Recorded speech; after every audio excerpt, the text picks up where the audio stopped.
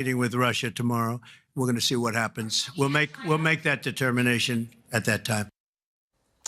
Well, on that note, let's slip into a very short break. Up next, we get your cues from the commodities market, so don't go anywhere.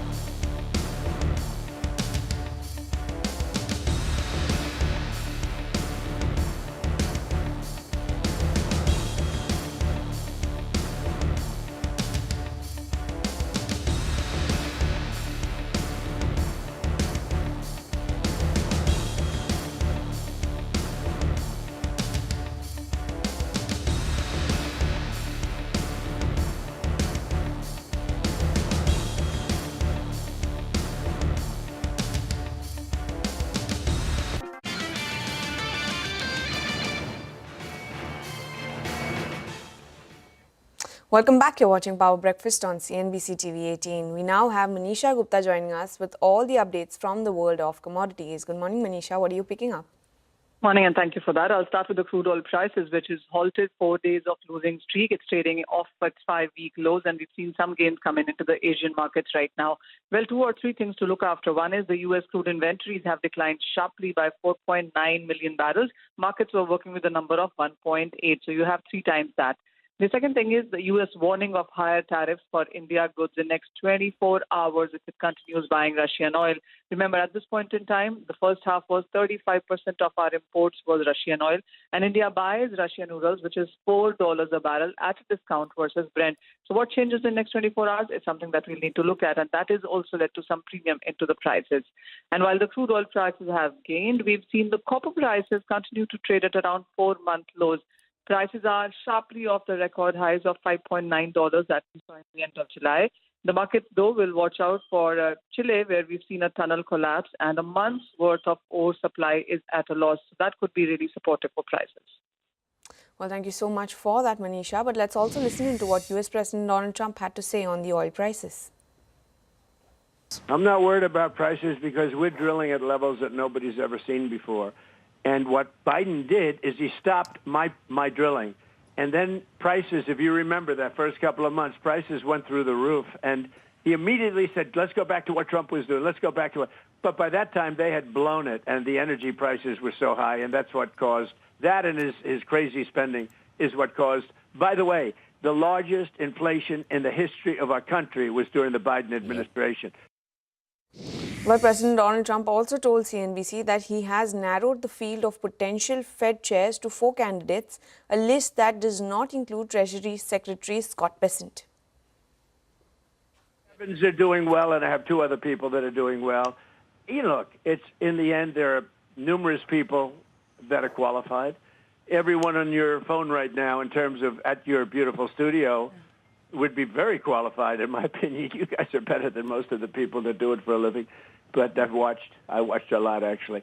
No, I think that it'll be one of four people. Well, I love Scott, but he wants to stay where he is. I'll take him off because I asked him just last night, is this something you want? Nope, I want to stay where I am. Well, that's all we have on this edition of Power Breakfast, but don't go anywhere as our morning call takes the action forward.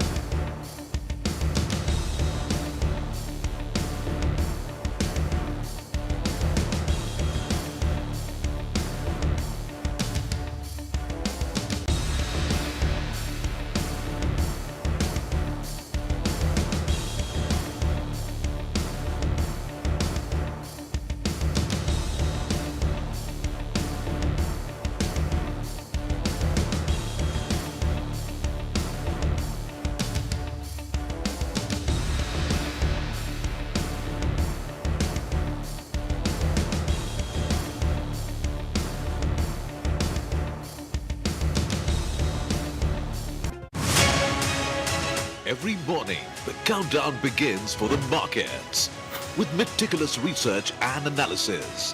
designed to help you capitalize on the trading day.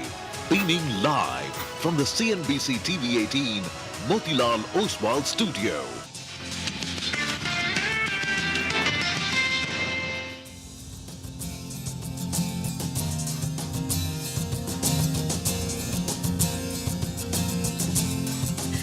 Good morning, hello and welcome to Bazaar Morning Call. We are coming to you live as always from the CNBC-TV18 Motilal Oswal studios. I'm Surabhi Upadhyay, with me Nigel D'Souza, and we have Rima again with us. And, it's a big day, guys, because we've got that very important CNBC interview with the US president. Yes. We have the RBI policy and, of course, some, important earnings as well. So, packed. Packed. I think the next 36 hours are going to be the decider, right? Markets have been consolidating over the last couple of days. It's looking for a trigger to break out on either side. And I think, today, RBI monetary policy, 6th August, 7th August, tariffs come into effect. It's all going to happen now. Well, that's right. And Trump's threats continue, right, with regard to the tariffs. So we'll see how that goes. But all eyes on the RBI. Can they do something more to pep up the economy? That's got a little bit softer. So I think that's going to be important. Besides the action, I think the commentary from the RBI governor is something that we'll be looking at very, very closely. Absolutely. And there you go. You have the countdown on the board. 2 hours to go till that policy announcement comes through. So before that, let's take a look at the cues. And obviously, the biggest cue came in, like I'm saying, from that interview that CNBC did with the US President Donald Trump. And, well, there are not too many positives for India, because to start with, he has reiterated that he wants to ratchet up tariffs on India. And he says the tariffs will go substantially higher over the next 24 hours. He also had statements to make on pharmaceuticals. Again, not very positive for India. Here are the US president. With India, what people don't like to say about India, they're the highest tariff nation. They have the highest tariff of anybody. We do very, very little business with India because their tariffs are so high. So India has not been a good trading partner because they do a lot of business with us, but we don't do business with them. So we settled on 25%, but I think I'm going to raise that very substantially over the next 24 hours because they're buying Russian oil, they're fueling the war machine, and if they're going to do that, then I'm not going to be happy. But India went from the highest tariffs ever. They will give us 0 tariffs, and they're going to let us go in. But that's not good enough because of what they're doing with oil. Okay, and in fact, in over the course of the night, there was a question put to him on US's own purchases of minerals, uranium, etc., from Russia, to which he said, "I'm not sure. I'll look into it." So this is continuing. The back and forth goes on. So that's on the tariff itself, which he's saying he will raise substantially in the next 24 hours. And on pharma. What is negative is that he's again reiterated that pharma tariffs, all pharma imports coming into the US, tariffs there will go up. Again, he says in a big way. He's saying we'll start small, eventually go to 150%, and then by the end of the next year and a half, the tariff is going to settle at 250%. Now, how much do you want to read into this? Is it just rhetoric? Is it just negotiation? Is it just, pushing the companies to make more in the US? We'll find out, but that's what he has said. That's on, of course, the president's speak. Now let's come to Wall Street. And it was a quiet day, actually, for the street yesterday. Not too many cues. It was mostly tracking some earnings. And we had largely a down session once again. The NASDAQ, of course, leading the losses, down about 0.7% on the NASDAQ. We had actually some important and interesting numbers come after market hours as well. And the stocks played out quite sharply over there. AMD, for instance, down 5%. Snap shares down 15% because the earnings there have missed estimates. And even today, more than economic data, it's going to be earnings-driven. Companies like McDonald's, etc., reporting, for Wall Street today. Yields, little change. Not much is moving. Still about 4.2% on the US 10-year yield. So we didn't have much of a movement. The market was tracking services data in the US. The ISM non-manufacturing PMI came in for July. It's declined from the June levels. It slipped to about 50.1 versus 50.8 in June. So that was a bit of a negative. The dollar continues to track the US president's commentary on who is coming in next to replace Jerome Powell. And in that same interview, he was asked that question. And what he's saying is he's first talking about, the Fed governor who's just, sort of moved out, or the term has ended, Adriana Kugler. And he's saying that he'll be sending a nomination very, very soon, and also putting out a nominee for the Fed chair himself. And he said that Scott Bessent's name is out. He said Bessent doesn't want to, be Fed chair. He wants to continue being Treasury Secretary. So that's ruled out. But he'll be declaring his list of nominees for the Fed chief very, very shortly. So that's something that the bond markets and the dollar markets were looking out for. On oil, by the way, despite all of this rhetoric that continues on stopping India from buying Russian oil, the market's not reading anything into it. If anything, actually, crude fell last night. Crude's down another percent and a half, which is good news for us. Look at that. It's about below 68 this morning as well. So the oil market is not perturbed. OPEC's increase in output is the deciding and the driving factor for the market, at least right now. Nifty has been sluggish and it's been tired. And yesterday we could not build on the gains that we saw on Monday. We gave back about a little less than half of those gains. So that's pretty much what the action was like yesterday. The market's lacking leadership. It's not coming in from IT. It's not coming from even consumer stocks. They were seeing some weakness yesterday. And it hasn't come from banks. The bank Nifty is down about 3% 2.8, 2.9% in the last 1 month. It's down about 1.5% in the last 5 days. Large banks like ICICI Bank and HDFC Bank have been showing nervousness ahead of the RBI policy. Now, the view is very split. The street is absolutely split. There are lots of commentators who are expecting a 25 basis points rate cut today. So it's a split verdict. But let's see what the RBI finally delivers and if it can, trigger a positive surprise on banks, which will then provide some leadership to the market itself. Rima. Well, Asia's mixed this morning. So you've got Taiwan down close to about 0.8%. You've got a red tick coming in the Korean markets. But China and Hang Seng, at least for now, are on the flatter side. Hang Seng is now mildly lower, 0.2%. But, yesterday, Trump also said that he's getting very close to a deal with China to extend the trade truce, which ends on the 12th of August. So I think there is a bit of a relief coming through on that front. So Hang Seng in China could be on the other side. But, as Surbhi was pointing out, we've got two market-critical events coming out, and that could set the tone going forward. One is the RBI monetary policy. Second is, tariffs on India come into effect from 7th of August. Are we going to see substantially higher number compared to that? Because Trump has been raising the rhetoric on India's trade. For our own markets, we've been consolidating. In fact, it's been a very tight range over the last couple of days. Monday's trading range, high and low, was well within Friday's range. And even yesterday's trading session, as you can see, was within the high and low of the previous session. But broadly, you would say that 24,535 was the recent swing low. That remains as a support level, or 25,500 for the sake of simplicity. In terms of flows, the DII's net bought 3,840 crore. The FI's net sold 2,200 crore. But remember, numbers are skewed on account of the Paytm block. What to watch in terms of stock radars? We'll get to the earnings reaction. But today, you've got three Nifty companies reporting numbers: Hero MotoCorp, Bajaj Auto and Trent. And then you've got big boy NSDL listing. Remember, it's a very strong subscription of 41 times. So there is a strong listing buzz coming through for NSDL. So I'll be watching that very closely. Nigel. Well, we used to get into big events. Going into big events, normally the positioning was bullish. Now, actually, the positioning is cautious. Whether you go into a global event, whether you go into a domestic event as well.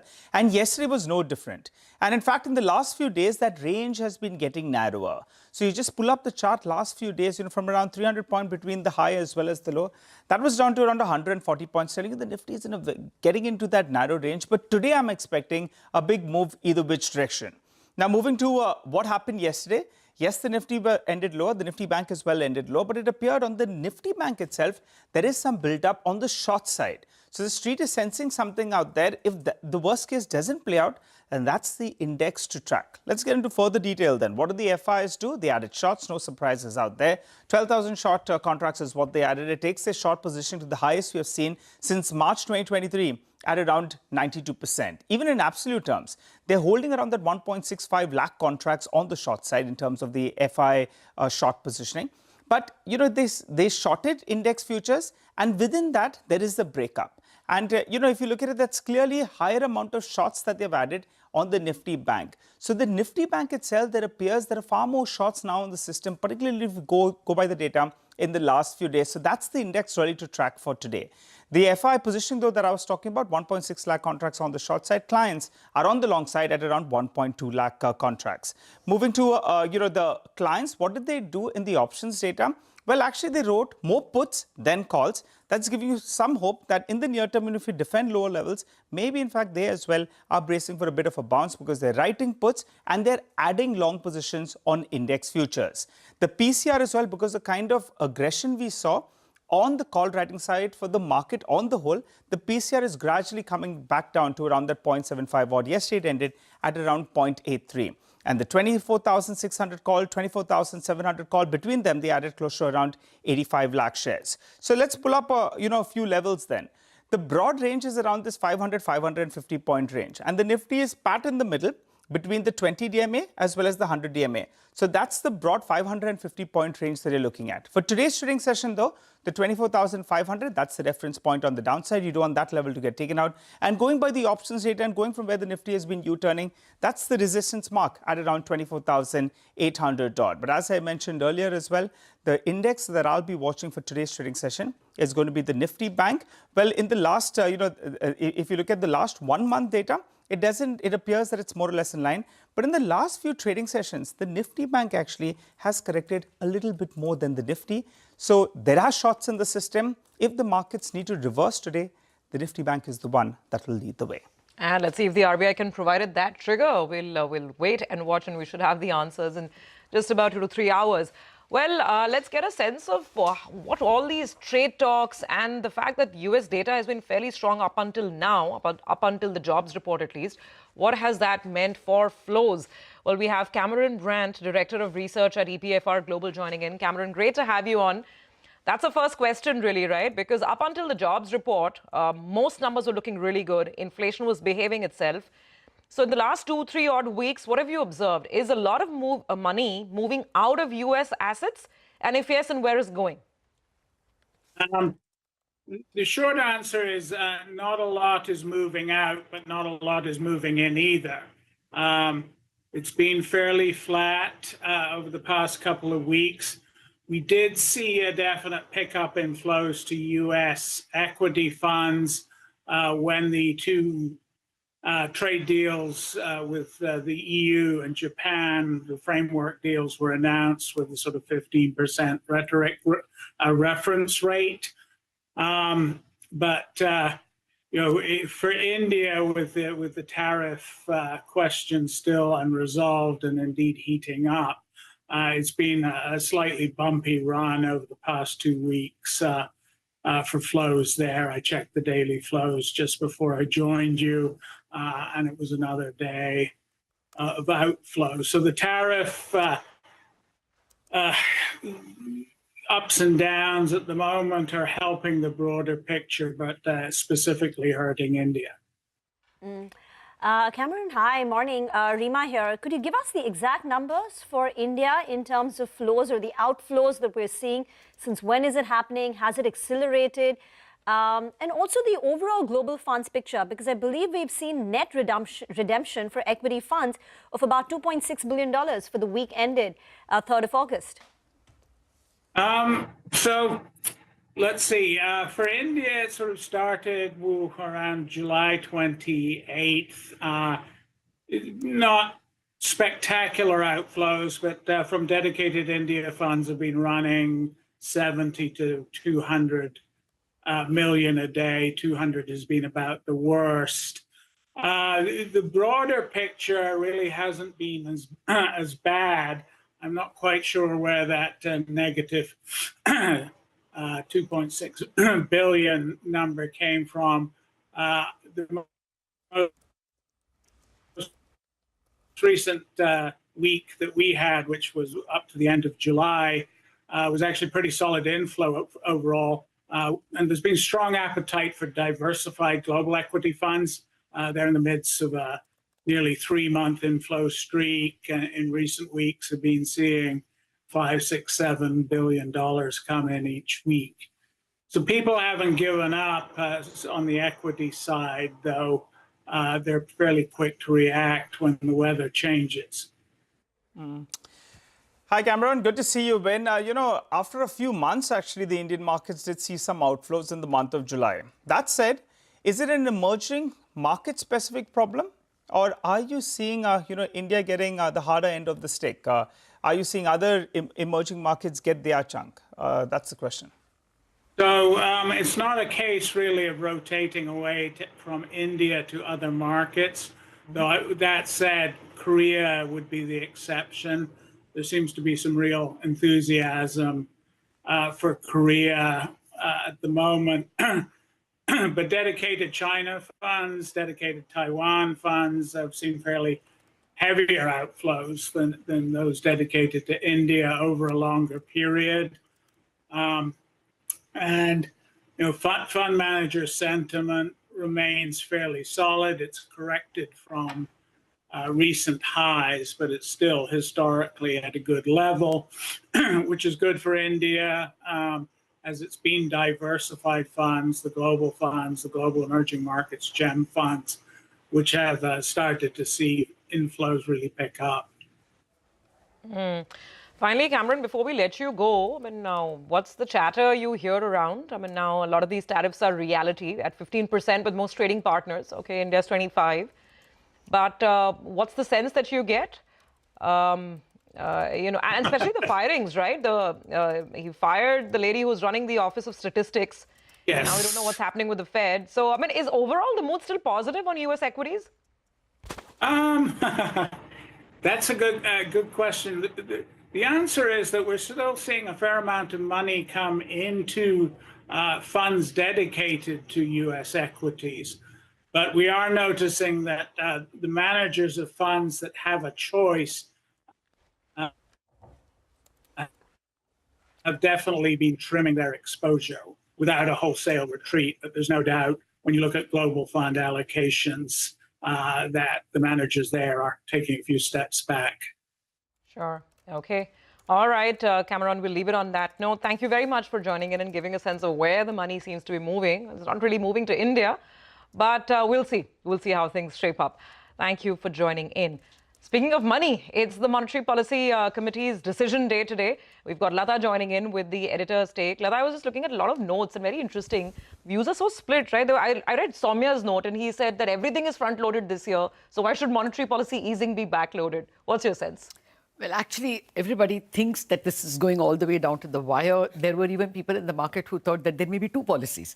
If they announce a very stiff penalty, then there'll be one kind of policy. And if everything is still hanging in the balance, up for negotiation, another policy. But at the moment, that's not how the market is poised. Whether you look at our poll or whether you looked at Ritu's poll, the implication seems to be a dovish pause. What it means is don't cut now, but give indication that there is space available. And how would they do that? By changing the inflation forecast, which anyway has to be revised. They're standing at 3.7, Street is standing at 2.9. So you have to cut it down by half a percentage point at least. So they can give that dovish indication by cutting the inflation forecast. The market will also watch, besides what they say about inflation and growth, they'll watch what they say about liquidity, because one of the big things is if the governor says transmission of the rate cut is not yet complete, which means I have to keep liquidity surplus. So that sentence will be watched for. The call rate, which is the rate at which banks borrow from one another for 1 day, that's the rate which should be at the repo rate. That's the rate the RBI tries to control. At the moment, it is below the repo rate because you're putting excess liquidity. When will he bring it to align with the repo rate? Which means you will remove liquidity. Those are the kinds of sentences the market will watch out for. But my sense is that what he says on growth could become very important. The first quarter, GDP number will come on August 31st. That is going to be good because of a base effect and because of all the front loading. I mean, we saw good rural consumption as well. The second quarter also will be good. Because, again, base effect, last year it was just 5.4 or something. So it's going to be good. The real slowdown is going to happen in the second half. So the governor can position growth in such a way that if I see signs of deceleration, then space opens up for a cut. And therefore give the feeling that, something can come in on September 30th, which is the next policy. And the bond market may even like it. Because if you give away everything, then there is no reason for the yields to fall. Whereas if you say, I have something in my bag, maybe, just maybe, yields will soften. And we'll also have the Fed's decision by then. Exactly. By our next policy. Whether they decide to move or not. Which is exactly why he may want to wait. So, but he won't say that. It'll be all domestic factors that they will watch out for. The market is poised for a dovish pause. So let's see what comes.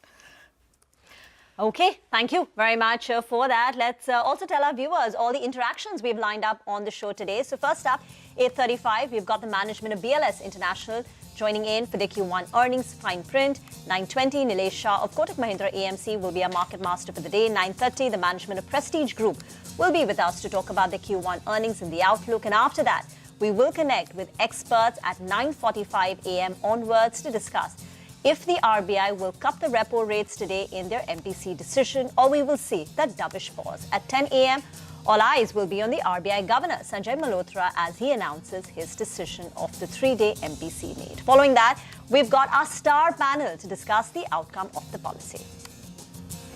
Time to take a quick break. On the other side, we focus on all the stock-specific action. We get to that in just a bit. For the time being, I give you a sneak peek. Bharat, Airtel, Lupin, Gland Pharma, Concord, Cummins India. All the stocks that will be reacting to negative news flow include Bharti Hexacom, Britannia, Torrent Power, NCC, Gujarat Gas.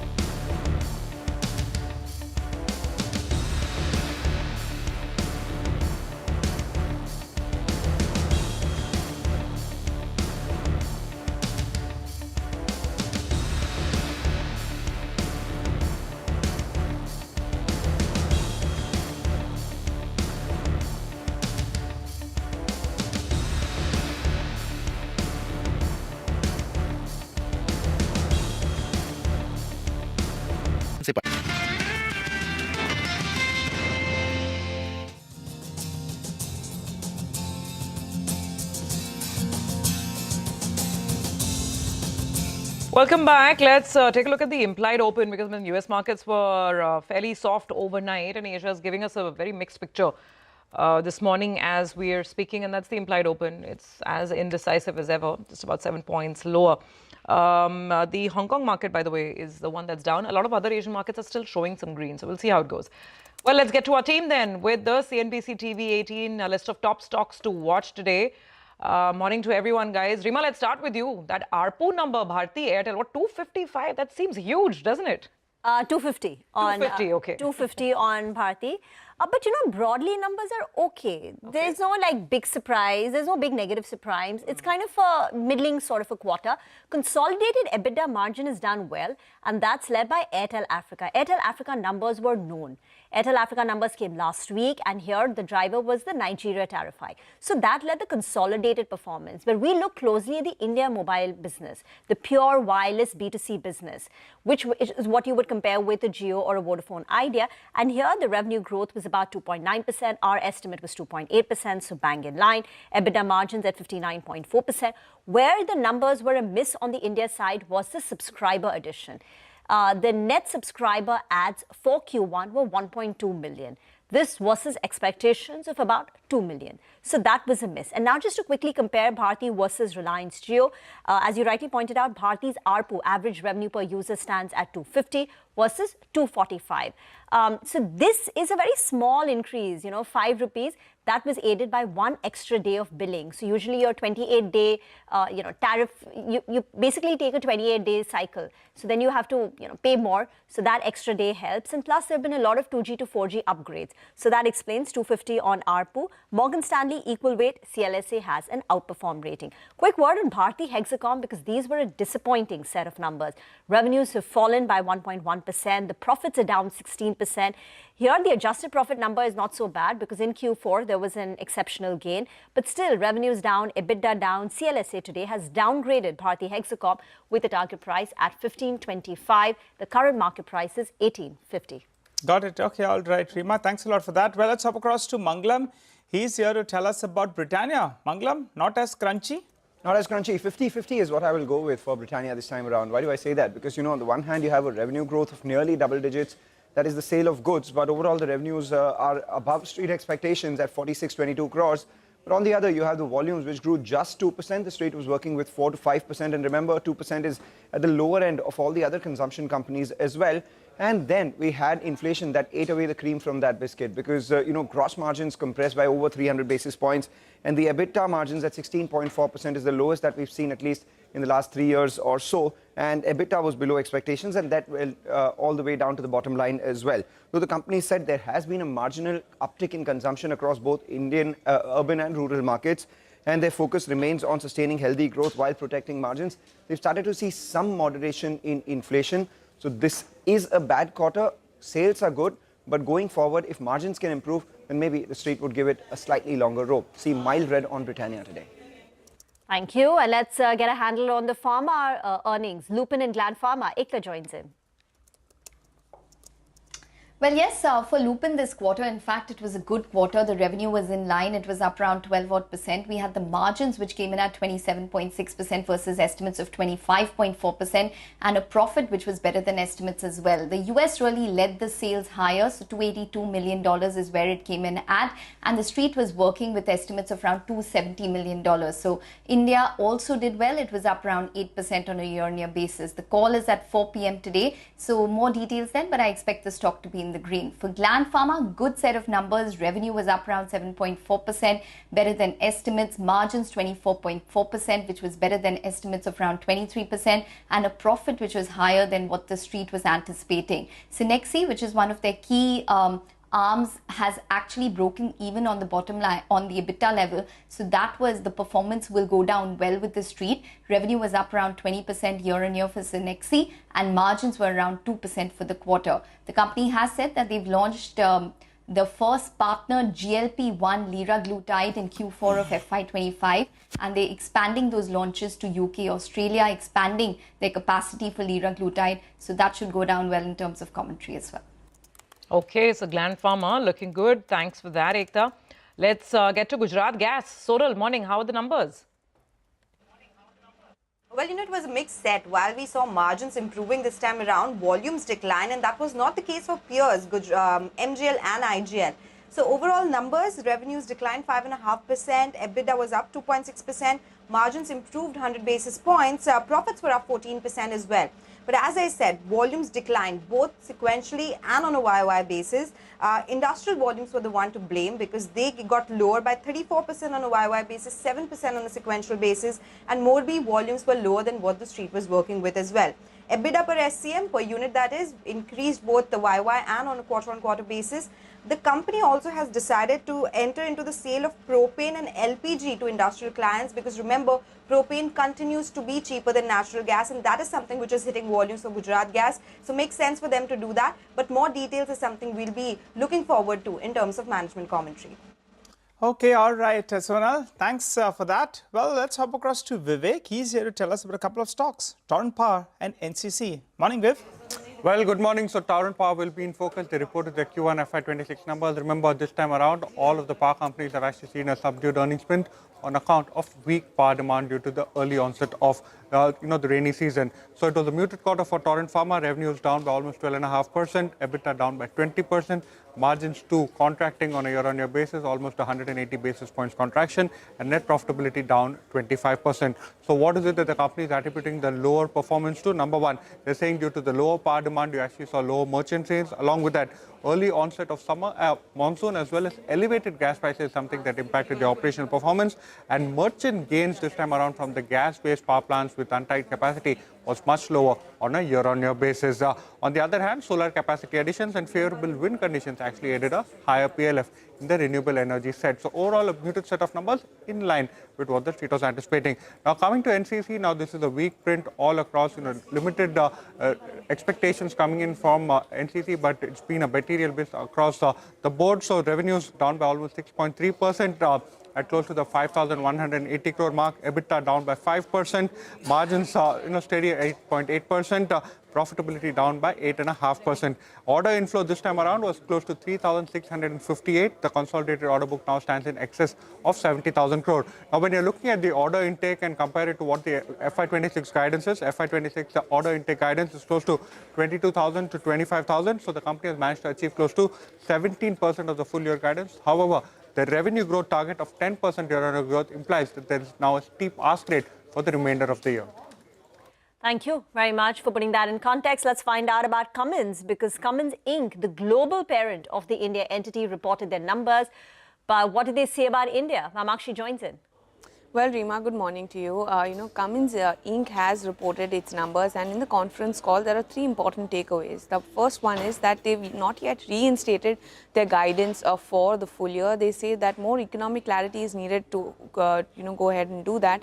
The second takeaway is that the India region performance in the quarter ended June declined by 1% on a year-on-year basis. Now, keep in mind that in the previous quarter, they had reported a 14% decline. So, therefore, the decline in the India region is much lower as compared to the previous quarter. Now, keep in mind that this pertains to all of the Cummins entity in India combined and not just Cummins India. And the third, but the most important takeaway is their commentary on the power gen business in India. They say that the revenue saw an uptick of almost 31% on a year-on-year basis. This compares to a nearly 11% decline that we saw in the previous quarter. Cummins India's revenues are more closely linked to the power gen business. So, therefore, it does have a positive read-through for the company, and they believe that the revenue growth this time around was driven by G drives as well as strong data center demand. Positive read-through for Cummins India, therefore going with the green for this counter. Okay, got it, Mamakshi. Green for Cummins then. Thank you for that. Let's go back to Manglam. Manglam, how's Concor looking? Well, Container Corp, we had the volumes already, and that told you that the EXIM business has done a lot better than the domestic business. Overall volumes also have been good.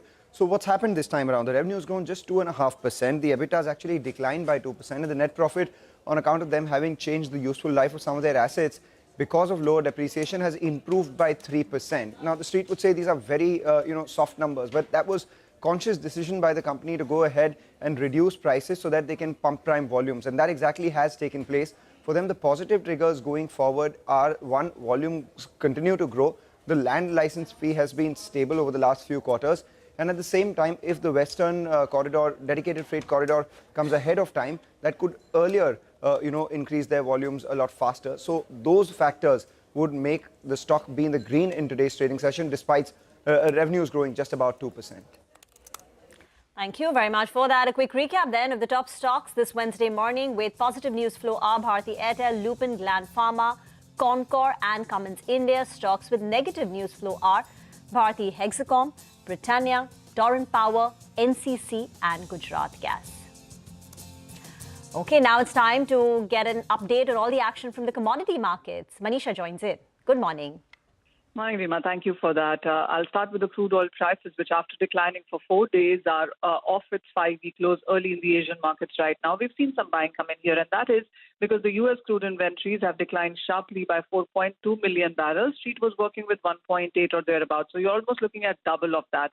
The other is U.S. warning of higher tariffs for India goods in 24 hours if it continues buying Russian oil. India, as of now, is buying Russian oil, which is $4 a barrel at a discount versus Brent. So markets clearly making that calculation. In the meanwhile, the reason that you haven't seen the prices run up is because OPEC and allies have increased production until the month of September. And then, of course, they will be taking a sense in the markets on whether or not more production needs to be increased. The other area I want to speak about is the copper prices, still trading at a 4-month lows. From that all-time high traded in the last week of July, we've seen the prices decline by almost 28%. The reason that you're looking at some support right now is because of the Chile tunnel collapse. Because of that, nearly a month's worth of copper ore supply loss is what the markets are looking at. So LME is trading in the positive. COMEX copper has stopped or paused its decline, and we are looking at Shanghai copper prices also gaining up. Okay, all right, Manisha, got it. Thank you very much for a quick roundup of all the commodity action. We need to take a very quick break. Coming up on the other side, we'll be in conversation with the management of BLS International, talk about the company's Q1 earnings.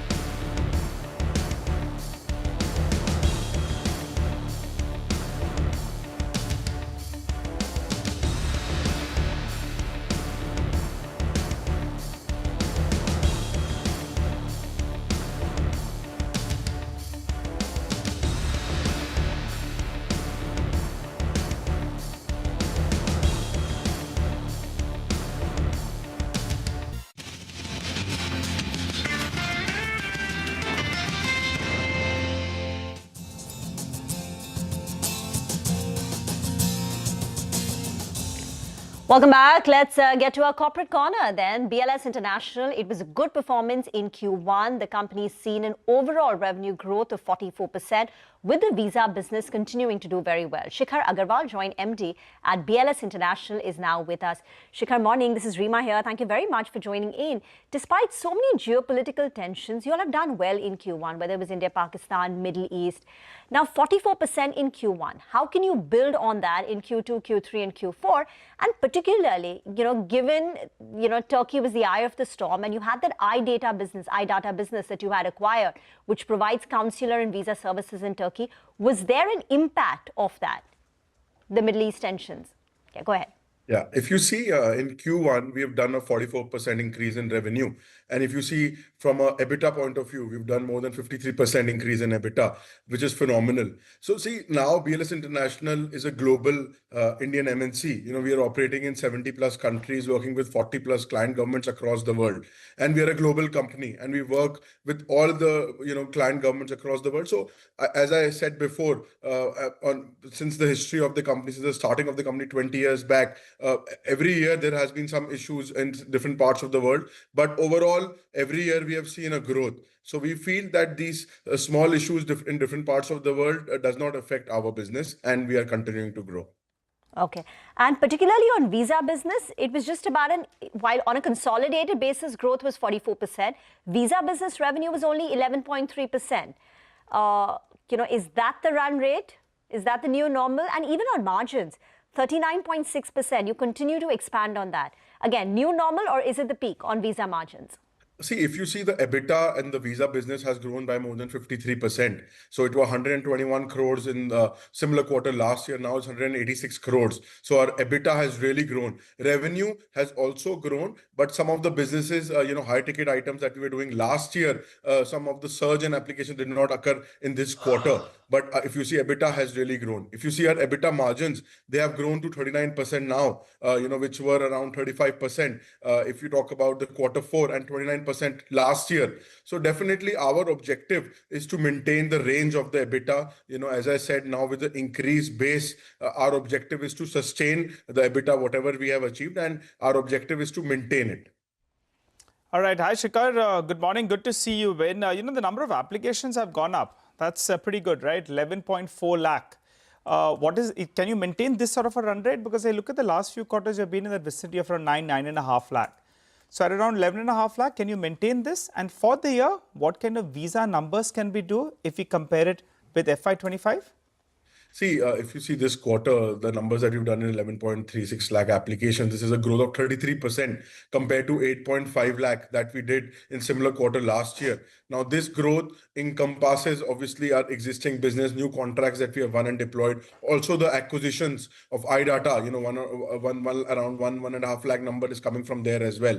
So, the momentum that we have achieved, as we have told in the market, next 3-4 years, our target is to maintain 20 to 25% growth, across all aspects. So I think we can definitely maintain that. But the opportunity size in front of us is quite big. As I've said before, there are multiple tenders that are coming out. Some we have won, we have deployed. There are many more that are coming out in the future. So as we continue to get more market share, to deploy more contracts that we've already won, we will see an increase in volume and we will maintain the growth momentum. All right. What is the ballpark market share number, since you briefly touched upon that? What is it currently? And which are the contracts that, are coming up, which give you another opportunity? If you could name them. See, right now, globally, the market share that BLS International has in the visa outsource market is around 16 to 17%. If you see, the market is continuing to grow at 14% annually. There has been multiple reports wherein tourism from India is expected to surpass any previous numbers in the next few years. You see the kind of planes companies are ordering, etc. So we feel that there are multiple opportunities in Europe, in North America, where we are actively bidding, pursuing. We have also recently won a lot of contracts that we have deployed in the last 1-2 years. And that is the reason we have seen now the growth in numbers, volume, and, EBITDA numbers, etc. Talk to us about your digital businesses, because your growth has been very high. Revenue growth is 200%, but your EBITDA margins have hit a multi-quarter low, 9.6%. Explain to us this high growth, weak margins, what led to it? See, in our digital business, we have seen a growth of 218% in terms of revenue. Our revenue is around 250 crores this quarter, whereas our EBITDA has also grown by 53%. It is around 18.3 crores this quarter. In the digital business, as we know, it is an India-centric business, which is more focused on volumes. We recently acquired a company also called RDFLS Loan Solutions, which is into loan lead generation, which is a high revenue, less EBITDA margin business. And if you console the numbers in our digital business, that is why you see less margins coming in our digital business. But going forward, our objective is to maintain the margins and even grow as more value-add service and digital service business comes into play, like insurance, etc. We will see increase in margin, but in the near future, our objective is to maintain the margin on the increased revenue base in the digital service business. All right. So growth for the year will be in the vicinity of 20-25% and margins maintained at the similar level of Q1. Will that be correct? Correct. All right. Got that, Shikhar. And before we let you go, are you shopping? Not personally, but I think you're sitting on a big cash balance, I think around 900 crores odd. So update us on that number. And should we be hearing about some inorganic growth that you're looking at? See, as of this quarter, actually, now our cash is around 1126 crores, net cash position, that we have on the books. As you know, last year itself, we did around 1200 crores of acquisition. That was all through internal accruals mostly. So definitely, we have a M&A team. This is looking at strategic acquisitions that can value add. We recently acquired the companies and now consolidation has happened. We are synergizing the operations sector. That has led to an increase in EBITDA margins also. So definitely, we are in lookout of companies that are, in our synergies, healthy multiples, etc., negative working capital, in long-term contracts. So definitely we are looking out at companies, and as and when something gets finalized, we will definitely announce. Got it. Okay. All right. Always a pleasure having you on the show, Shikhar. The travel industry seems to be doing quite well, and you're participating in that as well. We look forward to chatting up with you as the quarter progresses and at the end of this one as well. Thank you. Well, time to slip into a short break. On the other side, Sid Kemka of Motilal Oswal Financial Services is waiting for us for some fundamental stock talk.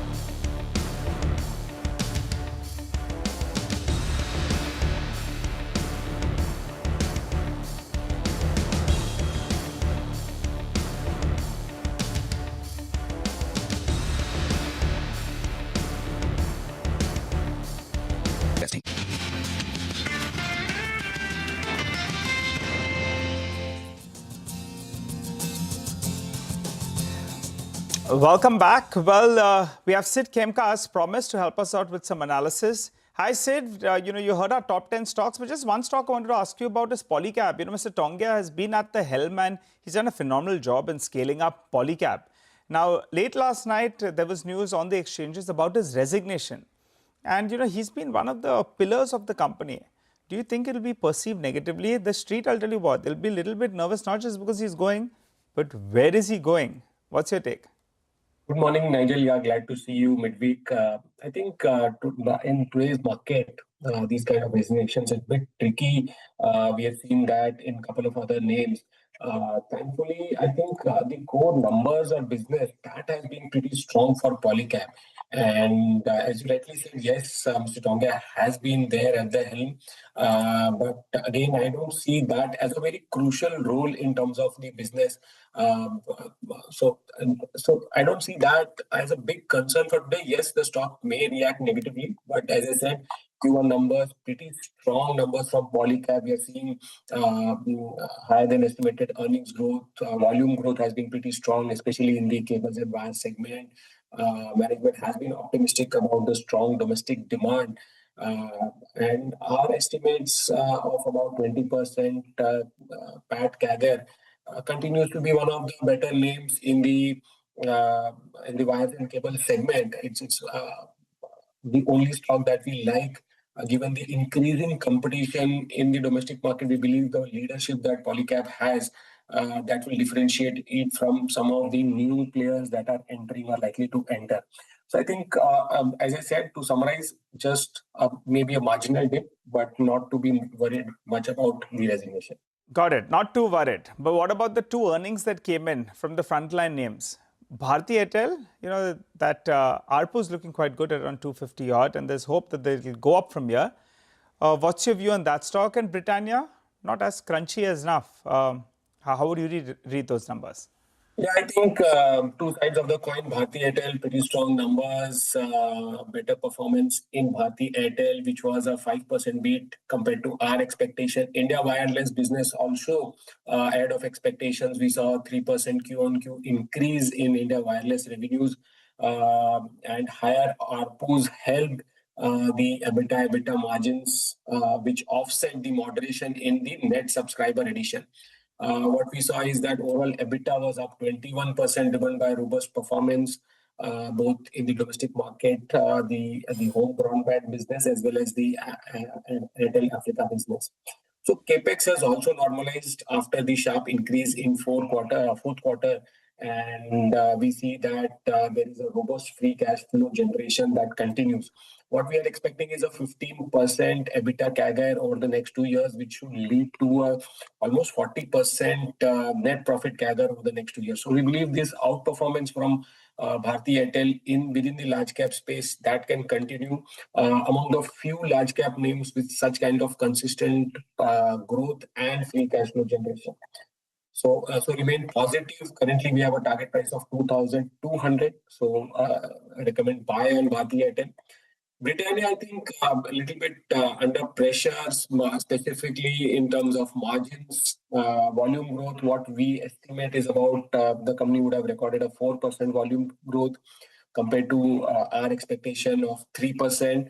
The bigger disappointment was the gross margins, which contracted 310 basis points on a Y-on-Y basis. This is largely due to the rise in commodity prices. Also, employee expenses increased, and we saw flattish EBITDA, but net profit declined 2% on a Y-on-Y basis. So I think within the FMCG players where we had seen some improvement, Britannia definitely a bit disappointment. Stock could be under pressure today. What about Bharti Hexacom? Okay, we'll slip into a very short break. We'll come back and continue our conversation. We'll also get the pre-opening rates and a few technical trading ideas lined up with Mitesh Thakkar and Sudarshan Sakhani.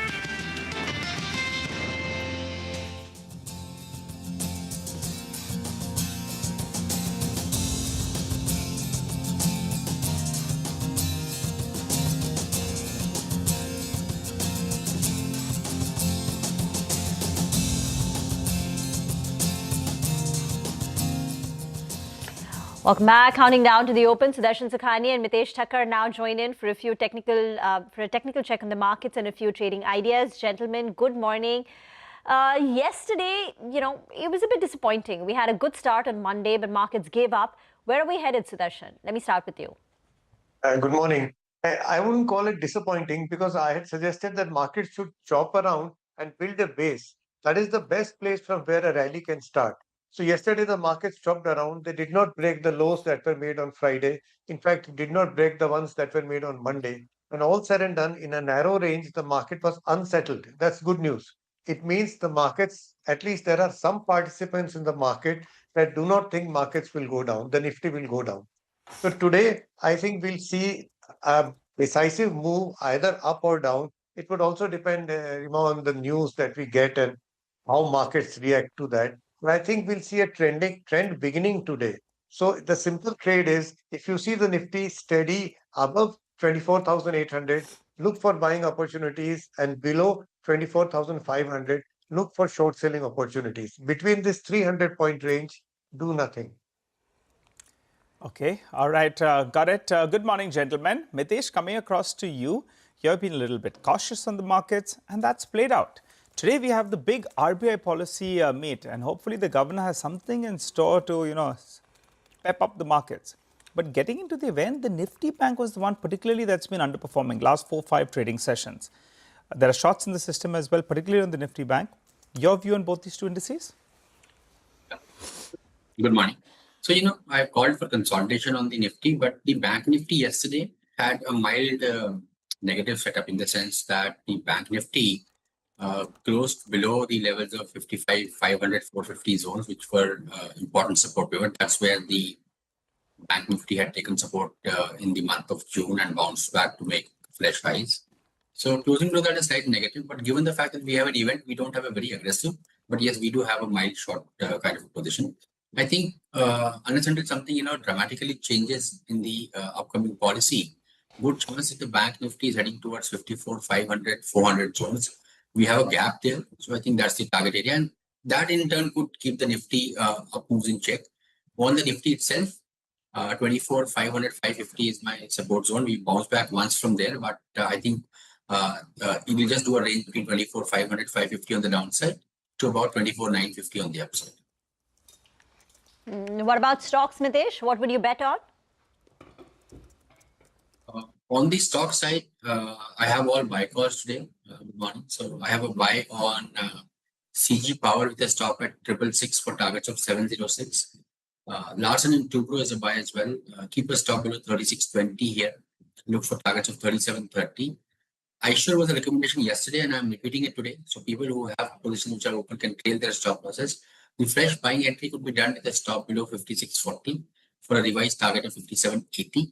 And BHL is a buy with a stop below 244.5 for targets of 256. Okay, all right, got that, Mitesh. Thanks very much. Sudarshan, let's get to your stock calls as well. Well, it's the same. It's a buy list. IRCTC is a buy with a stop under 712. UPL is a buying opportunity. I hope it is a buying opportunity. We'll see how it works out with a stop under 703. IDFC First Bank is a buying idea. I don't rush into banks before my policy, but then it's still a buy with a stop under 67. And finally, Nalco National Aluminium is a buy with a stop under 183. Different sectors, a lot of mid caps. Okay, all right. So an all buy list. UPL is the interesting one. Yeah, stock has sold off so sharply after the numbers this time. Maybe a buy the dip works, but the stop losses are important, as Sudarshan mentioned. Okay, with that, let's get back to our conversation with Siddharth Kemka. Siddharth, hi, morning. I want to discuss defense stocks with you because yesterday the Defense Acquisition Council again announced proposals worth 67,000 crores, and it's for all the services, right? For the Army, Air Force, and the Navy. There are radar systems, there are electronics equipment, so much. And we know this market is very hungry for some inspiration, some ideas on the long side. So would you expect any pop on any of the defense names? Yeah, we've got some of the details of these proposals coming up for you on the screen now. But anything that you'd look to buy?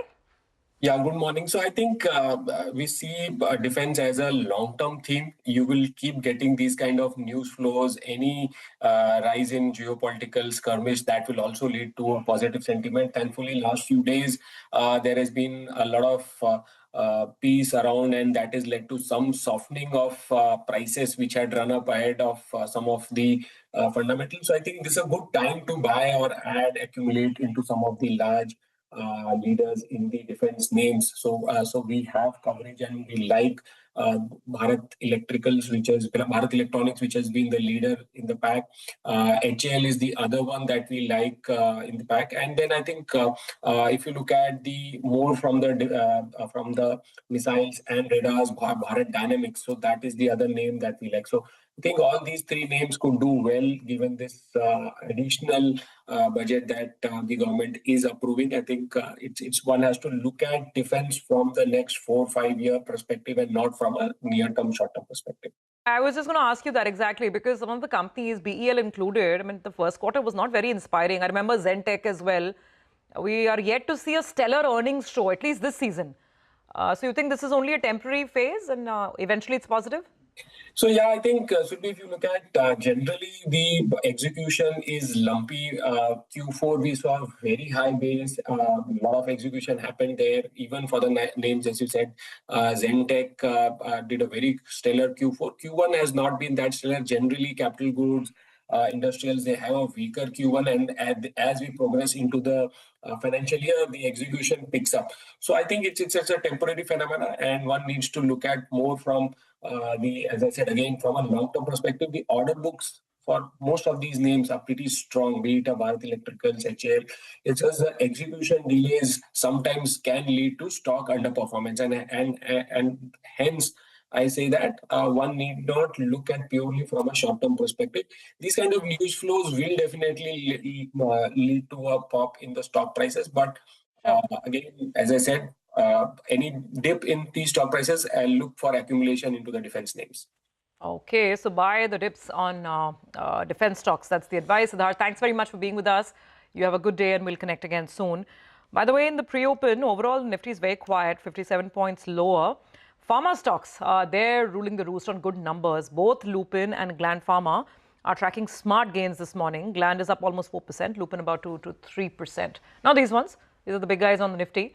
But Lupin and Gland are the two names which are reacting very well to the earnings. So let's see. Of course, we're still anticipating what happens in terms of pharma tariffs in the US, which brings us back to the big global story of the morning.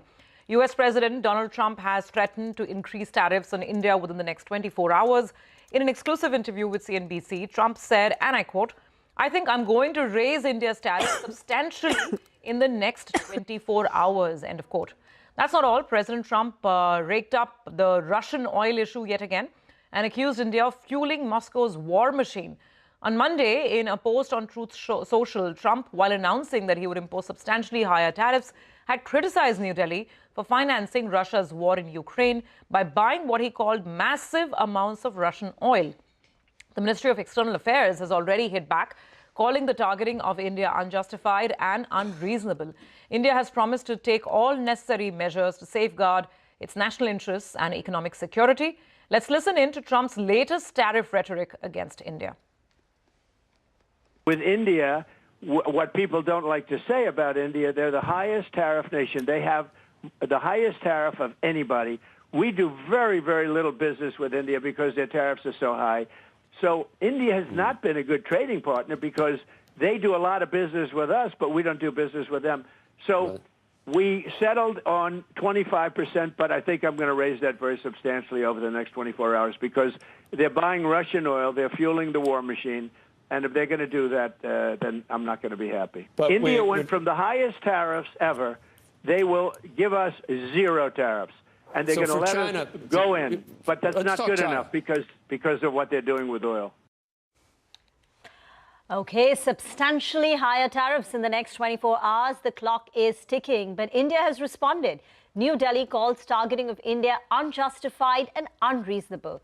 Government sources say that India is not the tariff king as claimed by Trump, citing data from WTO which shows that India's weighted average tariff is less than Europe, Vietnam, Bangladesh, among many others.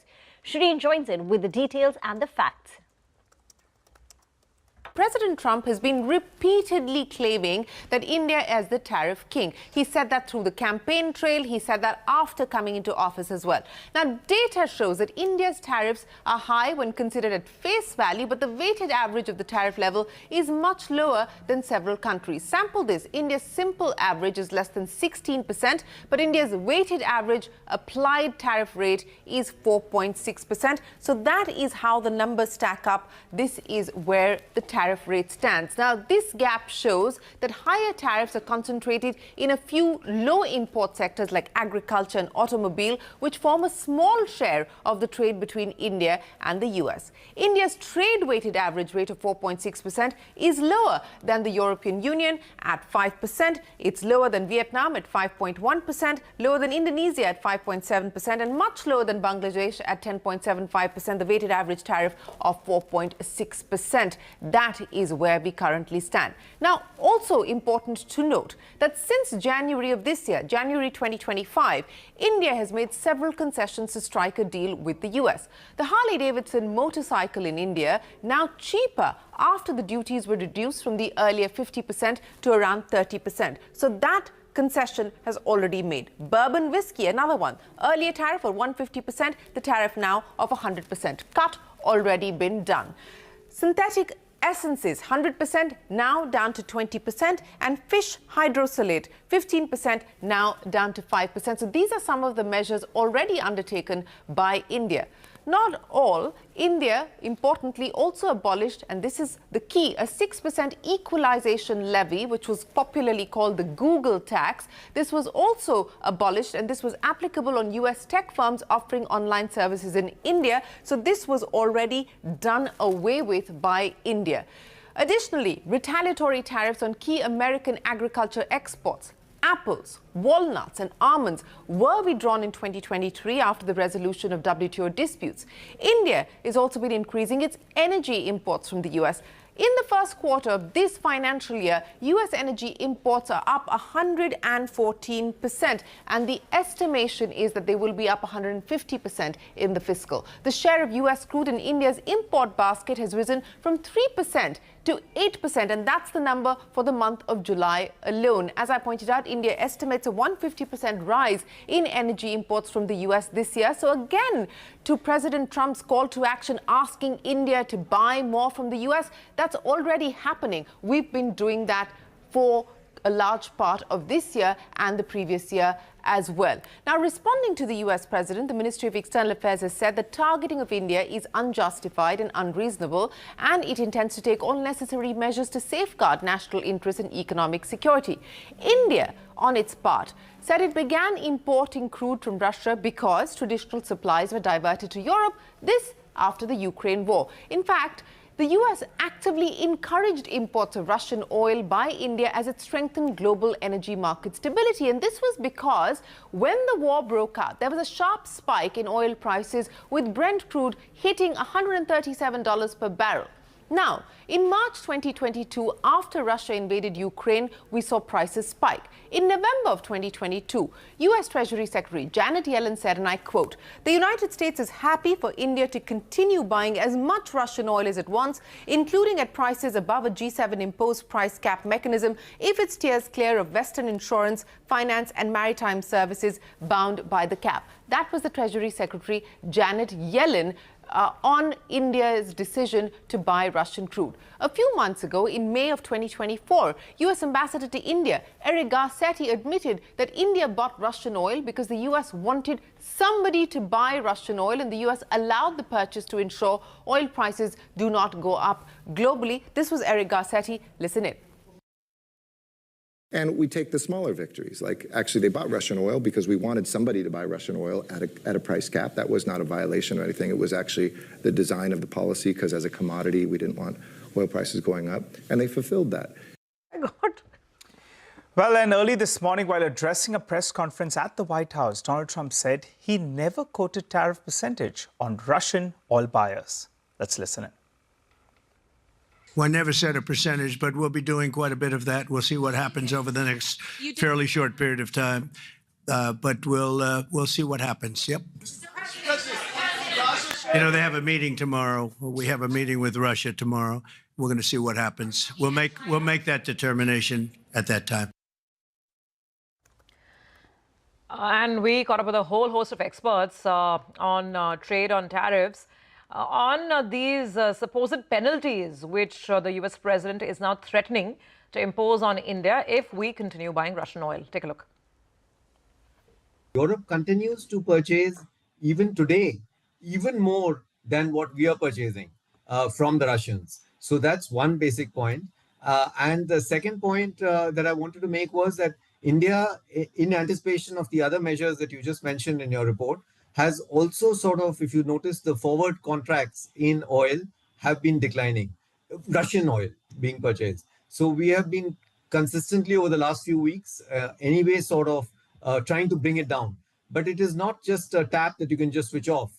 I mean, these are supplies that have been contracted over long terms, different contracts. So, you know, so whatever, when we try to make a switch, the switch cannot be a drastic switch, the manner in which maybe President Trump would like it to happen.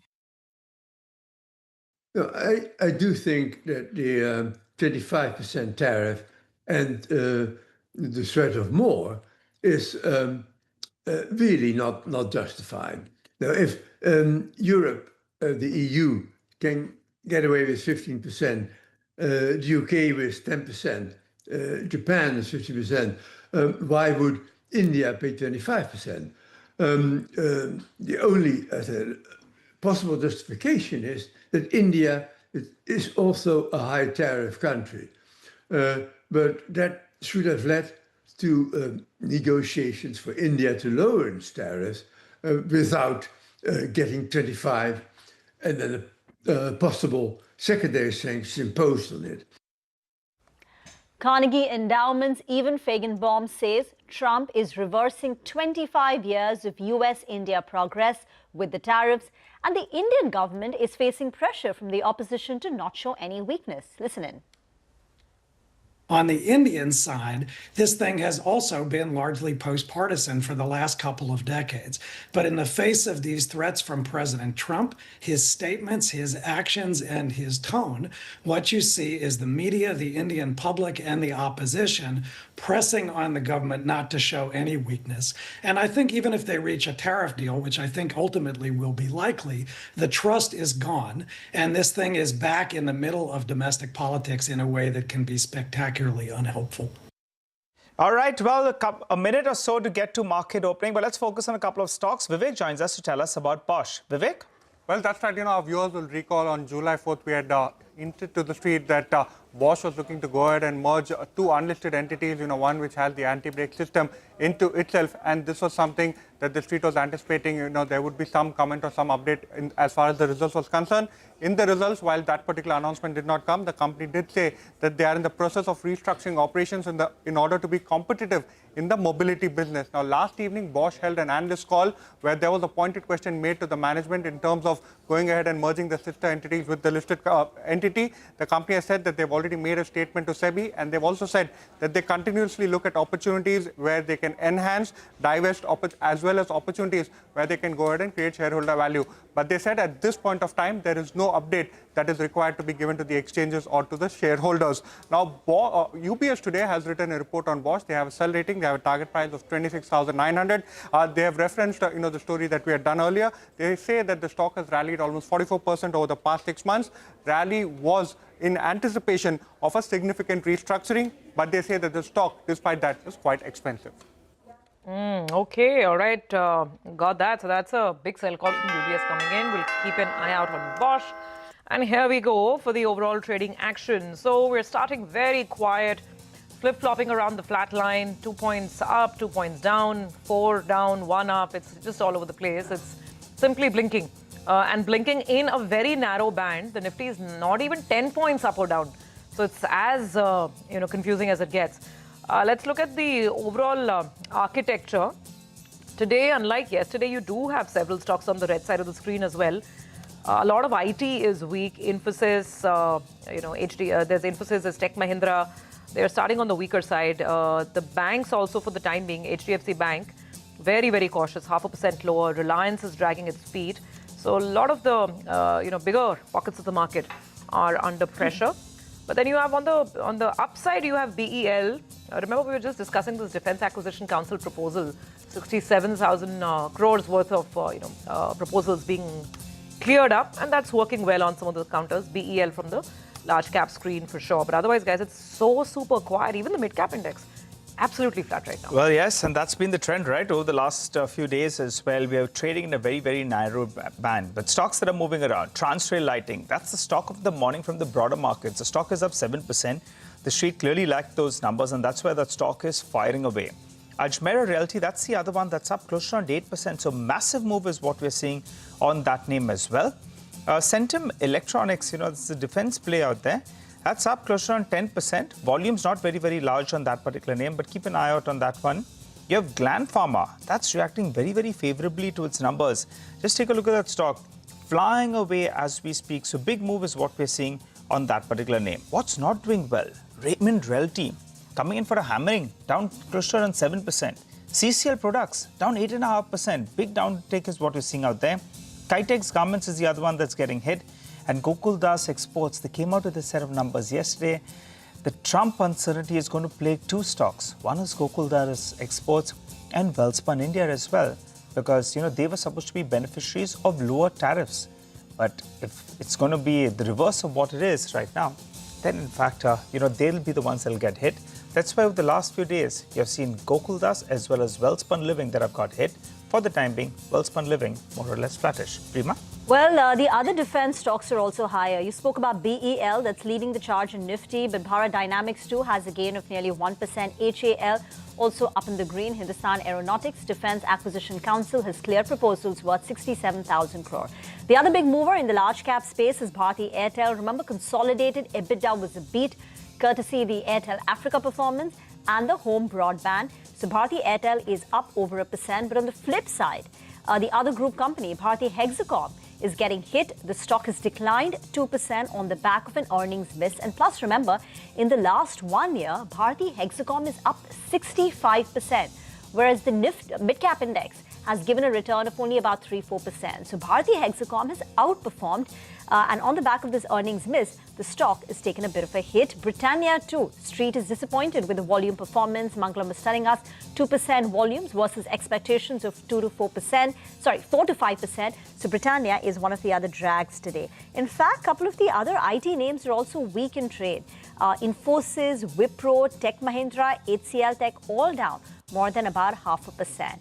A couple of these Adani Group stocks are higher. Adani Ports is leading the charge, came out with numbers yesterday. That's up nearly 2%, extending the gains. Adani Enterprises is up nearly 0.8%. And keep your eye out on Trent, Hero MotoCorp and Bajaj Autos. These three Nifty companies report numbers later. But, outside of these individual stock moves, look at that index. It's literally going nowhere. It's absolutely flat. But today is an event-driven trading session. So I think the first 1 hour is going to be quite tight till we get that RBI monetary policy decision. Absolutely. I mean, the index, it's like the flows push it up or push it forward. But then all this tariff talk and earnings, it pushes it backwards. So we're pretty much stuck, not going anywhere. Let's discuss this and the current market setup with Nilesh Shah, Managing Director at Kotak Mahindra AMC. Nilesh, great to have you on. Good morning. Thank you for joining in. So this is pretty much it, right? Seem to be stuck in no man's land because this tariff uncertainty is not going away. First of all, let's get your view on this because the rhetoric is so high and there is still a threat. It's not just rhetoric.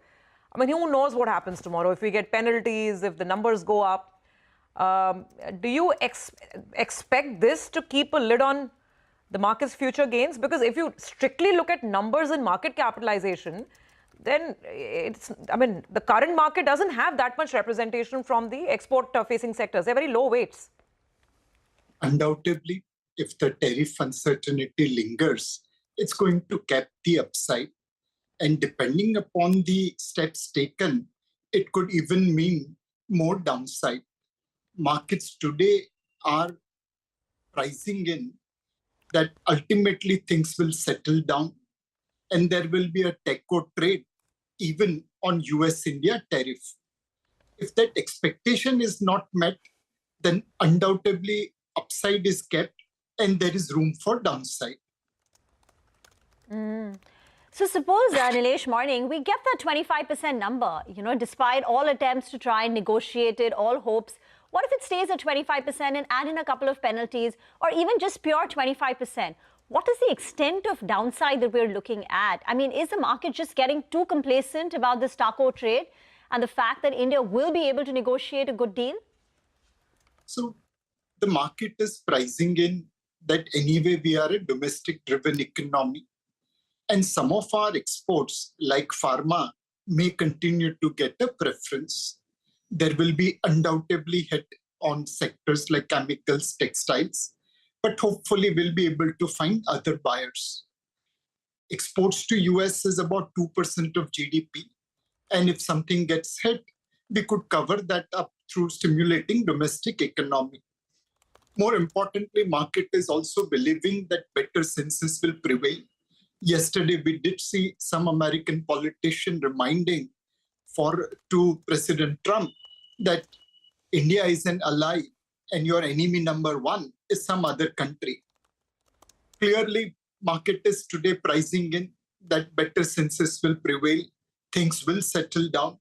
And what we are seeing is more of negotiation tactic rather than a longer term play. Hi Nilesh, good morning. Good to see you in. We started the week on the high, with India coming out trumps against England, and the Nifty as well did quite well. But over the last 24 hours again, Mr. Trump is throwing tantrums and making this tariff situation very, very uncertain for us. But longer term investors, normally times like these provide great entry opportunities. My question to you is, what would the allocation be as of now? Someone is looking at deploying fresh capital. Is this the time? Or with the kind of uncertainty, domestic data points itself are quite soft. If you look at consumption, if you look at power demand, electricity consumption, and you have this tariff uncertainty as well. What would you say? Sit on some cash for now or gradually start deploying? So Nigel, while there are some headwinds to the Indian economy in terms of what you mentioned, there are also positivity. Monsoon has been good. Inflation is under control. In fact, today we expect RBI to revise their inflation target downwards. Growth is still 6% plus. Balance of payments is in a fairly good shape. So overall, our macro continues to remain fairly supportive, and it keeps our market, supported. Purely from a valuation point of view, we are still pricing in a lot of positivity. We haven't priced in any uncertainty on the tariff. So overall, if you are an investor, this is time to be long-term investor. Please, please, please moderate your return expectation. We are unlikely to see 20-25% return of last 5 years. There will be volatility, so having some cash in portfolio should be ideal. Absolutely. So need to tread with perhaps some caution. Nilesh, policy day. So I think it's a pretty split verdict. There are those who are in the camp saying 25 basis points just today. Then Lata was telling us a large section of the market feels that it's probably better to just wait and watch. But what's your sense? I mean, do you expect a bigger domestic growth revival in the next couple of months? So RBI has done a lot to revive the growth in terms of liquidity and interest rate cut. In fact, they have front-loaded interest rates cut, and unexpected downward movement in inflation does open room for RBI to give one more rate cut. But should they give now? Should they give later on? That's a tough question. Market is also divided. Some people expect front-loading of rate cut. Some people expect wait and watch. So my guess is that probably RBI will maintain status quo, but give indication that they will be data-driven and there will be opportunity to cut rates if inflation continues to behave. Undoubtedly, we need domestic stimulus to avoid any adverse impact of tariff. Could that be more from monetary side or will that be more from fiscal side? My guess is that it's more likely to be fiscal side, and which is where there has been rumor about some GST rate rationalization. What about triggers for the markets, Nilesh? You know, one reason for the sluggish is also this tariff headwind, which is capping the upside. But even in terms of positive triggers, it's not that we've seen too much. If this GST rationalization comes through, it will be good. Inflation forecast. But looking ahead for the next 6 months, what are the triggers that could move the market higher? So one trigger could be from a flow point of view. FPIs have been sellers, active FPIs have been sellers for a long period of time. Majority of flows which we have received is passive. Could they start coming on the buy side? If that happens, markets will get supported. The second thing will be earnings expectation. This quarter earnings has been little bit subdued. On a larger base, it's now consolidation phase. But 6 months down the line, could the management be talking about better earnings growth in the days to come? Undoubtedly, market today is pricing in that FY27 earnings growth will be in double digit, while FY26 earning growth is in single digit. How big is the gap will probably determine the next up move. So between earnings and flows, markets will wait for triggers.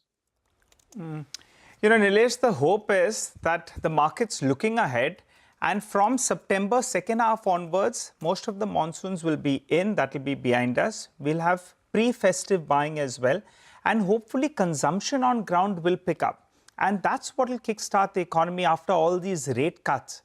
Hopefully we get some fiscal, trigger as well, as you're talking about GST. Some rationalization on that front will help.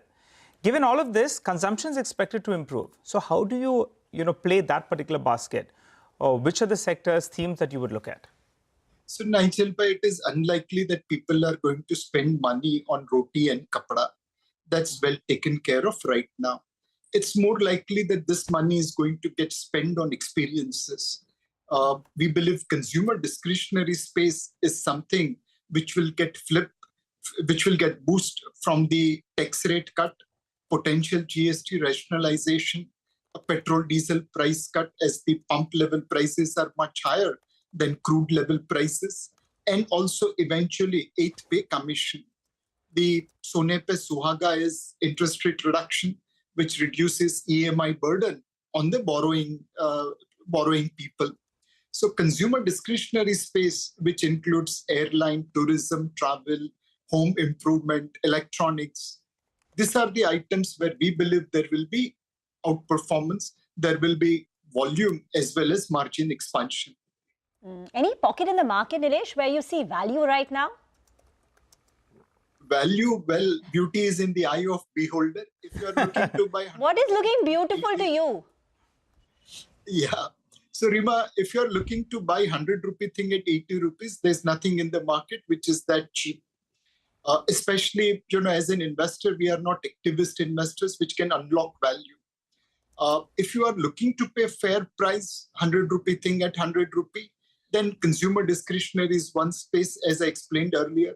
There are some financial services firm where there could be opportunity. I believe even chemical sector hopefully is making bottom in the specialty and niche chemicals.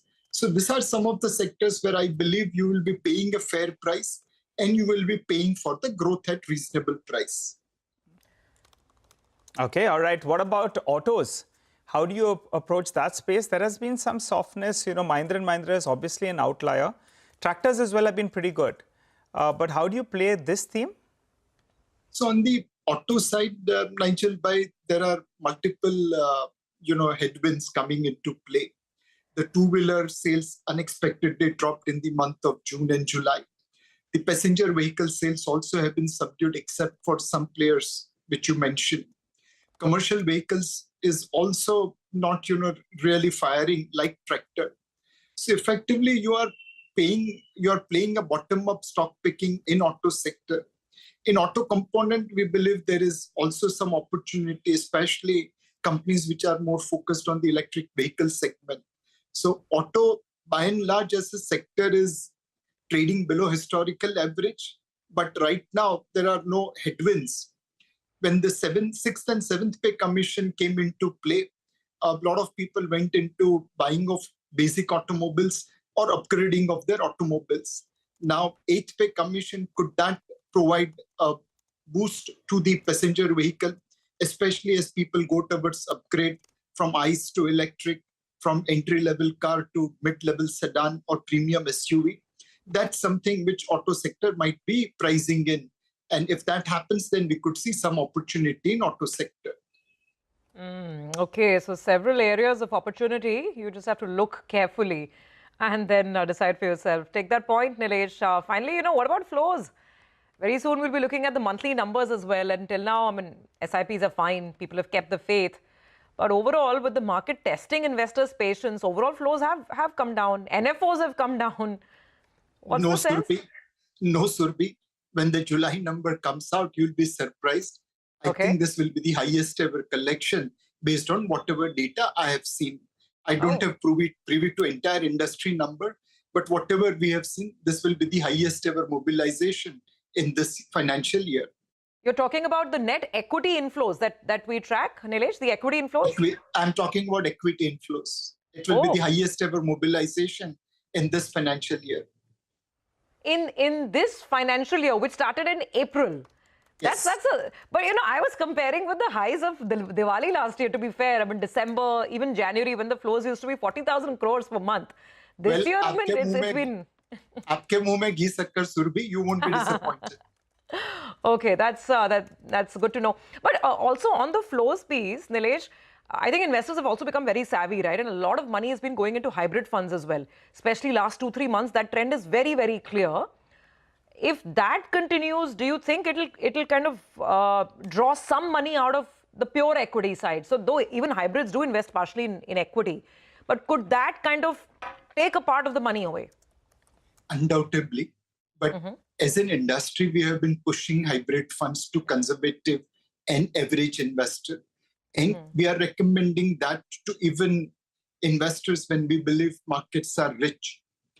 This hybrid fund is a fantastic innovation. It allows mutual fund managers to buy when markets are cheap and sell or book profit when markets are expensive. It is kind of counter investing. And many of the hybrid funds have delivered as good return as principal index like Nifty or Sensex over a long period of time by doing this contra investment. This hybrid funds collectively will have about 75,000 crore to 1 lakh crore to invest in case market falls and becomes cheap. This kind of provides bottom to the market.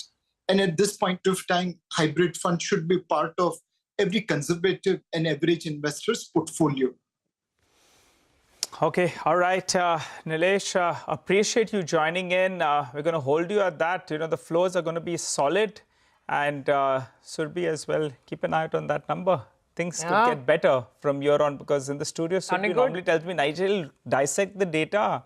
It's not looking as good as what it was, but she's keeping the faith, I'm told. So absolutely, because now Nilesh has given us a headline looking out, I think, at 9th, 10th usually. This time 9th is falling on a weekend, so maybe next week we'll have the numbers and fingers crossed for that. Thank you so much for joining in, Nilesh. Great talking to you. Thank you. All right, well, let's get to our next management then. Prestige Estates, they reported actually a very strong operational performance in the first quarter. The sales number popped up by close to 300%. Sales volumes as well were up 234%. Mr. Irfan Razak, the chairman and managing director of the Prestige Group, joins us on the show. Hi, Mr. Razak. Good morning. Always a pleasure talking to you, sir. Thanks a lot for joining in. For this year, give it a couple of numbers. What kind of sales value as well as volume growth are you looking at? Give us the absolute number. We've done 12,000 in the quarter. And now we had given guidance of 25,000 at the beginning of the year.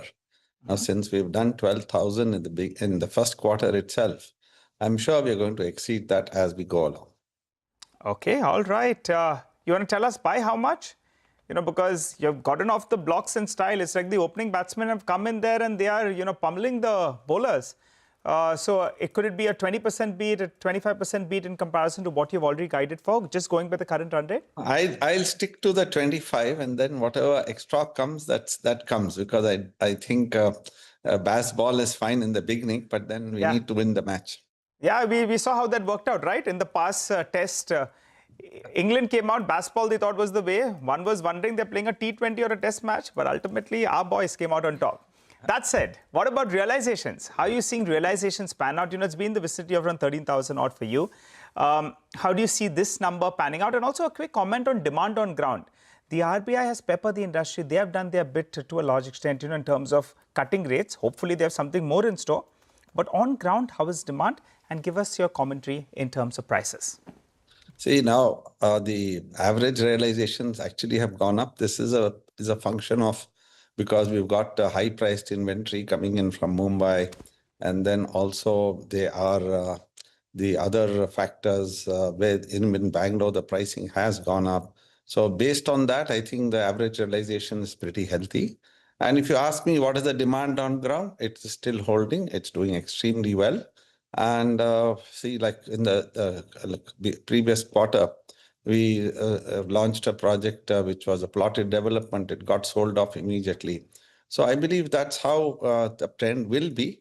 But on the construction side, apartment-wise, if a company sells on launch around 50-60%, we are very happy.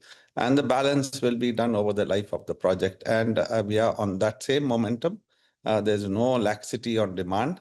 And we are very conscious to see that our product is priced right. It meets the favor of the customers. And yes, with the RBI softening the rates, that's a big help. That makes it that much more affordable for customers to buy. And I believe this is the right time for them to buy. Oh. Okay. All right, that is RBI Governor Sanjay Malhotra walking in. We'll get the decision out at 10 o'clock. Will he hold the line or perhaps even soften his stance to indicate that in the future we could see more by way of easing? 10 o'clock, we're watching that decision very, very closely. Mr. Razak, you had also, I think in the current quarter, you've done project launches worth nearly 15 million square feet. What is on the anvil in Q2, Q3, Q4? And could you put a number to it in terms of gross development value? Gross development value of 42,000 crores coming up in the next 3 quarters. Now, this is provided the approvals come on time and the RERA number comes on time. In this quarter in Bangalore, for sure, there are 3 approvals that have come. These are all plotted developments, and that is the Prestige Green Book, Prestige Autumn Leaves, and Prestige Crystal Lawns. Now, all the RERA applications are getting uploaded, and we hopefully will launch this quarter. We are trying very hard for Evergreen at Raintree Park also to come this quarter. That's in Bangalore. In Hyderabad, of course, there's nothing new. And I believe that in Mumbai, we have Dhaisar, that is the Prestige Highland Park. If the approval and the RERA comes in September, we'll launch that. And in NCR, we are got the 3rd phase of the Prestige City Indrapuram. We've just got the RERA number, and we plan to launch that in the month of September. So these are the things in the anvil. And we've already launched the Prestige Pallavaram Gardens in Chennai this quarter, and that's doing pretty well. What's the inventory number in your ongoing projects right now, sir? I think in June you had given us a number or an indication of 20,000 crore. 20,000 crores as in the overall... The total inventories in your ongoing projects. Yeah, we have an inventory of 20,000 crores, yes. But then we also will be adding up during the year with the new launches, another 42,000 crores. That is, as I said, if the approvals come on time, there could be an overlap, but that's quarter on quarter. We keep working hard. The teams make sure that they try and reach those targets. If that happens, the numbers for this year will be very different, but we'll stick to our original sales target volume of 25,000. And I do believe the way the trend is, we will exceed, but I don't want to put an... Can you hear me? Yes. Okay. Okay. Just one final question, sir. NCR has contributed very significantly for you. I think it's the largest share at close to about 59%. Going ahead with the kind of launches, what is the breakup geographically going to look like? And if you could just throw in a word on office occupancy, it's been strong, but what kind of leasing will we see in FY26? Yeah, now see, fabulously, it's NCR for a newcomer who's come in the first project. We've had a fabulous response. We are grateful to the NCR market and to the buyers for having trust in us. And I believe that the NCR, the phase 3 also, which we are going to launch, will meet a very good response. And we are looking at a lot more deals in the pipeline, which we will tell you as we go along. And on the office leasing, the good news is the leasing has done very well. We are almost 90% plus, or maybe 95% plus on occupancy. And even the newer properties which are getting ready, which are coming up, even those are getting consumed. Just yesterday, my CEO of office gave me the good news that there's a park that is getting ready and he's committing the entire park itself. Even in Mumbai, we have done some pre-leasing in BKC, and we've already done almost more than 50% of that. And it's pre-leasing because the product gets ready only in 2028. So I think the times are good. We have to keep an eye and see how things keep changing. But as of today, there is no cause for concern. Okay, all right. On that optimistic note, sir, we'll leave it for today. Thank you very much for joining in, and we wish you good luck for the rest of the year as well. So that's a view coming in from Prestige. By the way, as we're looking at markets and, of course, all the earnings coming in, let's just pause for a moment, take a moment. And Team CNBC-TV18, of course, offers its prayers and thoughts for all of those who've been impacted by those devastating floods that we saw in Uttarkashi because of the cloudburst yesterday, and those very, very disturbing visuals of huge amounts of water just simply, ravaging towns and villages altogether. At least 4 people, as of now, have been killed. That's what the latest reports say.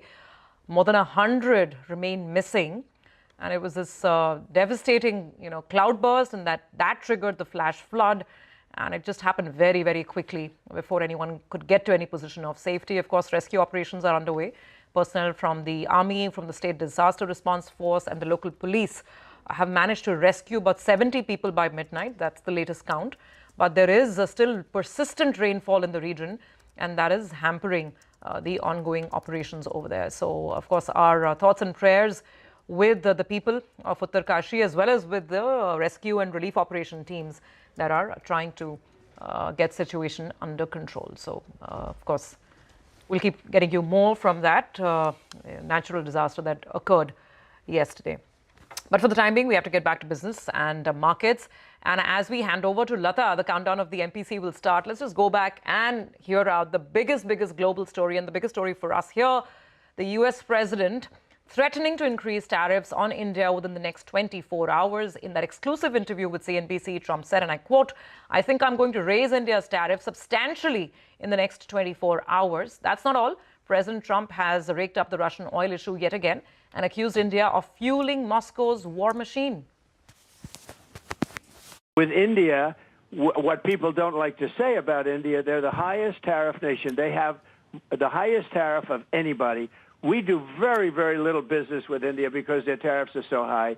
So India has not been a good trading partner because they do a lot of business with us, but we don't do business with them. So we settled on 25%, but I think I'm going to raise that very substantially over the next 24 hours because they're buying Russian oil, they're fueling the war machine, and if they're going to do that, then I'm not going to be happy. But India went from the highest tariffs ever. They will give us 0 tariffs. And they're going to let us go in. But that's not good enough because of what they're doing with oil. I'm not worried about prices because we're drilling at levels that nobody's ever seen before. And what Biden did is he stopped my drilling. And then prices, if you remember that first couple of months, prices went through the roof. And he immediately said, let's go back to what Trump was doing. Let's go back to it. But by that time, they had blown it, and the energy prices were so high, and that's what caused that, and his crazy spending is what caused, by the way, the largest inflation in the history of our country was during the Biden administration. Two Kevins are doing well, and I have 2 other people that are doing well. Look, it's in the end, there are numerous people that are qualified. Everyone on your phone right now, in terms of at your beautiful studio, would be very qualified, in my opinion. You guys are better than most of the people that do it for a living. But I watched a lot, actually. No, I think that it'll be 1 or 4 people. Well, I love Scott, but he wants to stay where he is. I'll take him off because I asked him just last night, is this something you want? Nope, I want to stay where I am. Pharmaceuticals will be putting a initially small tariff on pharmaceuticals, a half year's maximum. It's going to go to 150%, and then it's going to go to 250%, because we want pharmaceuticals made in our country. So that is the threat that's looming. What will the RBI governor do as he assesses not just the local but that global situation as well? 15 minutes to go. We'll have, of course, the MPC announcement. And for the next 15 minutes, we have Ritu joining in to take you through with a panel of experts on what the expectations are.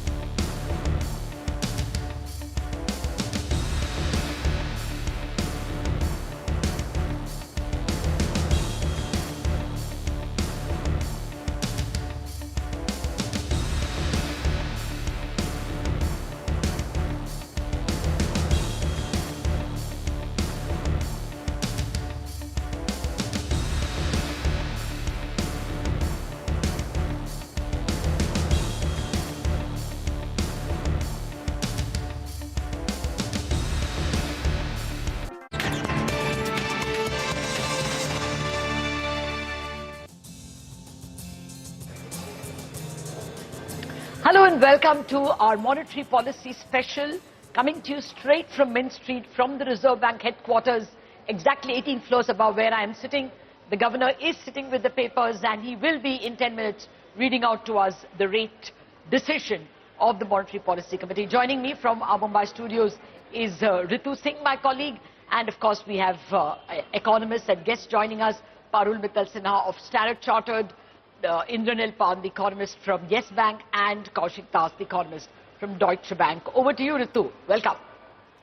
Thanks for that, Lata. You know, it's turning out to be anything but predictable, this policy. Our poll is pretty evenly split on whether there will be a rate cut, a 25 basis point cut, or the RBI will continue to hold. That seemed to have been the dominating view at least a few weeks back. But the trump card, the tariffs, that has sort of changed the situation, with more people now expecting a cut. But that said, the terminal rates are seen at 5.25%. So either way, another 25 basis points could wrap up this easing cycle. As to when the last cut could be, our poll is pretty evenly split between August, October and December. The stance is expected to be left at neutral. It was just changed in the previous policy, unlikely to tinker with that. But growth, commentary on that is going to be very crucial. We'll watch for that. Our poll says RBI will leave the forecast unchanged at 6.5% for now. It'll wait for the next set of data before any tinkering, if at all, is done. But CPI, 3.7% for the current fiscal, is most likely going to be lowered. The majority consensus is between 3 to 3.3%. The tone will, of course, be dovish, given the softer inflation print and some of the growth concerns. Lastly, some changes in the liquidity framework, whether that will be announced, and, a possible EBLR extension to NBFCs are some of the other things that the street will watch out for. Okay, well, I'll just tell you how the market is poised at this point in time. Just before miking up, I was asking market people, the swaps market is pricing a 60% chance of a cut on September 30th. That is the next policy. 60%. So the majority is tilted in favor of the next policy cut, not this one. But we have the experts here. So let me start with you, Parul, what's your sense? This is what they told me the swap market is saying. If it indeed is, you know, a kind of a dovish pause, how do you think the yields will react? Hi, Lata. So like you rightly said, market is right now pricing in a full 25 basis points cut combined between this policy and the next one. And this is a classic 50-50 policy. Market is priced in something like a 30 to 40% chance in this policy itself and the balance in the next one. So let's say RBI stays on pause today. I think the inflation and growth dynamics are such that market will continue to price that full 25 basis points of rate cut in the next MPC. So I don't expect a large market reaction in case of a pause today. The short end, the curve shape will change a little bit, but otherwise the 10-year levels, the 5-year level on OIS, the 10-year IGB levels should remain unimpacted. The main thing we will watch out for is where does RBI take the inflation forecast to, because that will give a sense to the market of certainty about the next rate cut in the next MPC. And if they revise it all the way down to 3%, where most of the market economists are, that will actually fuel more expectations beyond the 25 basis point, which is currently priced in the market between the two policies. So I think 25 basis points rate cut, whether it comes now, today, or in the next MPC, doesn't do much impact for markets. The main thing to look out for is, can market go on to price in some probability of another rate cut?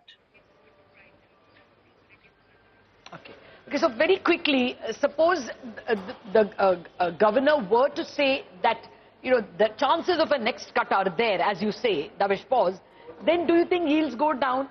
And if he actually gives the cut, are there chances that the yields will actually go up because nothing more left? So yes, if there's a dovish pause, which means market says next is there and hopes for more, then yields go down by 5 to 6 basis points, not too much. If there's a rate cut, I think if the cut is given, market will become even more bullish and take yields lower by some 10 basis points or so. So that's the range of impact we are looking at. Oh, okay. Okay, so you are expecting the yields to move down. Kaushik, how important is the growth factor? Will he tinker with it? And if he doesn't, how will the market take it? Good morning. Our view is that RBI should and would be pausing in this policy. They'll keep some bullet for a later period of time. And, you know, the growth would be the most important factor based on which RBI will decide whether to cut more or not. And till now, we have not even got the April-June GDP data, which comes out on 29th August. So, I mean, if you don't see that data, before that, changing any growth forecast doesn't make any sense. For us also, we have kept our growth forecast unchanged at 6.5%. RBI's forecast is also the same.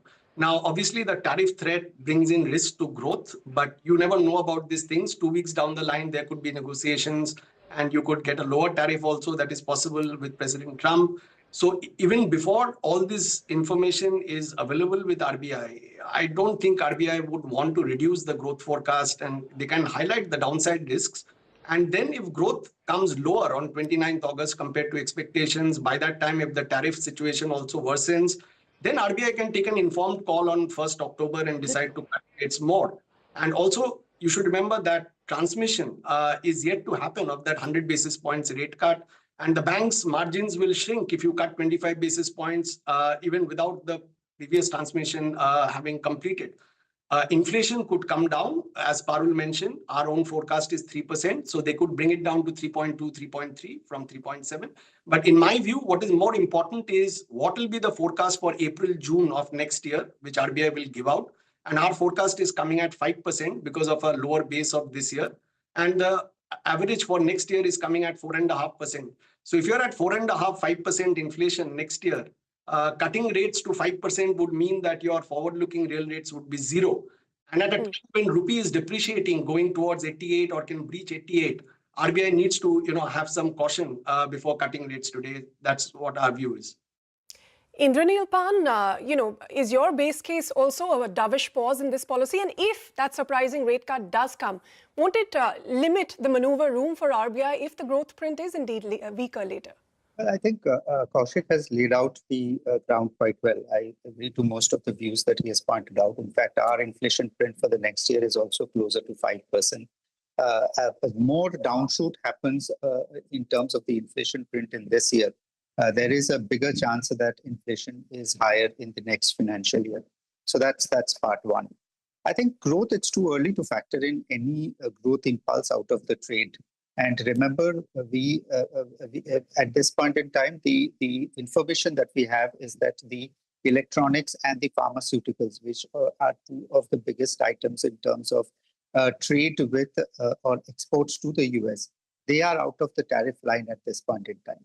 So in terms of the, if you exclude that, the overall sort of share of exports to the US as a percentage of GDP is not too significant, and therefore the growth downside may be limited to a 0.2% is what we calculate. And as Kaushik rightly pointed out, there are a lot of negotiations that are likely to happen.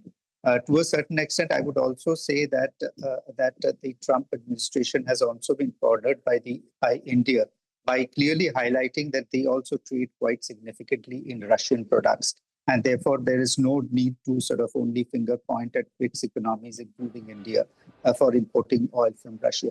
So there's a lot of sort of things that will be playing out in terms of the tariff. And again, as Kaushik rightly pointed out, we'll have to sort of see the transmission.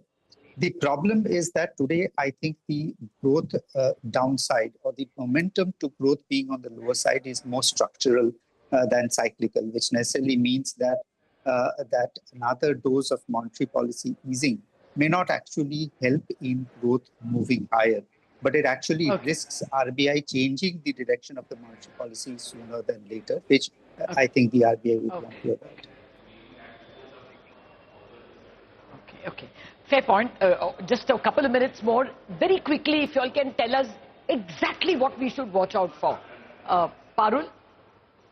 Inflation forecast for current fiscal and for next, the first quarter of the next fiscal, if that's given. If it is above 4.5, then the room for further rate cuts they keep reducing.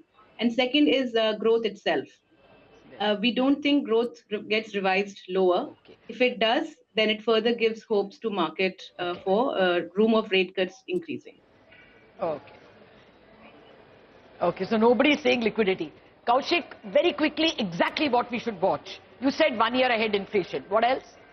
So if they're not cutting rates today, what becomes of paramount importance for the markets is the language they use for the future. RBI governor in a recent interview with you, I think he mentioned that the bar for cutting rates is very high. Now, whether that language changes after this tariff discussion, that is something to look out for. And liquidity will be very important. The framework that comes in, it will be tweaking the liquidity framework. It doesn't have immediate impact on the market, but that will become the cornerstone on the basis of which RBI will be doing VRRR or VRR. So if it is coming for the first time, that will be important to watch out for. And April-June inflation number, as Parul mentioned, if it is 5%, which is our forecast, because this April-June, it has come down. So that will also give you indication about forward-looking real rates. Go to Ritu. Parul, very briefly, Mr. Indranil Pan, very briefly, train our eyes and ears as to what you'll watch out for and your forecast as well on CPI and GDP. GDP is 6.5 for the next current financial year. The inflation print is about 3%. I think the downside in terms of the inflation expectations is already given. I'll be watching out more whether they actually use this policy to reduce the GDP, which means that they are sort of getting awake to the risks to GDP, which therefore builds in a cycle beyond the 5.5%. If that does not happen, I will still expect that this is the last of the monetary policy easing has probably happened. On the liquidity, I'll be sort of watching out for the tone, whether he is more comfortable with the SDF rate or the repo rate as the operating rate. That may change market dynamics to a certain extent. Okay, Parul, we just have a few seconds on liquidity. What exactly will you be watching out for? And that $5 billion rupee swap from late January, just a quick word on whether that could drain some liquidity, what you're expecting in this policy with the new framework as well. So we do expect the new the liquidity framework to get announced. The main thing to watch out there will be whether RBI retains the policy benchmark to be the MCLR. Okay, Parul, we have the governor. Janmashtami, Parsi New Year, and Ganesh Chaturthi. May this pious and auspicious month bring good luck to all of us and to our economy. The monsoon season has been progressing well. We are also approaching the festival season, which typically brings greater enthusiasm and buoyancy in the economic activity.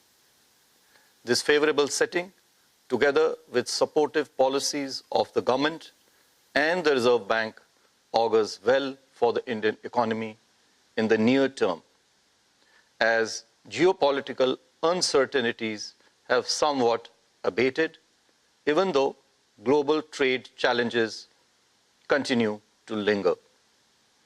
Over the medium term also, the Indian economy holds bright prospects in the changing world order, drawing on its inherent strength, robust fundamentals, and comfortable buffers.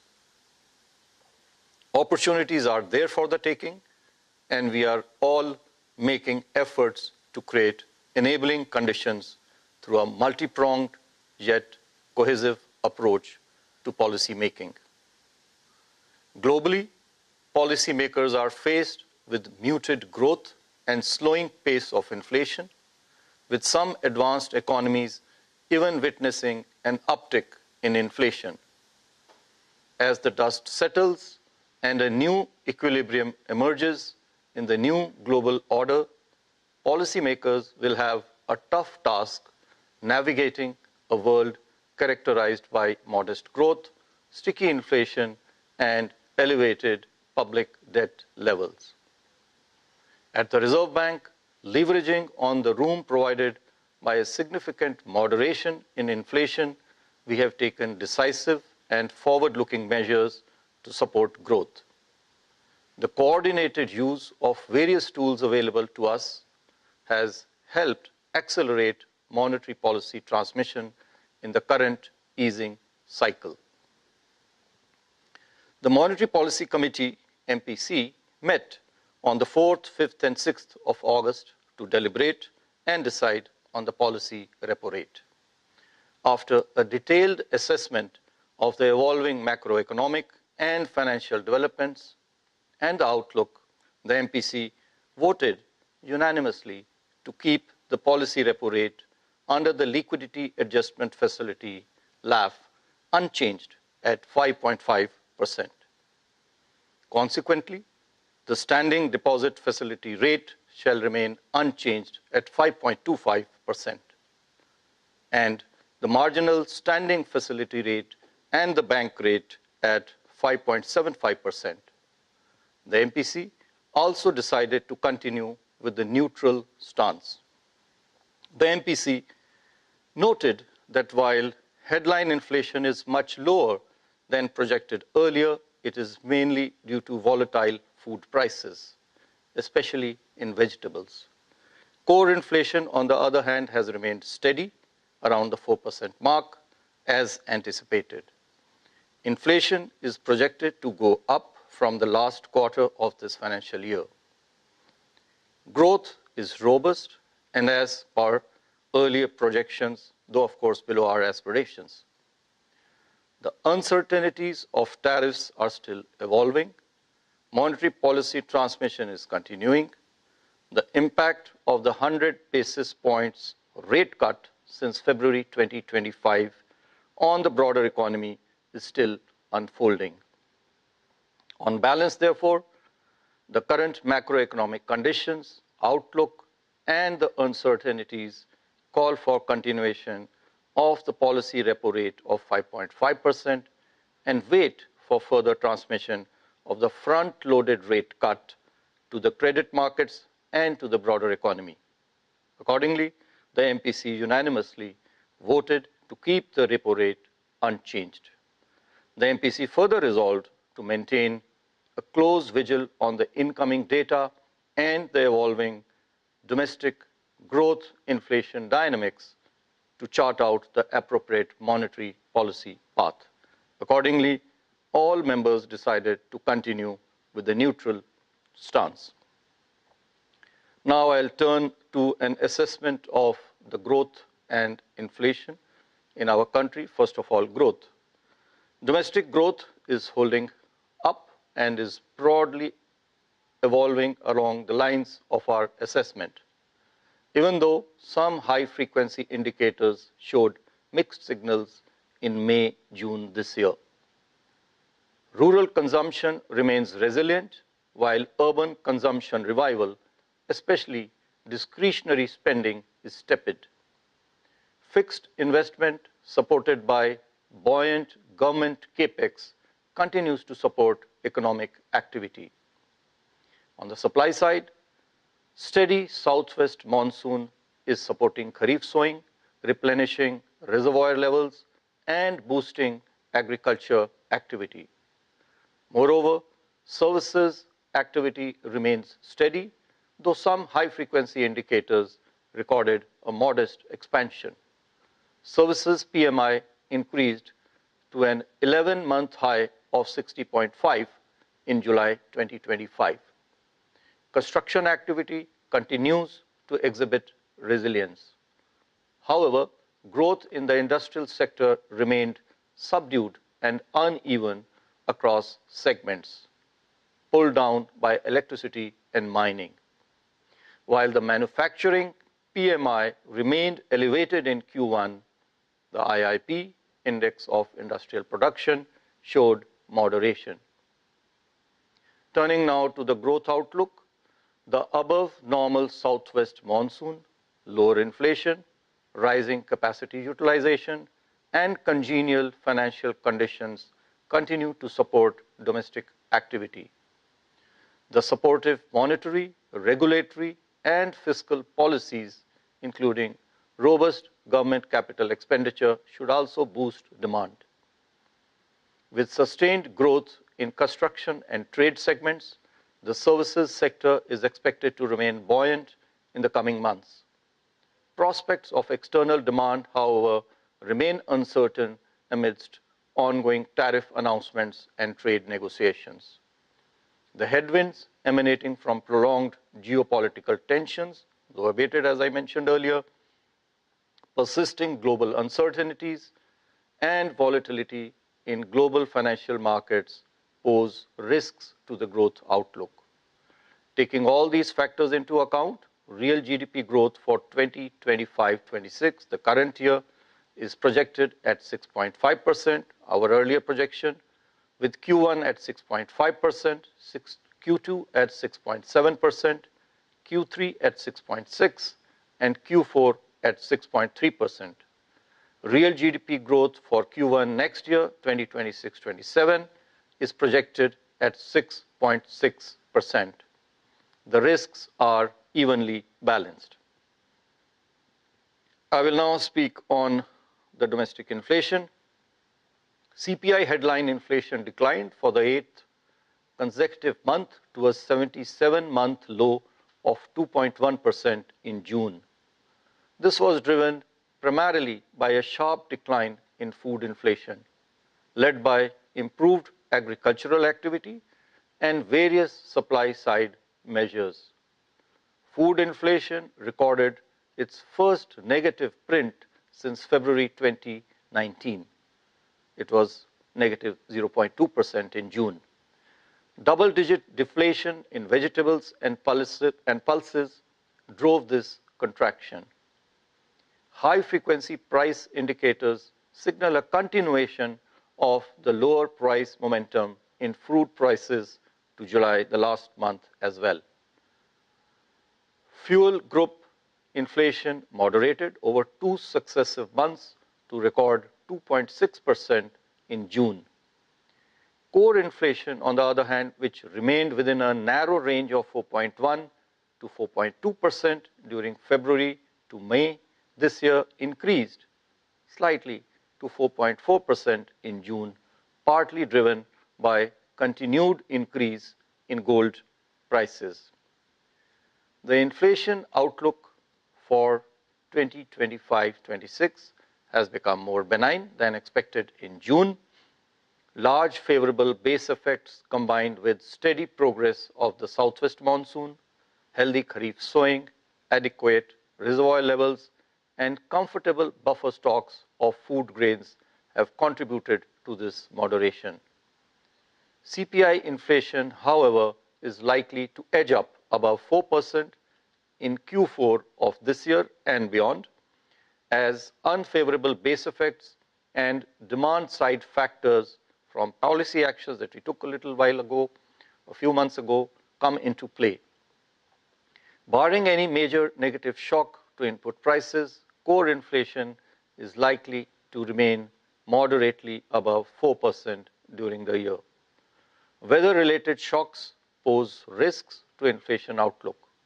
Considering all these factors, CPI inflation for the current year 2025-26 is now projected at 3.1%.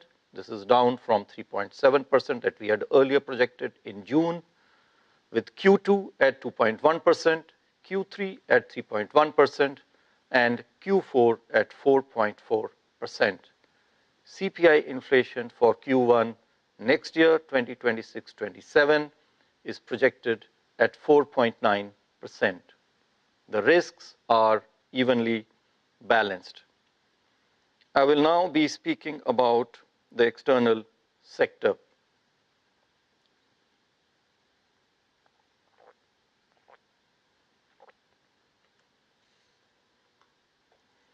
India's current account deficit CAD moderated to 0.6% of GDP last year in 2024-25 from 0.7% of GDP in 2023-24. And I want to underline over here that it is not only in percentage terms as a proportion of GDP that it decreased by about 0.1% because of the expansion in GDP, but also because of a decrease in absolute terms of CAD by about $3 billion US dollars, from $26 billion to $23 billion. And this is on account of robust services exports and strong remittances receipts.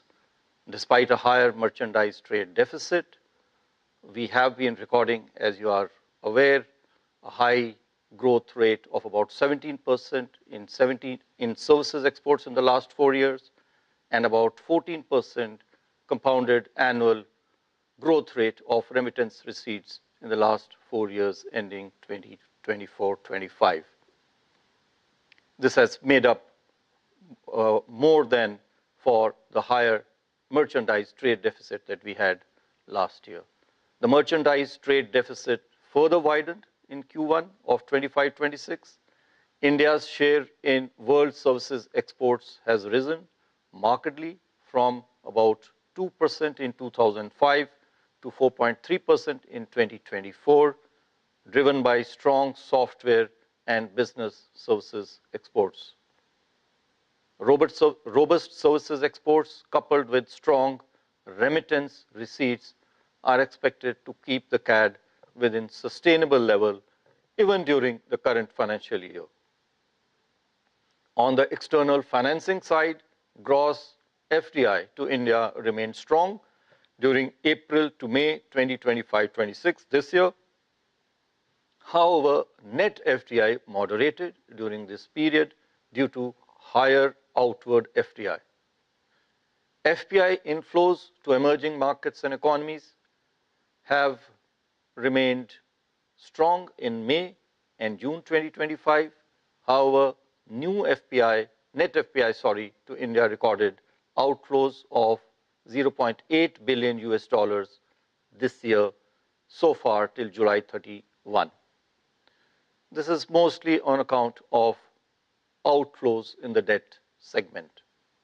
External commercial borrowings, on the other hand, witnessed higher net inflows compared to that last year. Inflows under non-resident deposits too remained positive, albeit witnessing some moderation. As on 1st August 2025, India's foreign exchange reserves stood at a robust $688.9 billion, sufficient to cover more than 11 months of our merchandise imports. Overall, India's external sector continues to remain resilient. We remain confident of meeting our external financial requirements comfortably. I will now turn to liquidity and financial market conditions. System liquidity as measured by the net position under the liquidity adjustment facility has been in surplus on an average of about 3 lakh crore rupees per day since the last MPC. This is in comparison to an average daily surplus of 1.6 lakh crore rupees during the previous 2 months. Going ahead, as the CRR cut announced in last policy comes into effect in a staggered manner beginning September, it would further support liquidity conditions. The comfortable liquidity in the banking system has reinforced transmission of the policy repo rate cuts to the money, bond, and credit markets during the current easing cycle. In the credit market, the weighted average lending rate of scheduled commercial banks declined by 71 basis points as against the 100 basis points rate cuts for fresh rupee loans, and of this 55 basis points is due to interest rate reduction, the remaining on account of the change in the mix of the loans. Further, on outstanding rupee loans since February 2025 to June 2025, there has been a 39 basis points reduction in the weighted average lending rate. On the deposit side, similarly, the weighted average domestic term deposit rate on fresh deposits moderated by 87 basis points during the same period. Moreover, the transmission to lending rates has been broad-based across all sectors.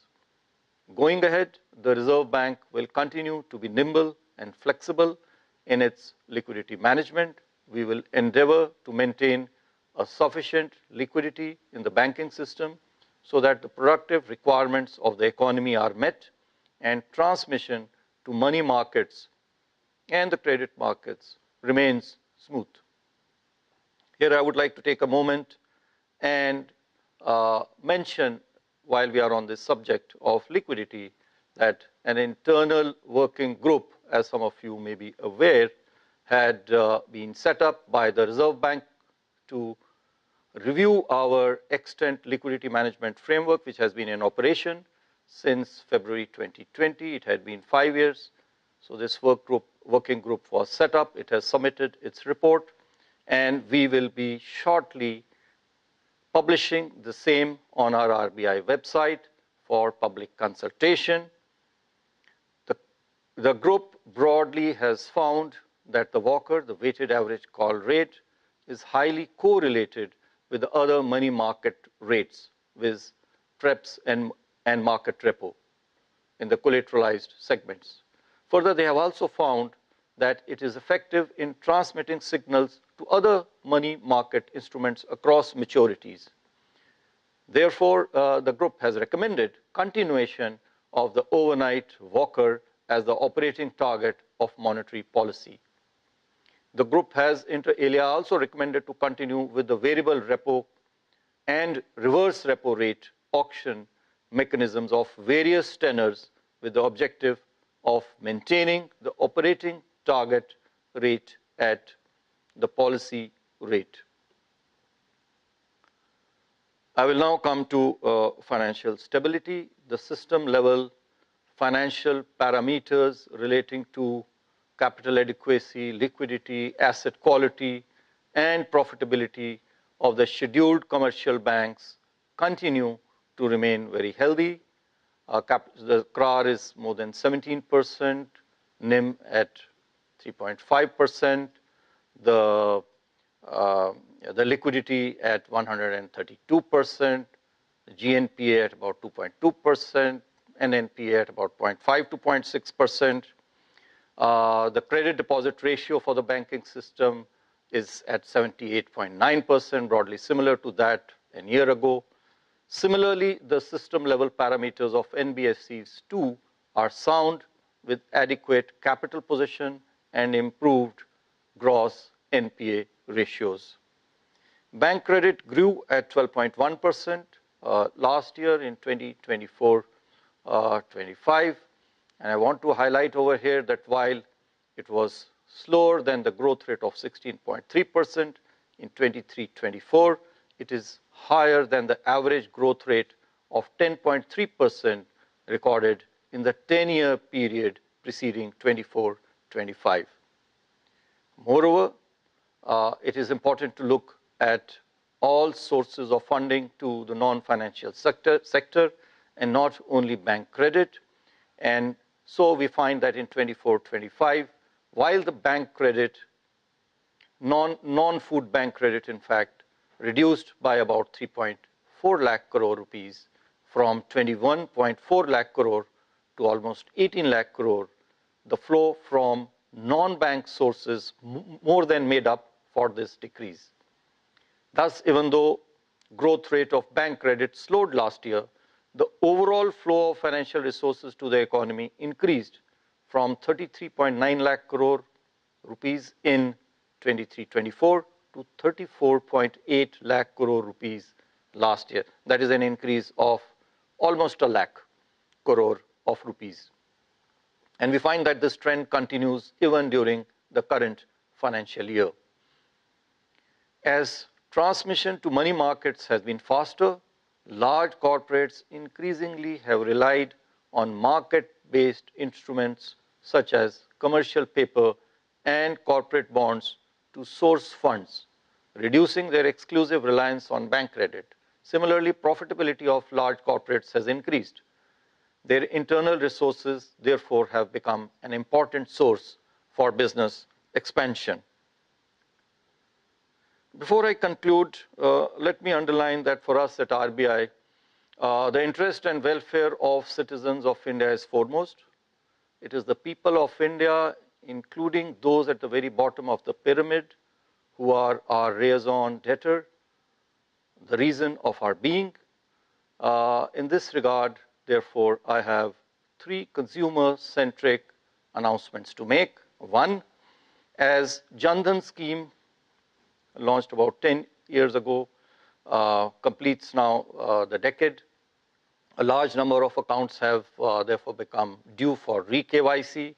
The banks are therefore organizing camps at Panchayat level from 1st of July to 30th of September in an endeavor to provide services at consumer doorsteps. Apart from opening new bank accounts and re-KYC, the camps will also focus on microinsurance and pension schemes for financial inclusion and customer grievance redress.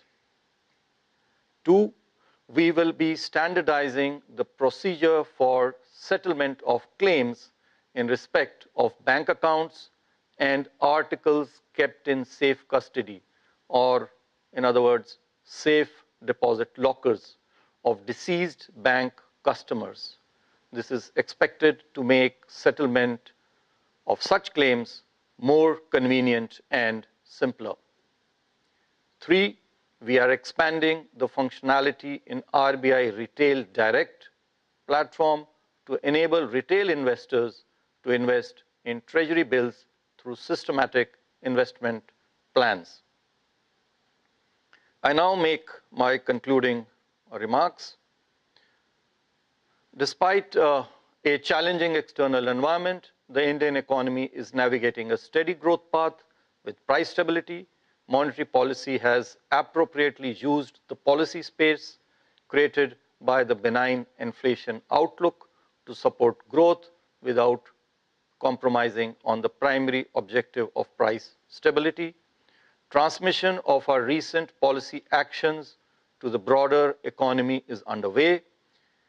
As the Indian economy strives to attain its rightful place in the global economy, a stronger policy framework across domains, and not just limited to monetary policy, will be pivotal in its journey.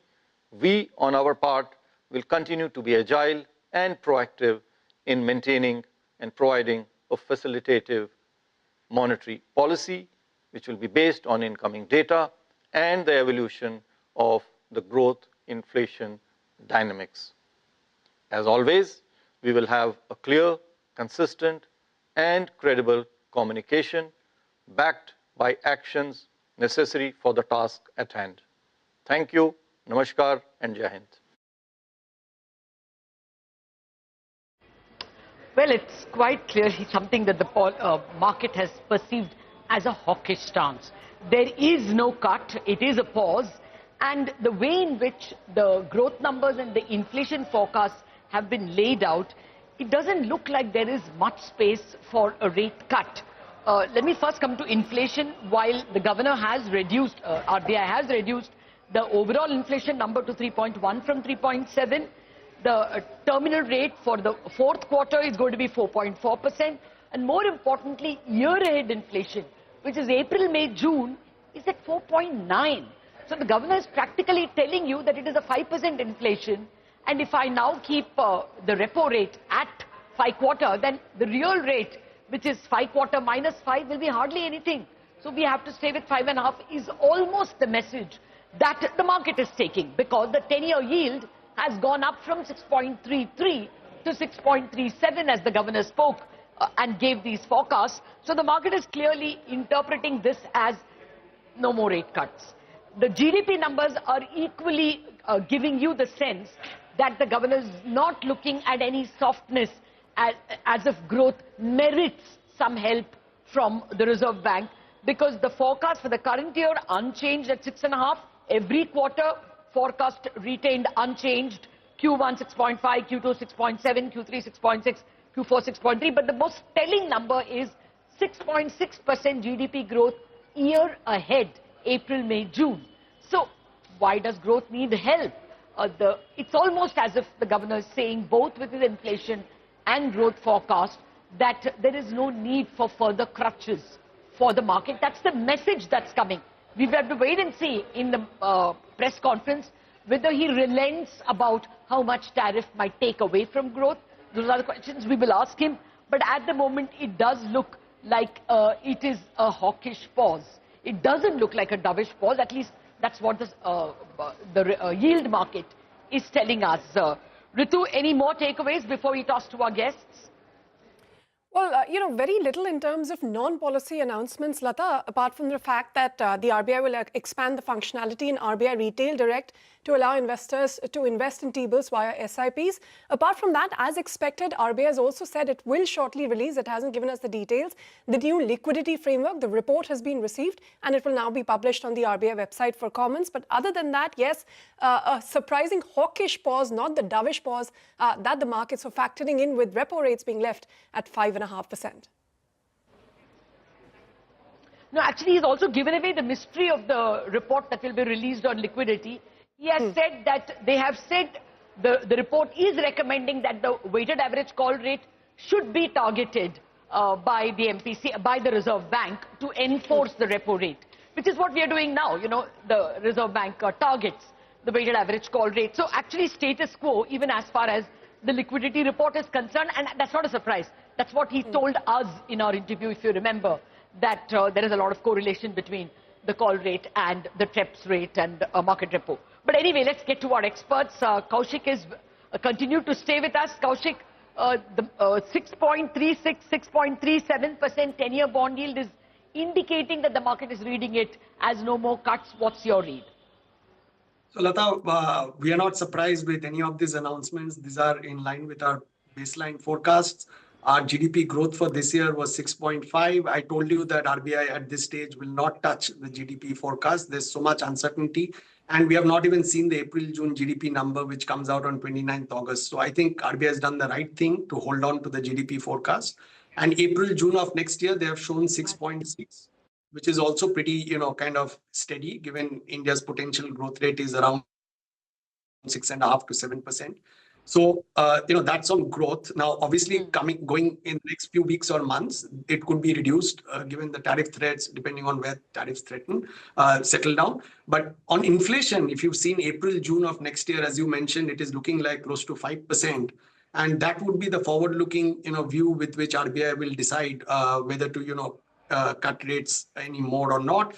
And what I saw this time, and you must have noticed that too in the statements, RBI spoke a lot about core inflation, and our governor kept on mentioning about core inflation remaining at 4.5 or 4% plus.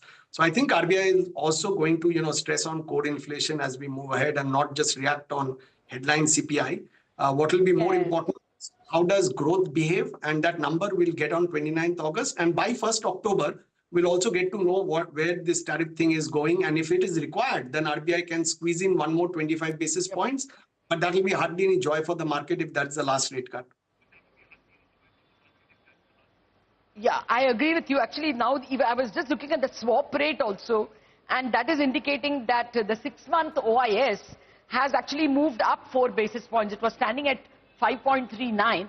Now it's coming up to 5.43. So clearly they're removing expectations of rate cuts, or so it seems. But I don't have too many swap rates right now within the Reserve Bank. Mr. Ashwini Tiwari, the Managing Director of State Bank of India, is with us.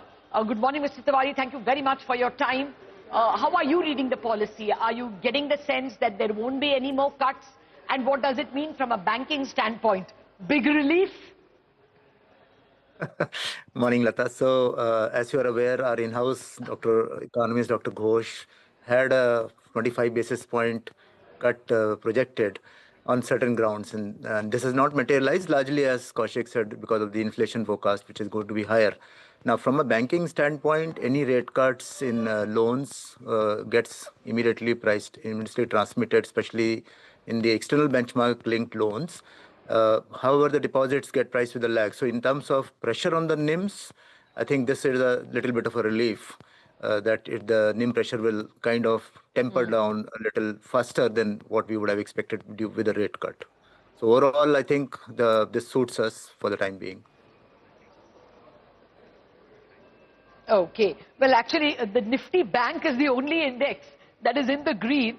The remaining two indexes, Sensex and Nifty, are slightly in the red, but not much. I mean, it's just 0.1, 0.2%. But importantly, the Nifty Bank is happy that the EBLR, the external benchmark lending rates, do not have to be brought down immediately, perhaps not at all in the current year. Upasana Bharadwaj of Kotak Mahindra Bank has also joined us, the economist from the bank. Upasana, your reading, were you expecting a rate cut? Have you removed that expectation now? Your takeaways? Lata, you're right. We were earlier looking for a possibility of a rate cut. I mean, it was a very fine call, I would say, because, since the time this tariff-related uncertainties came about, we did assign a relatively lower probability. But having said that, yes, our base case was for, at least one more rate cut possibility for now. And that, with this current policy, I think the governor has clearly set the bar very high for the next rate cut. While, of course, the inflation projections have been revised down to 3.1, we do see a downside, but that's going to be, again, led by food prices. So we should not look into that too much, rather focus more on core inflation. As Kaushik said, I would agree, we need to focus more on core inflation. Now, we do see some reasonable downside risk to RBI's GDP estimates of 6.5% as we go into the year. But for that, we'll have to wait and watch. And only if RBI's own estimates on GDP see a significant downside risk is when we can expect some more last leg of monetary easing that could come about. But again, that's another 25 basis or so. But for now, I guess we will have to wait and watch. Having said that, just one more point is that, the possibility of additional rate cut, if at all, we only see October as the room for rate cuts, because beyond that, I would say the focus again is going to be shifting much more into the next year, wherein the inflation, already we are seeing 2 quarters of RBI's estimates as above 4%. And that is going to be subsequently seeing much more higher numbers, maybe higher than 5% as well, for at least the second quarter. So the chances of rate cut diminish even further, even beyond October. So if at all we see downside risks emanating to growth, we see October as live. Otherwise, I would say the bar is set very high for a rate cut. Yes, I agree with you. If you are not able to cut rates when the 1 year forward, inflation is 4.4 or less than 5, it is even less likely that you are going to cut when your 1-year forward rate is 4.9 for inflation. So even October becomes a little dicey, and that's how the market is reading it. Or is it 6.38 now? Shobit Mehrotra of HDFC AMC, what is the bond market making? Did you look at the swap rates? What are they telling you? Morning, Lata. I think bond markets going into the policy had this, minority view that maybe a surprise rate cut could come in today. And I guess the disappointment of not seeing that surprise rate cut coming through has led to the reaction in the market where, yields have gone higher. Now, in terms of policy, I think what I have found, interesting is one data point which, the governor spoke was 1 lakh increase in flow of resources on a base of 33.9 lakh. Net flow of resources increasing by just about 3% odd. That is banking and non-banking resources combined. I think that is indicating underlying trend growth quite weak. So, if you're going to see only about 3% increase in flow of resources in an economy of our size, which is below even nominal growth of the GDP, indicates underlying weak economy. And my view is that once RBI gets more data points confirming that growth is indeed on a weaker path, there would be room for considering some more easing. And perhaps October is the time when, that could be taken up. So in terms of, I think, immediate response, because... So you are still keeping October alive. You are keeping your October hopes alive. Absolutely. I think the data would force RBI. I think, the weaker growth numbers, once they are out, we see Fed moving in September, maybe with the first cut, would provide room for RBI to go ahead. Yeah, it's possible. It's possible that there is, some announcement on tariff and the RBI works it into the forecasts and says that, okay, now another 0.3%, 0.25% hit is likely because of the tariffs, and, change the forecast to justify a cut in October. But at the moment, your market is still calling 6.38, which means they are looking at it as a little harsh or a little hawkish. Mr. Tiwari, to come back to you, and thank you for your patience. Thank you for waiting on. You'll have a cost coming up, renewing the KYC, refreshing. You expect to open camps. Will all this mean a cost, or is it too marginal to impact your margins? No, it's not that much of a cost. Actually, the camps is being organized by all banks for not only, as Governor explained, for the re-KYC, which is the major thing, but also for financial literacy, for also enrolling people into various micro-insurance schemes, etc. So it's a multi-purpose camp. And actually, to me, the major purpose of this kind of a camp is to spread more awareness about re-KYC. So we have activated our entire business correspondent networks, the CSP points as they are called. And they are the ones who are largely involved alongside our branches. So we see that post these camps also, the campaign in terms of re-KYC, etc. will continue. As you may remember, we have time till June next year, even for those completed 10 years, to complete this. And this has to be done because otherwise, till how long will RBI give us time? So I think it's time that we complete this work. And this is all going to help. So not in terms of cost, I don't think it's a significant number. But Mr. Tiwari, the other cost, let me come back to lending rates. Banks, of course, happy that there's no RBI rate cut right now in this policy. It may come later. Is the deposit repricing complete, say, for State Bank of India? What kind of cushion will this give you for the next few months or so until we see the next rate action from the Reserve Bank of India? So as we explained, the lending rate cut, broadly, the transmission is completed. Some part might be left because the MCLR gets repriced only after the deposit costs have come down to allow that. But deposit cost actually has to be a function of the demand, also the competing rates of small savings and other system rates where we are now at a slight disadvantage. So it's not a given that we will cut deposit rates equally to whatever the lending rates are. We need to get deposits at so that the funding support continues. Therefore, this is a dynamic thing. We continue to review this in our asset liability committees and take calls as necessary, and we'll continue to review it going forward. We cannot say that it's completed or not completed at this point. Okay, sir, just to continue with what Ritu is asking you, therefore this quarter, how much can margins fall? Will Q2 be the bottom?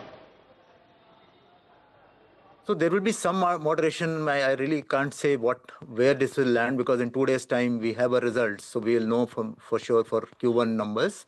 And going forward, I mean, the pressure there does remain, but where it will land, I can't disclose at this time.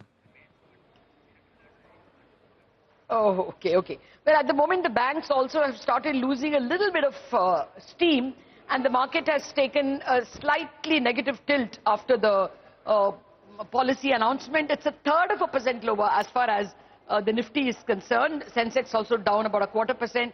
Nifty Bank has lost 0.1%. So clearly, the disappointment is showing, I would say, Ritu. Yeah, this keeps showing, Lata, and once you go into the press conference, if they hear something positive, it will go up again. By the way, I just saw SBI showing green, so good sign for us.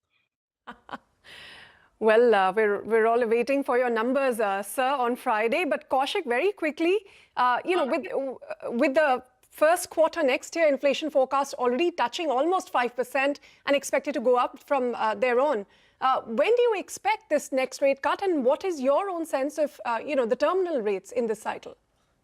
So Ritu, as Governor had mentioned in a recent interview with CNBC itself, that the bar for cutting rates is high going forward, because you're supposed to be forward looking, and 6 months, 12 months down the line, if you have inflation at 4.5%, 5%, then you have to be kind of prudent to decide how much you should be cutting now, so that we know that once RBI finishes its rate cutting cycle, say this year, for 15 months they will not hike rates, even if they're neutral. So the rate hikes will only happen in April, June of 2027. That's the earliest that I see rate hikes happening.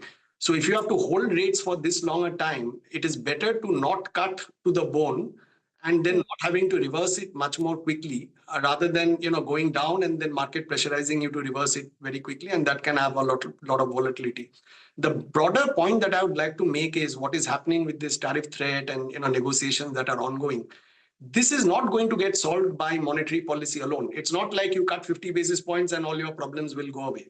This requires more of a fiscal kind of a support. And, the government will have to step in. We are hearing, kind of news reports that there are some schemes to help the exporters. Negotiations are happening. So we should not expect the RBI to just bear the burden for growth. They have done enough. They've done 100 basis points. Probably they sneak in one more 25 basis points, but that's it. Beyond that, if the tariff situation worsens, this requires more of a discussion on the fiscal policy side. So now I think the fiscal policy has to step in. The other bigger point that you should remember is that household savings have come down, particularly financial savings. If you keep on cutting rates, we are just thinking about the loan growth side. What about the depositors? I mean, why would I have incentive to put money in the banks if your deposit rates are coming down lower and lower? So you have to think about the fixed income earners, pensioners. That's also a big stakeholder for the economy. So I think beyond what RBI has done, maybe one more 25, maybe October, because that's when RBI gets all the information about tariffs, growth. As Shobit mentioned, maybe a Fed rate cut in September. And, they probably can, do one more 25. But beyond that, as you head more towards December and then February of next year, you'll look at inflation at 5% growth. I'm not that negative on growth. I think growth, you'll get 6.5% this year and next year as well. So beyond that, maybe monetary policy just needs to stay where it is for a longish period of time with surplus liquidity. And now the fiscal engine has to step in to support growth from the next budget or, in the next few months, if they have some money to support the exporters. Okay, Mr. Ashwini Tiwari, the new liquidity management framework, that RBI will announce, later. Quickly, what are your expectations and what will be the impact for banks like you? So we haven't seen the full report as the governor mentioned will be published, but he did mention 2 or 3 things which will continue as before. So therefore, to me, it may not have too much of an impact simply because the liquidity is surplus as we speak, and more importantly, the CRR cut, which is going to be happening shortly, will lend further liquidity. So I don't think too much of an impact on us. The liquidity is comfortable for banks. Mr. Tiwari, I just wanted to ask you about credit growth. I know you can't tell me anything immediate since your results are due, but your old guidance was, I think, 12 to 13% for the current year. Is there so much demand for credit? So the credit for the large corporates that the governor also mentioned, it's not only bank credit. They have internal surpluses and cash. They also are accessing the CP market, the other market instruments. Some of them have raised equity also. So a lot of non-bank sources also. What we are seeing actually is some of the projects are moving ahead. But overall, if you ask me, the demand from large corporates is surely weak at this point of time from the bank side. Okay. So if you don't mind, before I let you go, can we have a rapid fire of whether you all are expecting one more cut and when? Mr. Tiwari, expecting a cut? I'm not expecting this year. Not expecting a cut. Okay. Shobit? Yeah, as I mentioned, at one last cut, maybe 25 basis points in October. 1 October. Kaushik? So as of now, we don't have any more rate cuts, but I have to read between the lines. The devil could be in the details. Let you know later. All right. No, anyway, 0. Okay, you are with Ashwini. You are with Mr. Tiwari. Upasana? I'm not entirely ruling out, but for the time being, I guess I would say a pause. Pause for now. That is, the last cut is behind us. Okay, so 3:1. The panel, the CNBC panel expects no more cuts. The terminal rate is 5.5. Only for the economists, a couple of quick questions. What is your growth forecast for the current year? Upasana, the governor says 6.5. You say? 6.2. 6.2%. Fair enough. Kaushik? 6.5% this year as well as next year, FY27.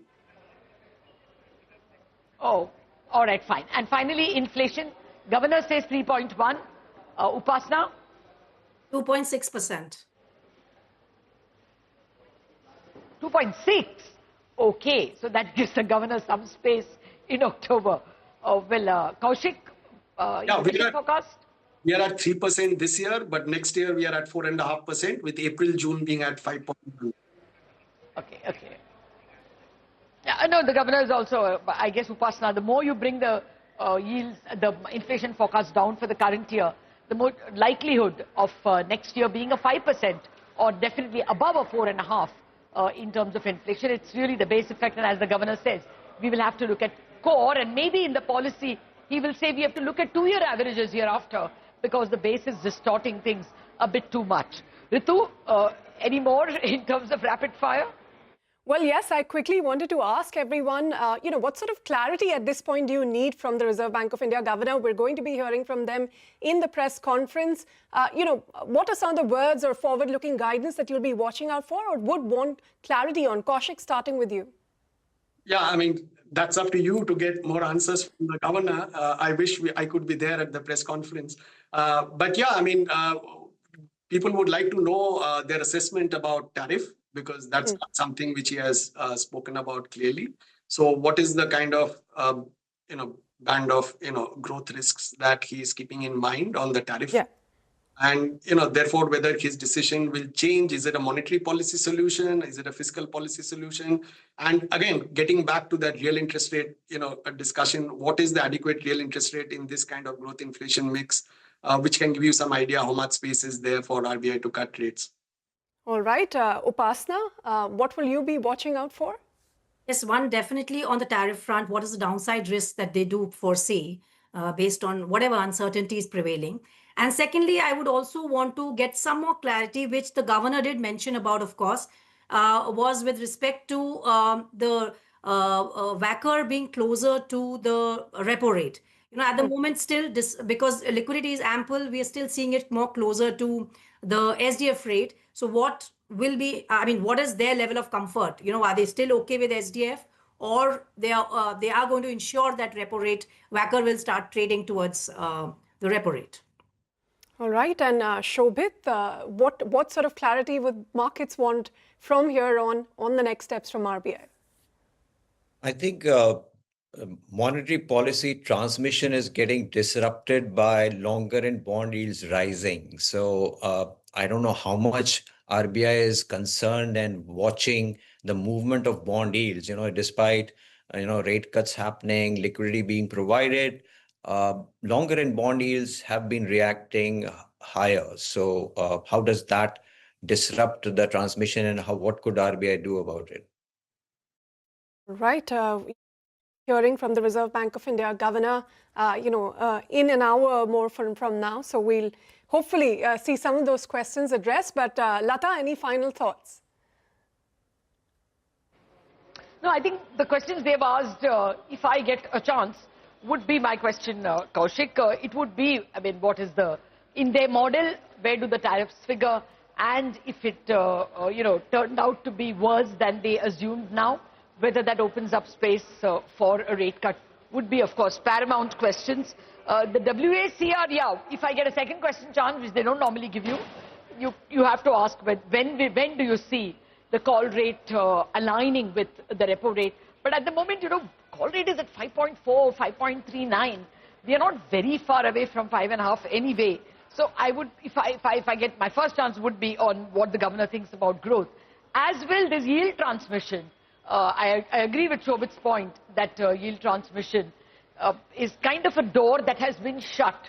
In fact, some people even pulled off their bond raising plans after the last policy, and after the current one, I guess even more. The people who are raising money, especially NBFCs who are raising money from the bond markets, are going to find it more expensive. So that is not exactly what transmission means. Transmission means it has to be lower, and that's not happening. Exactly the opposite is happening.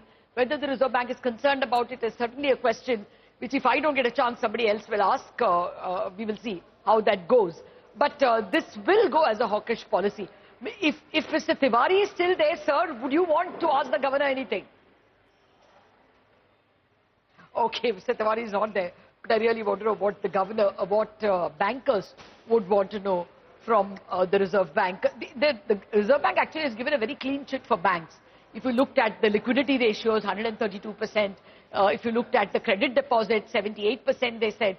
All within the comfort zone of the Reserve Bank, GNPA is 2% and NPA is 0.5, 0.6%. Clearly, it's a Reserve Bank that is very happy with the state of the banking system.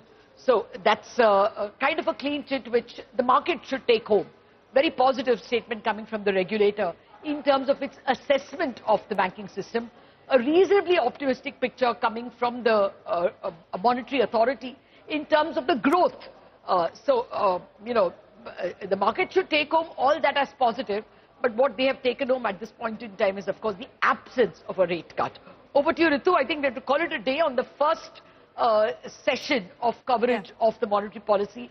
Thank you to Mr. Tiwari, Shobhit Mehrotra, Upasana and Kaushik. Over to you, Ritu. You were going to say something. No, with that, I think we will wrap up our coverage. It's been, a pause from the Reserve Bank of India this time around. Just to briefly recap for our viewers, repo rate unchanged at 5.5%. The decision was fully unanimous by all members of the MPC. The stance has been retained at neutral. Again, a unanimous decision from the MPC. On the inflation front, as widely expected, RBI has lowered the forecast from 3.7% on average for this year to 3.1%. And importantly, they've given us a new number for the first quarter of the next financial year, Q1 FY27. That is at 4.9%, and that is where market is taking its cues. That perhaps, that easing cycle maybe, this pause could be a little longer than expected, and, that cut may come only later. The GDP growth numbers, again, for this year, completely unchanged for all the quarters for the full year at 6.5%. And the new number for Q1 of the next financial year, that is at 6.6%. In terms of non-policy announcements, for a change, not much this time around. But yes, the new liquidity management framework, that is something that the Reserve Bank of India will be announcing shortly. The governor gave us a cue that the weighted average call rate was found to be effective in transmitting signals to other money market instruments. That is something that the group has recommended, and the RBI will now be seeking public feedback on this document before a final view is taken. On that note, we're going to wrap up this special RBI monetary policy discussion. From Lata and me, it's a goodbye and thank you for watching. But stay with us. More news and updates will continue after this break.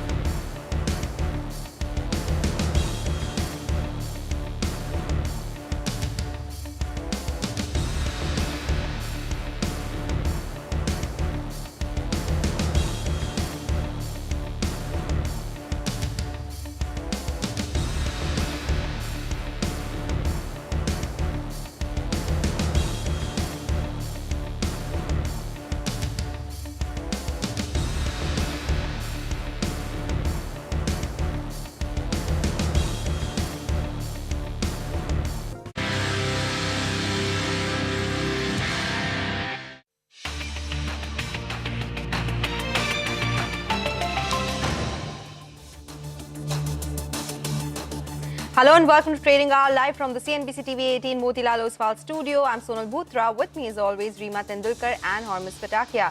Good morning, guys. Well, big events which were lined up so far. We were watching out for them, and today we finally have the RBI policy outcome, status quo, and the market seemed to be okay with that. Actually, I would say we are at the day's low right now, but that is something which was largely expected, right? That it would be a status quo. But our poll did suggest that the street is split between a rate cut and status quo.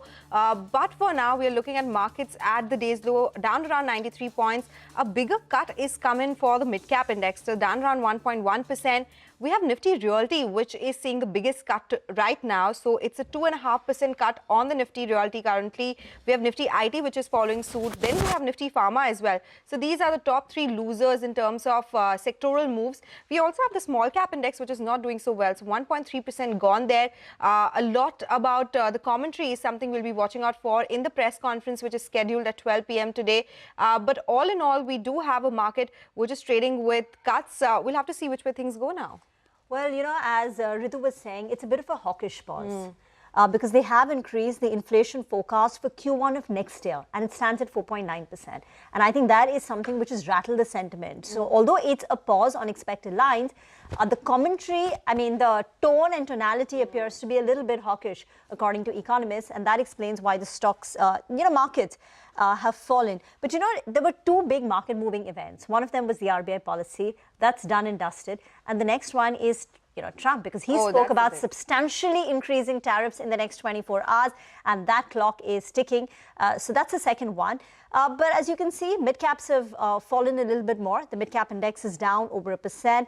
DLF is under pressure. DLF is down close to about 1%. So generally some softness in rate sensitives. And I think you should keep your eye on Trent, because the last time I checked, I think Trent has fallen ahead of its numbers. So there was a bit of an intraday slide that we saw in Trent. But there are lots of individual stocks. Hormus, in fact, has moved over to the big wall. He's going to put the spotlight on all of them. Hormus. Well, you know, if you talk about the market today, it almost reminds me of that line, like, aapko charo taraf se gher liya gaya hai. It almost reminds of that, because there are so many cues to track. And of course, there are a lot of broader market movers, earnings reactions, expecting earnings as well. We'll start off with Zinka Logistics. Then the market is at the day's low. We'll start off with some positives. Then look at Zinka Logistics here. 14% higher on that stock. The third day of gains. And with this move, the stock has already doubled from its IPO price of 273 rupees, and almost 50 lakh shares have already been traded in the first couple of hours of the trading session, in a 20-day average of just 1.1 lakh. The other positive earnings reaction is Transrail Lighting. It listed recently and is the biggest single-day gain that the stock has seen since January of this year. It's cooled off slightly from the highs of the day, still holding on to gains of around 9%. And with this move, the stock is up well over 80% from its IPO price of 432. And this stock has also seen already 1 crore shares being traded compared to a 20-day average of just 10 lakh shares. Now on to the negative side then. Anup Engineering came out with numbers yesterday. They were a bit under pressure, and you can see that in the stock price now, 7.5% lower. It has now declined in 4 out of the last 5 trading sessions. Not a very heavily traded stock. So 45,000 shares have been traded so far compared to a 20-day average of just 10,000. But the one that is making new highs every single day is Godfrey Phillips, smoking hot, if you could call it that. Well, third straight session of gains, 8% higher on that stock, now crossing the 10,000 rupee mark as well. And with this move, the stock has doubled in 2025, a 100% move on the back of a 150% move that it had already seen last year. So positive moves coming in from Godfrey Phillips, but a lot of the broader market movers on the downside as well. Oh, yes, there are many. So Street wouldn't mind some green on the screen as well. Thank you so much, Hormus, for joining us as always. Markets continue to see a slide, but while we do that, let's also get a corporate conversation going. Castrol India reported a steady Q2 of calendar year 2025. Revenue surged 7%, EBITDA increased 8%. Other income, however, declined. Kedar Lele, who is the MD at Castrol India, is joining us now to discuss more and tell us about the outlook going forward as well. Mr. Lele, good morning. Thank you so much for joining in. Can you give us a sense of what the volume growth was this time around, YOY and on a quarter-on-quarter basis? What is the outlook for volumes for the entire calendar year, considering that it has been a single-digit growth on the top line? Good morning, Sonal. Wonderful to be here. And in an environment where most of the consumer companies are talking about volume growth, which is low single digit, you would have been really happy to see Castrol putting 8% of volume growth on for Q2 of the calendar year that we follow. This comes on the back of 8% growth that we did in the Q1 as well, which was the March quarter. And that with 7% revenue and 8% EBITDA tells you that we have been consistently delivering on our promise and on our commitment, and delivering this through initiatives which have been talked about in the past. So there's nothing new. I also talk about there's no exceptional item in this quarter. This is core business delivering with the strategies that we have talked about.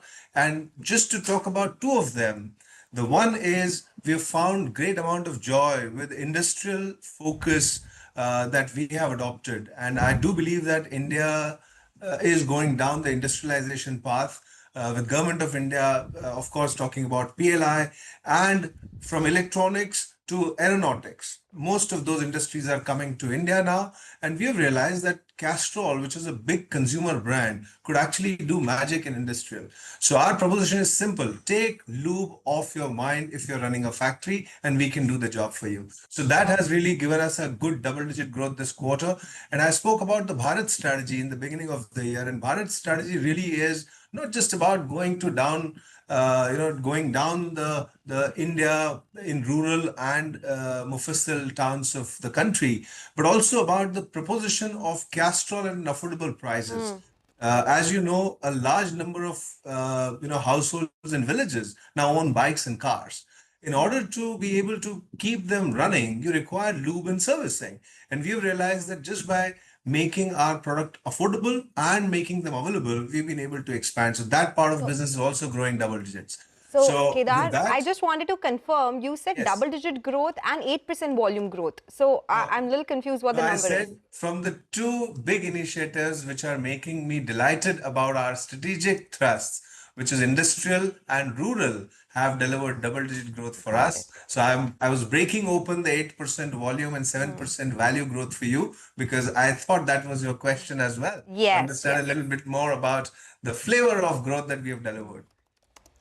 Got that. And will you be holding on to, at a consolidated basis, the 7-8% kind of revenue growth as you've seen, and margins within 22 to 24%? See, I always stop myself from giving forward guidance on our kind of growth. But if a company like ours puts two quarters, one after another, at 8%, which is 2x of the industry growth, then I think it's a good sign of what things could come in the future. No, I meant, are you seeing any softness, or this should continue? I'm not seeing softness the industry softness continues. Industry grows at 3.5-4%. Castrol is growing at 8%. So we would want to grow faster than the market so that we deliver competitive and profitable growth. And 22-24, in my opinion, was a very tight band. I want to use 21-24 because there are times when we do want to do stuff which will make our business future fit. But if that is the EBITDA margin that we can deliver, then we have a business that will be very good to look at and to watch out for. Kedar, two parts to my question. First is about the industrials business. You've sounded very bullish about it over the last couple of quarters. It's a very small business as of now, but over a period of time, do you see that becoming a significant part of your overall business? If you have a number on that, that's part one. And part two being the rise of electric vehicles that you are seeing currently in the country, with more encouragement towards EV adoption. Do you see that impacting your business in some way or the other? That 8% volume growth puts it under threat? Great point, Hormuz. Good to see you again. The first thing is industrial. Am I excited about it? Of course I am. Because with industrial growth coming in, Swarnim Kal has been talked about, and we have not played to our strength with our portfolio on the industrial side of the business. And that's something that we've always had. In Europe and the USA, we've had good, large industrial business. And it's a very large range of products, not just lube, but metalworking fluids, general industrial oil, high sols, alusols, solubles, and stuff like that. So if you're running any kind of industry, Castrol could make your life easier. And that's been the proposition. It's working well. It is a small part of business, But as I keep saying, the size of business is what your predecessors got you. Growth is what you can deliver. And that part of the business, as it delivers double-digit growth, if it delivers 2x of the growth of the business, then I think we are in a good shape. Industrial takes time. It's a slow burn. You have to work with customers who are engaged with other suppliers or partners for 2 to 3 years, and you work with them, land your value proposition, land your quality products, and then you get those customers. So for example, our chemical management service, where we take lube off your mind, has been there, but we have not been talking about it in the past. So in this quarter, we've been able to get 3 new customers there. And if that expands, surely it will become a big part of our business and growth in the time to come. Coming to EVs, see, let me not deride any of this, because EVs is the future of mobility, and we all know it. But the month of August, some of the EV makers may not be able to run their factories for shortfall of magnets that we all know about. For next 10 years, India's mobility will be driven by more fuel efficient vehicles in two-wheelers and passenger cars, and a combination of hydrogen and hybrid vehicles for larger vehicles. So EV revolution is upon us, but it will take time for India to get there. We will. And of course, Castrol is also looking at EV fluids. So that is something that analysts and the street is watching out for, the growth in that segment. Kedar, always a pleasure speaking with you. Thank you so much for joining us today with the outlook for Castrol in the calendar year and times to come as well. Time for a short break now. On the other side, we bring you excerpts of our conversation with NSDL as the company has made a steady D-Street debut. Stay tuned for that.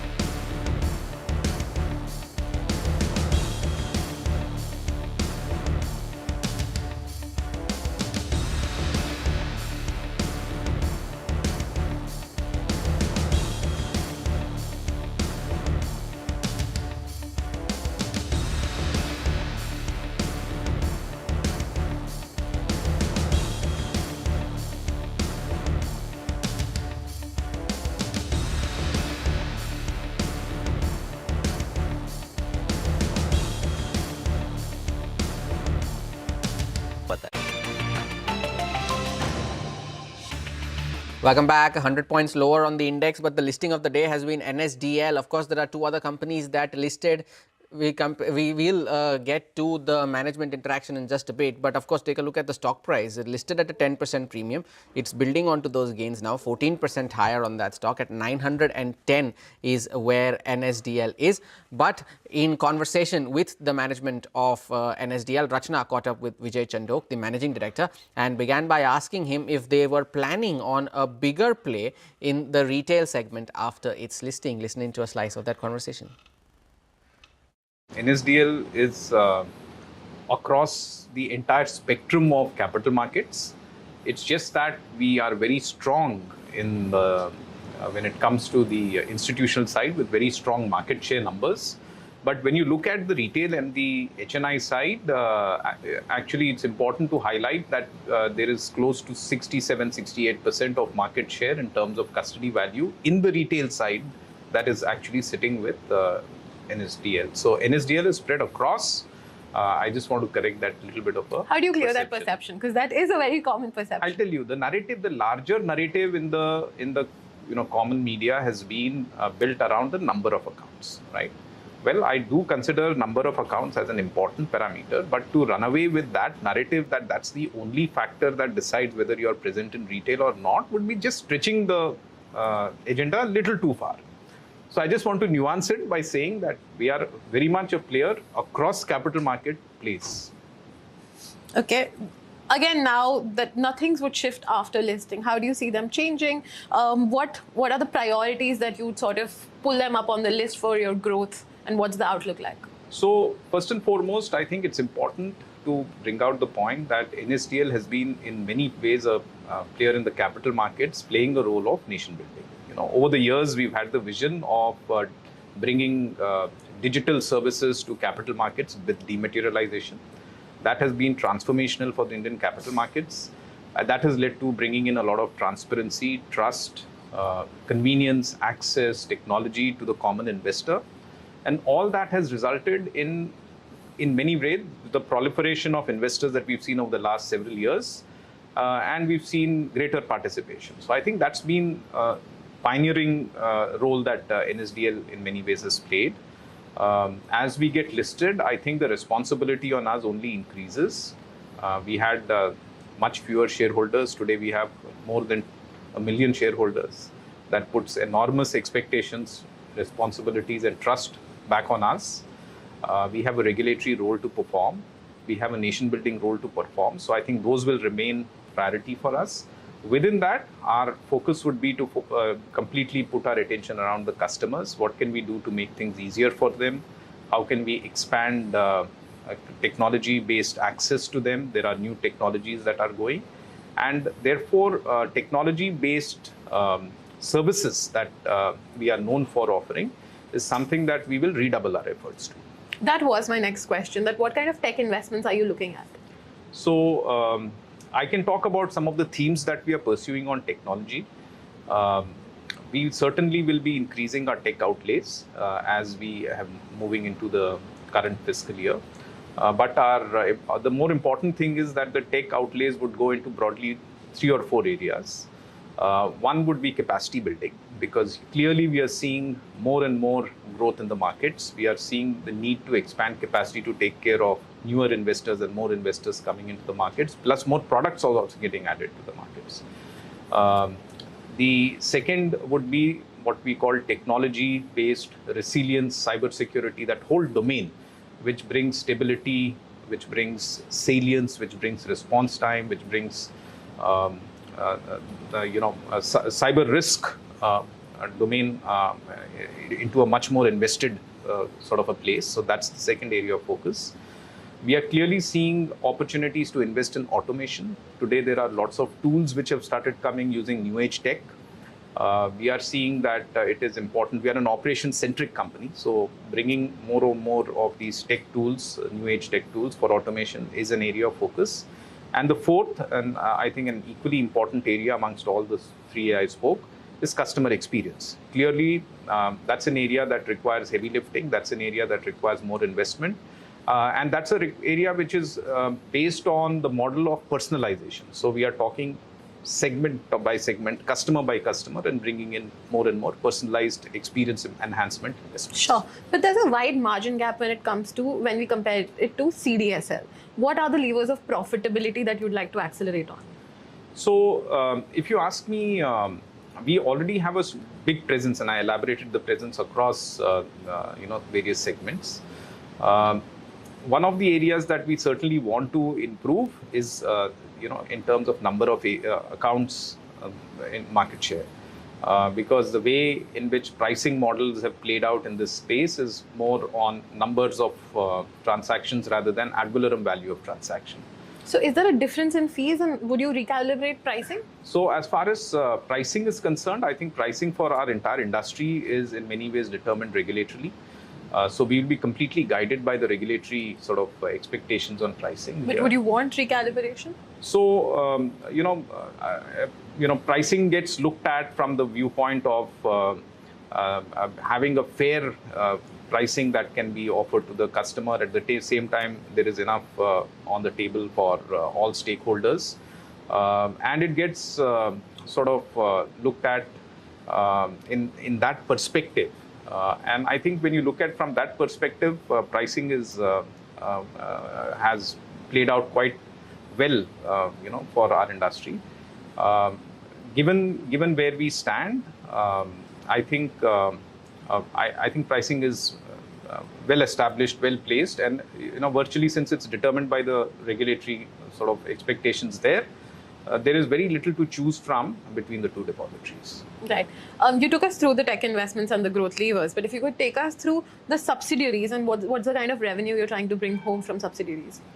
Well, the way I look at subsidiaries is, number one, the subsidiaries are plays on inclusion.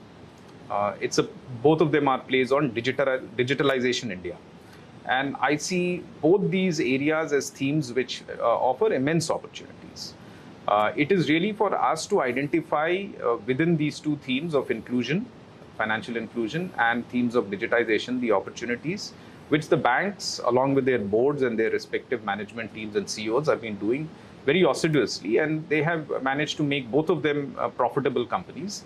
You would probably appreciate that digital companies have a long gestation period, and there's a lot of investment phase. I think we are clearly done with that phase. We are generating profit.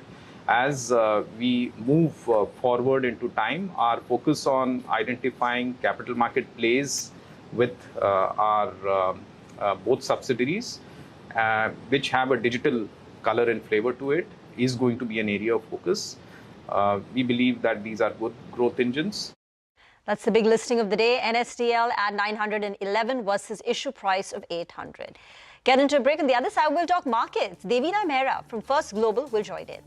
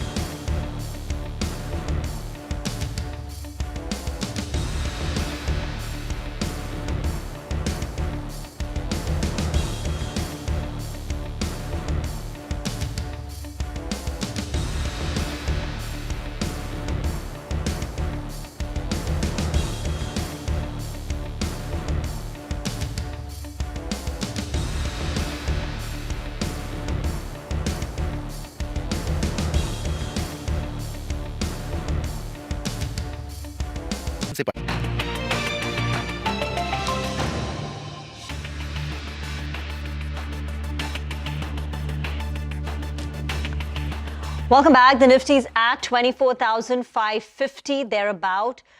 We've pretty much breached yesterday's intraday low. One level to watch will be the 1st August intraday swing low of 24,535. We're about 20 points away from that level. Let's see whether we can defend that. For now, it's 100 points gone on the Nifty. Sensex down 200 points. But let me invite on the show Devina Mehra from First Global. She joins in to talk about the markets and where we're headed. Devina, thank you very much for joining in. This is Rima here. Markets are juggling so many signals, from the escalating tariff threats to earnings, now the RBI policy. Your thoughts on the markets, its positioning right now, and where we're headed? I think a lot of it, in the moment, we make a lot out of every news flow, but we who have been in the markets for 4 decades have seen much go on. There've been everything from the plague to COVID to wars and every year. So this, for me, it's like whatever, 31 years.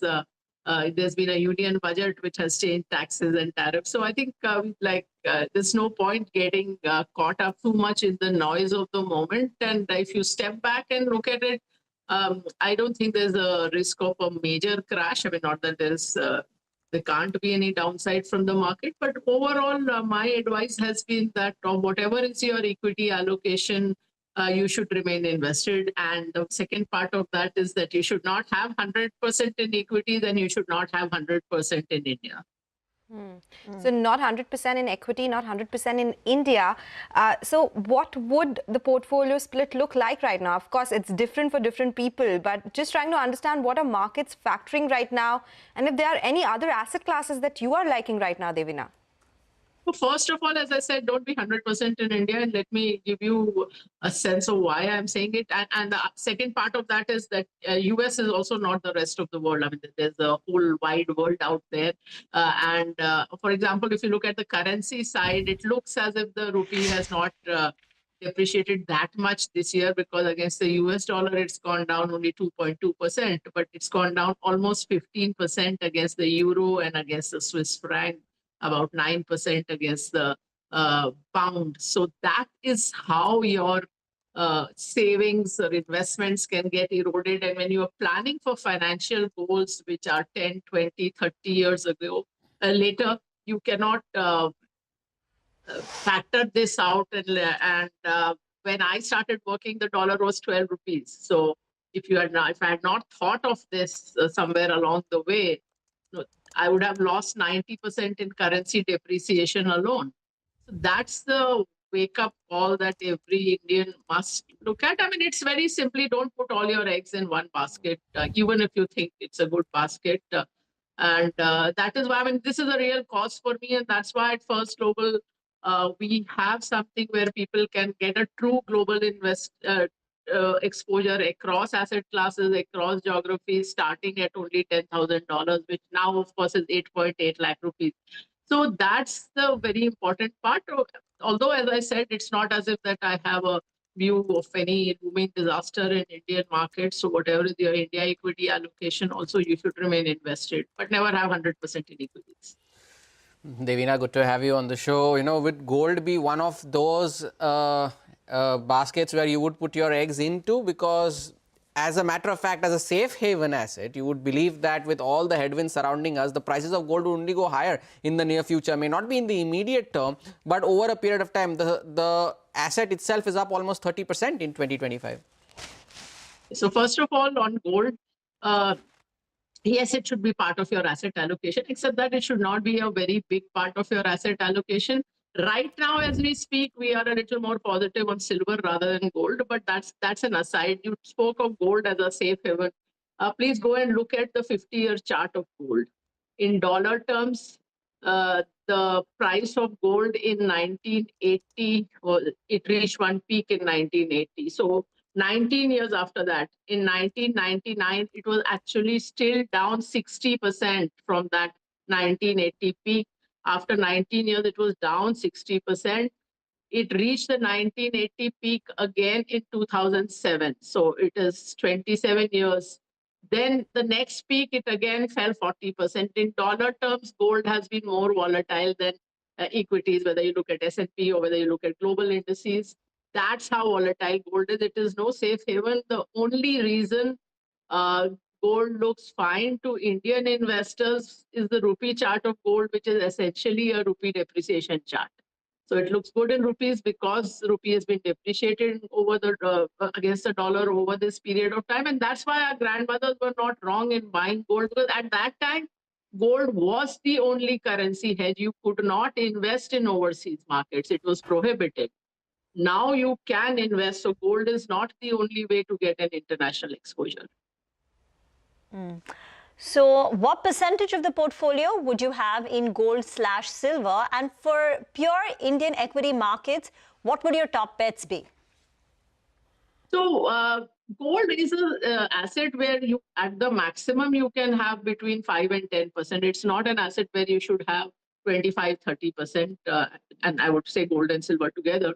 And in terms of the Indian markets, we have been overweight pharma and healthcare and auto components since the beginning of 2024. We have trimmed a bit here and there, but we would still be overweight. FMCG, we are overweight, though again, there has been a change in the stocks, and some of the larger stocks that we had been holding for years, we have got out of, we got into stocks, not really small stocks, but smaller than the very large caps.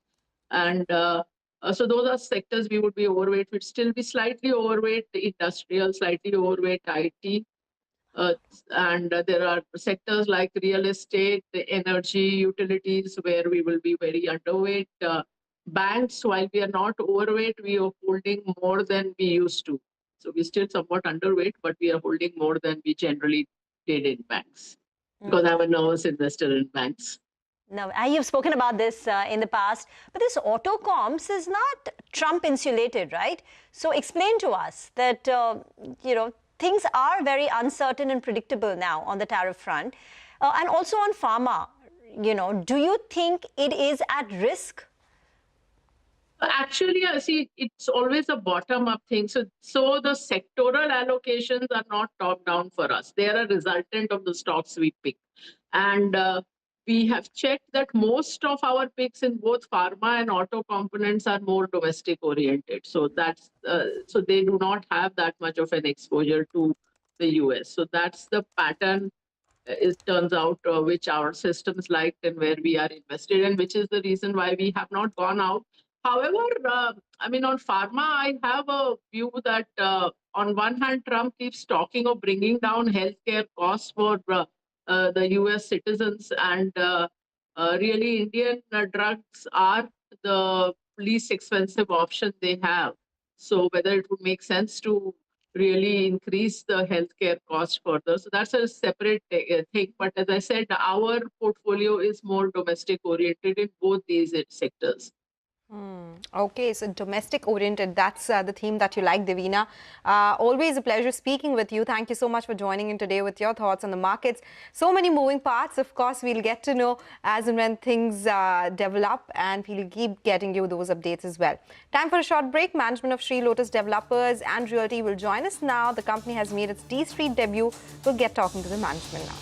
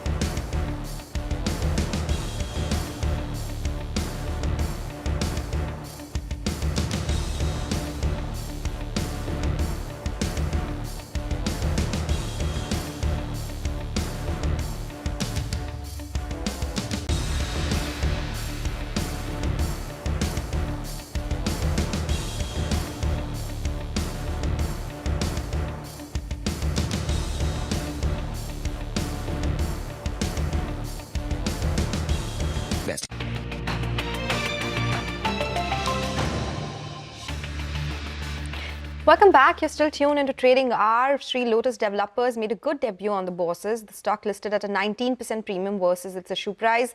Anand Pandit, who is the chairman and MD at the company, is joining us now to discuss more. Mr. Pandit, good morning. Thank you so much for joining in. Well, it's been a good debut for the company and for the stock on the exchanges. Now that you are listed, let's talk about your plans going forward as well. 93% of your portfolio is from redevelopment of luxury projects. Last time we spoke, you said you have 5 ongoing projects, 11 upcoming. Can you give us a sense of by when will they be executed? What kind of revenue potential do they have? By when you will be able to account for them?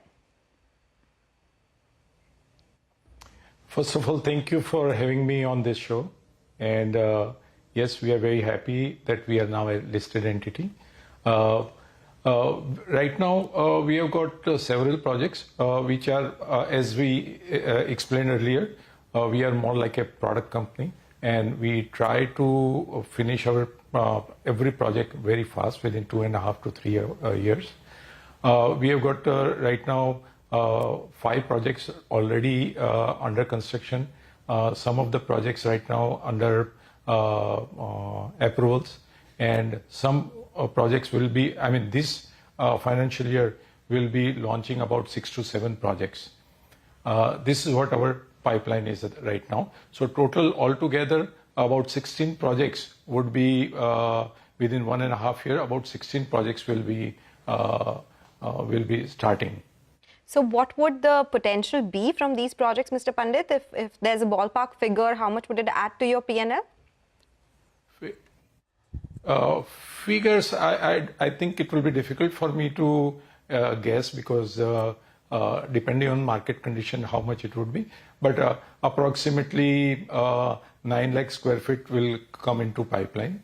And, whatever our last figures, it will be better than those figures, I feel, because the projects what we are talking right now in the pipeline, those are more high-yielding projects.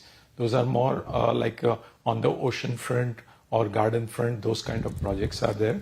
Also, some of the projects, those are on in Bandra and in Midtown. So that yield would be much better than what we were getting the yield earlier. So what is the bigger ambition? Now, you are a fairly dominant player in the Mumbai market, but your revenues are, say, 550 crore as of last year. Some of your competitors, and Mumbai is a fiercely competitive market, whether it's, say, an Oberoi Realty, they're so much larger in size. When do you think you will be able to double your revenues, hit that 1,000 crore mark? And for that, can you do it just by staying in the Mumbai market and expand to the Prabha Devis and the South Bombays? Or will you be open to looking even outskirts of Mumbai? Give us a 3-year or 5-year, the aspiration or ambition. So right now, as you know, Mumbai is a huge market. And according to one report, there are 30,000 society or buildings are about to go for redevelopment.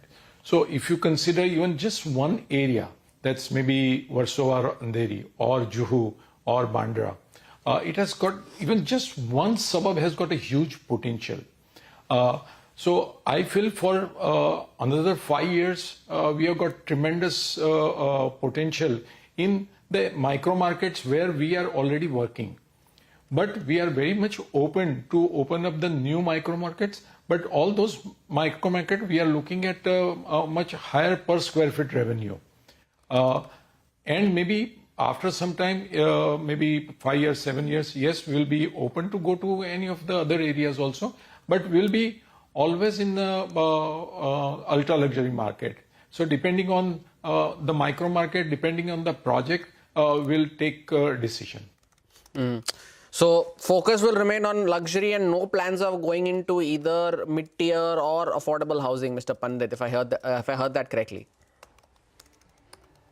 Absolutely correct.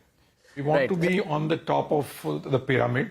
That space is getting bigger and bigger, and everyone wants to move above in the pyramid, from mass market to premium to aspiration to luxury to ultra luxury. So our market, ultra luxury, is becoming bigger and bigger. That 500 crore now that you have earmarked for either joint development agreements or for development management projects, are there deals that are already in the pipeline? Have you signed some already, or would you be now starting to look for them now that you are a listed entity? No, all these projects which we have, the part of DRHP, are already signed on different levels. So this is not contemplating. Of course, we are in talks with new projects. That's like a usual business on an everyday basis. We are in talks with different societies for redevelopment. Okay. Last question before we let you go, Mr. Pandit. Can you give us a sense of what the cash in your books will be used for? You, of course, have plans to invest it in one of your subsidiaries, the funds that are raised, with 300 crore rupees in fixed deposit. Any more expansion plans that will happen in this year itself, or you, for now, will be using just the IPO proceeds? So right now, IPO proceed would be towards 3 projects. One is in Juhu, one is in Bandra, one is in Warsaw beach front. So IPO proceed would be used for that, upward of about 500 crore rupees. But yes, what you said is correct. We are looking for huge expansion this year. Okay. Thank you, sir, for joining in. Wish you all the very best. That's Sri Lotus Developers Realty. Good debut on the Lal Street. Get into a break. We'll focus on commodity markets. Manisha Gupta joins in on the other side.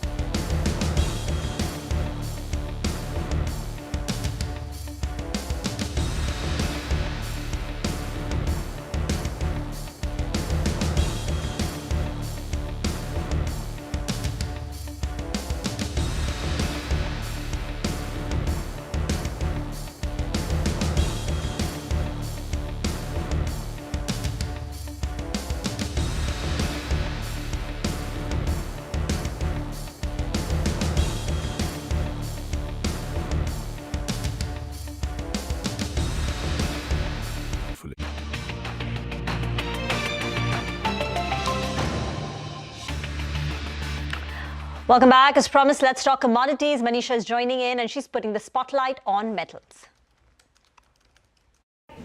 Yes, I'm looking at metals because they are quite edgy ahead of the US tariffs taking effect from 7th of August there. So when you look at the copper prices, well, it has been a very sharp decline in the previous week. We are trading around that 4-month lows. But in the trading day today, there seems to be some consolidation, especially for the LME and the Shanghai metals there. Prices clearly are off its record highs that we saw in the US markets for the month of July at 5.9. From there, we are trading at a 4.3 at this point in time. The further decline is prevented because there's a tunnel collapse in a mine in Chile, and that has led to nearly a month's worth of ores being suspended in sensor production. That seems to be supporting the copper prices. The other one is aluminum, which was trading at a 4-month highs in the previous week and has seen some profit taking. Well, China is refrained from targeting stimulus measures there, while China continues to say that they will keep the markets fiscal and monetary policy on the weaker side there, or will keep it loose there. But the point that it hasn't targeted stimulus measures to various sectors is what's bothering the street. In any case, China output production capacity for this year is capped at 45 million tons. Also, markets are looking at high demand in European Union. European Union has stopped buying Russian aluminum, and that is the reason you've seen those premiums continue to build in various international markets. If you look at copper prices, we are up by nearly 13% in this year until now, and aluminum is up 11% as well. So support continues, but there's a bit of an edginess here. Okay, thank you, Manisha, so much for joining us with what's happening in the commodity markets. But it's time for a short break. When we come back, we'll get you more on the markets on the other side.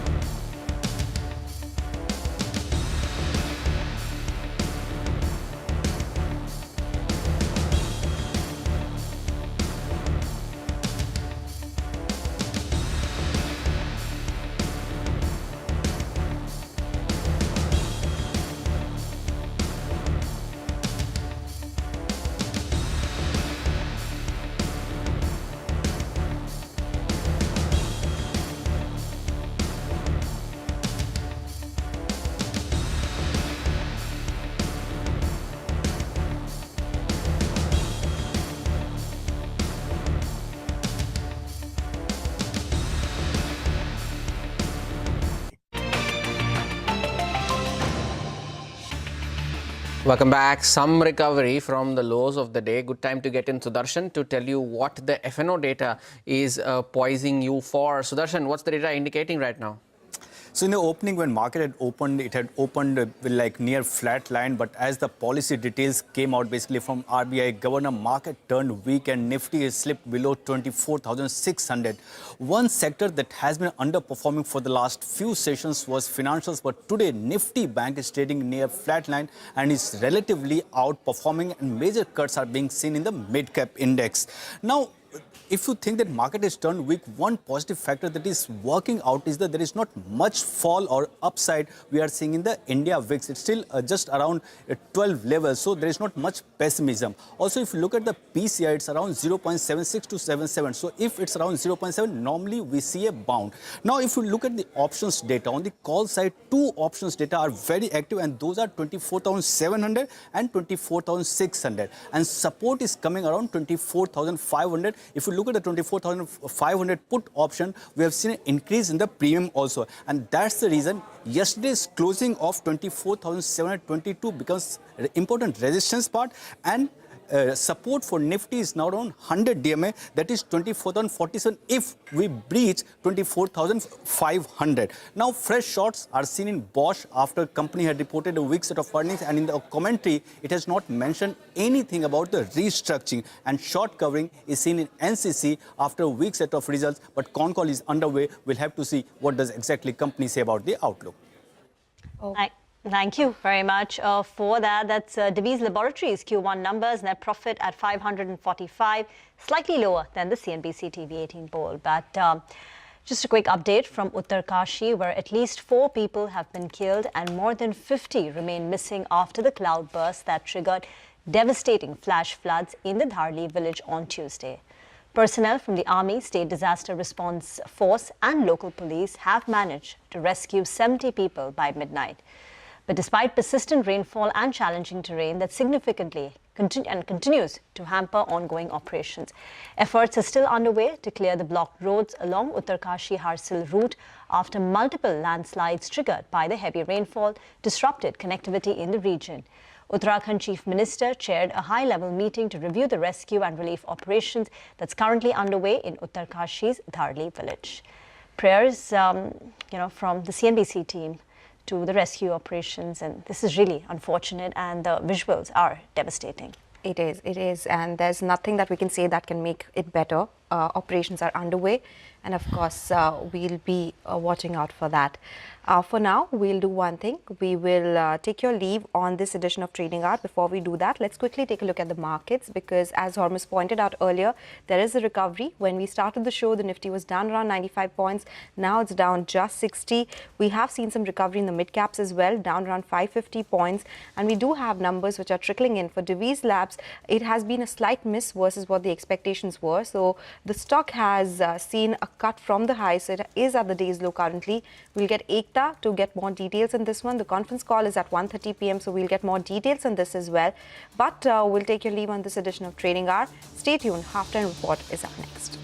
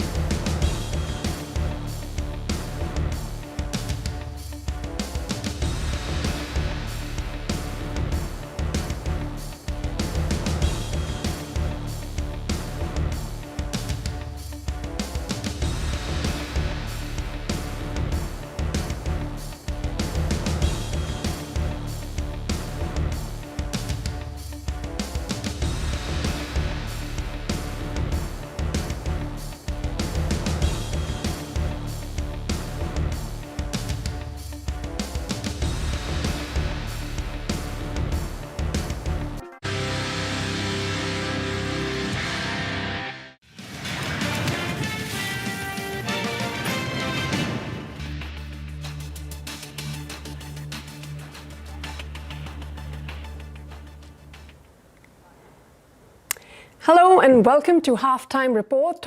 We are standing by for the Reserve Bank of India Governor and the Deputy Governors to address a press conference shortly on the decision of the MPC today, where the Reserve Bank of India chose to keep the repo rate unchanged at 5.5%. The MPC also unanimously decided to keep the stance unchanged as widely expected at neutral. Apart from this, again, as widely expected, the inflation forecast has been lowered. 3.7% was the previous forecast, which has now been brought down to 3.1%. And Q1 for the next financial year, that is FY27, is seen at 4.9%. Perhaps why we saw that hawkish pause in the current policy. On growth, again, RBI didn't really tinker with the numbers for FY26. It has been retained at 6.5%. And for Q1 of the next fiscal year, it is seen at 6.6%. There's a whole host of questions to address from the Reserve Bank of India. The governor is speaking. Let's cut across to listen in. Press conference, third in this financial year 2025-26. I welcome Governor Shri Sanjay Malhotra, Deputy Governor Shri M. Rajeshwar Rao, Shri T. Ravi Shankar, Shri Swaminathan J. and Dr. Poonam Gupta. I also welcome Executive Directors Dr. Rajiv Ranjan and Dr. Ajit Joshi, as also our other colleagues from Reserve Bank. Before we begin, a few housekeeping announcements. I'll request media friends here present here to switch off their mobiles or keep them on silent. Further, please restrict to one question per person. It is very important so that everybody gets a chance to ask. While asking the question, you please switch on the mic in front of you so that others who are logged on to this or listening to this streaming, they are able to hear. And once you are done, please switch it off. And sir, there are 23 participants from media today. And with your permission, I'll start taking the names. Yes, please. So I'll request Ms. Lata to ask her question. Thank you very much for the opportunity, Governor. You have given the growth forecast at 6.5, retained it, and given the forward forecast at 6.6. How much of the tariff impact have you factored in? Is there a lack of clarity on tariffs and therefore nothing is factored? And hence, if the tariffs stay or even increase, is there a likelihood that you will be lowering it? I'm asking you particularly because that phrase, very limited space for monetary easing, is absent in the entire speech. So if you lower, will that phrase reappear? Or will that phrase have no chance of appearing because the year ahead inflation is 4.9? Yeah, so first of all, on growth, you are very well aware that we had already reduced our forecast, which was earlier 6.7% to 6.5%. So some of the global uncertainties have already been factored in the revised growth forecast. However, there is still a lot of uncertainty, as was also mentioned in my statement, and it's really very difficult to predict as to what the impact will be. Going forward, as we have mentioned, we will maintain a very, very close vigil on the incoming data and take a call. As of now, we do not have sufficient data to revise our GDP forecasts. As to your question on the on the absence of the word or the phrase very limited space, that was in the context when we moved from accommodative to neutral. We are continuing in neutral, and so that's why you don't find a mention of that in this statement. Is it because it is 4.9%? That's why you're saying? Why is that phrase absent? Is it because of high inflation, or is it because we don't know enough about growth? See, we will continue to monitor our macroeconomic conditions on a policy-to-policy basis and accordingly take a call. So it's all, very, very uncertain. We already did 100 basis point rate cut. The other thing is that monetary policy transmission is still happening. So we will continue. We'll continue to do whatever is required to facilitate good growth while, of course, maintaining price stability. Thank you sir. दाहिनी तरफ दूरदर्शन से श्यामा जी अपना प्रश्न पूछें. Namaskar, sir. Sir, is RBI worried about the fact that these global changes, trade changes, will push up the inflation as the imports will get expensive? See, if till now, see, first thing is that in India, we are less dependent on the outside insofar as inflation is concerned. And the other thing is that if at all there is an impact, there is also an impact on the growth, on the demand, and that has a reverse impact. We mentioned this, we elaborated this in our monetary policy statement that we made, I think, a couple of months ago, where we highlighted this aspect that it moves in both directions. As of now, we don't see a major impact of this unless we have retaliatory tariffs and so on and so forth, which I really do not foresee. I request our DG if you would like to add something. Sure. In addition to what Sir said, let me also remind that our inflation basket, nearly half of it consists of food, which does not get impacted directly by global developments. A significant part consists of non-tradables, which again does not get impacted by global developments. So to that extent, a first-order direct impact of these evolving uncertainties on India's inflation is likely to be very, very limited. Thank you, sir. Thank you, ma'am. I'll ask Manojit Saha from Business Standard. Thank you, sir. What has stopped the MPC from, given that you have reduced the inflation forecast to substantially lower to 3.1%, so what has stopped the MPC from a rate cut? Because you have indicated that you will be forward-looking, you will be proactive in interest rate decisions. So what actually stopped MPC from a rate cut? And also, if you can throw some light on whether the monetary policy is effective on pushing loan growth, because loan growth continues to be tepid despite a 100 basis point rate cut. See, the reasons for maintaining the policy rate are very, very clearly stated in our resolution, which also found a mention in my statement. Let me reiterate those.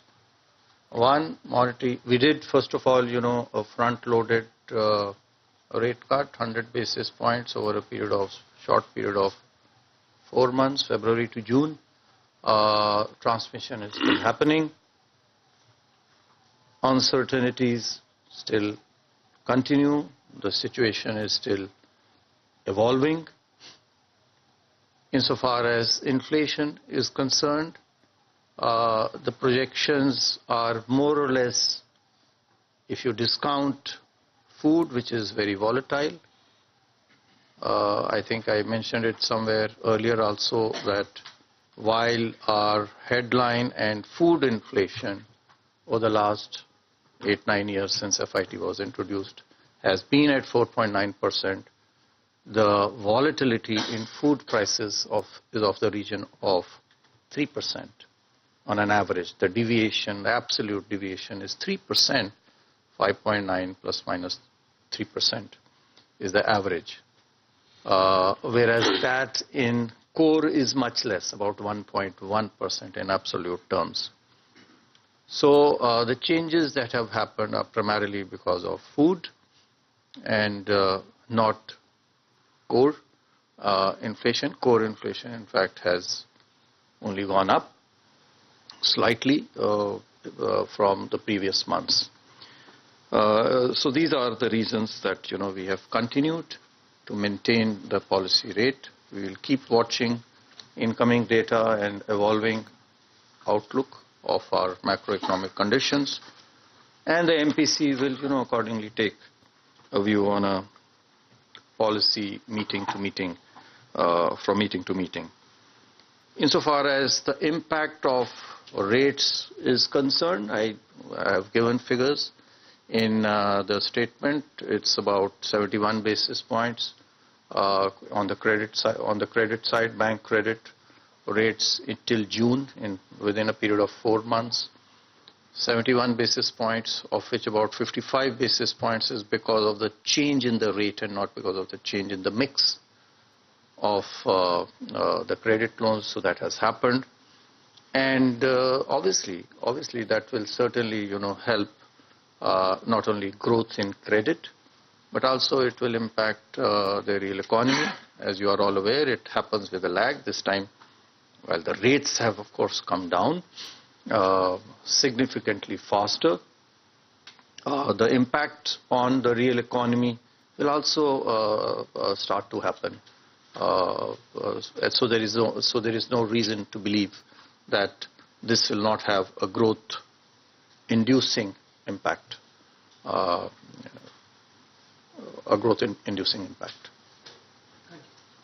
Thank you, sir. Next, we'll have Mr. Mayur Shetty from Times of India. Thank you, sir. You explained the credit. The slowdown in credit demand. You said that there is some shift to other financial instruments, but the sectoral figures show that even housing, which typically goes up when rates go down, has slowed down. What do you think is the reason for this? I think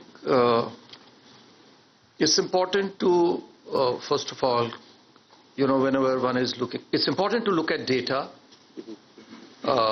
in a,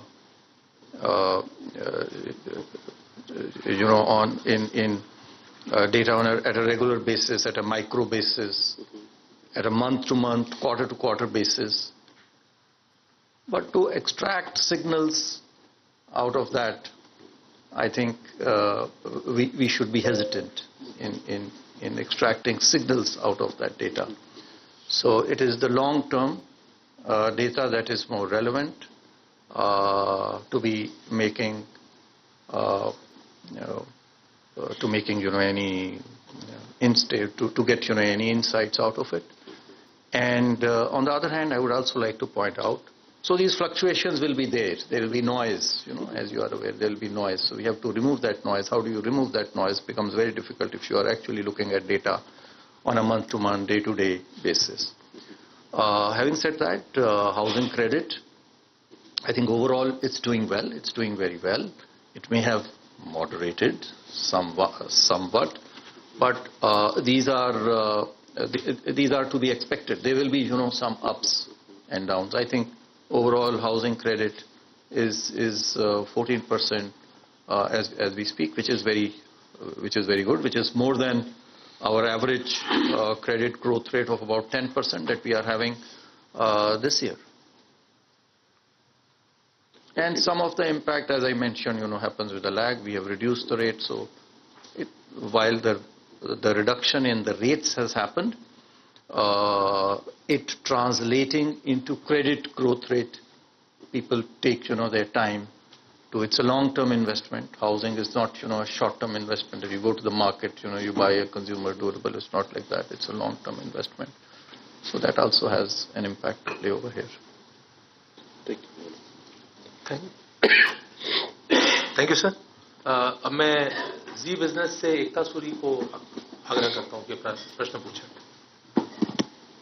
good afternoon sir. सबसे पहले बधाई sir, प्रधानमंत्री मोदी ने, PM Modi ने RBI को धन्यवाद किया है कि आपने ग्राम पंचायतों में फाइनेंशियल इंक्लूजन के लिए कैंप लगाए हैं सर, उसके लिए कंग्रेचुलेशन. सर मेरा सवाल ये होने वाला है कि इस बार अगर हम बैंक्स के रिजल्ट्स देखें तो इसमें हमें एनपीए बढ़ता हुआ दिख रहा है, और अगर हम एमएफआई सेगमेंट की बात करें तो वो पिछली बार भी आपने कंसर्न रेज किया था कि उसमें एनपीए बढ़ रहे हैं. उसको लेकर क्या हम किसी तरह की रूल्स नियम सख्त होते हुए देख सकते हैं, खास करके तब जब जो NBFCs हैं प्रायोरिटी सेक्टर में ये पैसा उठाती हैं, लेकिन मनी लेंडर के जैसे रेट्स बढ़ चुके हैं इनके, तो उसको कर्ब करने के लिए क्या हम रूल्स सख्त होते हुए देख सकते हैं? और दूसरा ये सर कि अगर म्यूल हंटर की बात करें तो बहुत से बैंक्स ने इम्प्लीमेंट कर दिया है, तो अब आम लोगों का पैसा कितना जल्दी वापस आ सकता है, फ्रॉड से गया हुआ पैसा, और कितना सुरक्षित है अब पैसा उनका? आपने एक तो कई सारे प्रश्न एक साथ पूछ लिए हैं, तो सबसे पहले आपको जो है धन्यवाद। आपने जो बधाई दी है फाइनेंशियल इंक्लूजन के लिए, वो हमारे लिए बहुत सबसे ज़्यादा अहम है, महत्वपूर्ण है, और इसका जिक्र हमने अपने मॉनेटरी पॉलिसी स्टेटमेंट में भी किया है। तो हम चाहेंगे आप सबके माध्यम से कि ये जो हमारा प्रयास है, उस प्रयास को आप सभी अपने श्रोताओं और अपने व्यूअर्स तक आप पहुंचाएं और इसको आप पब्लिसाइज करें ताकि लोग जो है इसका अधिक से अधिक लाभ उठा सकें। जो आपने बात कही कि कुछ NPA बढ़े हैं, मेरी ऐसी जानकारी नहीं है। कुल मिलाकर के, जैसा कि मैंने अपने वक्तव्य में आज जो हमारा मॉनेटरी पॉलिसी का वक्तव्य था उसमें भी मैंने निवेदन किया कि कुल मिलाकर जो हमारे नेट NPA हैं, जो हमारे ग्रॉस NPA हैं, पूरे बैंकिंग क्षेत्र को जब हम देखते हैं 2.2% ग्रॉस, 0.5 से लेकर के 0.6% तक नेट NPA है, तो वो काफी संतोषजनक है और उसमें वृद्धि नहीं हुई है। यह संभव है कि कुछ एक क्षेत्रों में, जैसा कि आपने बताया MFI में, अनसिक्योर्ड लोन्स में, वहां पे निश्चित रूप से कुछ NPA बीच में बढ़े थे, जिसकी वजह से हमने क्रेडिट जो वेट्स हैं उनके ऊपर में बढ़ाए थे। और उसके बाद में हमने ये भी देखा कि जो एक बहुत अधिक दर से वृद्धि हो रही थी क्रेडिट की, ऋणों की इन क्षेत्रों में, MFI और अनसिक्योर्ड पर्सनल लोन्स में, उसमें उसके बाद में कमी भी आई है। तो कुल मिलाकर के लेकिन इसमें कोई चिंता की हमारे लिए कोई विषय नहीं है, और हमारा ये बिल्कुल हर समय ये प्रयास रहता है कि स्पेशली जो, जैसा हमने कहा, bottom of pyramid micro finance जो लोग ले रहे हैं, छोटे छोटे 10,000, 20,000, 50,000 रुपए तक के जो लोन ले रहे हैं, और वो हमारे पूरे जो स्टेक होल्डर्स हैं उसमें एक बहुत अहम और महत्वपूर्ण अंग है। लगभग 8 करोड़ लोग MFIs, हालांकि अमाउंट संख्या में केवल 3 लाख और 75,000 करोड़, लगभग 4 लाख करोड़ रुपए के करीब ऋण हमने उनको दिया है। कुल मिलाकर 180 लाख करोड़ में से, वो प्रतिशत में 2% ही लगता है, लेकिन लगभग 8 करोड़ लोग हैं, जो कि हमारे जो टोटल लोन अकाउंट्स हैं, या लोन अकाउंट्स 8 करोड़ हैं, व्यक्ति हो सकता है कम हो, क्योंकि एक व्यक्ति कई बार जो है 2-2 लोन भी ले लेता है। तो ये हमारे लिए एक बहुत महत्वपूर्ण और बहुत इम्पोर्टेंट श्रेणी है, और इसके लिए जो भी हमारे को करना है ताकि और इनका फाइनेंशियल इंक्लूजन हो, जैसे कैंप्स भी हम लगा रहे हैं, वो उसके ऊपर में हम कार्य करते रहेंगे। तीसरा आपका प्रश्न है म्यूल हंटर।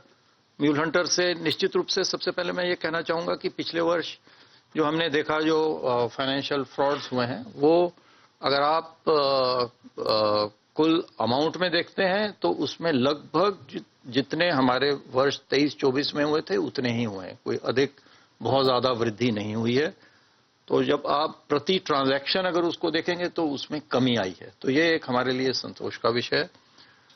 दूसरा, म्यूल हंटर का हमारा जो कार्यक्रम है वो काफ़ी आगे बढ़ रहा है। 15 बैंक्स इसके अंदर हमारे लिए सम्मिलित हो गए हैं, और निश्चित रूप से इससे भी इस दिशा में हमारे को लाभ मिलेगा। बहुत धन्यवाद sir. Now will ask Vishwanath Nair from NDTV Profit to ask his question. Thank you very much, sir. Governor, the conversation or the uncertainty, so-called uncertainty after the tariff policy measures that have been announced from the US, they're still continuing, the president there consistently makes statements about specific tariffs to India.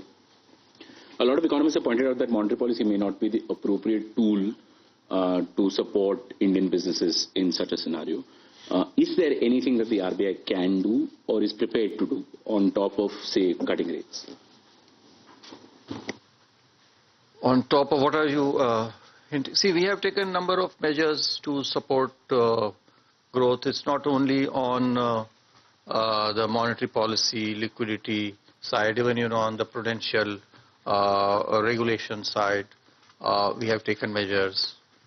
Even on the Pharma side, I think we have taken, we have a draft now which will be put up, so as to ease doing businesses, to ease doing international trade, and we will continue to do whatever is required to be done in such a scenario. Of course, trade negotiations are still continuing. We are hopeful that we will have an amicable solution. Thank you, sir. Next, we have Hamsini from Money Control. Hi. Governor, when we speak to banks, one of the largest fears that they have is with respect to growth. And they're also seeing a large part of their deposits moving out into equity and equity-related products, or rather, corporatization of deposits, as bankers call it, is a trend that they're increasingly seeing. In this context, how much room do you further envisage for transmission of rates? Because we've already seen a healthy transmission as far as lending is concerned. Numbers are in the ballpark of 71 on the lending side, and on deposits it's 87. We've had 100 bips cut from February. Do you see further room for rates happening for banks? Considering that their balance sheets will also remain healthy, should they transmit more money, or should we look out for a longer pause in rate actions? Which of the two is more likely to play out?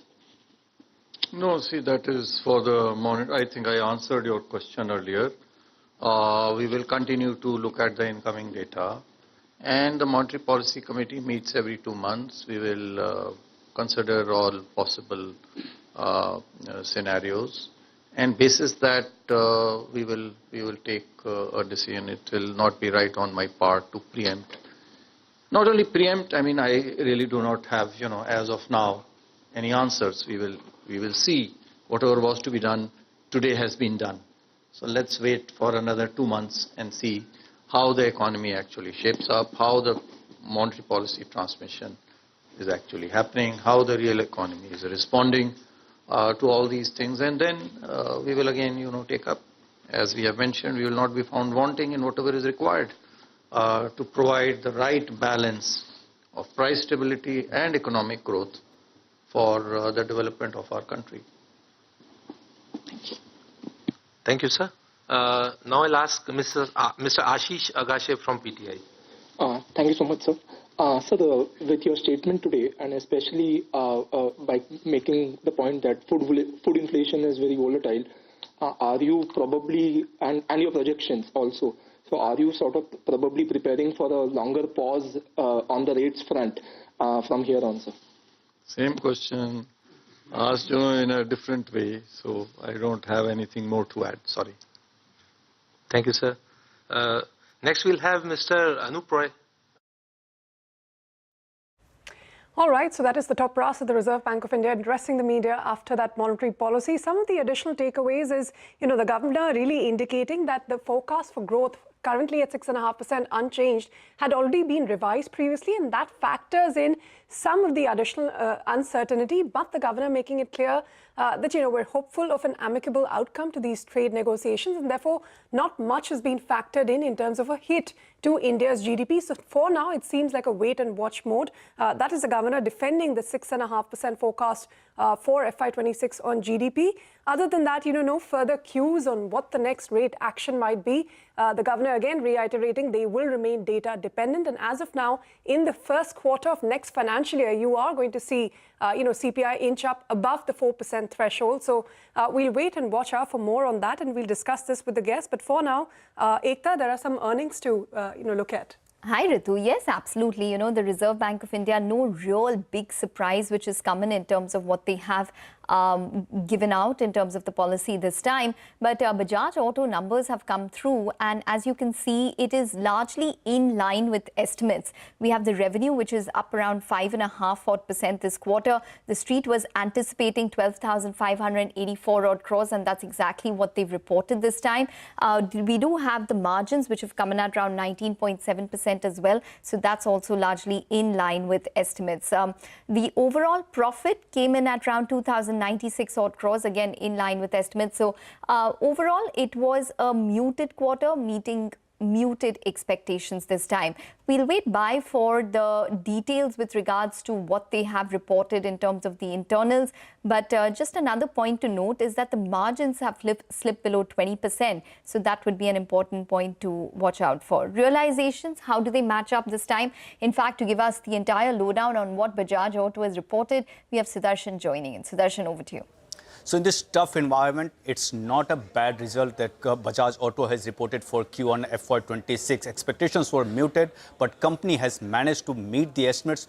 Two major highlights from the Q1 result is first, realization has come in higher than the expectation. Second, margin has slipped below 20% after several quarters. First, talking about the headline numbers, profit has increased by 5.4%. It has come around 2,100 crore. Revenue has increased by more than 5% against expectation of an increase of 2%. EBITDA too has seen a jump of around 3%, and margin has fallen to 19.7% versus 20.3%.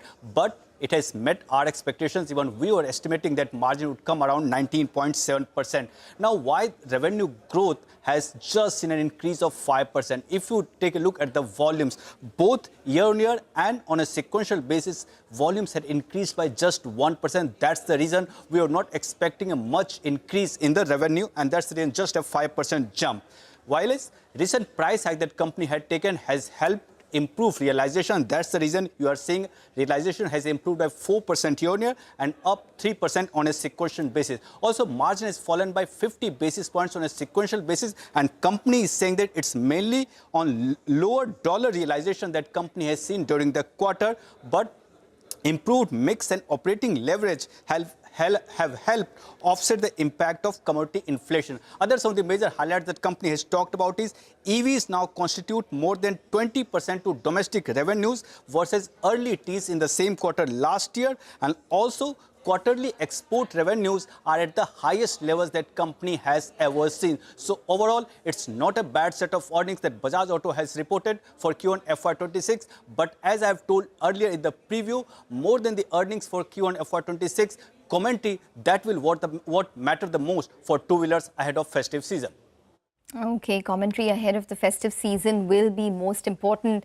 The other Nifty company that came out with numbers just some time ago was Divi's Labs. So just watch out for that particular company. It's going to be, holding a conference call during market hours at 1:30 p.m. So it'll be important to watch. The stock, in fact, is at the low point of the day. Divi's Labs revenue was in line with expectations. It came in at a growth of around 14% on a year-on-year basis. Margins have come in at around 30%. Street was anticipating a little better at around 32%, and the profit at around 545 odd crores. But nonetheless, let's move on then. SEBI Chairman Tuhin Kanta Pandey has commented on the news reports on curbing weekly expiry. He said that these reports are speculative in nature. Listen in as he responds to our colleague Yash Jain's question. When it comes to options market, SEBI's time and again also spoken about cutting down on excessive speculation and increasing cash market volumes. First of all, what are your views on the excessive speculation in the options market? Also, what has been communicated from the finance ministry? And there were a few suggestions that we were understanding of removing weekly expiry and making it fortnightly or even monthly. Could you help us understand if that is also under consideration? I'm not aware of any such communication. I think, Harsh, you have been running some story. I think it's your own speculative thing. And what we have been saying is quite out in the open. Whenever we do anything with respect to anything, I've said it before that we need some reforms, but what will be the nature of those reforms and how it will be treated, As per our practice, we always discuss with the markets. We always put out consultation papers. All right, so there you have the SEBI chief responding to reports on curbing weekly expiries, calling them speculative. That is the word that he used. We'll wait to hear more on that. But for now, we slip into a short break. Up next, we will connect with a whole host of experts, Soumya Kanti Ghosh of State Bank of India, Pranjal Bhandari of HSBC, and Neeraj Gambhir of Axis Bank to continue to decode RBI's monetary policy. Stay tuned for that.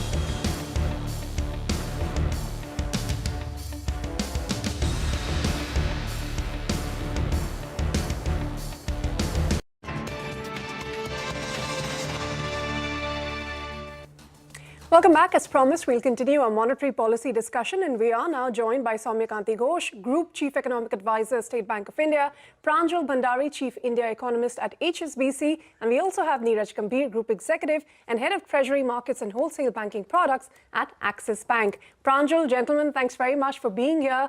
Mr. Neeraj Gambhir, starting with you and your takeaways, the markets went into this policy expecting perhaps a dovish pause.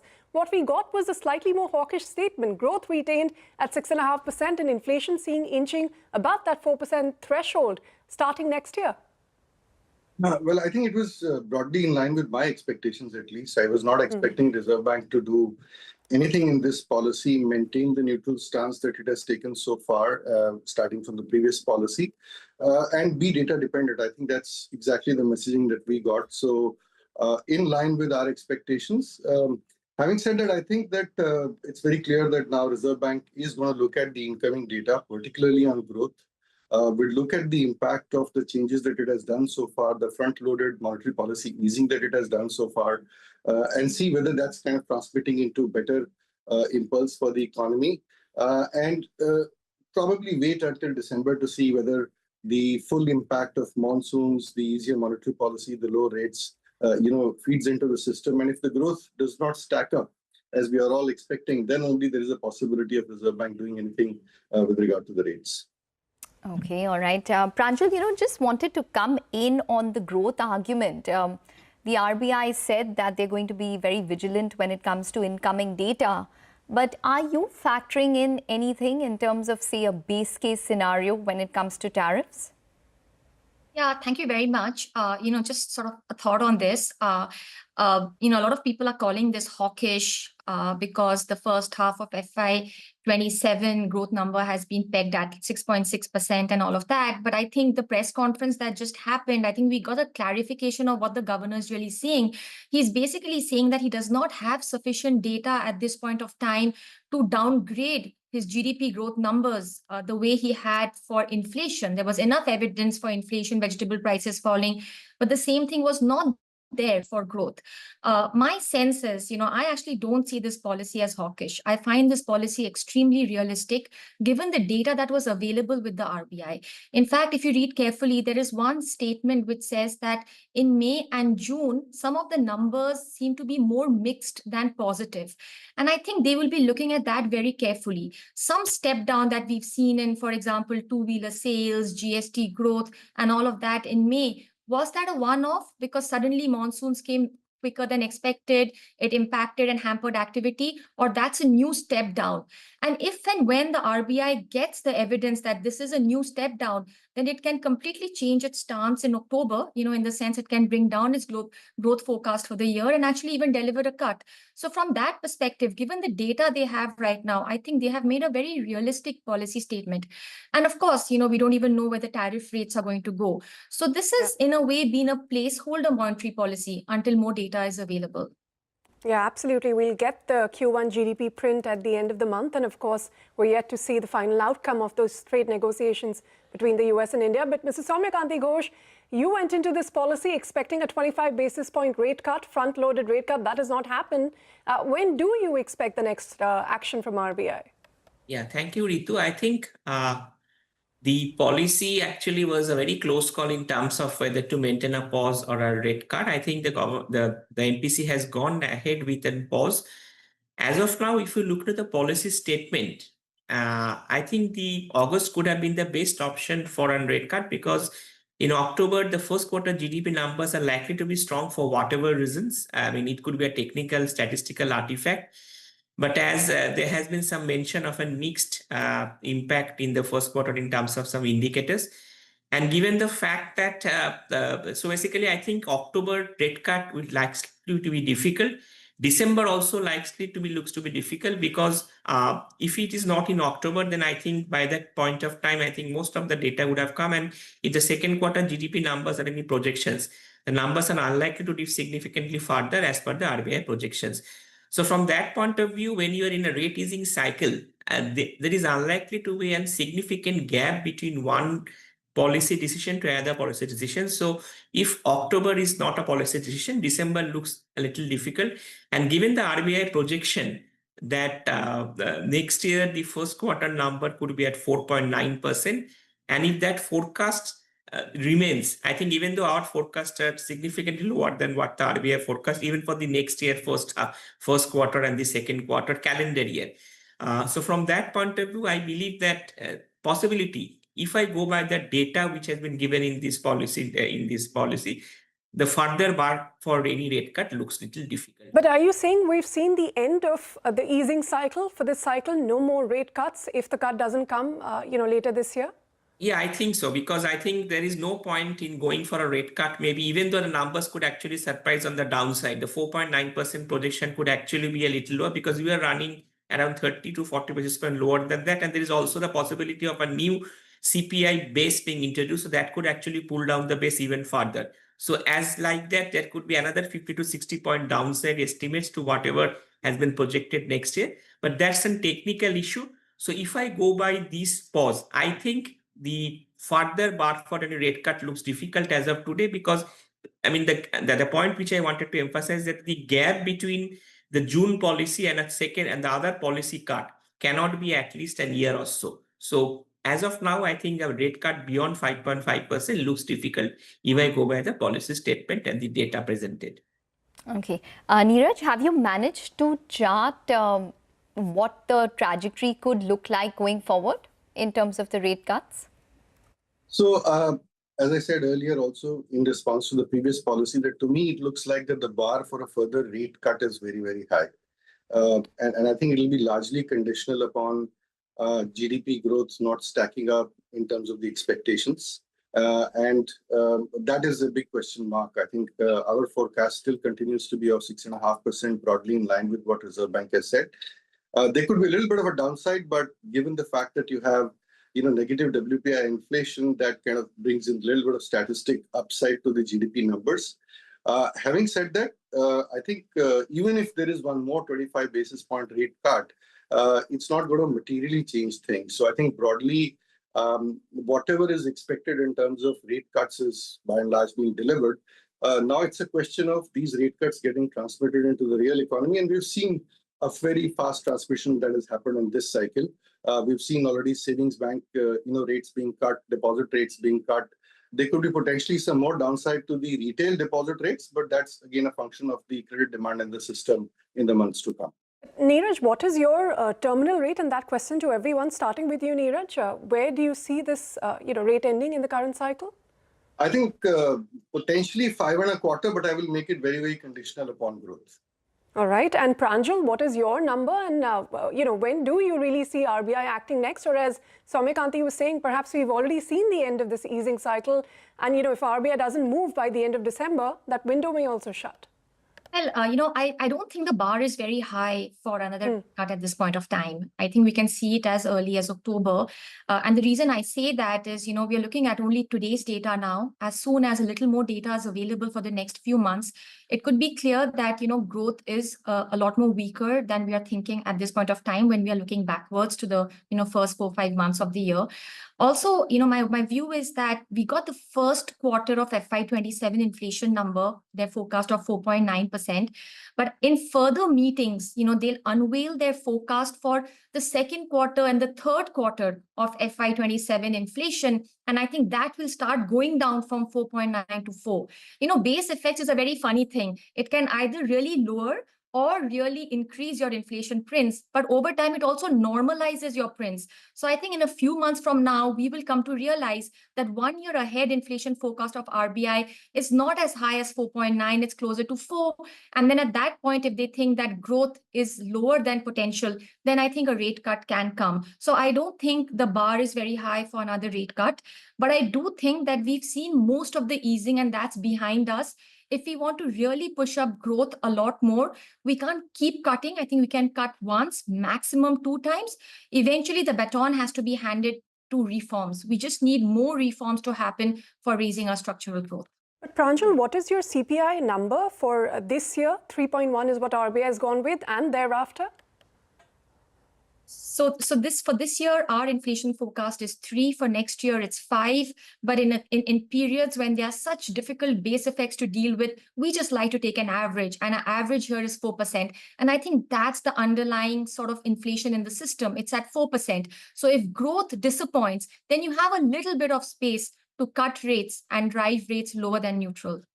Okay. But Pranjal, if you had to narrow down on the reforms that you were talking about, what are the top 3 that we could probably, that you think would be urgent and necessary at this point in time to fuel growth?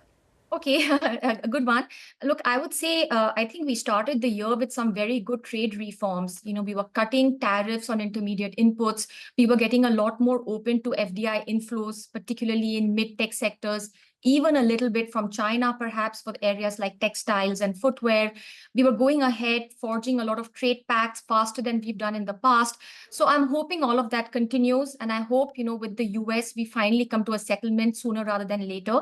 There is a domestic side to this as well. I think our southern line states have done a great job in high-tech manufacturing and exports. It's time for our northern line states to actually do manufacturing and exports of textiles, footwear, for which I think there are global opportunities. So any state-led deregulation that's going on or state capex that is rising, I think all of that are important structural reforms. I think that are happening, but we just really need to be deeper and faster. Okay. Well, Neeraj, I also wanted to point out that we are also working in a very uncertain environment when it comes to the currency and the rupee. So how do you think that's probably going to play out in the coming meets, in the coming RBI meets in October as well as December? I think there is some depreciation pressure on the currency as we've seen recently. Rupee has depreciated approximately 2% since July. I would expect that if we don't have a meaningful trade deal with the US, there will be some overhang of that on the currency. We could potentially, move another 1.5% in the next few months. But in general, there will be potentially more pressure on currency to depreciate than appreciate. Well, Mrs. Soumyakanti Ghosh, just wanted to come back on the GDP numbers, the confidence which RBI showed, keeping it at 6.5%, although they say they're awaiting, more information on how these tariff tensions pan out, how the first quarter print looks like. What did you make of that 6.5% and 6.6% number that we've got, and what is your own in-house view? See, our in-house estimates are a little lower than the RBI because we had factored in the tariff uncertainty earlier, so we are holding it at 6.3%. But having said that, let us drill down the possibilities of a rate cut maybe in October or even in December. In October, when the RBI will announce the next policy, we'll have the July inflation numbers and the August inflation numbers. July inflation numbers are trending closer to around 1.1, or it could even go lower. And August actually could be around 2%. In November, but the GDP number for the first quarter possibly is likely to be strong enough and will be closer to 7%. So when the policy is announced in October, the prospects of a weaker GDP growth for whatever reasons is actually not on the table. Now in December, whenever the policy is also announced, there will be two more numbers, the inflation numbers. I think for September, October will be released. The inflation numbers will continue to be benign.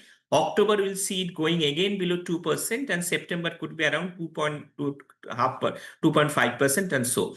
So all through, well, the inflation numbers will continue to be significantly benign, but the second quarter GDP number is also due on the 30th of November, and the policy is actually announced in the first week of December. That, as per the RBI projection, is also holding up at 6.6%.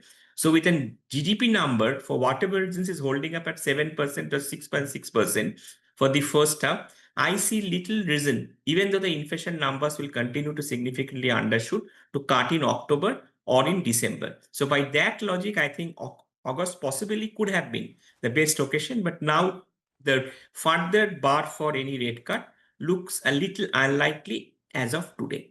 Okay, so the window, according to you, Mr. Ghosh, was August is when the RBI could have made that move in terms of a rate cut. But you did mention that your GDP estimate does factor in a little bit of the tariff, what we could expect in terms of tariffs. So what are you factoring in when it comes to tariffs, and what is the incremental expectation or impact on GDP that you factored in right now?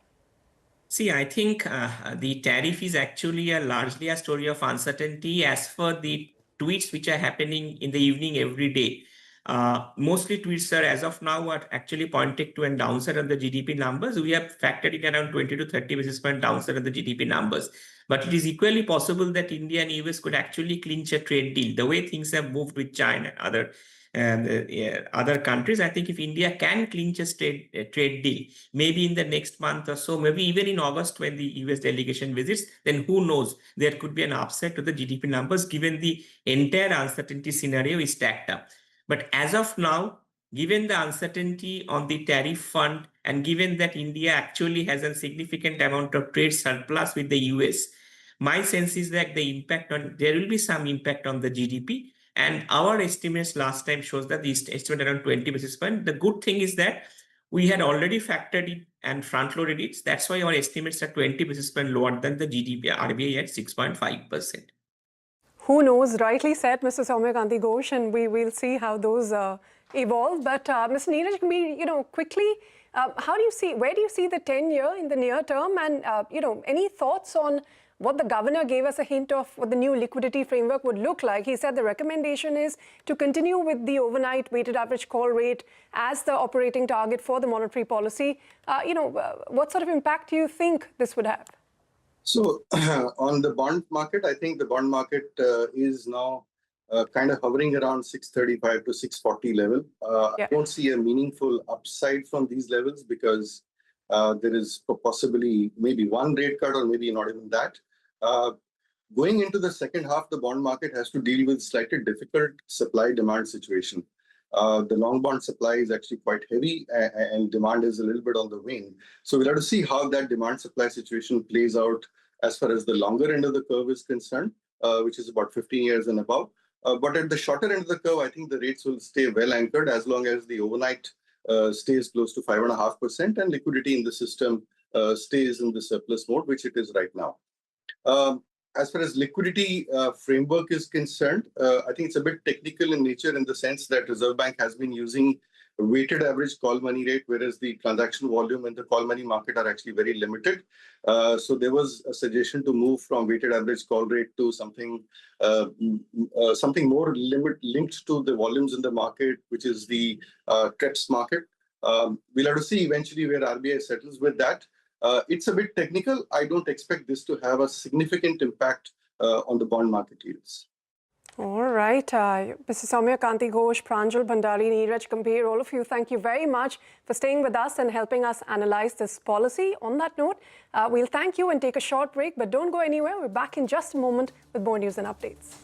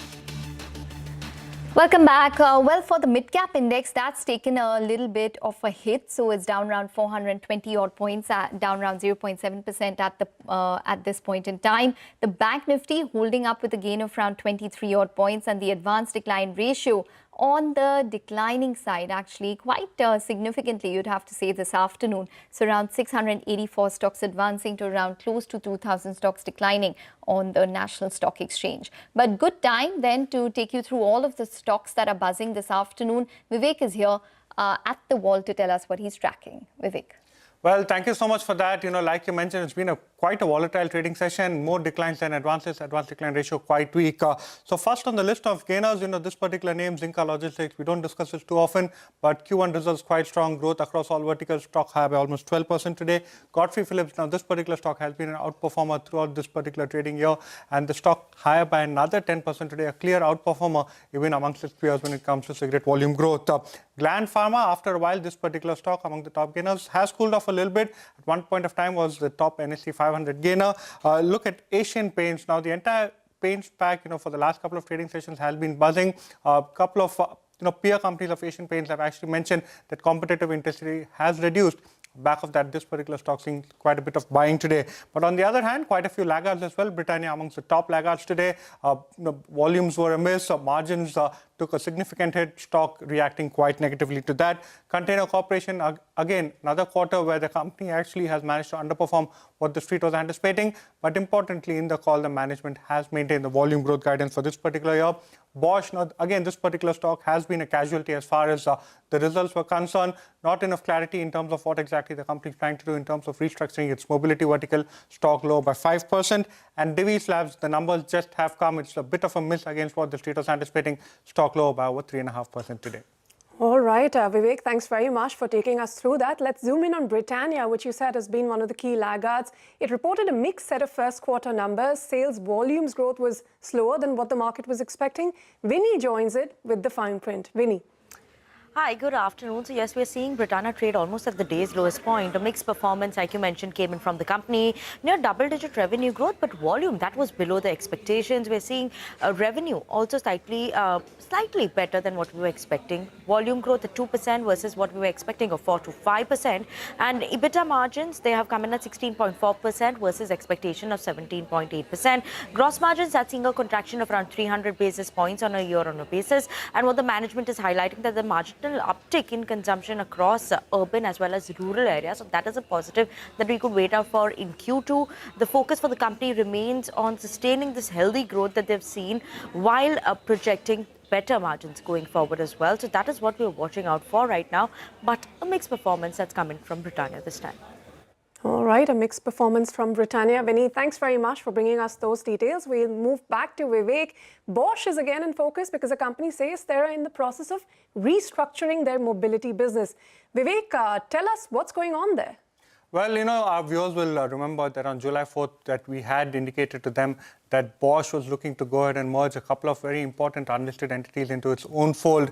And this was something post which the stock rallied almost 40%, where we've actually seen post the Q1 in the results itself, the company has mentioned that they are in the process of restructuring its operations in order to be competitive in the mobility business. Post that, the results came day first day. Post that, last evening, the company held an analyst call where they've said, in a pointed question as to whether the company is looking to fold its sister entities into itself, the company told the analyst community that they've already made a statement on this matter to SEBI. They'll continuously look at opportunities on what can be enhanced, what can be divested, and what can be changed as far as their product portfolio is concerned. But the other important clarification that they gave is that at this point of time, there is nothing concrete in any form which is worth reporting to the regulator or disclosing it beyond that. So at this point of time, given the fact that the street was anticipating that there could be some restructuring announcement that could come about, it's come as a bit of a negative surprise that it's not yet come. And on the back of that, you've seen a bit of a negative reaction. UBS too has written on this particular development. They are saying that even post the restructuring, valuations are quite expensive, which is why they've maintained a sell rating on the stock. Okay, all right, Vivek, thanks very much for that. So that's on Bosch. The stock is down around 5% odd. Minda's numbers are flashing on your screen. Good growth in terms of the net profit, up around 46% odd on a year-on-year basis to close to 300 odd crores is where it's coming at. The stock just about lower by around 1% odd. For the markets, completely sanguine, you'd have to say, at least for the Nifty and the Sensex reacting to the RBI policy. The problem really lies in terms of what's taking place on the broader scale of the market this afternoon, and obviously the uncertainty with regards to what could happen when it comes to tariffs. But overall, an inline policy, you'd have to say. It is, which is why you're seeing Nifty Bank in the green as well. No cut in lending rates. That is good for banks. We had the SBI MD telling us, there will be some buffer on the margins. Deposit repricing, of course, all of that will take place. But yes, like you said, it was a pause, at 5.5% repo rates.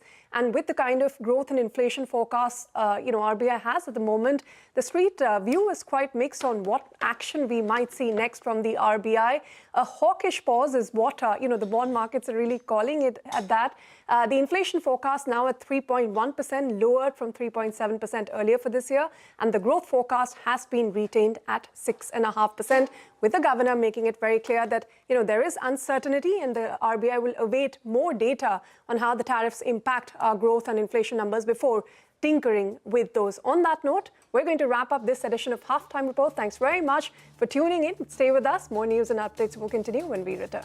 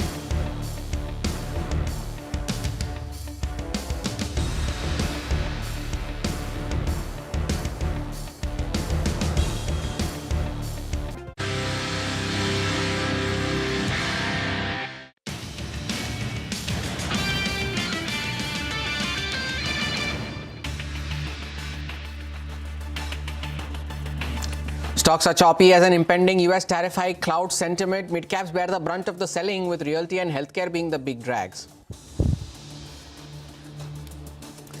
The RBI's MPC votes to keep rates and stance unchanged even as it sees core inflation staying stubborn. The pause, however, is a relief for banks as it guards against any further pressure on margins, says SBI. Bajaj Auto's first quarter results meets muted expectations. Realizations are more than anticipated, even as weak motorcycle sales are offset by strong growth in the electric vehicles portfolio. India's second custodian, National Securities Depository, lists on the BSE at a small premium to its offer price. The MD tells CNBC-TV18 investments in technology and improving customer experience are key focus areas. And US President Donald Trump tells CNBC that he will hike tariffs on India in the next 24 hours. On being quizzed on Russian imports by America, Trump said that he does not know of it and will check and get back.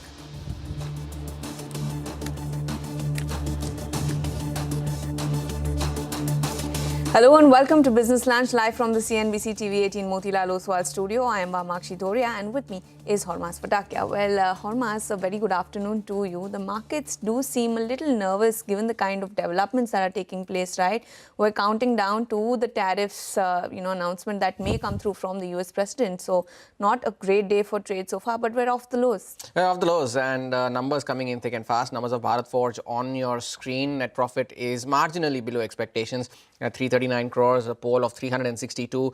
Revenues too at 2105, again marginally below the expectations of 2173 crore. So Bharat Forge now has slumped to the lowest point of the day. EBITDA too is lower than expectations of 571 crore. Remember, these are standalone numbers and we are comparing that on a year-on-year basis. So we'll keep an eye out on these numbers for Bharat Forge with more details emerging as we go by.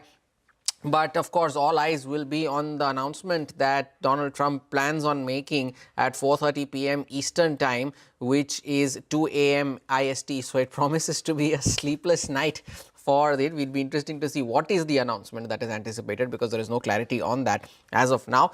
But numbers also came in from Bajaj Auto. Numbers also came in from Divi's Laboratories. And though Divi's Laboratories has moved to the lows of the day, now 3.5% lower on that stock. And Bajaj Auto as well. There was a muted expectation for the quarter for Bajaj Auto, and it has more or less met those expectations, back into the green after that initial slump. We're also counting down for some major results from Trent, from Pidilite, and a lot of other PSU names, Vamakshi. Well, absolutely, Hormas. Power-packed day it's turning out to be. But let's begin Business Lunch by putting the focus on US President Trump, who has threatened to increase tariffs on India within the next 24 hours. In an exclusive interview with CNBC, Trump said, and I quote, "I think I am going to raise India's tariffs substantially in the next 24 hours, end of quote. That's not all. President Trump raked up the Russian oil issue yet again and accused India of fueling Moscow's war machine. On Monday, in a post on Truth Social, Trump, while announcing that he would impose substantially higher tariffs, had criticized New Delhi for financing Russia's war in Ukraine by buying what he called massive amounts of Russian oil. The Ministry of External Affairs has already hit back, calling the targeting of India unjustified and unreasonable. India has promised to take all necessary measures to safeguard national interest and economic security. Let's listen in to Trump's latest tariff rhetoric against India. With India, what people don't like to say about India, they're the highest tariff nation. They have the highest tariff of anybody. We do very, very little business with India because their tariffs are so high. So India has not been a good trading partner because they do a lot of business with us, but we don't do business with them. So we settled on 25%, but I think I'm going to raise that very substantially over the next 24 hours because they're buying Russian oil, they're fueling the war machine. And if they're going to do that, then I'm not going to be happy. But India went from the highest tariffs ever. They will give us 0 tariffs. And they're going to let us go in. But that's not good enough because of what they're doing with oil. Now, the Indian government is calling out the United States and the European Union for its trade with Russia. Now, this after US President Trump threatened higher tariffs on India, blaming it on India's energy imports from Russia. Shireen Ban is here with the tariff tussle and what India had to respond to it. Well, let's let's address President Trump's latest tariff threat to hit India with a substantially higher tariff rate. Why? Because he says we buy Russian crude, but we also sell Russian crude for a profit, in his words. Now, India has hit back at the US for threatening those higher tariffs and a penalty which still there is no clarity on. In a social media post, President Trump said, and I quote, "India is not only buying massive amounts of Russian oil, they are then, for much of the oil purchase, selling it in the open market for big profits. Because of this, I will be substantially raising the tariffs paid by India to the United States of America." That is the Truth Social post from President Trump. Now, responding to President Trump, the Ministry of External Affairs has said the targeting of India is unjustified and unreasonable, and the government has promised to take all necessary measures to safeguard national interests and economic security. But here's what we need to focus on. What do the facts say? India began importing crude from Russia because traditional supplies were diverted to Europe. Remember, this was when the Ukraine war started. In fact, India at that point in time and went on to say that the US actively encouraged imports of Russian oil by India as it strengthened global energy market stability. Why was this the case? Because remember, back then there was a sharp spike in oil prices, and oil prices, Brent crude specifically, hit $137 per barrel. This was in March 2022. This was after Russia invaded Ukraine.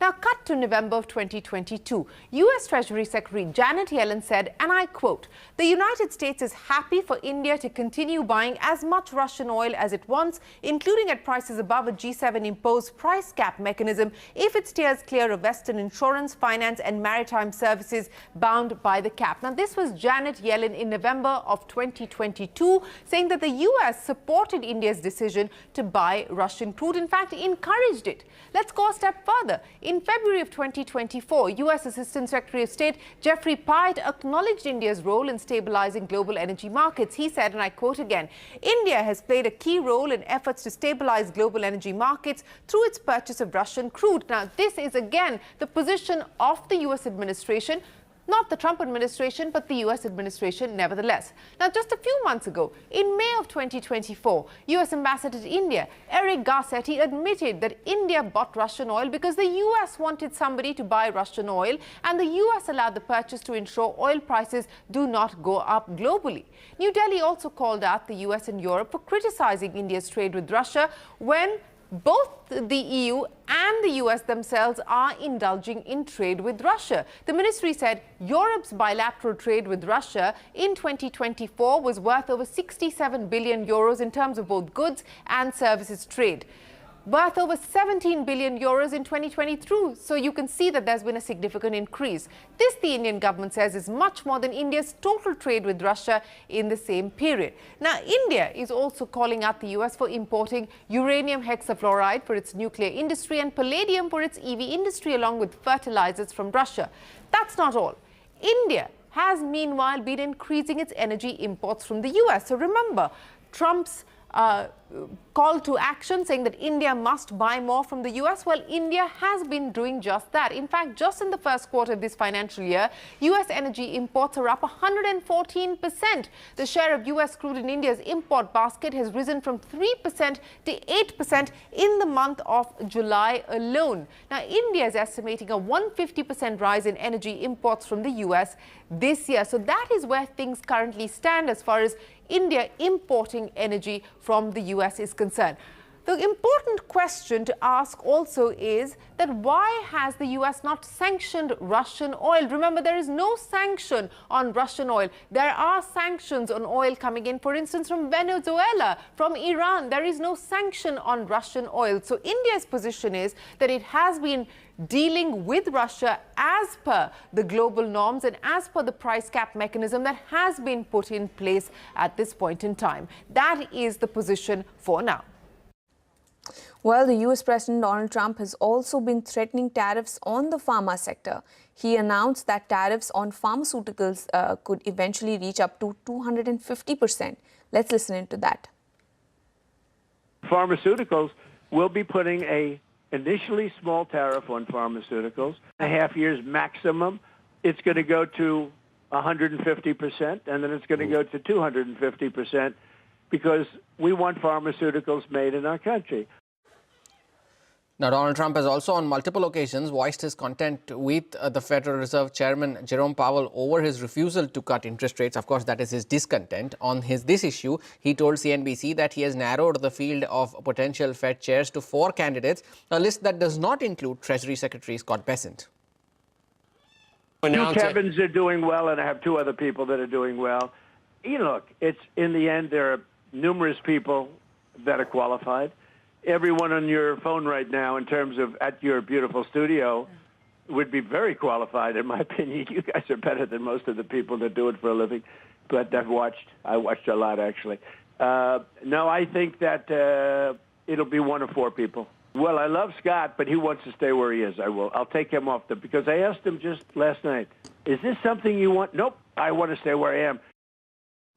Well, on that note, let's slip into a very short break. But as we do that, here is a reminder for our viewers. Unlock a world of exclusivity, expertise and influence.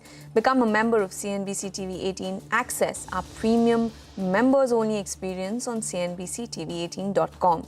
The membership includes access to CNBC-TV18's flagship events, interactions with our journalists, along with curated studio tours, e-learning sessions and masterclasses, and curated lifestyle benefits.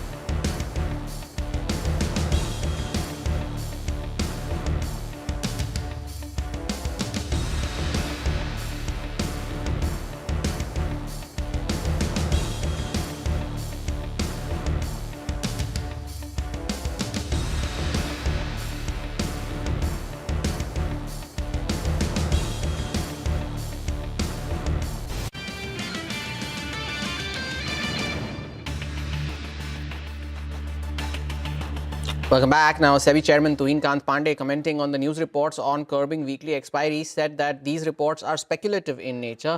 Listening to what he said in response to our colleague Yash Jain's question. When it comes to options market, SEBI's time and again also spoken about cutting down on excessive speculation and increasing cash market volumes. First of all, what are your views on the excessive speculation in the options market? Also, what has been communicated from the finance ministry? And there were a few suggestions that we were understanding of removing weekly expiry and making it fortnightly or even monthly. Could you help us understand if that is also under consideration? I'm not aware of any such communication. I think, Harsh, you have been running some story. I think it's your own speculative thing. And what we have been saying is quite out in the open. Whenever we do anything with respect to anything, I've said it before that we need some reforms, but what will be the nature of those reforms and how it will be treated? As per our practice, we always discuss with the markets. We always put out consultation papers. Well, moving on then, let's focus in on another big listing today, NSDL. The company listed at a 10% premium to its IPO price. Earlier, in fact, our colleague Rachna spoke to the managing director Vijay Chandok about the company's outlook. Let's listen into that conversation. NSDL is across the entire spectrum of capital markets. It's just that we are very strong in the when it comes to the institutional side with very strong market share numbers.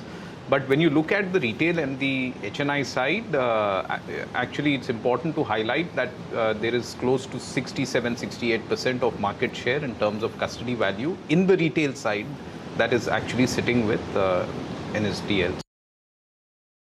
We certainly will be increasing our tech outlays as we have moving into the current fiscal year. But the more important thing is that the tech outlays would go into broadly 3 or 4 areas. One would be capacity building, because clearly we are seeing more and more growth in the markets. We are seeing the need to expand capacity to take care of newer investors and more investors coming into the markets, plus more products are also getting added to the markets. We are clearly seeing opportunities to invest in automation. Today there are lots of tools which have started coming using new age tech. We are seeing that it is important. We are an operation-centric company, so bringing more and more of these tech tools, new age tech tools for automation is an area of focus. And the fourth, and I think an equally important area amongst all the 3 I spoke, is customer experience. Clearly, that's an area that requires heavy lifting. That's an area that requires more investment. One listing of the day, NSDL, 14% higher now compared to its issue price of 800. And the other listing of the day, of course, Sri Lotus Developers listed at a 19% premium to its issue price. That was 150 rupees. It was built on to those gains now, 27% higher now on that stock in comparison to its issue price. We spoke to the management of the company as well on the new orders that they have in their pipeline. Listening to what they had to say. This financial year, we'll be launching about 6 to 7 projects. This is what our pipeline is right now. So total altogether, about 16 projects would be within 1.5 years. About 16 projects will be starting. Another 5 years, we have got tremendous potential in the micro markets where we are already working. But we are very much open to open up the new micro markets. But all those micro markets, we are looking at a much higher per square feet revenue.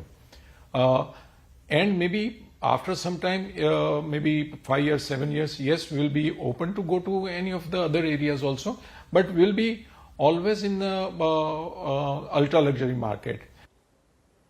Well, a stellar listing from Sri Lotus Developers, up almost 27% for now. But let's slip into a short break then. Remember to tune into the all-new CNBC TV18 Prime, bringing you insights from policymakers, business leaders and economists shaping both the world and India's future. CNBC TV18 Prime decodes global shifts and their impact on Indian businesses, giving you unparalleled insights. Tune into CNBC TV18 Prime at 12 noon for the Global Reset, at 1 p.m. for the Big C, and the Global Lens at 8:30 p.m.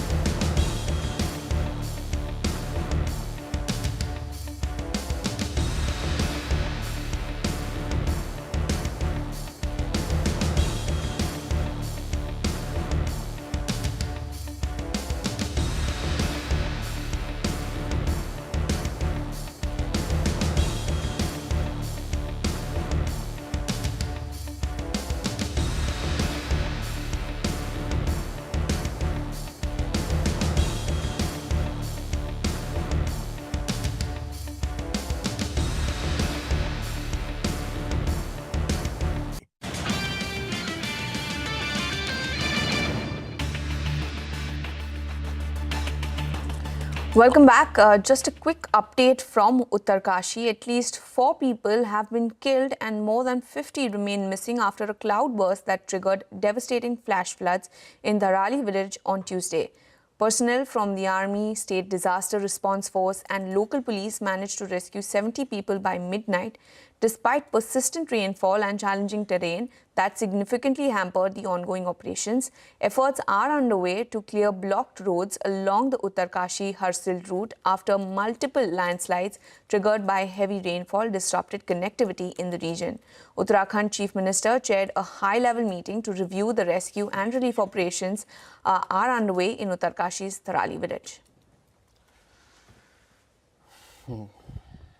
Thoughts and prayers with the locals after this devastating incident. But with that, we call time on this edition of Business Lunch from Amakshi and me. Thank you for watching. We're counting down to some more important results in just a few minutes from now. Midcap Radar on the other side.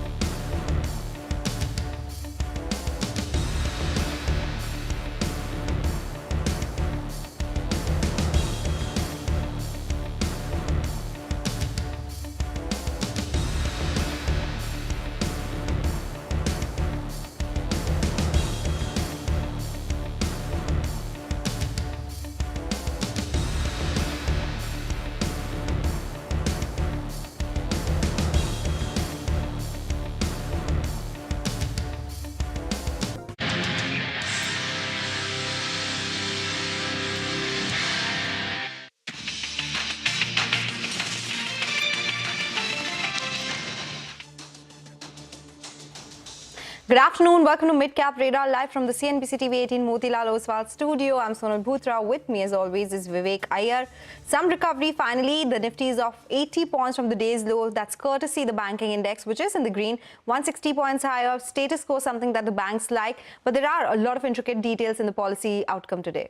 Absolutely right. It's an action-packed day, so much news flow, tariff worries, and earnings are flying in thick and fast. We have some important conversations lined up as well later on in the show. So let's start off with the top headlines. Market shrugs off early weakness to trade flat. IT, pharma, and healthcare are the big drags, while financials buck the trend. Mid-cap index lags.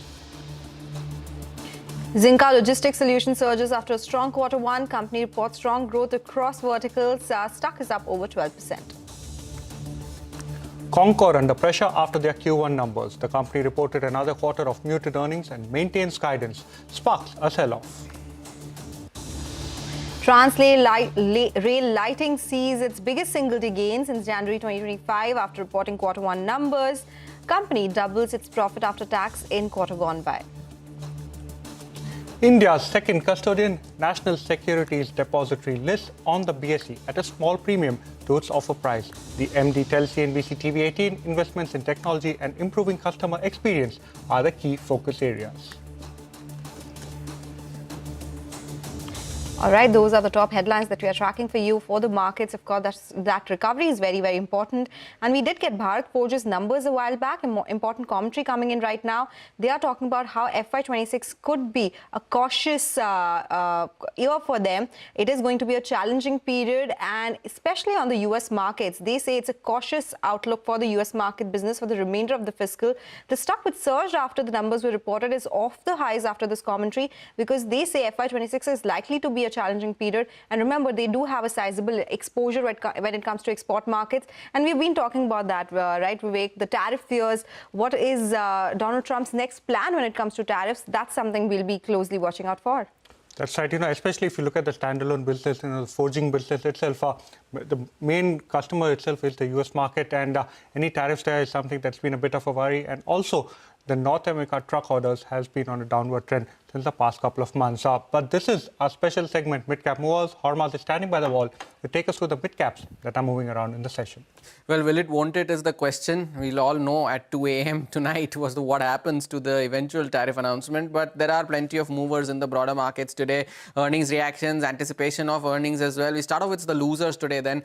Transformers and rectifiers came out with numbers recently. It's down 6.5 today. Bosch, after that note from UBS calling the valuation stretch, and the management also saying that they have no such plans to merge their subsidiaries as of now. So 5.5% lower there as well. Godavari Power and Reddington too are seeing some bit of losses up to 5% in today's session. Of course, there are positive earnings reactions that have come in. Zinka Logistics is one of them, 14% higher on that stock. Transrail Lighting too saw a bit of a dip at the start of the session and then has recovered almost 12% higher now. And Gujarat Fluoro too at the highest point of the day, 4% higher is where the stock lies. On the flip side though, some weak results reactions. We saw result reactions from Bharat Forge. The stock is now at the lowest point of the day. But what is also at the lowest point of the day is Carraro India is down 6%. CCL Products has recovered from the lows. At one point was down 8 to 9%. And Veranda Learning is also an earnings reaction, 6% lower on that stock. On the volumes front, of course, there are names that are bucking the trend. Look at Kirloskar Engineering was the stock that I wanted to talk about, 10% higher on that name. Centum Electronics is one of them, and Thymus Medical is the other one, 13% higher on very strong volumes. And IT, Pharma, Realty, all of them are seeing losses in today's session. Midcap IT is one of them. Look at Persistent, Emphasis, Coforge, all of them seeing losses. Coforge now is at the lowest point of the day, 4% lower for that stock. Back to you guys. Okay, all right. Some interesting names there. Thank you so much for joining us, Hormuz, with those details. Let's get going now. NSE MD and CEO comment followed a report that stated SEBI is in talks with the Finance Ministry to replace weekly option expiry with the bi-monthly or monthly levels. He says they will do what SEBI and Finance Ministry decides. Listen in. The exchanges have to provide the solutions to the markets depending on what the regulatory framework is. So depending on whatever SEBI wants, naturally the exchange will have to comply. And that is their job also. We also have a frontline regulator's job in addition to being able to provide you services and also being a business for profit. But our main role is of regulators, and naturally whatever SEBI or Ministry of Finance decides, we'll have to comply with. Well, some very important comments coming in there from the NSE MD and CEO. But before we slip into a short break, here's a reminder for our viewers. Unlock a world of exclusivity, expertise and influence.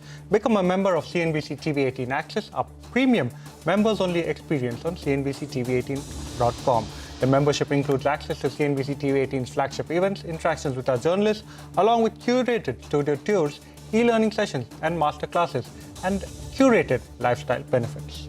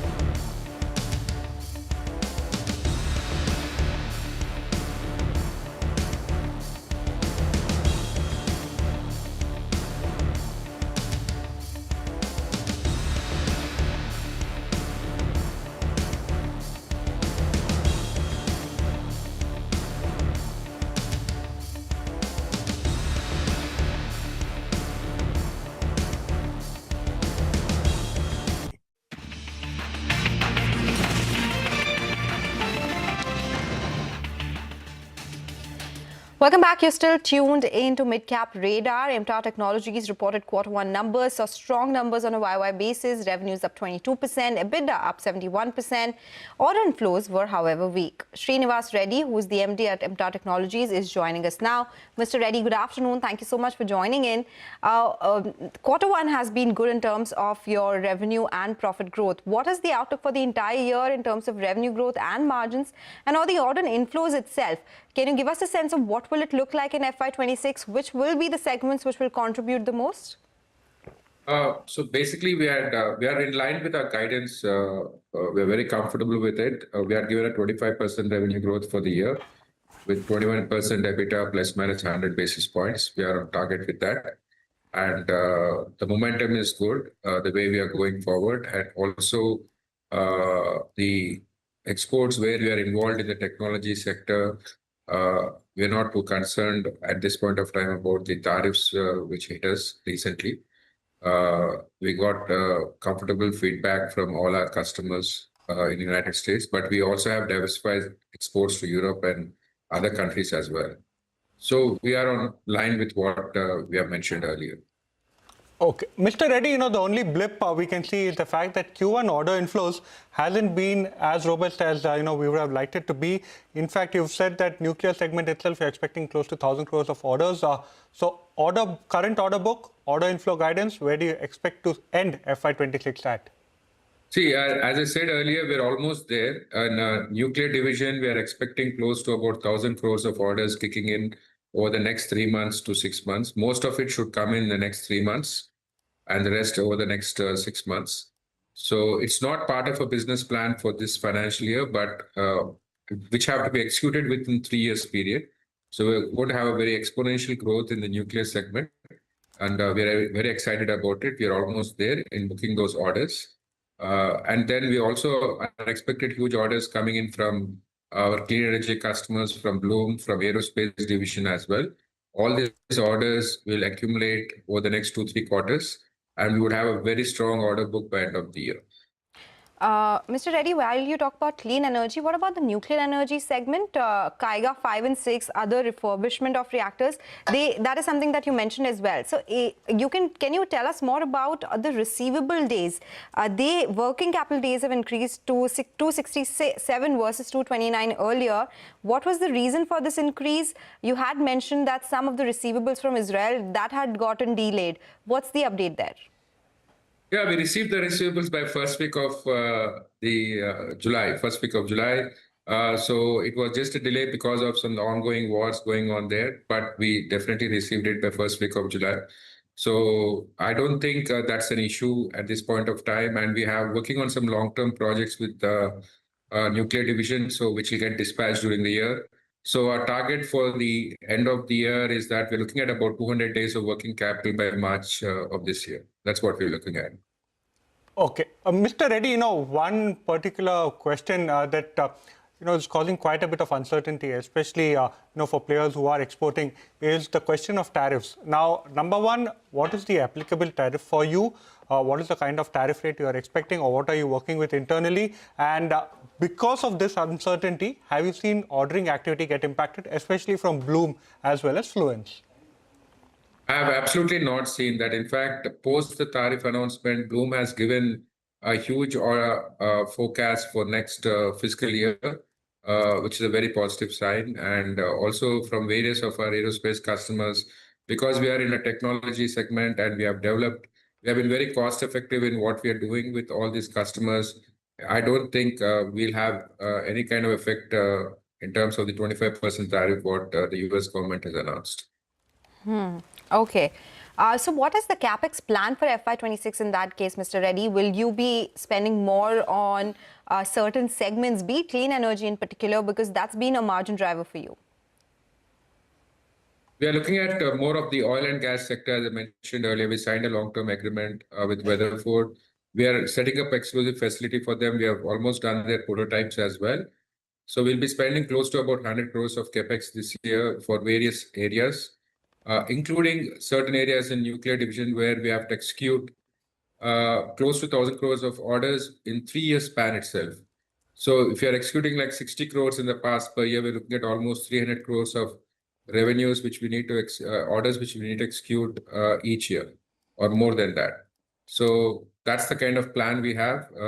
We are gearing up towards that, and that's something which we are really looking forward to after a number of years, especially in the nuclear division. Okay, Mr. Reddy, this particular conversation, we'll keep it a little short. So many earnings are trickling in, but thank you so much for your time. Wish you all the best for the rest of FY26. Well, we'll now slip into a short break. The management of NIIT Learning Solutions joins us next to discuss the Q1 earnings and the way forward.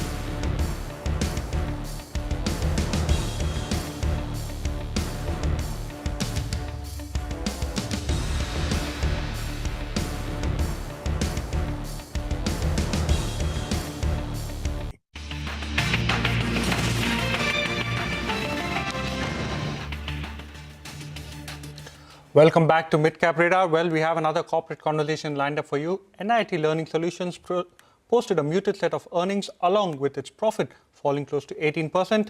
A couple of one-off exceptional items too in the P&L. We'll understand that as well as the outlook going forward. Mr. Vijay Thadani, who's the Vice Chairman and Managing Director at NIT Learnings. Thank you so much, Mr. Thadani, for joining us. Well, first up, we want to understand the nature of the exceptional item that is there in the P&L. And we understand that at the start of the year, you had given an FY26 guidance of 10% revenue growth in constant currency terms and margins to be in the range of 20 to 21%. Do you maintain that guidance? Yeah. So let me answer first the first question. The exceptional item is for a good reason.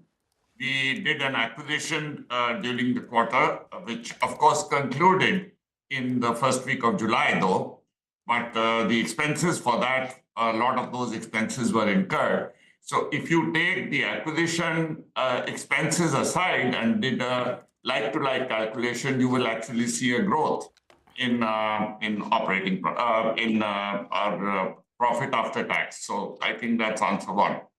The second is the guidance that we had given for 10% growth.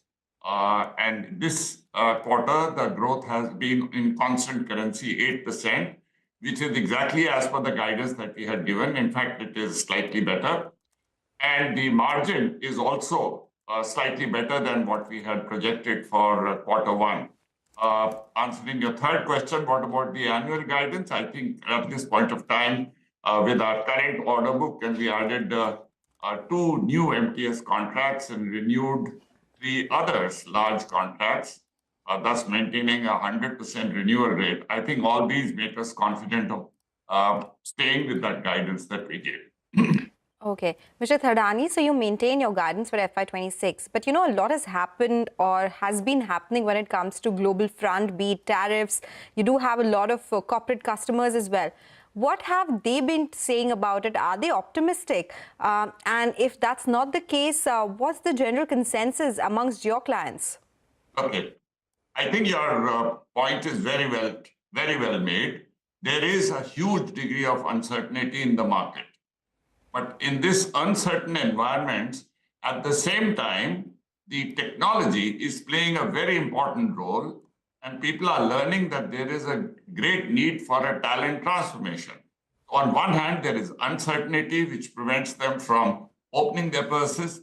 At the same time, there is huge talent transformation requirement, which is an imperative for them to remain competitive and grow further. So obviously, the way the Trent helped meet is focusing on cost efficiencies, focusing on variability, focusing on making sure that you don't keep too much fixed costs internally. And that's where I think outsourcing comes in. And we are a very good and reliable, trusted L&D partner, L&D outsourcing partner. I think one of the best, if I may say the best, from my point of view. And I think, therefore, we get invited to many more conversations on how talent management can be done and how L&D can stand transformed. So all that is contributing to a very strong pipeline for us. Of course, decisions take much longer. Even after the decision is taken, after that the contract is awarded, many times the execution takes longer, but those are normal challenges. I think overall we feel bullish about the fact that in medium to long term, I think we have a good wicket. Right now, the 8% or 10% that you are hearing me talk is based on what we have and what we can see in front of us very clearly. Having said that, uncertain times, therefore anything is possible. But based on whatever we understand and whatever we know, I think that's how we did. Right. Uncertain time is given. Right. Mr. Thadani, take that point completely on board. So are you saying that there could be a few delays as far as renewals are concerned? We understand that you have almost 100% hit rate when it comes to renewals. That is the first question. Second question, we understand that when it came to the real estate training contract, there was a change as far as Ontario's regulatory changes were concerned. So will you be winding down that particular contract, and what will be the hit that you will take because of that? Right. I'm glad you asked me that question. So first of all, as far as the renewals is concerned, our 100% renewal record stands. Renewals don't get delayed. Actually, new contracts sometimes get delayed because people have decided what they want to do, but then there is an organizational inertia which comes into play. And there are many other factors at work, and there are priorities of the organization. And many times, even after you have the contract, they have decided what they want to do, execution delays can happen. So I was referring to that.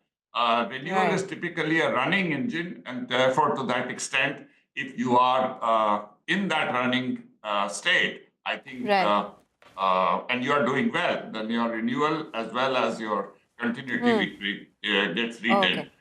Given the uncertain times, of course, any organization can face any pressure, and you referred to some of them. I will not talk about those because those are not applicable as far as we are concerned right now.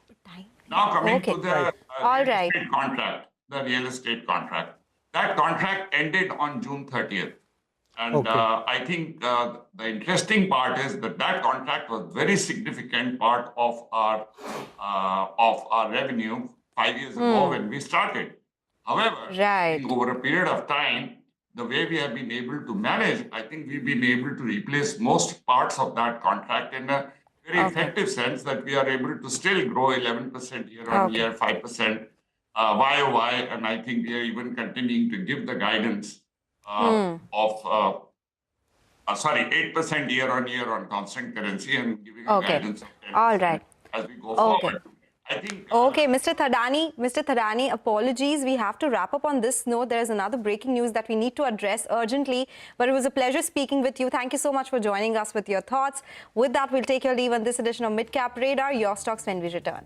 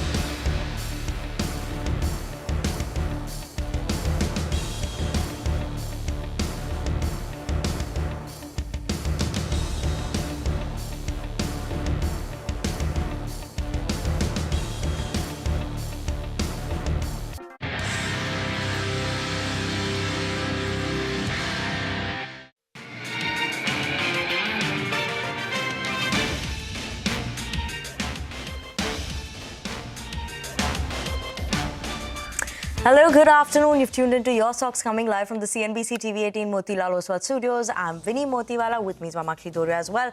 We're actually going to be discussing PVR numbers. But before that, just let's take a quick look at what the market is doing today. Nothing interesting happening in terms of the market. We did have the RBI policy meet as well. We had the decision that came in unchanged over there. 24,600 is where the Nifty is holding on to. But Mamakshi, like I was saying, PVR is what we're keeping an eye out on. The numbers were just announced a short while ago. How are they looking like this time? Well, absolutely. When the numbers look good as far as analyst expectations are concerned. When we look at the revenue that came in at 1,469 crores, up almost 23%. Margins have also improved substantially by 600 basis points, and the losses have narrowed for the company. We're now being joined by Mr. Ajay Bijli, who's the managing director, as well as Gaurav Sharma, who's the chief financial officer. They will be taking us through the quarterly numbers. Well, good afternoon to you, gentlemen. Mr. Bijli, let me first start with you then. It's been a phenomenal quarter so far. It has exceeded what the analysts were expecting. How has the company performed in terms of your own expectations? And given the kind of lineup we have, as well as the early numbers for Sayyara, etc., how do you believe the rest of the year will pan out? Well, thank you, first of all. We've always been believing in this segment of entertainment, which is out-of-home entertainment in a country like India. And I still believe that we are like an infrastructure of leisure and entertainment outside of home, like hospitality is, restaurants are, and people will always come out and watch movies, and also have a lot of faith in the film fraternity. You can have our ebbs and flows, but at the same time, they do bounce back. And that got demonstrated the moment this year started, where a lot of films were appreciated by the audiences, and they came out. Despite having all sorts of entertainment options at home, they still came to see. And I think it started with Kesari. Kesari 2, then Jat came, then Amir's film Sitare Zameen Par came. So Bollywood bounced back. You had smaller movies, like Bhul Chuk Maaf. Even Sitare wasn't a big movie. It had Amir, of course, but it's not a big budget blockbuster. So I think that's what I found very heartening this quarter, that it didn't have to be a big blockbuster for people to come out and watch on the big screen. Even small budget movies, medium budget movies came out. Hollywood has bounced back after all that happened because there's strike. Sadly, you had F1, you had Superman, Jurassic Park, is in this month. Yes. But various movies, How to Train a Dragon, and so many films that came.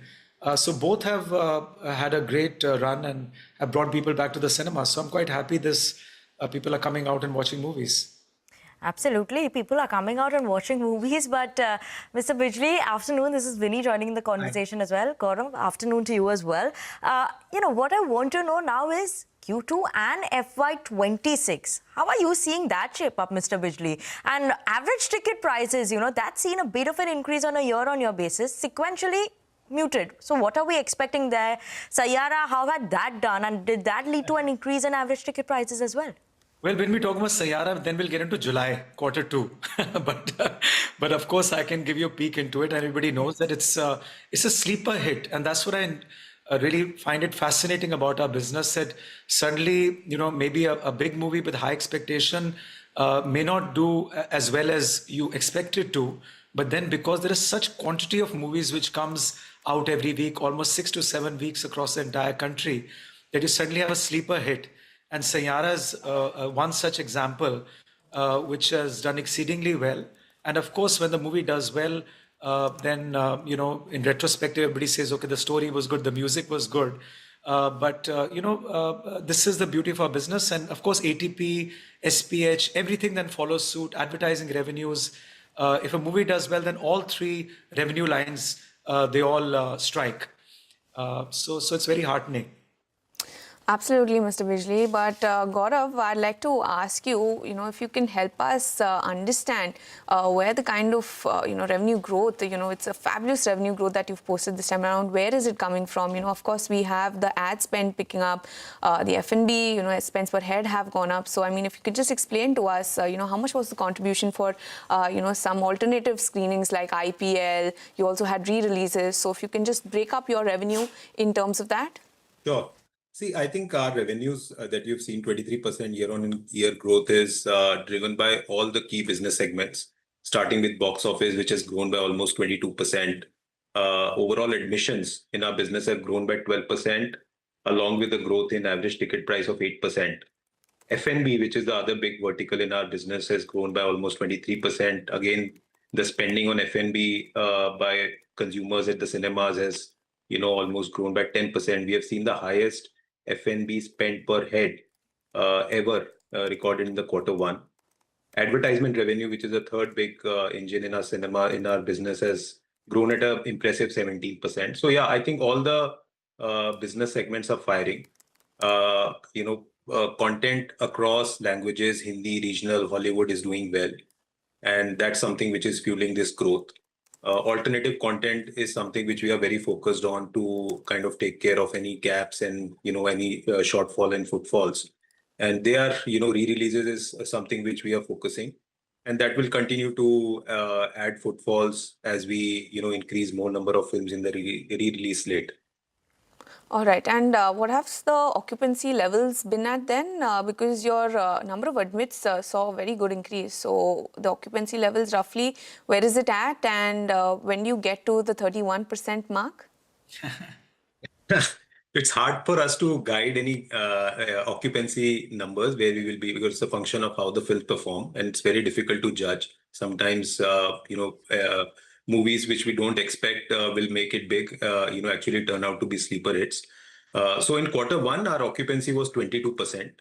And, this is just the start of the year. July has been, in fact, the biggest month for us over the last 1.5 years. And the momentum is very strong across all languages. All sort of movies, big, small, Hindi, regional, Hollywood are doing well. August again is lined up with big blockbusters during Independence Day. And there are big franchise films from Hollywood right up till March. So we feel that FY26 is going to be very promising. We are pretty hopeful that this will be one of the best years post-pandemic for us. In terms of percentage on occupancy will be a function of how these films perform at the box office. If I can just jump in, we look at as an important KPI, the number of people coming is more important to us because occupancies can get impacted by the length of the movie and the shows that we put in, because we have an installed capacity of over 360,000 seats. Now that can get multiplied by 5 shows, 6 shows. Some of the religious movie just now is playing, and that is at 7 o'clock in the morning the shows start at times. So your installed capacity is a function of how many shows you show and the length of the movie. So that's why 3.4 crores people or 34 million people which have come to our cinemas, is a very healthy sign rather than the percentage occupancy. Narsimha is the movie, by the way. Absolutely. Yeah. Mr. Vijay, just a word in terms of the recent announcement that came in, right? In terms of the price cap in Karnataka. Any update that you could give us on that front? Or, what are you watching out for from the government? And also part 2, I wanted to know on the FOCO model as well. Currently, how many screens are you planning to add in that model versus, your previous model? So let me answer the second question first, because that is more fresh in my mind.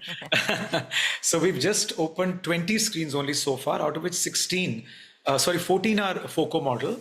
And we've already signed about 120 odd screens, which are going to be on asset light and FOCO model. And that just basically is taking a leaf out of the hospitality industry, where most of the hotel companies, basically sweat the brand rather than sweating the asset. And we are very, heartened to see that most of the developers, they want a PVR or they want an Inox in their malls, and therefore they are ready to contribute capital, and that reduces our pressure of capital deployment as well. And yet we don't compromise on our screen count. So we've already opened 20 screens in the first quarter, already about 4 screens this quarter, another 25 or 27 will open this quarter, and on track to open about 100 screens this year as well, on a mix of some in the old lease model, but about maybe 60% or 70% on the FOCO asset light model. And on the Karnataka cap, sir? Yeah, Karnataka, basically a notification was issued where they asked for, objections and feedback from all the stakeholders, whether it's the producers, whether it's the customers, distributors, and, also mall operators, retail players. So that about 700 odd objections have already gone to the government, and we're still awaiting from them what their response is going to be. A few years ago, something like this had already happened. And, typically, I don't want to preempt it, but, some kind of, compromises is reached with the government. So at the moment, it's too early to comment because we really haven't heard back from the state government about what the response to the feedback is going to be. But obviously, the industry is not comfortable with the kind of, thing that is being proposed by the government. Absolutely. Thank you so much, gentlemen, for joining us this afternoon and explaining us what we could be watching out for the company in FY26. A lot of movie releases.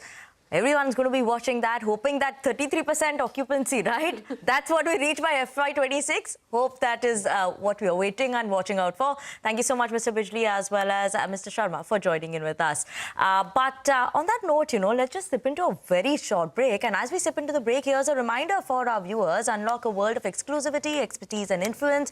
Become a member of CNBC-TV18 Access, a premium members-only experience on CNBC-TV18.com. The membership includes access to CNBC-TV18's flagship events, interactions with our journalists along with curated studio tours, e-learning solutions and masterclasses and curated lifestyle benefits.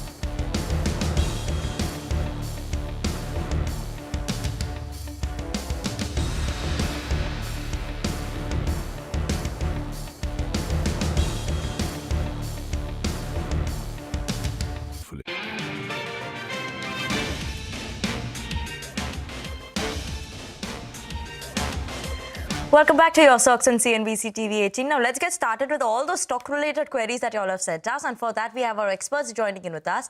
Asta Jain, research analyst, head HEM Securities, as well as Chandan Taparia, head derivatives and technical wealth management at Motilal Oswal Financial Services. Asta, as well as Chandan, good afternoon. Thank you so much for giving us your time as always. Let's get started with those stock-related queries then. We have Ishan Dutt, who's writing to us from Kolkata. He's holding 3,500 shares of BEL. This at a price of 425 rupees per share, making a bit of a loss on this one. Wants to know the long-term story that comes in for BEL. Asta, this is a stock where we have seen that run-up coming in as well. And I think before also we've spoken about, this defense play, BEL being a good bet. But given that the viewer's price is a bit higher than the current price, what should they be doing for the long term?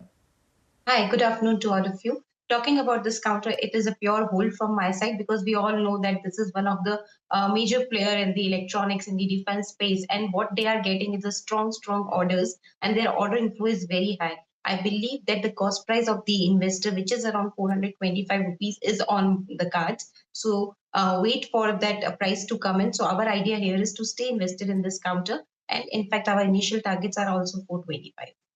Okay, initial target is 425 for the stock is what you've given. Chandan, afternoon, and what are your technical levels that we should be keeping an eye out on BEL? Last 6 months, we've seen it go up 39%, but last 1 month, we've seen that bit of a decline that's come in for the stock. So, is it time to maybe average? Because the viewer is looking at it for the long-term point of view, then does it make sense? Yeah, good afternoon. The major trend of the counter is positive. In fact, in last 6 years, the stock has really developed from only 20 rupees to 436 marks. However, in the last month, the counter has seen a corrective move from 436 to 378, but major trend is positive. If someone is ready to hold for more than 3 to 6 months, I believe the good support-based buying could see the momentum on the upside. So as of now, as per the technical structure, 380 is immediate support, and with the support, stock has potential to bounce towards 410 to 425 levels. Okay, keeping an eye out on those levels over there for BEL. Let's move on to the next query for today. We have Deepak, who's writing to us from Hyderabad. He's holding 1,000 shares of Gravita India. This is at a price of 2,350 rupees per share, making a loss on this one right now. The price of the stock is at 1,784. Now, he wants to know the prospects of the stock for a time period of 1 year. Asta, 1 year is the time period, the hold period. What should they do? Definitely a hold from my side. Now here the major attraction for me is the management guidance, because they are guided for the volume as well as profitability CAGR of around more than 20%. And in fact, ROIC guidance is also very strong, which is return on investment. I think it is also, they are maintaining at more than 25%. So these ratios are looking very strong to me, the growth as well as investments ratios, and hence we are positive for this counter in the longer term. However, in the shorter term, it might see some sort of downfall. But my idea here is to stay invested in this counter for the price target of 1,950 in the medium term. Okay, keeping an eye out on those levels over there. But on the technical front as well, Chandan, what is a level that we should be keeping an eye out on? And the next 1 year, could the viewer expect the buy price coming back of 2,350? So in this year, the stock is down by around 18% from higher levels. In fact, on monthly chart, the stock has been consolidating with multiple supported 1650, 1700 levels. It has been consolidating and got stuck in a range with sustained supply near 1950. But yes, if someone is looking for 6 months to 1 year point of view, I believe positive price momentum could be seen in the counter. So technically speaking, as of now, the immediate support is at 1700. Upside, it can head towards 1950. And above 1950, we are expecting the target towards 2300, which is the buying rate of the viewer. Okay, let's move on to the next query. This is coming in from Nugent. This is on Nugent Software. This is coming from Radha Krishna, who is writing to us from Bangalore. She's holding 100 shares of Nugent Software Technologies. Price is 1,250 rupees per share. They recently reported their numbers as well, but now she only wants to hold it for a 6-month time period. Asta, your view? I think for 6 months, one should remain invested in this counter, although we know that the results were not very good. In fact, what they were seeing is the dip in the financial performance, and that was due to the, lower, larger license deals. And hence what we have seen that in fact, they are also getting some sort of macro headwinds in the Middle East. And all these factors are together working for, not a very strong performance for this company. But my idea here is if the time horizon is 6 months, definitely one should remain invested because one can get the higher, price point where one can make the exit also. So idea here is to stay invested in this counter with the price target of 1100 for the medium term perspective. Okay. And Newgen Software on the technicals, anything different? Could the viewer continue to hold it for the next 6 months? Like most of the IT name or selective counters have seen the selling pressure compared to the market decline. However, the stock has seen a sharp decline of more than 45-50% in this year. But the major trends remain negative. The short-term trend is now bottoming out. We have seen the negation of lower top, lower bottom on the weekly chart after the corrective move of last almost 12 weeks. It made the bottom near 815 and seen the descent recovery in last 2-3 days. So I believe the immediate support of 815, 820 could act as a major support to see the recovery towards 1100 to 1120 marks. Okay. Let's move on to the next query. We have G.H. Rao, who's writing to us from Vijayawada. He's holding 50 shares of Zen Technologies. Price is 1,877 rupees per share. They're making a loss on this one. Wants to know if he should look to average or sell this one. Asta, your view for Zen Technologies. They reported their numbers as well. And on a year-on-year basis, revenues have seen a decline. Margins also had seen a contraction coming during this quarter. So what should they do now? Yes, because I think the management has indicated of some product changes, and that is why they were reason that we have seen a downfall in their financial performance. But going ahead, I'm looking again for the guidance of the management, which they are guided for, 35% operating profit margin, 25% net profit margin. So that seems to be pretty okay for me. In fact, their order book is very strong with around 6.5 billion. So overall, the strong order book with strong guidance is making a case for keeping it for the price target of around 1600 to 1650 odd levels. Stay invested in this counter. Okay, stay invested in the counter. That's a word on the fundamentals. And on the technicals and technology, what's the view? Stock has been making lower top, lower bottom on the weekly chart. In last 10 weeks, it has seen a decline from 2260 to 1425 marks. So immediate structure is negative. We believe some more decline could be seen. However, he is interested to do the average out. So I believe let it correct to us 1300 to 1325. That could be the best trading zone to again see the reversal as of now. Okay. That's the view coming in on Zen Technologies over there on the fundamentals and on the technicals. But that was the last query for today. So thank you so much, Asta, as well as Chandan, for giving us your time and helping solve all the stock-related queries. And viewers, thank you so much for sending us your queries. Remember, you can always email us your queries at the email ID that's at the top of the screen for you all as well. But with that, we'll wind down this edition of Your Stocks. Thank you so much for tuning in. Up next, your closing bell.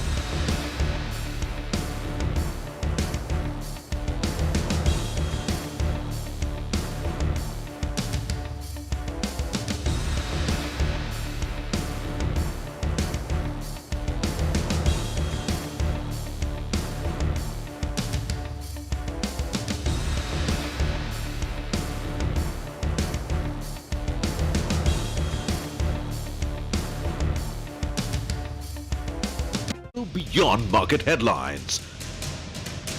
To understand the reasons for the day's movers and shakers. And get your portfolio ready for tomorrow. Beaming live from the CNBC-TV18 Motilal Oswal studio.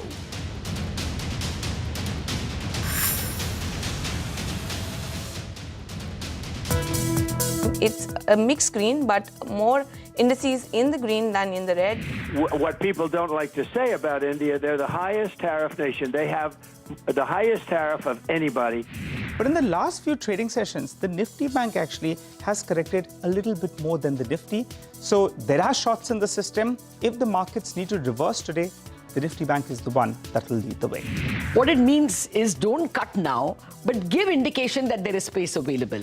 We're starting very quiet, flip-flopping around the flat line, 2 points up, 2 points down. If uncertainty lingers, it's going to get the upside. The MPC voted unanimously to keep the policy repo rate under the liquidity adjustment facility LAF unchanged at 5.5%. We are at the day's low right now, but that is something which was largely expected. There is close to 67-68% of market share in terms of custody value in the retail side that is actually sitting with NSDL. Some of the global uncertainties have already been factored in the revised growth forecast. Not a bad result that Bajaj Auto has reported for Q1 FY26. I'm not aware of any such communication. Some recovery finally. The Nifty is off 80 points from the day's low. That's courtesy the banking index, which is in the green.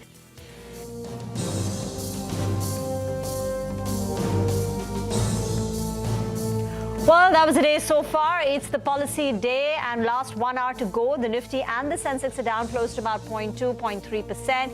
You're watching Closing Bell. We're coming to you live from the CNBC-TV18 Motilal Oswal studio. I'm Reema. With me are Surbhi and Nigel. Hi, guys. I'm just taking comfort from the fact that at least we haven't breached our recent lows. Yes. 24,535 was the swing low on 1st of August, and we managed to defend that. We got very close to it, but we've held on to it. Yeah, so, we've got that tariff knock, and we are constantly trying to stand back on our feet and say that, hey, we're down but not out. But it is that same feeling, that same time yesterday, India was the only major screen in red. Otherwise, Asia, all green, Europe, all green. US futures, after yesterday's decline on Wall Street, even US futures right now are higher. But let's see, trying to fight back. I think the problem, the markets are facing is they when they perceive an enemy and they perceive a friend, that's the difference. When you an enemy talking about you and giving statements on a day-to-day basis, you can take it. But someone you perceived as a friend, sending these messages out, I'm going to increase tariffs, etc. That's what's got things a little bit skittish, because in the month of April, the entire talk that we're having guests on the channel and the entire talk in the market was Trump will be relatively better to India, which actually has not played out. So that's why I'm saying that we are seeing Trump has been better to China than India now. Now you're hurting me more. So that's the way it is, right? You can take something like that from someone you didn't expect. But from Trump, you were expecting something. So that's the issue as of now. But the markets will move on. For the time being, though, we're very, very in an uncertain territory. And today, at least, the only positive for me is that what we mentioned this morning, there were a lot of shots in the system with regard to the Nifty bank. At least it's doing a relative outperformance as of now. It's managing to hold on to the green. For the Nifty, that 24,500 marks becomes very important that we defend it. And for the Nifty bank, that 56,000 mark, going by the options data, going by the technicals, 56,000 is a crucial resistance mark. So, uncertain times, I think. Absolutely. And today we have that hawkish pause, right? Economists have branded today's policy as a hawkish pause because growth estimates haven't been revised higher. And plus Q1 of next fiscal year, the inflation forecast is 4.9%. So this year is going to be benign, but the trajectory is the next year inflation inches up. So hawkish pause, and I think that's something we've had to contend with. No, absolutely. But for what it's worth, the policy hasn't done too much damage to prices or to bank stocks. In fact, that brings me to the screen right now. What we're seeing is an 82-point decline in the next 1 hour becomes extremely crucial, because we need to see if we can defend the earlier lows or whether we breach those lows. The low that the Nifty had earlier hit on Friday was around 24,520, 525, thereabouts, in that vicinity. So let's see how it plays out. Right now, banks are absolutely even, Steven, not taking a big directional view. But if you see where the weakness is coming from, IT again is down. Pharma is still feeling the blues, or feeling the greens, I should say. Dr. Reddy's, Sun Pharma, a lot of these pharma stocks are still tracking lower. Cipla is lower.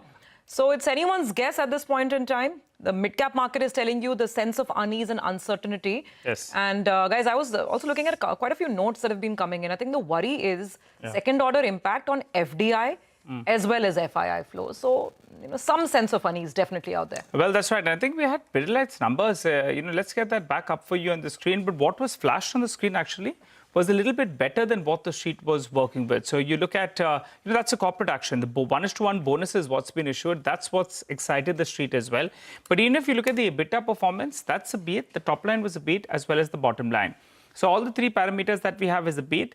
And the cherry on the cake is actually they've gone ahead and announced that bonus. So explains why Pidilite now is zooming away. It's up close to around 2%. You like, better numbers in an uncertain market. It's being appreciated. So that's good news. I think the volume number that we're awaiting, the street is expecting between 8 to 10%. So we'll wait for the volume. For now, it looks like a good set of numbers.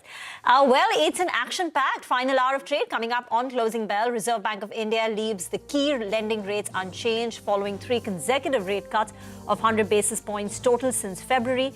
Governor Sanjay Malhotra cites very little policy room left to support growth amid global shifts. On the earnings front, in terms of reaction, Bajaj Auto lackluster following a mixed set of numbers. The management of Bharat Forge says FY26 will be a challenging period. The stock slides nearly 1.5%. And PFC has delivered a 21% growth in profits in Q1. The stock is just up marginally. We'll get to the earnings fine print. And you're seeing some deep gashes on Divi's Laboratory after an earnings miss. Stock is down nearly 5%. In fact, the entire pharma index is down close to about 2%. And later on, we'll find out what the street is expecting from two-wheeler major Hero MotoCorp. Expectations lined up on the show. And the other one to watch will be Trent. Okay, all right. So lots coming up on the show today. Let's get started then with the trading strategies that you can look at for the last hour. As always, we have Mitesh joining in. Mitesh, the market is tracking the recent lows even as we speak. Would you take any sort of a trade on the index, even if it's on the short side? And of course, individual stocks, what's the recommendation? Yeah, good afternoon, Pradeep. So, I have actually indicated that the Bank Nifty could be the index where some fresh shots could be taken because for the Nifty, 24, 550, 500 is the support pivot. We are close to that. But the Bank Nifty yesterday, broke below those levels of 55, 450, 500 zones. So we'll recommend a bear spread, buy a 55, 500 kind of a strike put and sell a 54, 800 strike put options for the month of August. I think you'll therefore get some kind of traction on the downside if the prices decline further, which is what my understanding is. And on the stock side, Sun Pharma is a sell. Keep a stop at about levels of 1625 and look for a target of roughly around 1550 to begin with. And the other one is a sell on ONGC with a stop at 236 for targets of 228, 227.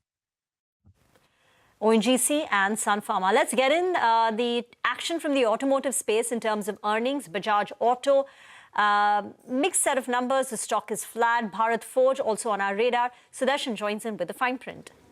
So in the two-wheeler space, there were muted expectations from two companies, and those companies are Bajaj Auto and Hero MotoCorp. Now, Bajaj Auto has come out with its numbers for Q1 FY26, and earnings have looked almost in line with expectations. So two major highlights were, first, realization has increased more than what we were expecting. It was up 4% year-on-year and 3% on a sequential basis versus expectation of 1% increase both YOY and QOQ. Margin has fallen below 20%. It has come at 19.7% in line with estimates, but after several quarters, company has reported margin below 20%. Talk about the headline numbers, profit has increased by more than 5%. Revenue too has seen a jump of almost 6% versus expectation of 1% increase. The reason of minor increase in revenue was because of the volumes. Volumes on both sequential basis and year-on-year were up just 1%. That's the main reason there is a minor increase in revenue. EBITDA too has seen a jump of 3%, and margin, as I said, it has come at 19.7% versus 20.3%. But for both these companies, for the entire two-wheeler space, more than the earnings of Q1 FY26, what would be the important is what does company say about the outlook, especially as the festive season approaches. In one segment that company has been focusing is 125cc plus segment, and company is saying that it has gained market share. Now coming to Bharat Forge. So Bharat Forge reports both consolidated and standalone numbers. So on the standalone basis, numbers were slightly missed or almost in line with estimates, but consolidated numbers were better than estimates. Now, what is weighed on the stock? You would have seen that after the numbers, stock had moved to days high, but as the commentary came, stock has seen a sharp knock, and now it's trading with a cut of almost 2%. The reason company is saying that it's cautious on the outlook for remaining part of the fiscal, and it has given 2 or 3 main reasons. First, one is tariff uncertainty. Second, is on the back of rollback of emission norms related to heavy drugs. So if you take a look at the export and domestic segment, in export segment, YOY except passenger vehicle. So basically they have 3 segments: passenger vehicle, commercial vehicle and industrial. So YOY except PV or other 2 segments have seen a decline. On a sequential basis, all the 3 segments have seen a decline. Just now talking about the headline numbers, on the standalone basis, profit was up. Revenue was down 5%, EBITDA has seen a fall of 9%, and margin has come in at 17.2% versus 18.1%. So numbers were better, but because of the cautious outlook, you have seen a fall in the stock price. Thank you very much for that. Let's talk about Bajaj Auto first. Prakash Diwan is also joining in. Prakash, the question is between Bajaj and TVS Motors now. These are the two-wheeler numbers that we have, which largely operate in a similar category. Eicher Motors is far more premium. Now, for Bajaj Auto, it's been 3 consecutive quarters of a 5 to 6% kind of a top-line growth. TVS Motors this quarter was a 17-18% revenue growth. So TVS Motors has been doing well. But now the question is in terms of price. Bajaj is 36% away from its 52-week high, while TVS Motors is almost at the, at its high levels. I think just about 1% away. So now between the two, which one would you go with? Good afternoon, Rima. So to be fair, I think both of them are at different points in their cycle, the growth cycle. TVS is kind of peaking out at this point in time, given the focus on domestic segment. But I don't think now Bajaj would be comparable to that. In fact, the contender to actually be pitched right in that same category as Bajaj would at some point be Hero Moto, because of the kind of export orientation that they have started assuming. So waiting for the numbers to come through today. And if there is some improvement and the focus on the export side starts kind of giving in to some improvement in realizations and margins, there would be a much serious contender emerging from Hero MotoCorp rather than TVS. Two-wheelers as a space, this is not the time to look at this, because I don't think there have been any triggers that would kind of start inching, these things into the parameters into a more favorable trajectory. And you have things like additional costs like, ABS and all of that, which is also going to kind of weigh down a bit on costs. And, the difficulty in passing on costs is significant at this point in time. The only silver lining is that next quarter onwards, you'll probably see EMIs come down and the festive season coinciding with that. That combination could probably get them to rev up on sales, on volume growth, and get them some pricing power as well. So, wait for Bajaj specifically, I just want to tell you there are a lot of optionalities that have not seen much of improvement, particularly the CNG launch that they had. They're the only ones with a CNG bike in the portfolio, and that's not really kind of started contributing significantly. Or even the Chetak portfolio has been slightly flat in terms of growth. So, you'll have to give them another quarter is what I feel, if you really want to allocate money to the two-wheeler pack. And then you can choose between a Hero and a TVS at some point in time, given the valuation differential. Okay, and Bharat Forge? As Darshan was pointing, go ahead. Yeah. So I heard the management as well a while back. I think it's very clear that this is a company that's undergoing a significant transition in its business model. The dependence on the North Indian market is gradually going to start coming down, and that's good news, because the defense play will start kind of becoming much more significant. We've seen it take time because that's the nature of the business. It's lumpy. It takes time. It's not like something which grows very linearly. But once that happens, I think even the margin miss that we heard about from 18 to 17.2 or whereabouts is not significant. But the business model transiting into a more of a defense play rather than just a dependence on the North American market, which is in the throes of such confusion, that it's natural to expect some caution from the management, which is fair. But I think it will give you a very good entry point if you believe that the defense play is something which you want to ride on. And they are in a space which is fairly less competitive in that sense, even globally. So, you have a very good advantage, but it's a very large piece and it will take time. The elephant will take time to move. My sense is this will give you that opportunity because the management is cautioning you. It's probably going to find a bottom, and then from there on, start doing much better in the years coming by. Okay, all right. Prakash, quick question. 2 new IPOs today. Any view on either of them? NSDL or Lotus? NSDL, that one listed, but not as much gains as what was expected. While Lotus, I was just taking a look at it. Massive volumes. The stock is up 30% from the issue price. What's your take? So I honestly haven't seen any salience in Lotus, but NSDL, of course, is a great business model. We've seen how this model plays out from a secular trend and theme perspective. CDSL is a prime example of what it can do. Of course, there are different orientation, retail versus institutional and all of that. CDSL, of course, has a mass kind of a thing, and which is what has worked in the last few years. But NSDL is going to be a fairly good stock to have in your portfolio. My belief is that this 10-15%, I don't know what price it's prevailing now, but this 15% pop that you see is more out of the pent-up demand, which is not being met in the IPO, and there will be a change of hands from the retail to institutions, and institutions will love to have allocation to that sector through NSDL. So you'll probably, if you get it at lower levels, it's a great long-term pick. I'm not so this thing about Lotus, as I said, because I'm not such a big believer in IPOs. It takes some while for IPO prices to reach equilibrium levels, and then the valuation starts getting to be fair. So, that's the reason. But NSDL is something you should definitely look at. One can look at, but at lower levels, and I think you'll get it at lower levels at some point in time. Stock is at 918. Issue price was 800. Saw good subscription 41 times. It's a duopoly between NSDL and CDSL. It's just that CDSL, as Prakash pointed out, has been gaining market share because of the increasing interest and participation by the retail shareholders. But let's talk about Divi's Laboratory. That's seeing a big cut, 5% down. Ekta joins in with the numbers. Well, nothing really wrong in terms of the numbers, but maybe there was less of information coming in from the conference call. So the revenue was up around 14%. The EBITDA grew around 17% this quarter. Margins came in at around 30%, and the profit came in higher by around 27%. Overall, a couple of key important takeaways from the conference call is that the company is seeing some amount of pressure in terms of the generic segment. The price pressure is due to factors such as the geopolitical situation globally. Every brand, according to them, has their own strategy, and they will go along with what the brand requires. They are referring to one of the key suppliers for valsartan, which is a hard drug and which saw competition in the month of July. So they did say that each brand does have its strategy, and they've seen many such cycles before as well. Right now, no clear idea on what tariffs would be. They need no clarity on whether tariffs will be on intermediates as well as APIs.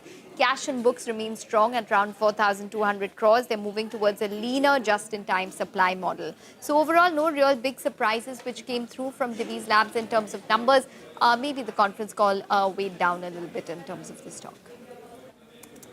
Okay, all right. Thanks a lot for that, Ekta. Well, Prakash, what do you make of this one? Divi's Laboratory, we have seen in the past, when it has a bad spell, if you get in, then it's given you returns. This time around as well, the stock is down 5%.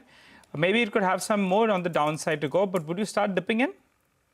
Actually, yes. These are businesses that have a significant, entry barrier in terms of anybody coming and replicating it. I mean, they've put in years of, effort, research, all of that to kind of just be in the market and get significant share. These quarterly dips we've seen, especially in pharma companies, is something which always has given very good opportunity for long-term investors to buy. I mean, you take even the down and out stuff like Laurus, you look at Newland Labs. Of course, they're much smaller as compared to Divi's, but we've seen this happen in Reddy's also. Dr. Reddy's went through a phase where things were not working out. They were behind schedule on a lot of launches, but that was the opportunity to kind of, build in. Same thing happened to Sun Pharma. Pharma is generally got a little bit of a cloud over its head, given the uncertainty on what kind of tariff regime will finally get unleashed, as and when we've been hearing a lot of threatening numbers of 250% and 200% and all. But it does not make sense, from a business perspective for the US administration to have tariffs which make their life difficult. So, I think once people realize that and that's out of the way, you'll have a re-rating of most of these stocks, and specific opportunities like this where there's a little bit of softness in some of the parts of the numbers is definitely an opportunity. Blue chip portfolio stock, but you need to have the gumption to hold on for a bit of a longish period. I mean, you can't do it for just 12 months, 18 months. This is more like a 3-5 year kind of a bet. So if you are happy with that, you can get good sleep and be rewarded in the long term, but not necessarily in the short term. Okay. All right. Got that point. Just stay on, Prakash. We'll come back to you for more questions.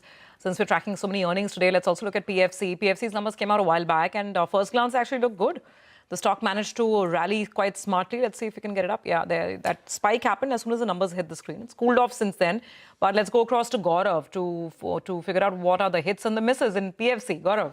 Well, yes. When other NBFCs are actually struggling with their credit cost, we can say actually Power Financial are actually flexing their arm with the negative credit cost, because we have seen the same trend in REC and PFC also we are seeing the same number. When we look at numbers, net interest income increased almost by 27% on a year-on-year basis. It was actually higher than what the street was expecting. On the other hand, other income was a little bit low, and that is the reason why we saw PPOP, which is operating profit, was a little lower than what the street was expecting. But when we look at credit costs and specifically the provisioning, it came in at a negative number of around 680 crores, which actually led to PAT growth of around 13% on a year-on-year basis, much higher than what the street was expecting. Now, this is not just it. When it comes to loan book growth, there also we saw a strong set of numbers, 16% growth in loan book, and at the same time disbursements. Now, people were expecting disbursements to remain stable, but in fact, we have seen a jump of around 85% on a year-on-year basis of around 36,000 crores in this quarter itself, where people were expecting around 20,000 crores of disbursement. So once again, that was something which was surprising for PFC. Now, when it comes to ratios, net interest margins, now that came in at around 3.68% because the cost of fund that has actually come down. And when we look at gross NPAs and net NPAs, there also we saw a bit of a decline on a sequential basis. Let's not forget that in their presentation, they have mentioned that the loan worth 1,661 crores were under advanced stage of resolution, and this also includes one of the accounts of TR and Energy worth 1,139 crores. Now, why I'm highlighting this is that this was the same account which was highlighted in REC as well. As a result, they also reported negative credit cost. So definitely good set of number from PFC in this quarter, specifically in terms of credit cost. Okay, all right, got that. Thanks very much, Gaurav, for that quick synopsis. And I will thank Prakash as well on that note for being with us this afternoon. Need to take a quick break. And as we take that break, just a reminder, do tune in to the all-new CNBC TV18 Prime, bringing you insights from policymakers, business leaders and economists shaping both the world and India's future. CNBC TV18 Prime decodes global shifts and their impact on Indian businesses, giving you unparalleled insights. Tune into CNBC TV18 Prime at 12 noon for the Global Reset. At 1 p.m., it'll be the Big C and Global Lens at 8:30 p.m.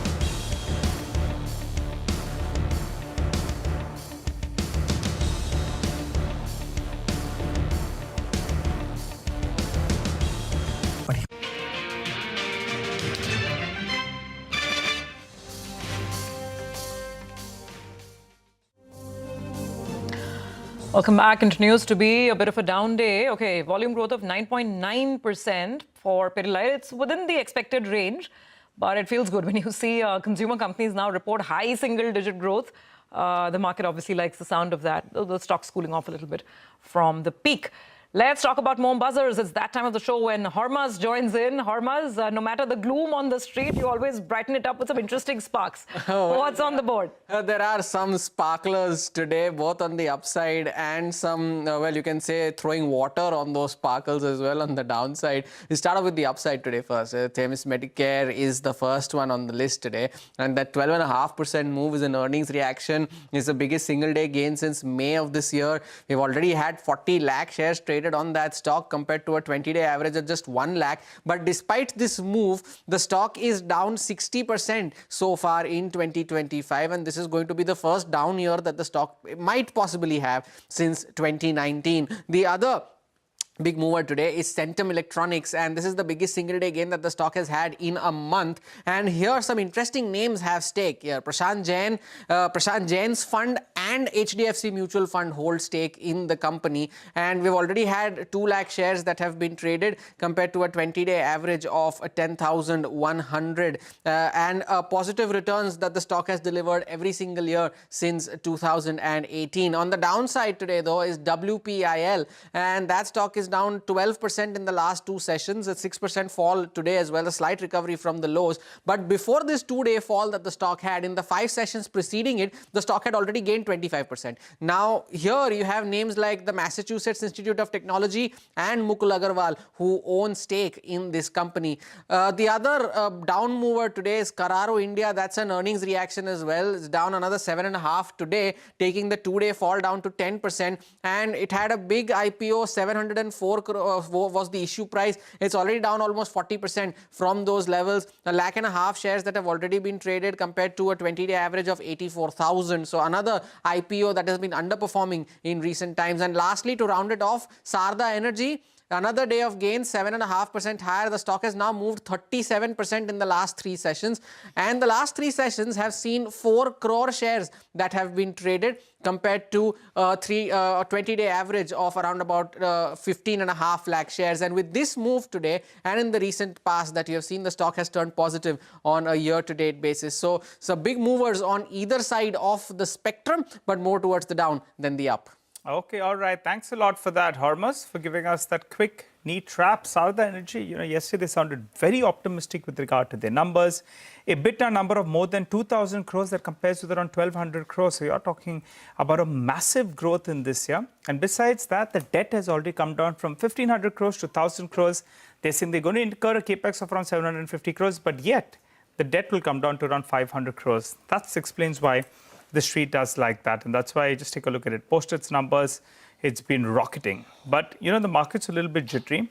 And when things are difficult, you turn to your big boy. And the big boy that the bulls have turned to this time around is Reliance Industries. It's come out there. It was trading mildly in the red. It's moved into the green. And I think the chart will tell you the reason why the Nifty has recovered. Because Reliance Industries has come out to bat now for the bulls. Sustaining this gain that we've seen, this move that we've seen the last few minutes, is going to be crucial. That said, well, let's get a view coming in from Pashupati Advani, founder and chairman of Global Foray. Hi, Mr. Advani. Good afternoon. Good to see you in, as always. Trump, what do you think he's going to do next? I mean, it's a shocker. It spoiled sentiment. But would you be using this kind of an opportunity to get in?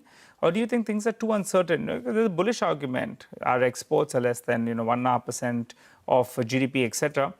We know all of that, right? I mean, it's going to pull down GDP by 20, 30 basis points or thereabouts. Would you be looking this uncertainty to buy, or would you stay away? I'll tell you one thing. I'm probably going to stay away simply because he is unfortunately extremely unpredictable, and we don't know whether he's coming or going, and every day he produces a new number. I believe the number for Switzerland was created because they had a 39 billion deficit to Switzerland, US, because the Americans buy watches and chocolates from Switzerland. And so he decided on the basis of that, it will be 39%. That's the rumor. That's what people are saying. So any number can come out from him. He's not, and until the deal is signed, and even if it's signed deal, he can always rip it up and try again. He's capable of doing that. But the reality is, I think once it's signed, there is some sanctity. But I think we're still a ways from getting it signed. So, even though our government has been reasonably optimistic about signing, he's still fan dancing, it looks like. So it's going to take a little bit of time.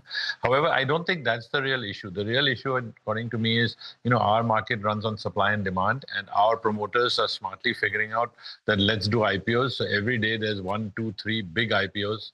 You've mentioned some in the last half an hour, like you mentioned NSDL and Lotus. They are both all big IPOs, and plus there's this other one, this Realty Trust, Knowledge Realty Trust that's coming.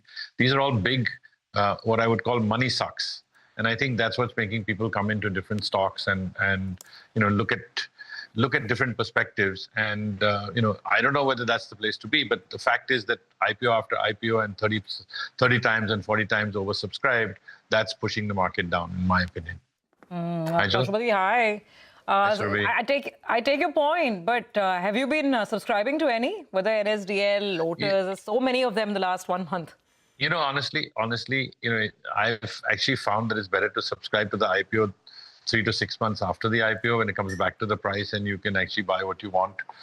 That's tended to work out, 8 out of 10 times, 9 out of 10 times.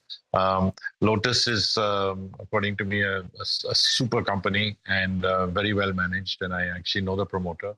In fact, when I saw the prospectus, I sent him a congratulations. I've known him a very long time. And NSDL, there's nothing else to be said. It's a competitor to CDSL. CDSL has obviously come off a little bit because of NSDL coming to market, because people want to be in both. But, technically, I personally feel CDSL is better, but NSDL's 6 of one, half a dozen of the other.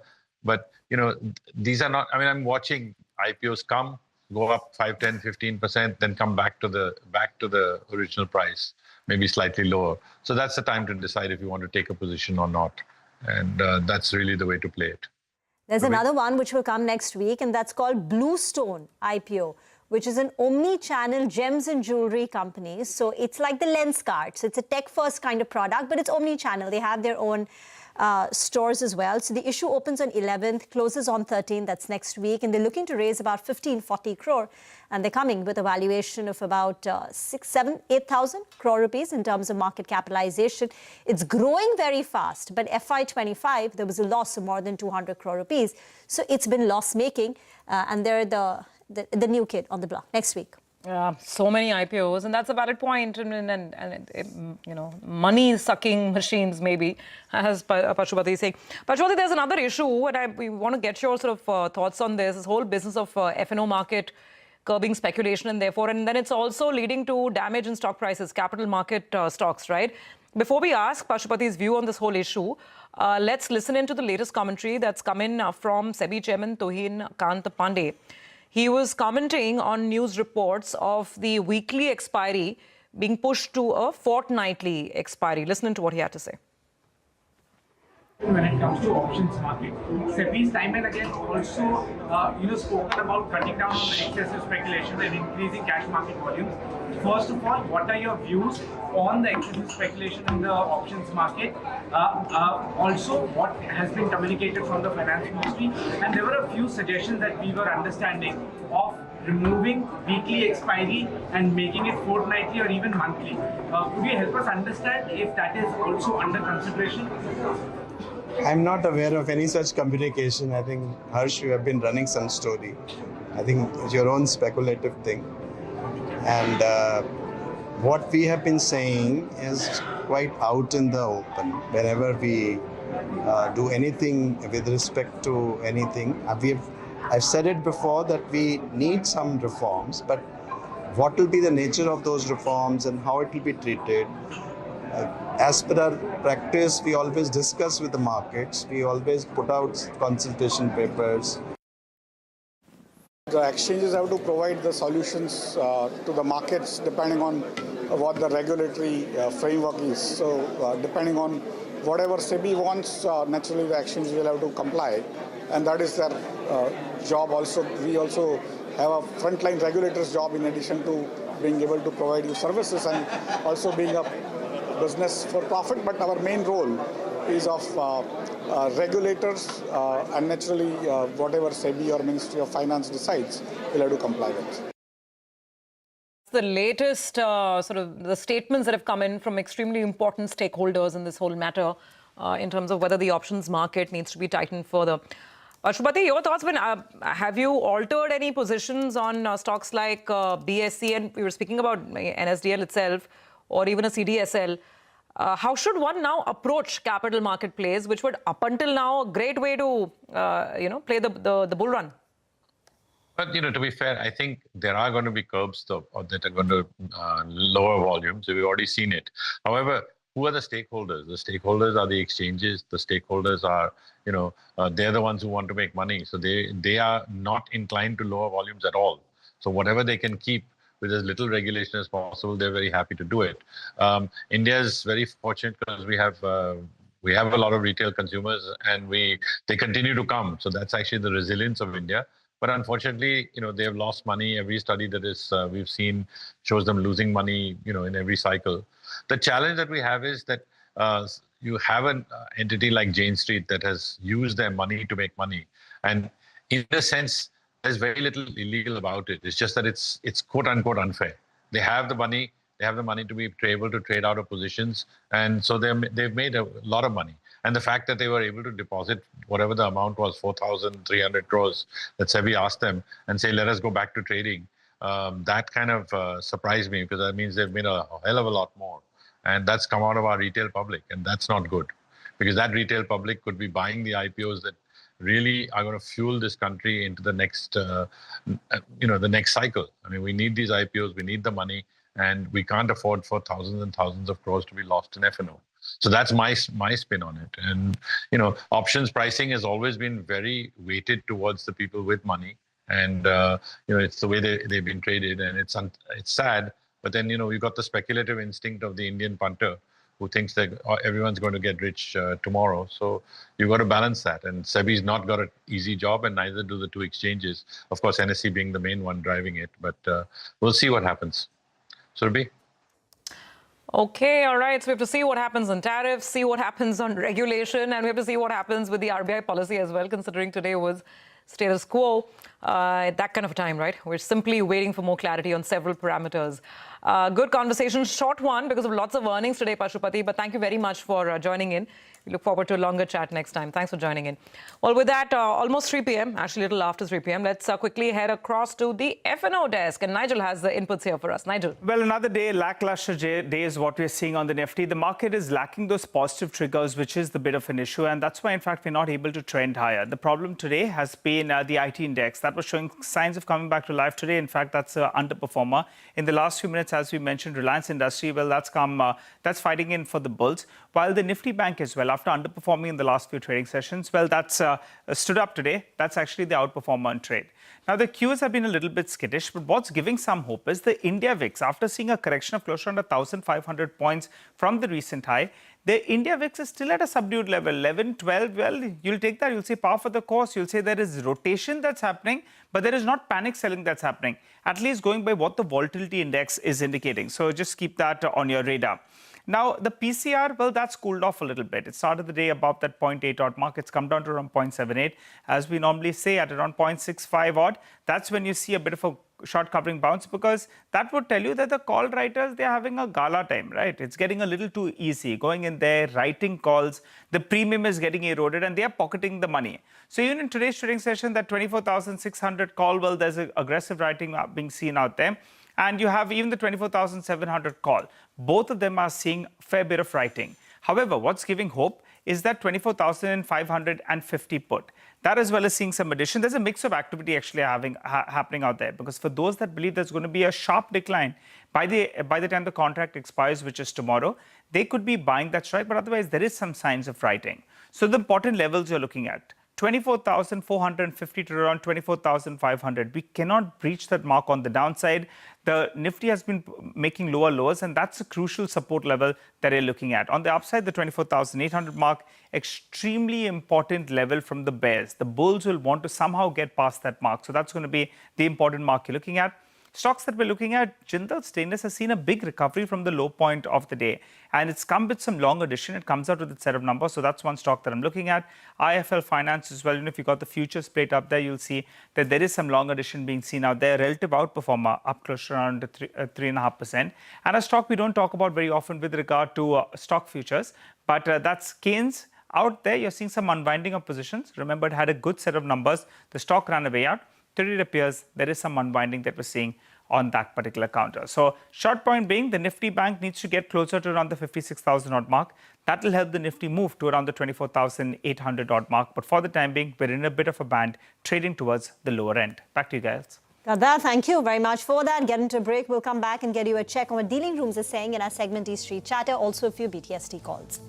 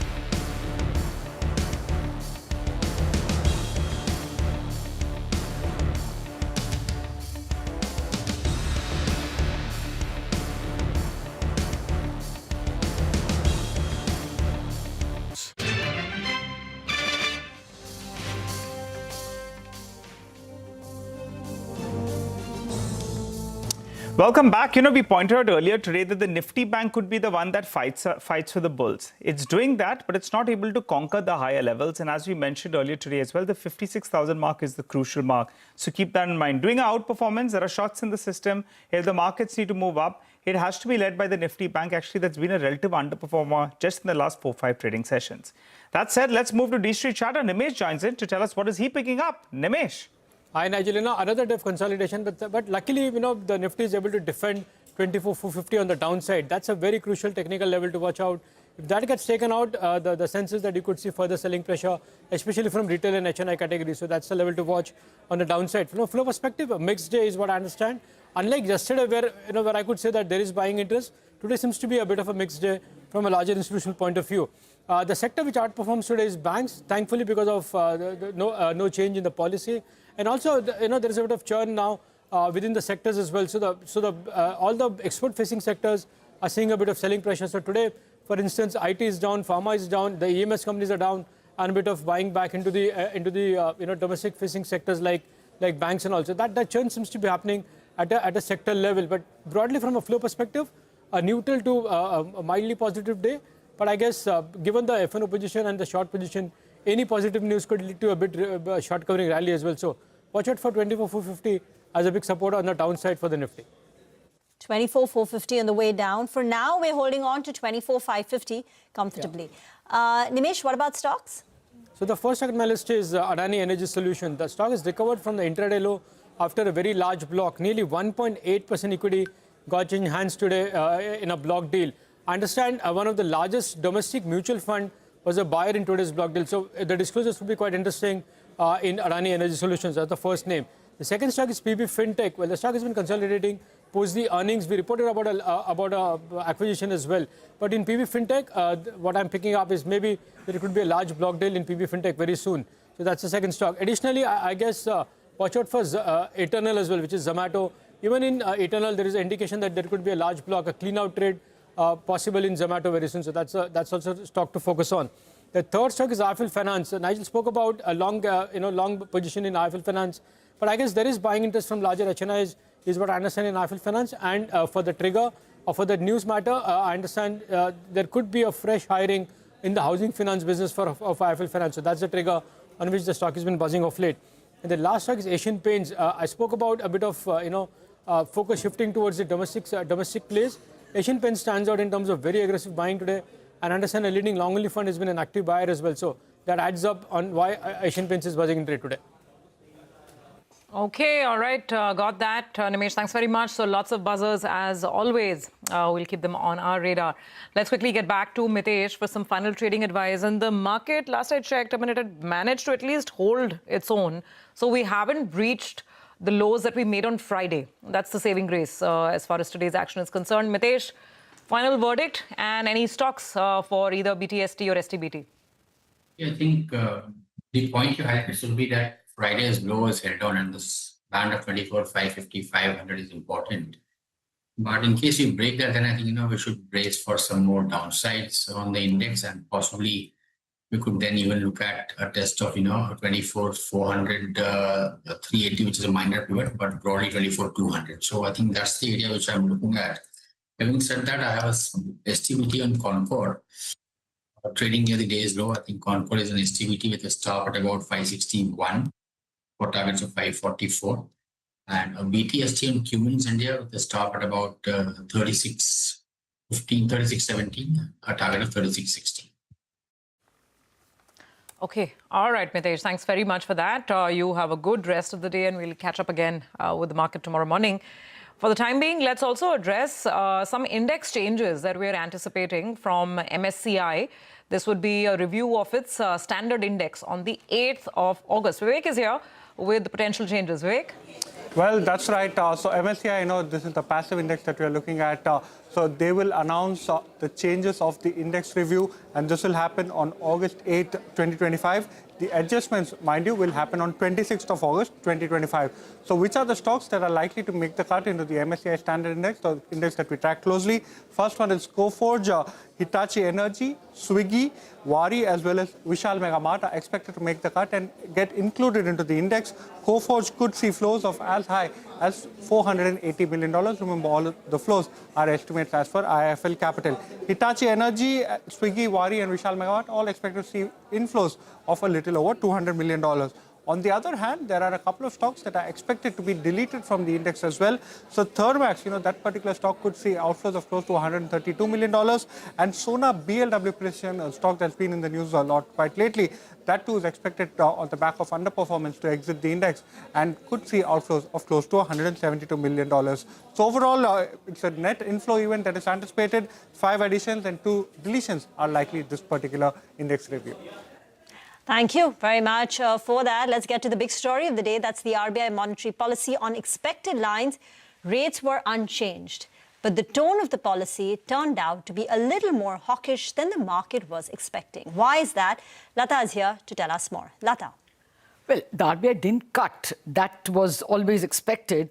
The shock for the market was that the year-ahead forecast for the quarter April-June 2026 turned out to be 4.9% CPI. When the repo rate is 5.5 and 4.9 is the inflation, for 0.5%, real rate, you can't cut rates. That was the message that was coming in. The market was kind of asked to, wring out its expectations of a rate cut, even on the growth front. The Reserve Bank retained that 6.5% GDP forecast, called it robust. And, so growth-related reason to cut rates also was not being provided by the Reserve Bank. When I proactively asked the governor, have you already included the tariff-related impact? He said, remember, we brought the GDP down from 6.7 to 6.5. At that time, we did take in, global impulses, and that's why we cut. So the market was left with a feeling that if growth is robust and inflation is so much higher a year ahead, where is the case? But my own sense is there were 3, in fact, repeated instances when the governor said they would be data dependent. He said it in response to my question, that is in the first minute of the press conference. In the 5th minute, he said again, we will move meeting to meeting, we will policy to policy. And again later on, he said that he cannot preempt what the MPC will do in the future. So my sense is that growth is going to be very strong in this quarter, the April-June quarter, because you can see the rural sales, and also both Q1 and Q2 has a very poor base effect. Because of the base, remember last time Q2 was all of 5.4%. Because of that base, we are going to get a 6.5% growth perhaps for the first half. But by the time we come to December, there would have been probably a couple of Fed cuts. There would probably be more evidence of severe second half fall, probably because of the global situation being so murky, that the RBI may look at the 1 year forward from next December, or they may point to growth. My sense is the door is shut perhaps for the September policy. I'm not quite convinced it is shut for December or for the forthcoming February, April. My sense is that if the weakness in growth and the 1 year forward inflation starts to look less ferocious, there could be a space, but not the next policy. Okay, so the wait maybe for the next rate cut gets a little longer. That's the takeaway from today's. And that is what the bond market has also done by increasing the 10-year yield by 5 basis points, and the swap rate also not indicating an October cut. Sure, okay, so that explains the market's mood as well, and not so much on equities, but more visible on the bond side after the policy today. And the cheer on the bank side. Yeah. The banks have not fallen They've much not fallen, actually. NIM pressure is less. Otherwise, we have enough clouds of tariffs and so much more, but at least from this perspective, there's still hope in the future in terms of rate cut. Thank you for that, Lata. Well, we have to take a quick break, and here's a reminder for our viewers. You can unlock a world of exclusivity, expertise, and influence. Become a member of CNBC-TV18 Access, our premium members-only experience on CNBC-TV18.com. The membership includes access to CNBC-TV18's flagship events, interactions with our journalists, along with curated studio tours, e-learning sessions and masterclasses, and curated lifestyle benefits.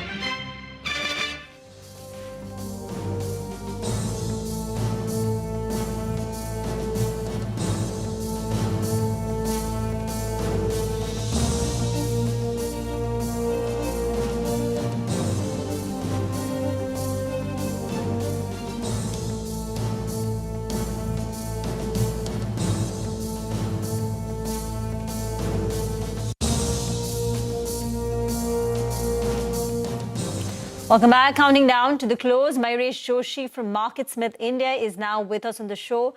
Mayuresh, slew of earnings came through. We had Britannia in the last 24 hours. Britannia is down 4.5%. Divi's Laboratory. Bharati Hexacom is taking a bit of a hit. What stood out for you on the way up and on the way down? Absolutely, Rima. Again, I think the volume growth that was expected out of Britannia, I think it disappointed to a certain extent. And therefore, the kind of reaction that you're probably seeing on the stock. However, I think the company is making a conscious effort, both in terms of improving its distribution network, as well as its retail reach when it comes to the rural part of India. And therefore, I think the next few quarters, specifically the second half, as it coincides with the festive season, is going to be very, very interesting as well. Obviously, input costs have started going lower, whether you're talking about sugar, laminate prices, palm oil prices. And therefore, I think the second half recovery is something that the markets are pegging at. I think a couple of stocks which gave decent numbers. I think Transvail Writing and Blackbuck, which is also called as Zinca Logistics, decent numbers which are probably getting reflected. And out of the blue, I think Ajmera Realty has shot up as well. I was just looking at the internals for Ajmera Realty as well. What has really worked for them this quarter has been the collections have been relatively better. The expectations in terms of sales for this quarter, if you just peg it on an annualized basis, looks relatively strong. And the reduction of debt onto their books. Somewhere I think these 2-3 numbers probably stood out from the list. But did you buy any of them? An Ajmera or a Zinca? No, I think we do not own anything like any of them. But Transvail is a very interesting story out of the three. Rima, I think what they're probably doing in terms of their integrated facilities, obviously, I think conductors, solar EPC, railways, order book is pretty decent. They're executing well. It's a 12% margin business. I think it's not a significant improvement either sequentially on a year-on-year basis. But again, I think the absolute number which has probably come from the EBITDA, they posted, if I'm not mistaken, 200 odd crores. A simple extrapolation in terms of them replicating this on an annualized basis over the next 3 quarters might actually mean that the top line and the bottom line might grow at 20-25%, which is very, very good in an environment like this. Okay, all right, Mayuresh, stay on. We'll quickly go through market close. And the close has not been very inspiring. The Nifty is down 82 points. Like I keep saying, the silver lining is that at least we've not broken Friday's lows. We haven't broken the recent trading range, but we're very close to it. So where did the hit come in from? Pharma stocks, of course, have been weak today. So Sun Pharma, Cipla, Dr. Reddy's, all of them down between 1 to 2.5%. Sun Pharma actually is the worst performing stock on the Nifty with a cut of 2.5%. IT has not been providing much hope. Wipro, Infosys, cuts of about 2 to 2.5% on these stocks. HCL Tech also lower. TCS is down another 1%. And some of the financials, Jio Financial, Bajaj Finance, some of these non-banks on the red side of the screen. Hero Moto ahead of numbers, also soft, down 1.7% on Hero Moto. Not too many gainers to count on the large cap screen today. Asian Paints about 2% higher, some buying on Mahindra and Mahindra, some buying on the banks, SBI, HDFC Bank, and Reliance itself. And if it wasn't for these 2 or 3 big heavyweights, then the Nifty cut could have been even deeper. But that's the Nifty, down 0.3%. The worst performance actually came in from the broader market. Much bigger slide on the mid-cap index, Rima. But lots of individual stories stood up on the way up. So let me run you through them. Sri Lotus Developers, good listing, 30% up. Zinca Logistics, Transrail. Sarda Energy continues to gain this week. The stock is up nearly about 35%. You had Ajmera Realty, again, we were discussing that. NCC, Gujarat Gas, Pidilite, all these stocks closed up in the green. On the way down, Britannia, Divi's Laboratory, Concord taking a bit of a hit. Bharati Hexacom under pressure. Bharat Forge down in trade. Bajaj Auto too, in the large cap space was down close to about 0.6, 0.7%. The Nifty ends with a cut of about 75 points. Mid caps down 0.8%. Small cap index down over 1% with a negative advanced decline ratio. 1:3. 1 stock gaining for 3 stocks declining. With that, it's a wrap and closing bell. Don't go anywhere. Markets Forward is up next.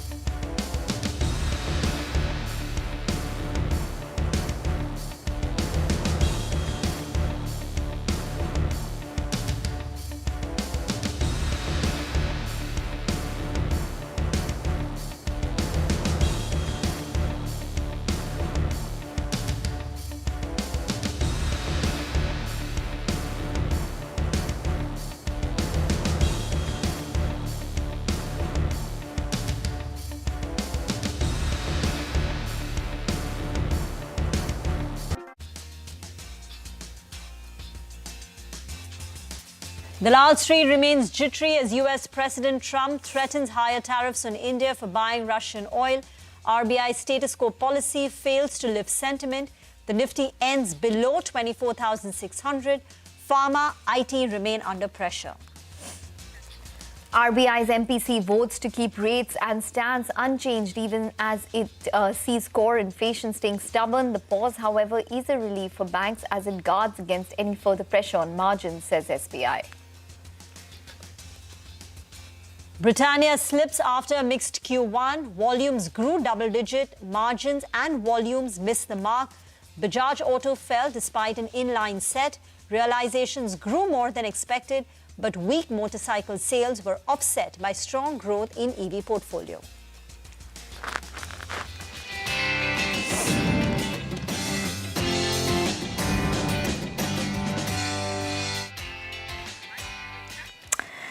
Hello and welcome to Markets Forward, your go-to show where we aim to get you all the key data points to gear you up for the next trading day. I'm Ekta Batra and with me is Reema Tendulkar. Well, Reema, you know, it is the tariff jitters which continues to weigh on our markets and the RBI policy where, you know, there was some view that maybe according to some it was a little hawkish at this point. But nonetheless, we had the Nifty which was down around 0.3%, but the broader markets really took the larger brunt of it and underperformed. So we had the advanced decline ratio, which was quite weak as well. All in all, a weak day of trade. Let's see what the headlines hold from the US in the next couple of hours. Well, it's these export-oriented sectors which are, which felt the heat today. So pharma was under pressure. The Nifty Pharma index down more than 2%. IT was weak. And on the flip side, some buying emerged in domestic stories. So even banks, for instance, the Nifty Bank managed to close up in the green.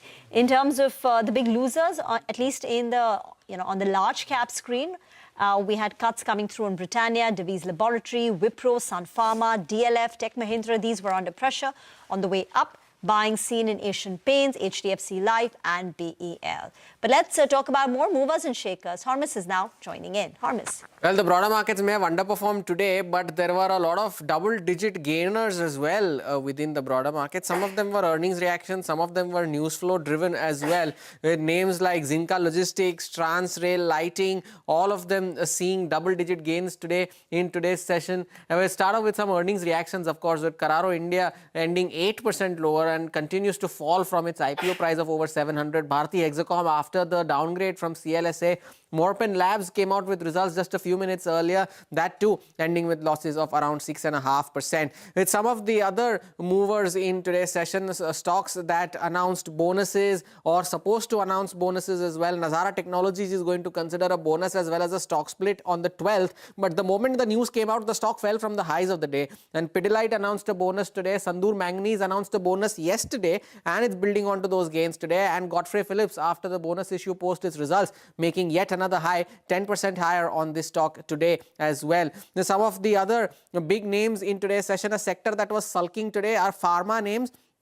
Doris Labs, Sun Pharma, all of them, most of the stocks on the Nifty Pharma Index too ending lower. What also did not do well today were the real estate names, the rate sensitives. After no rate cut coming in from the RBI, it was the real estate space that was sulking in today's session, be it the likes of DLF, Brigade, most of the constituents of the Nifty Realty Index too ending lower in today's session. Back to you guys. Okay, all right, Hormuz. Thanks very much for that. So that's what took place in terms of stocks today. But let's go across to our guests now. We have Mayuresh Joshi joining in to talk about the fundamentals of the market and Shrikant Chauhan, who's joining in from Kotak Securities to talk about the technicals. Mayuresh as well as Shrikant, thanks very much for joining in. Well, let's start with you, Mayuresh. Just give us a sense in terms of, the overall texture of the market. It was a mixed day. Bank Nifty was resilient, but broader markets weak. Afternoon, Ekta. I think the market is trying to take the RBI policy in its stride. Obviously, some participants in the market were of the hope and the opinion that a rate cut might come through. But looking at the statements, it seemed hawkish. But again, I think it's largely going to be data dependent if you read between the lines. And therefore, I think the markets will gestate what the RBI has probably done today. And obviously, I think the bigger event to comprehend tonight is what Trump is going to do with the accelerated or imploded tariffs on top of what he's already implied or levied so far. And therefore, I think the market's just in that wait and watch mode right now to see how the events are probably shaping up specifically in terms of Trump tariffs. 12 p.m. Eastern, 12 a.m. Eastern Time or 9:30 a.m. Indian Standard Time. That's tomorrow morning. The 25% tariffs come into effect, and plus the penalty, of which we don't have any details. Shrikant, just a quick word on the market technicals. We've been grinding lower, but we still managed to hold on to Friday's intraday low. Does that give you comfort for a bounce back, or do you think that's likely to go? Afternoon, Rima. Afternoon, everyone. Say for Nifty, it is sitting on the weak note. It is finding difficulties to sustain at higher levels. In fact, in last 3 days, whenever the market tries to move higher, we saw good amount of sell-off in the market. Today also, in the afternoon, it was around 24,600, 640. But from there, all the way again, it came back to the lowest level. So in case if there is any like specific news flow, negative news flow, then in that case, we can expect a quick jerk in the market. The way we saw in the month of April, similar sort of activity is not ruled out. The reason is because traders are completely frustrated, investors are cautious, and FIs are completely short in the market. So there is no room for the market to like sustain at higher levels. So something comes really positive for the market, then only we can expect a quick recovery, or something comes we can say unexpected thing, then only we can see a quick recovery in the market. Otherwise, in the absence of that, we can expect a gradual decline in the market, and on the dismissal of 24,450, we may even see the levels of 24,100 or 150. So broadly, I am of the view that we need to be careful in this market, and better if we be more on the stock specific side. Okay, all right. Well, thanks for that. Moving on, the Reserve Bank of India today kept the rates unchanged as widely expected, but the tone of the policy turned out to be more hawkish than the market expected, with the RBI forecasting of 4.9% inflation 1 year ahead and thus removing chances of one more rate cut. Lata's here with the editor's take. Lata, over to you. That's right. The fact that there was no cut wasn't a big disappointment. That was on expected lines. But the Reserve Bank did seem to shut the door on any further rate cut because of this, forecast of a 4.9% inflation in April, June next year, that is 2026. So if you're looking at the 1 year forward, there isn't much of a chance because it is well over 4%, which is their mandate. The growth-related reason to cut a rate also was not there because they retained the GDP growth forecast at 6.5%. I even prodded him to ask whether, this includes the tariff impact or whether, there is a chance it will be lowered. And he actually said that, you remember, we lowered it from 6.7 to 6.5 in the previous policy, and that absorbed or discounted some of the negative global impulses. So that kind of juiced out any hopes of a further rate cut. And you could see that in the 10-year yield going up. But my own sense is that, there is a crack in the door. At least 3 times, the governor said that policy will be data dependent. We will move from meeting to meeting. We will decide policy by policy. I don't want to preempt what the MPC will do in the future. All of which indicated that, just imagine, say, if not in this September 30th policy, in the December policy, even if you have very strong first quarter, second quarter GDP numbers, the incoming data, PMI numbers, IIP numbers could get weaker, export numbers could get weaker because of the global weakness. The Fed could have cut a couple of times by the December policy, and the 1 year forward from December 2025 onwards may not be 5%. It could be much weaker, primarily because of the base effect also. And therefore, I won't really shut the door on rate cuts in either December or February or April. I wouldn't say this is the end of the rate cutting cycle, but the market looks at its nose and at the near term or the next policy, there it doesn't look like there is a chance. Thank you for explaining that. That was the big macro decision of the day. But let's get to the earnings then. So the 2 big ones, Bajaj Auto and Britannia. First up, let's talk about Bajaj Auto's numbers. Look fairly lackluster. Sudarshan joins in with the details. So it was a muted Q1 for Bajaj Auto, and even the expectations were muted. So 2 major highlights of the Q1 FY26 earnings were, first, average sales realization, basically we call it, it has increased by more than 4% against our expectation of 1%. Now, if you remember, volumes were up just 1% both year-on-year and on a sequential basis, and that's the reason we were expecting that revenue will increase by just 1 to 2%, but company has reported an increase of more than 5% in revenue and almost came in line with our expectations. Company has reported margin of less than 20% after several quarters. It has come at 19.7%, but our expectations were 19.7% as well. So there also company has managed to meet street estimates. Now, what about the going forward? Because more than the Q1 FY26 earnings, this time, what's the important for two-wheeler companies is the commentary, because festive season is approaching, and if the demand, company says that demand is expected to be strong, it will be taken positively. In one segment that company has been focusing is 125cc plus segment, and its commentary company is saying that it has been gaining market share. So overall, it was a muted Q1, but it has managed to meet street estimates. Okay, all right, Sudarshan. That's on Bajaj Auto. Thanks very much for that. Vinny is now here to tell us about the FMCG major Britannia and what they reported. Vinny. Hi, so Britannia also a weak, actually a mixed set of numbers is what we could call it in Q1 FY26. Now, while revenue growth was approximately in line with what we were expecting, came in at 4,622 crores, which is almost a 9% growth on a year-on-year basis. The miss came in on the volumes front. The volume growth saw a growth of only 2%. The poll was of around 4 to 5%. So big miss in terms of the volume growth for the company. Now, margins, that was also impacted. Higher gross margins is what came in for the company. Gross margins saw a decline of around 310 basis points on a year-on-year basis.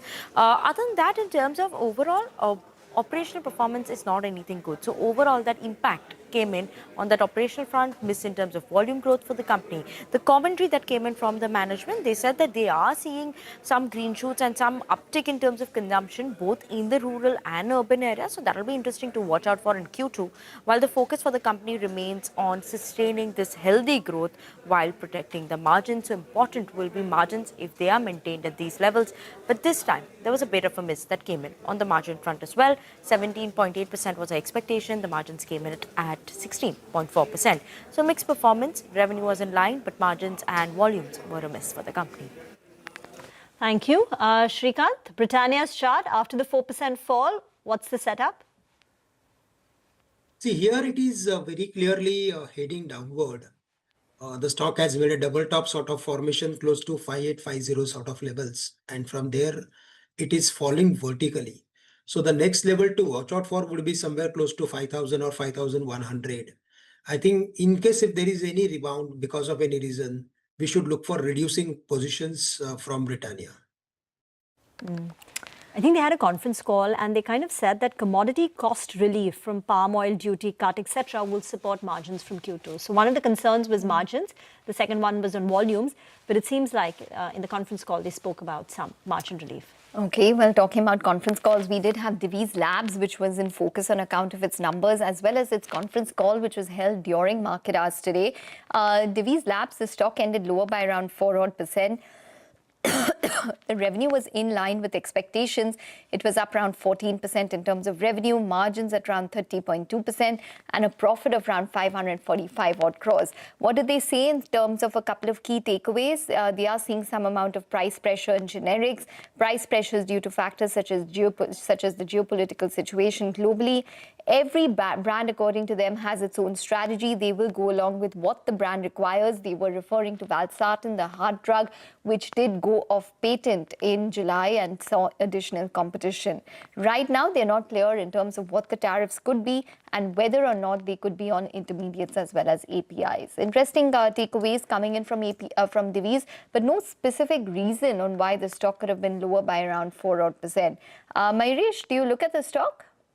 Absolutely, Ekta. And again, I think it was a marginal miss on the margin front.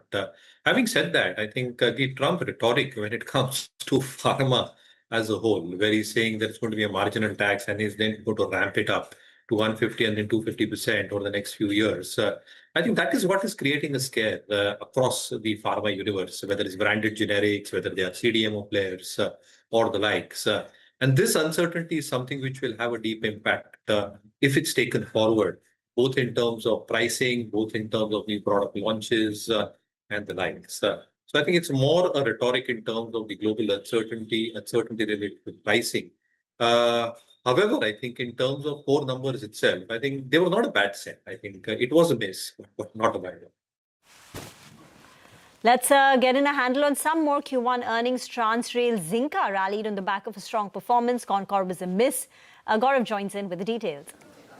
Well, yes. In today's trade, we saw a few outliers. And first, let's talk about Translate. Now, this company actually reported very good set of numbers. Revenue increased almost by 81% on a year-on-year basis. We saw EBITDA increase of around 66% on an absolute basis. And that is the reason why when we look at profits, now they have increased almost twofolds. They have increased almost by 100% on a year-on-year basis. Let's not forget that company has also reported ROCE of around 27.4% in this quarter versus what we had seen as 24.7%. And after that, we saw a sharp rally here.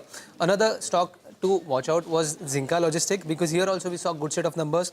Revenue increased almost by 43%, while adjusted EBITDA, now it increased almost threefolds from 12 crores to 47 crores. And this is a result why EBITDA margin, now that also increased to 36% versus what it was at 13% just a year ago in the same quarter. Profit increased almost by 18%, and company also mentioned that their revenue has increased almost by 2.5 times in the last 2 years. Next, let's talk about Concord. Now, we saw a weak set of numbers here, and the reason being that the volumes were weak, and at the same time numbers were also weak for another quarter. When we look at revenue, that increased just by 2% on a year-on-year basis. EBITDA, that declined actually by 2%, and as a result we saw margin fall as well. And when we look at profit, there also we saw a muted performance, just 3% increase, and after that we saw there was some kind of disappointment from investors, and stock also actually got affected and was in red today. Okay, all right. Well, management retains guidance for Concord. Shrikant, do you have a view on the technicals of that stock?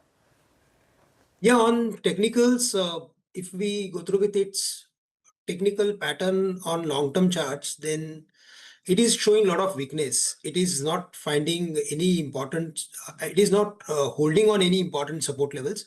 And whenever there is a sell-off in the market, we see deep sell-off in this particular stock. So it is relatively underperforming to the broader pattern of the market.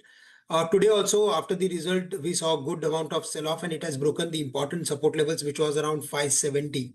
So based on its technical formation, I think I am of the view that the stock is again heading for the levels of at least 500, and in the worst case scenario 480 or 485, which was its previous lowest level.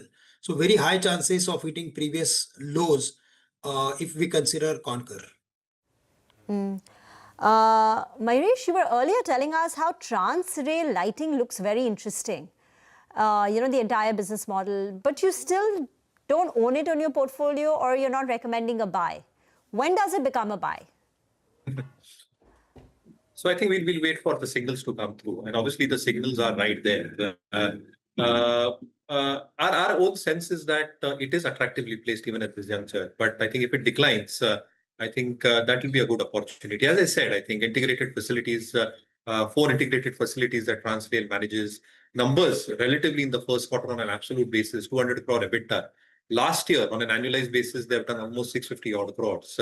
So to that extent, if they're able to replicate this performance every passing quarter, I think there can be significant amount of growth, as I mentioned, in excess of 25%, both on top line and bottom line, is what we ideally seek. So I think today's move was huge, and therefore if the stock does come back, pull back, I think that will present an opportunity.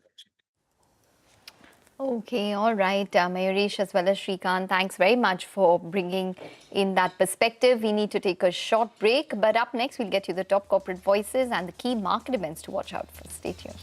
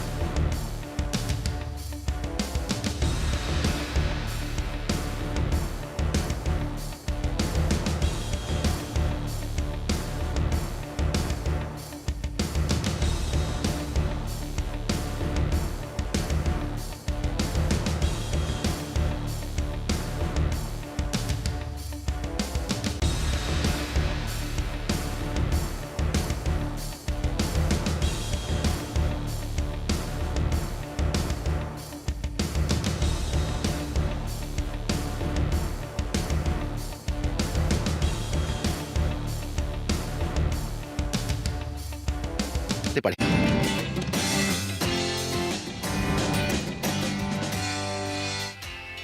Welcome back. You're watching Markets Forward, and now let's tell you the corporate voices that we had today. So first up, NSDL made its debut on the Lal Street. It was a 10% premium against the issue price of 800 rupees. The management was on the channel earlier, and they spoke about increasing the tech outlays in FY26. They see an opportunity to invest in automation. They will also invest in customer experience. They're focusing on improving services for technology and expand the tech-based access. Next up, Prestige Group Management said that average realizations went up due to higher pricing in Bengaluru and Mumbai. The management added that demand was strong and that their RBI's rate cuts have helped increase affordability. Also said that projects with a GDV of 42,000 crore rupees would come up in the next 3 quarters, with several launches also lined up. PVR Inox stock was a bit subdued despite the numbers being okay. The management said they saw the highest food and beverage spend, F&B spend, per head in Q1. That's close to about 150 rupees. They also added that content across languages is doing well. Occupancy, though, in Q1 was just 22%. All right, and before we wrap, let's bring you some key market events to watch out for. Gaurav is standing by. Well, yes. For tomorrow, the biggest key event to watch out for is the Trump tariff. Now, remember, the reciprocal tariff extended deadline is over. And from tomorrow, India will be applicable for around 25% tariffs from the USA. Other than that, Bank of England, now there also we will be watching out on how the rate cut decision is going to be, because they will hold a meeting and they will decide whether they are going ahead with the rate cuts or not. Other than that, there are some global earnings from Siemens AG, Sony, Toyota Motors. These are some global stocks that we will watch out for. From Indian point of view, we have some companies who will be on our radar on the back of the earnings. We have got LIC, Biocon, Godrej Consumers, HPCL as some key companies. And other than that, we also have NLC India and Apollo Tyres. From earnings, we also have some of the important events which are going to happen tomorrow. First, let's talk about JSW Steel.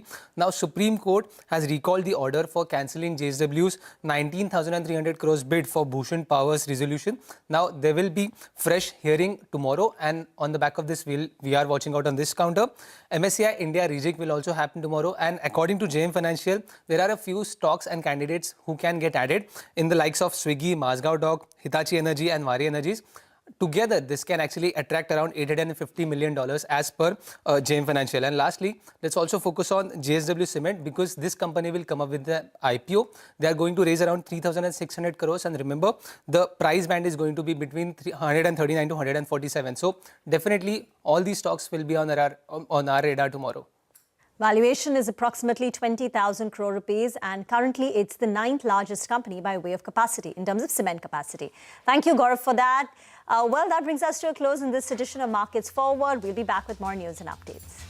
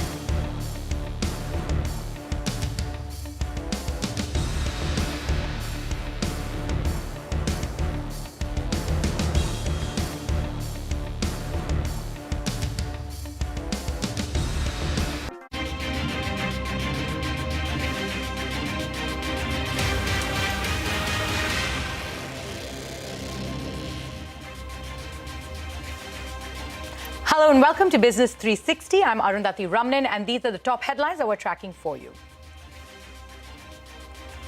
The Reserve Bank leaves key rates unchanged in a unanimous decision by the Monetary Policy Committee, maintains the neutral stance, lowers the inflation forecast for this fiscal by 60 basis points to 3.1%. Governor Sanjay Malhotra says the RBI does not foresee US tariffs impacting the Indian economy in a major way unless retaliatory tariffs are imposed. Central Bank remains hopeful about an amicable solution.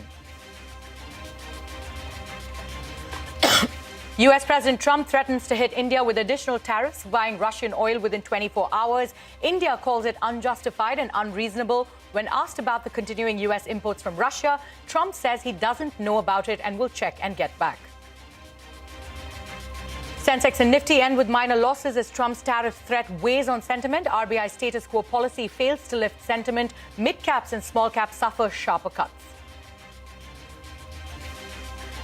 SEBI Chairman Tuhin Kanta Pandey says reports that the market regulator was considering measures to curb the F&O frenzy speculation, adds that though reforms are needed, its nature and treatment would be discussed with the stakeholders. Bajaj Auto meets muted expectations in the first quarter. Recent price hikes boost realizations. Management says that they are gaining market share in the mid-level bike segment as the countdown to the festive season begins. 3, 2, 1. India's largest depository, NSDL, sees a healthy debut on BSE, ends the day with gains of 17% after listing at a 10% premium, captures a market cap of close to 20,000 crore rupees.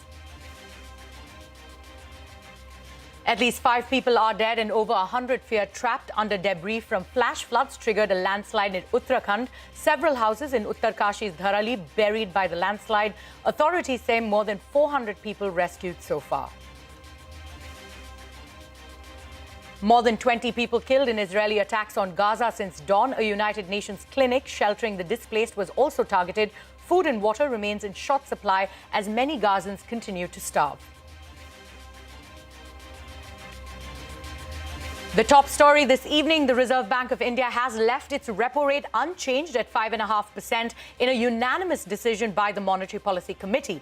The central bank also maintained its neutral stance. The pause comes after 3 consecutive rate cuts. The RBI lowered the inflation forecast for this fiscal by 60 basis points to 3.1%. This is largely because of a higher base last year and lower vegetable prices. The central bank has projected that inflation could reach 4.9% in FY27. RBI Governor Sanjay Malhotra ruled out any further liquidity-boosting measures, saying that the current position is stable. The governor also said that the RBI does not foresee US tariffs impacting the Indian economy in a major way unless retaliatory tariffs are imposed. He added that he is hopeful of an amicable solution between the two nations. The MPC noted that while headline inflation is much lower than projected earlier, it is mainly due to volatile food prices, especially in vegetables.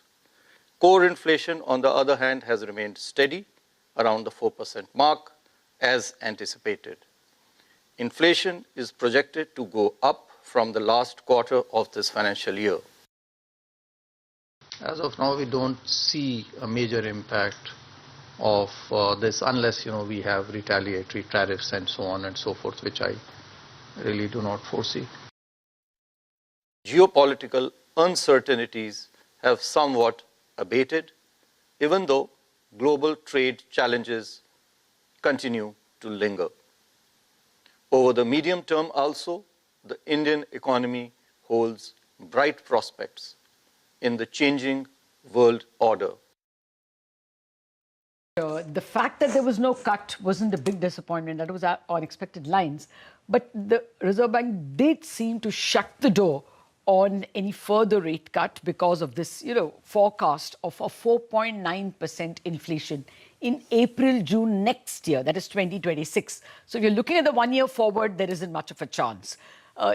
Because it is well over 4%, which is their mandate.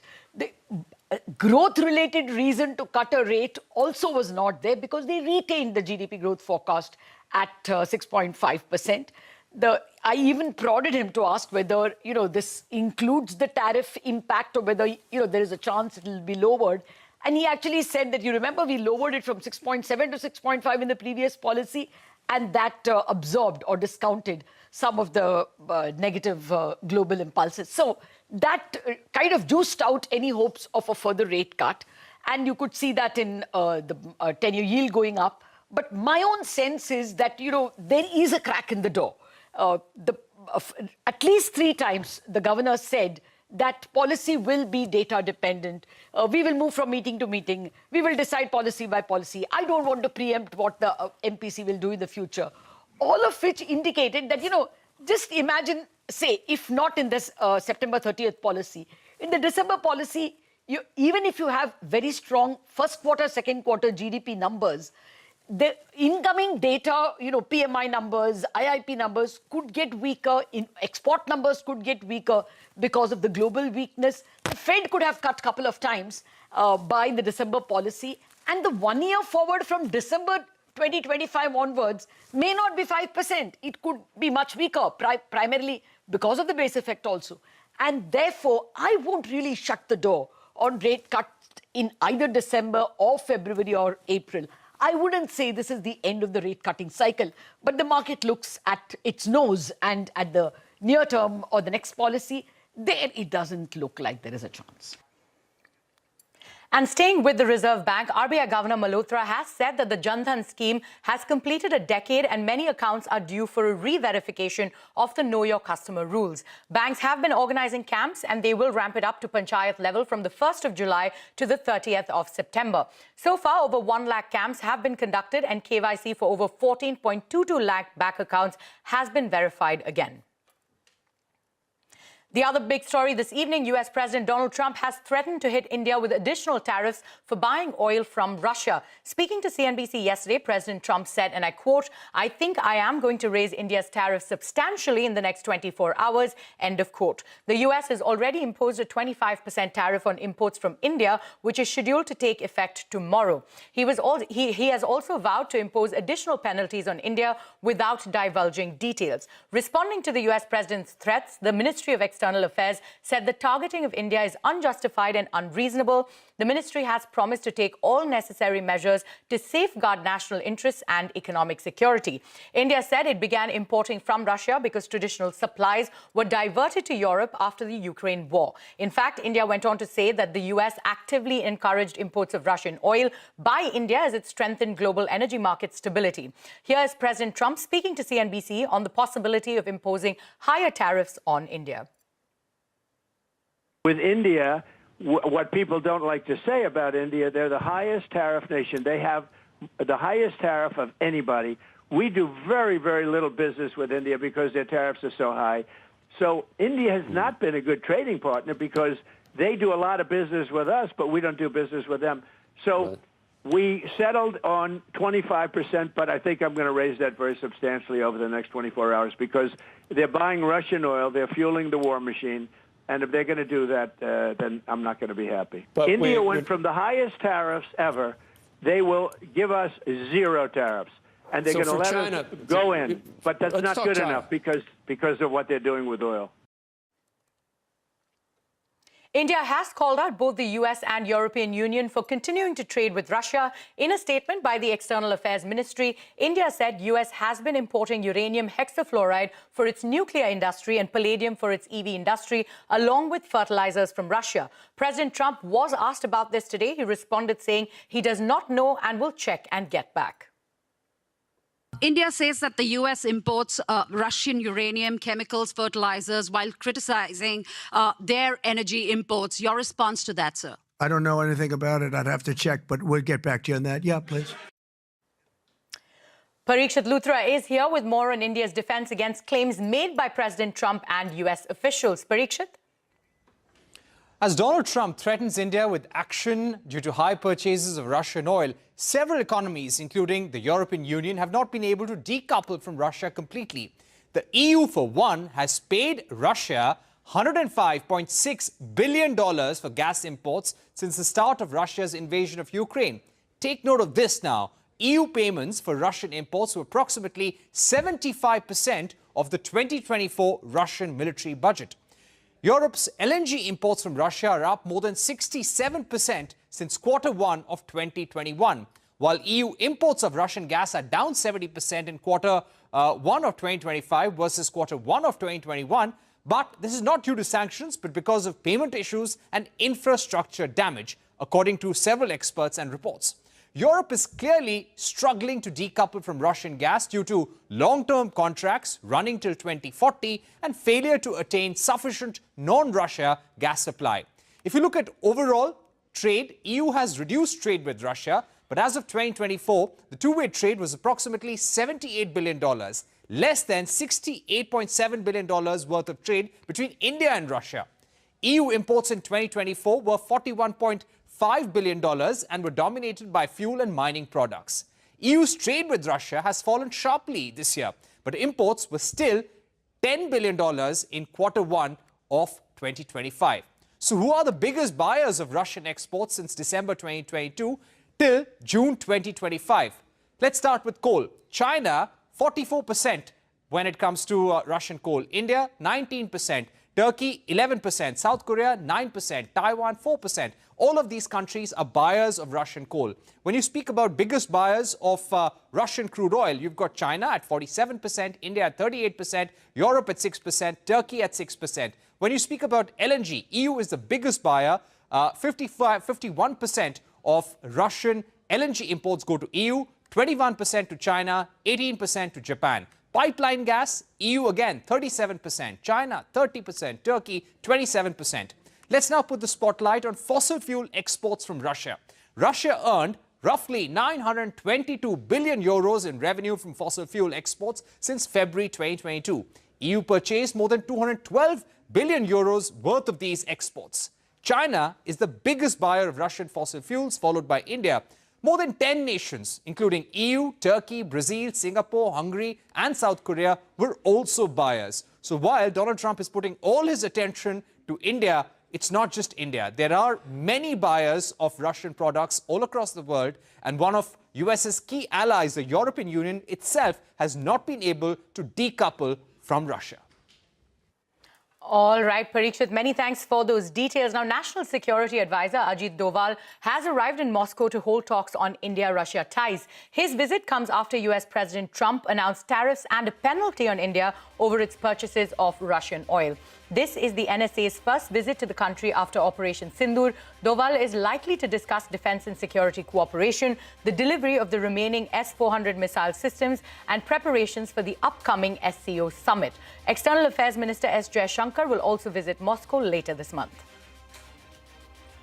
Like India, Brazil is also facing steep tariffs from USA. On April 2nd, President Donald Trump had announced just 10% tariffs on Brazilian goods. He later hiked it to 50% after accusing the country of conducting a witch hunt against former President Jair Bolsonaro. However, Brazil managed to get ample exemptions on several key exports, including civil aircraft, orange juice, precious metals, wood pulp, energy, and fertilizers. Experts attribute this to the country's patient diplomacy and lobbying by affected US companies. The tariffs will affect just 50% of its goods, including beef and coffee. Brazil has strong ties with China. Brazil's exports to China have doubled in value over the past decade. China accounts for 28% of Brazil's shipments, while Americans buy just 12% of Brazilian goods. Brazil is also far less vulnerable to trade uncertainties compared to other countries in the region. 36% of its GDP comes from exports and imports. This is less than half the share in Paraguay and Mexico. Also, just 10% of its agribusiness trade is concentrated in USA. In contrast, the US was India's largest trading partner between 2021 and 2025. The US accounts for about 18% of India's total goods exports. Brazilian President Luiz Inácio Lula da Silva turned down US President Donald Trump's offer to call him anytime and said he will call Prime Minister Narendra Modi and Chinese President Xi Jinping. He added that he will resort to all possible measures to defend Brazil's interest. Remember, Trump threatened to impose tariffs on countries supporting the BRICS, an organization that India, Russia, and China are a part of. On to the day's market action. Stocks remained jittery on Dalal Street and ended with minor losses. This after US President Trump's tariff threat and RBI status quo policy failed to lift sentiment. Nifty ended below the 24,600 mark, while Sensex slipped over 160 points. Pharma and IT stocks also remained under pressure. Surbhi Upadhyay joins us now with all of those details. Surbhi, what sectors are likely to be impacted by Trump's tariffs? Well, the impact of this tariff uncertainty and all of Trump's missives is really showing up on the market. Now, why do I say that? Because for the second consecutive day, India was singled out in the fall, whereas most of the global markets were up and about. Most Asian markets were up between 0.25% to as much as 1%. Europe was trading positive, and US markets have also had a decent last couple of days. India, on the other hand, is trading at the lower end of the recent trading range. We're practically at 2-month lows on the Nifty, and specific sectors are getting hit out quite a bit. I'm talking about, of course, pharma as well as textiles. So look at how the numbers stack up. On Wednesday, the Nifty Pharma, with the 2% cut, was the worst performing sector on the index. And a lot of pharma stocks, large cap, mid cap, most of them were down pretty much across the board. On textiles, it's really showing up. Again, look at Wednesday's numbers first. So if you look at stocks like Gokuldas, down about 4%. Wellspun was down about 4%. Trident down about 1%. And again, just look at the cuts. I mean, Gokuldas exports in the last 3 trading sessions has lost almost 12%. It's one of the key apparel exporters from India, and US is a huge market for this one company. So the question is, if we've all been saying so far, and this is a well-established fact, that our exports to the US are only 2% of India's GDP, then why is the market so concerned? Here are the key reasons. The second order effects is what the market is getting quite uncomfortable with right now. So what are these second order effects? Number one, will there be a direct hit on FPI inflows? In any case, July was a bad month. We had total FPI outflows to almost the extent of 18,000 crores. Will it get worse if the 25% tariff remains and if more penalties come India's way? Nuvama, for instance, is saying that the direct impact is going to show up in immediate stocks. Pharma, auto ancillaries, cables and wires, of course, textiles. But there is a wider indirect play, which we have to bear in mind, and that could show up in the mid-cap space as a whole. The mid-cap market on Wednesday as well was falling more than the Nifty. So an FPI exodus out of India could spell trouble for the broader market as a whole, and then cyclicals, even domestic cyclicals like real estate, NBFCs and industrials. Then the uncertainty on FDI flows. We've been speaking to companies. For instance, Thermax gave us this anecdote that while they're quite positive on their local business, but the inquiries from companies from the textile space, from the chemical space, if they start drying up, which is their fear, it could play out on the capex spends as well. And will MNC FDI will also slow down as people reevaluate India's position in global supply chain. So that's, of course, the big thing. That's something India Ratings, by the way, points out, that this reduced tariff advantage that India has, that could limit the benefits of the whole China plus one move. And last, it's all about the timing. Look at the timing. This tariff hit has not come at a great moment at all. In any case, in terms of flows, markets like China and South Korea have been getting the bulk of flows of the last couple of months. Earnings and valuations here in India are not particularly seen as favorable for the bulls. Earnings growth this year is supposed to be in high single digits at best, and valuations, most say, are still not very, very comfortable or exciting. Hopes now are squarely pinned on a second half consumption domestic recovery. All right, Surbhi, many thanks for those details. Now, auto major Bajaj Auto's first quarter numbers were in line with muted expectations. Realizations rose more than expected, even as weak motorcycle sales were offset by strong growth in the EV portfolio. Net profit increased 5.4% and revenue also grew to 5.5% on an annualized basis. Margins narrowed to 19.7% from 20% last year. Shares of Bajaj Auto declined in intraday trading in response to its first quarter numbers. Pidilite stock gained after the company posted a strong first quarter performance that beat estimates. Net profit grew 19%, surpassing expectations, while revenue grew 11% compared to last year. Margins also improved, while volume growth for the June quarter stood at 9.9%, also beating estimates. India's largest depository, NSDL, made a healthy debut on BSE. The stock listed at a premium of 10% to its issue price and ended the day with another 7% gains. The listing gives NSDL a market cap of close to 20,000 crore rupees. The IPO, which was entirely an offer for sale, saw strong investor interest across categories, with the issue subscribed over 41 times. On that note, it is time for us to head into a short break. But coming up next, at least 5 people are dead and over 100 fear trapped under debris after flash floods triggered a landslide in Uttarakhand. More details on the other side. Stay tuned.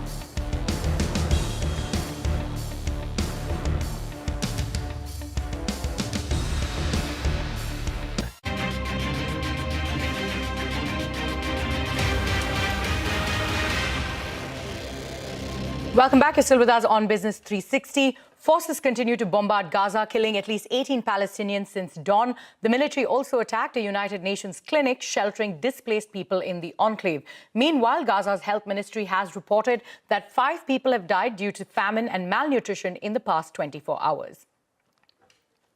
Ukraine has said that Russia launched 45 drones across its cities, of which 9 hit 3 targets. Kiev also said that more than 330 Russian soldiers were killed in a failed attack on Ukraine's Sumy region. This comes as U.S. Special Envoy Steve Witkoff visited Moscow ahead of President Trump's ultimatum for a ceasefire by Friday.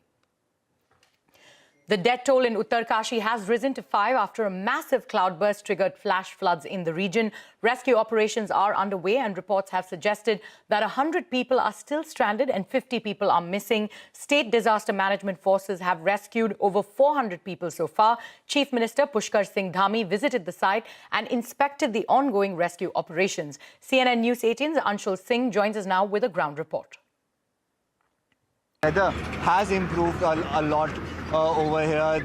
Rains have subsided over the last hour and a half, and sun has also come out for a few minutes as well. So rain has stopped, which means that the landslides that were prevalent in this entire area, they can take a break, and the landslides would not happen at least for the next few hours. And now the task at hand is to make sure that this entire national highway that connects Rishikesh to Uttarkashi is made motorable in some way or the other. How quickly can be done, that is the challenge in hand. But at this point in time, several such operations are underway that are being conducted on this entire national highway that connects Rishikesh to, in fact, Dharali, because this is the only road through which you can reach Dharali. And since this road is damaged in a very, very severe manner, it is almost impossible for any relief and rescue material to actually reach Dharali at this point in time. The only option left is through air, and that is something that is being done. SDRF teams have taken off from Dehradun and they are landing in Dharali very, very soon at this point. So definitely the work has started. The steady pace at which this entire rescue operation was going is still continuing. So that's the latest on the Uttarakhand funds. Meanwhile, Prime Minister Narendra Modi inaugurated Kartavya Bhavan, the first building of the 10 upcoming Central Secretariat under the Central Vista project. This building will house the bureaucracy across ministries, including Home Affairs, External Affairs, Rural Development, among others. And with that, it is a wrap on this edition of Business 360. More news and updates continue right here on CNBC-TV18.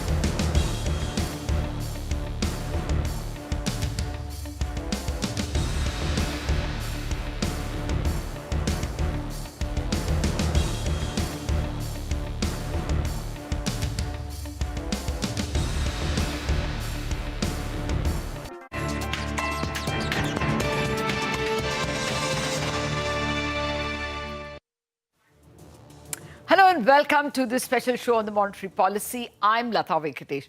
The Reserve Bank didn't cut rates as expected, but it shut the door on hopes of a cut in the next policy by forecasting the one-year ahead inflation, that is April-June 2026 CPI, at a huge 4.9%. So if rates are to be fixed looking at the year ahead CPI, there is no scope for a cut, Reserve Bank seem to be saying, because inflation is going to be much above the mandated 4%. Equally, the Reserve Bank seemed to say poor growth isn't an excuse to cut rates. It retained the current year's GDP forecast at 6.5%. When I prodded the governor about the tariff impact, the governor said Reserve Bank brought down the growth forecast from 6.7 to 6.5% in the previous June policy, primarily to account for the global impulses. So clearly, no further cut in GDP. This led to the yields in the market rising. However, I just want to leave my personal impression from the press conference.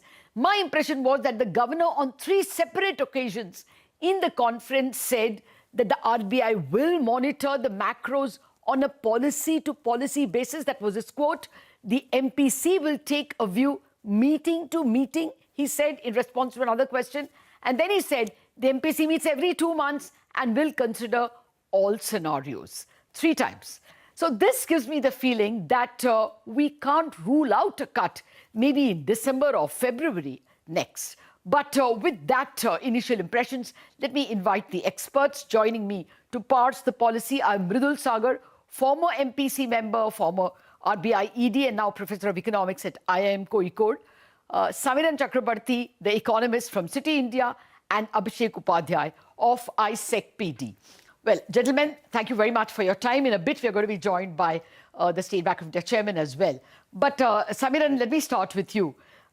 You wouldn't say that this repeated reference to we will change policy to policy, meeting to meeting, does give a hope somewhere in maybe February or December, especially if the Fed were to cut rates several times? No? You don't think there's a hope? Lata, our baseline assumption is that RBI has gone for a longish hold now. Part of the reason why RBI probably decided not to cut 25 basis points today was precisely this reason, that they would have otherwise felt the pressure to hike sometime next year when inflation numbers would inch up. So they've given that buffer to themselves of not being forced to hike next year. In our view, out of the 2 things of downside surprises to growth versus downside surprises to inflation, it is more likely that the downside surprises to growth could cause a change to this view and force RBI to cut rates further. For that, we'll have to wait for some more time to get clarity on to what extent the tariffs, etc., are reducing RBI's growth expectations. But inflation numbers, where the projections stand today, it is very unlikely that small changes to inflation forecast would make material differences to RBI's rate path. Having said that, we are very conscious that early next calendar year, we are going to see base year revisions to both GDP and CPI. So to what extent those series deviate from the current series on the basis of which we are forecasting could also have material impact on policy decisions. Fair point. That, of course, is a googly. And the governor clearly said that he has not taken into account any potential changes in the CPI index itself. Mridul Sagar, you've been there, done that. Did you get the sense in the press conference, if you heard every word of it, that this was the Reserve Bank's way of, changing its tone once fresh data comes, maybe in December? I can't completely rule out a December or a January change, but from what it appeared today, and in fact, even from the last policy, it looked RBI is on a baseline basis there for an extended pause.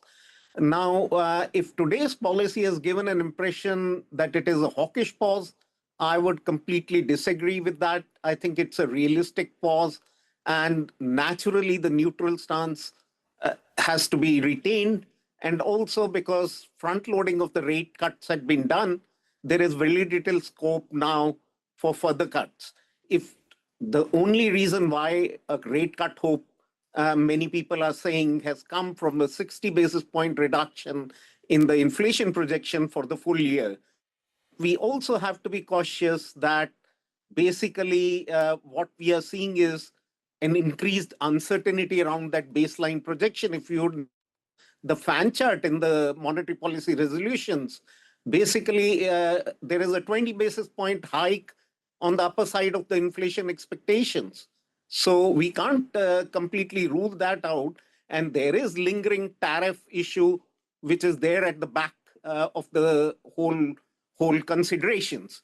So if tariffs, if India doesn't join the tariff war, I think that's one good thing that can happen, because retaliatory tariff will only complicate the monetary policy autonomy even further. So we just have to keep our cool and ensure a macroeconomic stability at this juncture. What is important is that the saving investment gap should not be widened. And that is the macro identity with the current account deficit.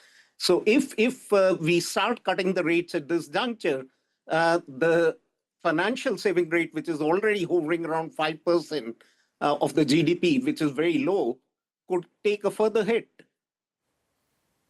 Actually, that's a very important point. And I mean, we don't discuss this often, even in the Reserve Bank press conference.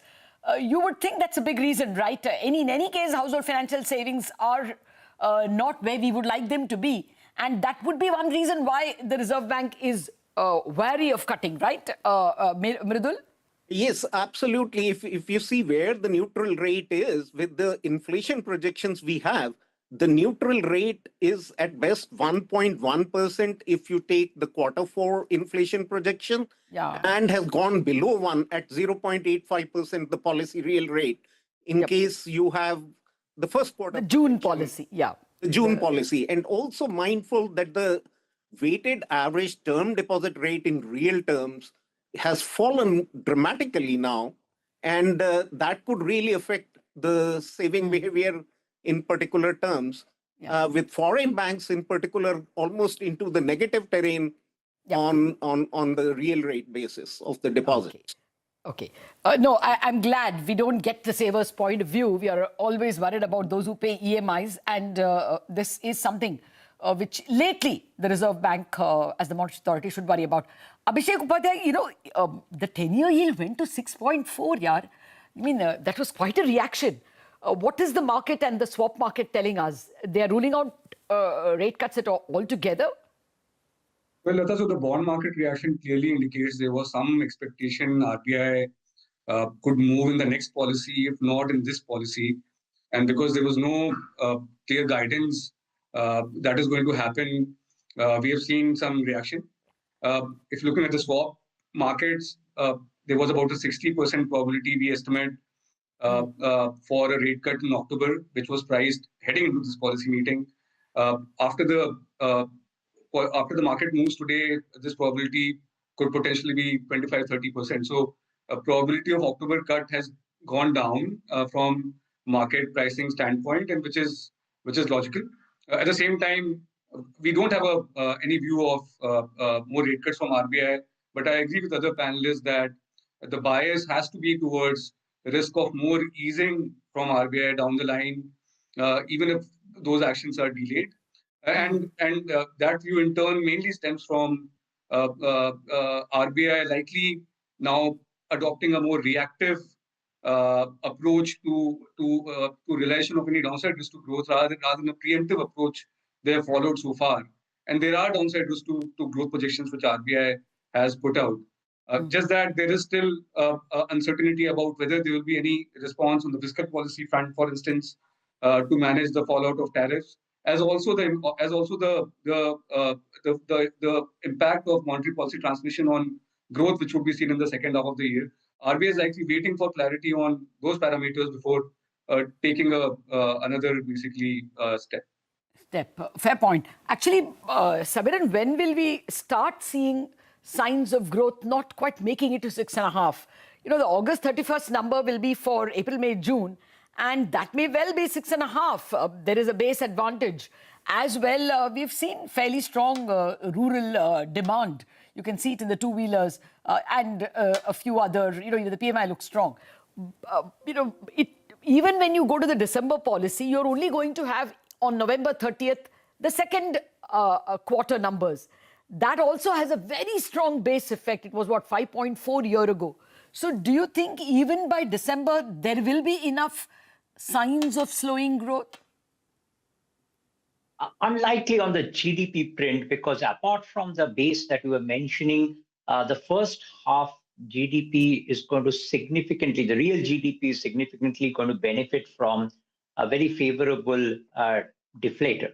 Both CPI and WPI numbers have been extremely low, and because we are unable to do the double deflator method in GDP calculation, there is a possibility that the real GDP growth numbers might look better. But I'm guessing that there are now so many high frequency growth indicators that we track that if the tariff related effects are going to be there on the economy, then some of these high frequency indicators will start picking that up even before the GDP data. So to that extent, I think by December, we will have some clarity on whether the RBI will need to revise down its 6.5% GDP growth forecast for the full year or not. Okay, yeah, we would have other signs. Would you agree, Mridul, that, RBI would have its own heat map, right? And if the tariffs get ossified at 25%, it looks like we're going to be lucky if it's 25, going by recent comments. Do you think that we will start seeing the pinch in lead indicators much earlier? It is possible, not so much with the direct crunching of the numbers, but the sort of confidence channel which will work in this case and can lead to some capital outflows is the worry I have about the growth numbers. But also remains the fact that it will also push inflation up if India also sorts of get into a retaliatory tariff argument. And we have basically import share of the goods at nearly 36.4% in the CPI, which is not insignificant, even though it's not as high as in WPI. Mridul, I think India will not shoot itself in the leg. I don't think they will. Absolutely, absolutely. Certainly, they are not going to. The posturing will not go to the extent of hurting ourselves. I agree. I mean, the statement that came out was pretty measured, a very measured rebuke. So, okay, let me actually get your growth forecasts, all of you. I didn't get a single person at 6.5 when I took a poll. So, the maximum I got was 6.3. But in any case, what are your forecasts, Abhishek, for the current year? 3 with 30 to 40 basis downside if tariffs stick. Okay. Samiran? We are at 6.7 with 0.2 to 0.4% downside risk from tariffs, which we have just put it as a sensitivity analysis rather than putting it in the baseline. So you're, barring the tariffs, you're expecting it to be even better than what the Reserve Bank is saying, 6.7. Absolutely, because of two reasons. One I mentioned is the deflator effect, which will positively impact the first half. And second half, we think that without tariff, or if the tariff gets resolved in some way, then I think market is underappreciating the stimulative effect of both the monetary and fiscal stimulus that has been given. So we have built in a slightly better growth forecast than what the street is probably thinking. Okay. I know much of that depends on how the market performs. India is becoming a stock market-led country, and if the wealth effect evaporates for whatever reason, then stimuli may not help, is my feeling. Where do you stand, Mridul, in terms of growth? Do you make these forecasts? So I do make, but I'm this time largely in line with the RBI focus, because I do see some tariff effects coming basically through the confidence channel and the capital outflow channel, which might accentuate, given that the pricing markets is very high at the moment. So some correction could come in, and the that would have its own repercussions for the growth, as you rightly pointed out, that there are wealth effects on the consumption and also on the investment, basically of the collateral valuations go down. So that might push India back to 6.5. And 6.5 is essentially because what Samiran was pointing out was the deflator issue. So your WPI inflation is very low at the moment, but with tariffs, the WPIs would get affected probably more than the CPIs. So that could start getting corrected as we go down the line. So we have to wait and watch the forward-looking numbers closely. Fair point. Okay, so not all that negative, the two of you, primarily because, we have got the inflation number is not likely to be very high. Abhishek, very quickly, I wanted to know what you made. Was there any hint on how liquidity would pan out? Do you continue to see the call rate being lower than the repo rate? Lata, RBI has come out with the liquidity management framework report just a few minutes back. So we see no big changes there. So some of the changes, which markets was somewhat worried about, including a potential shift in monetary policy benchmarking to a secured benchmark from weighted average call rate, which is the benchmark currently. That would have meant that RBI would have needed to tighten liquidity conditions potentially and or provide the non-bank participants access to SDF window. That has not happened, so WACR remains the overnight target. Other changes include shift from a 14-day financing operation to a 7-day operation, but that is not significant. RBI is already conducting operations that ways. There has been no provision of liquidity provided at the fixed rate repo window, which some, including us, would have hoped for, even if RBI could have capped that provision. That has not happened. But to your question, what this means is that because RBI will not be conducting, fixed rate repo operations or overnight operations as the main operation, overnight rates will either be somewhat lower than repo rate or higher than repo rate, depending on the liquidity conditions.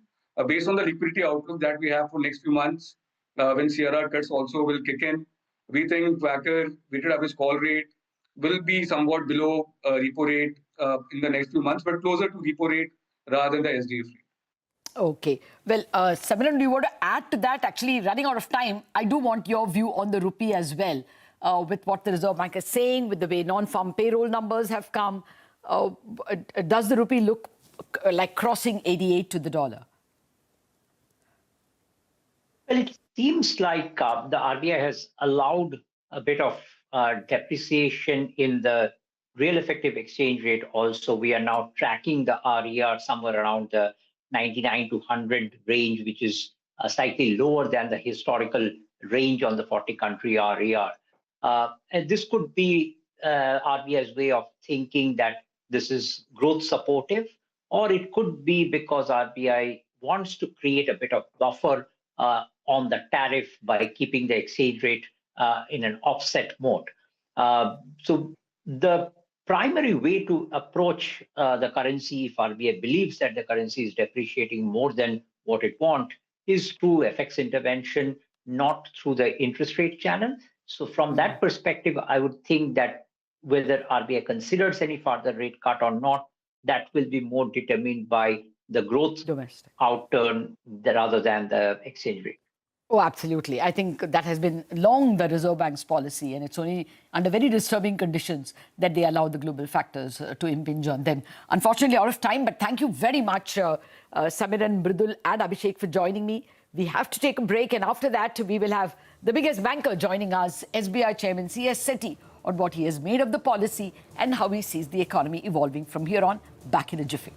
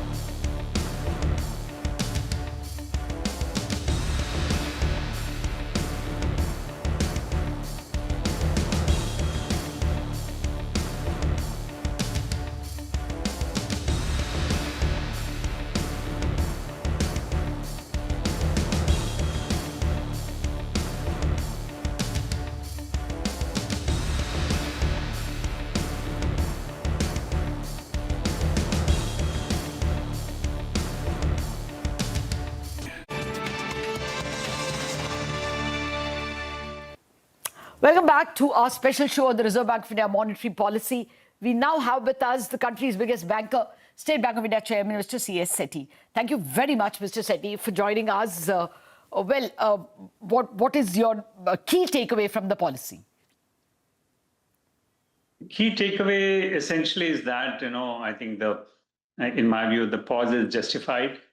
The transmission is work in progress now. The 100 basis point affronting the rate cut last MPC is, I think it needs to be fully digested by the system. Okay. From that angle, yes, I think it's a very positive one. The pause is justified. Okay, but the pause is also welcome, I guess, from a banker's point of view.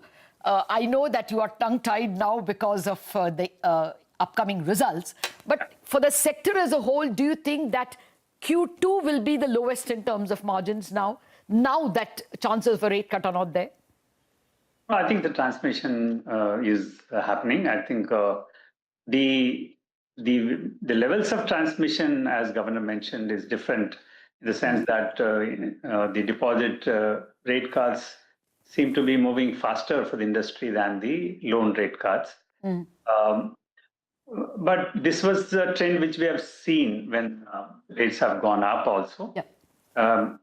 The rate cuts on the credit side essentially, because the whole book is not EBLR. Yes. The book, MCLR book also, it takes some time to get repriced. That is a difference which we are seeing, but otherwise, I think transmission is definitely happening.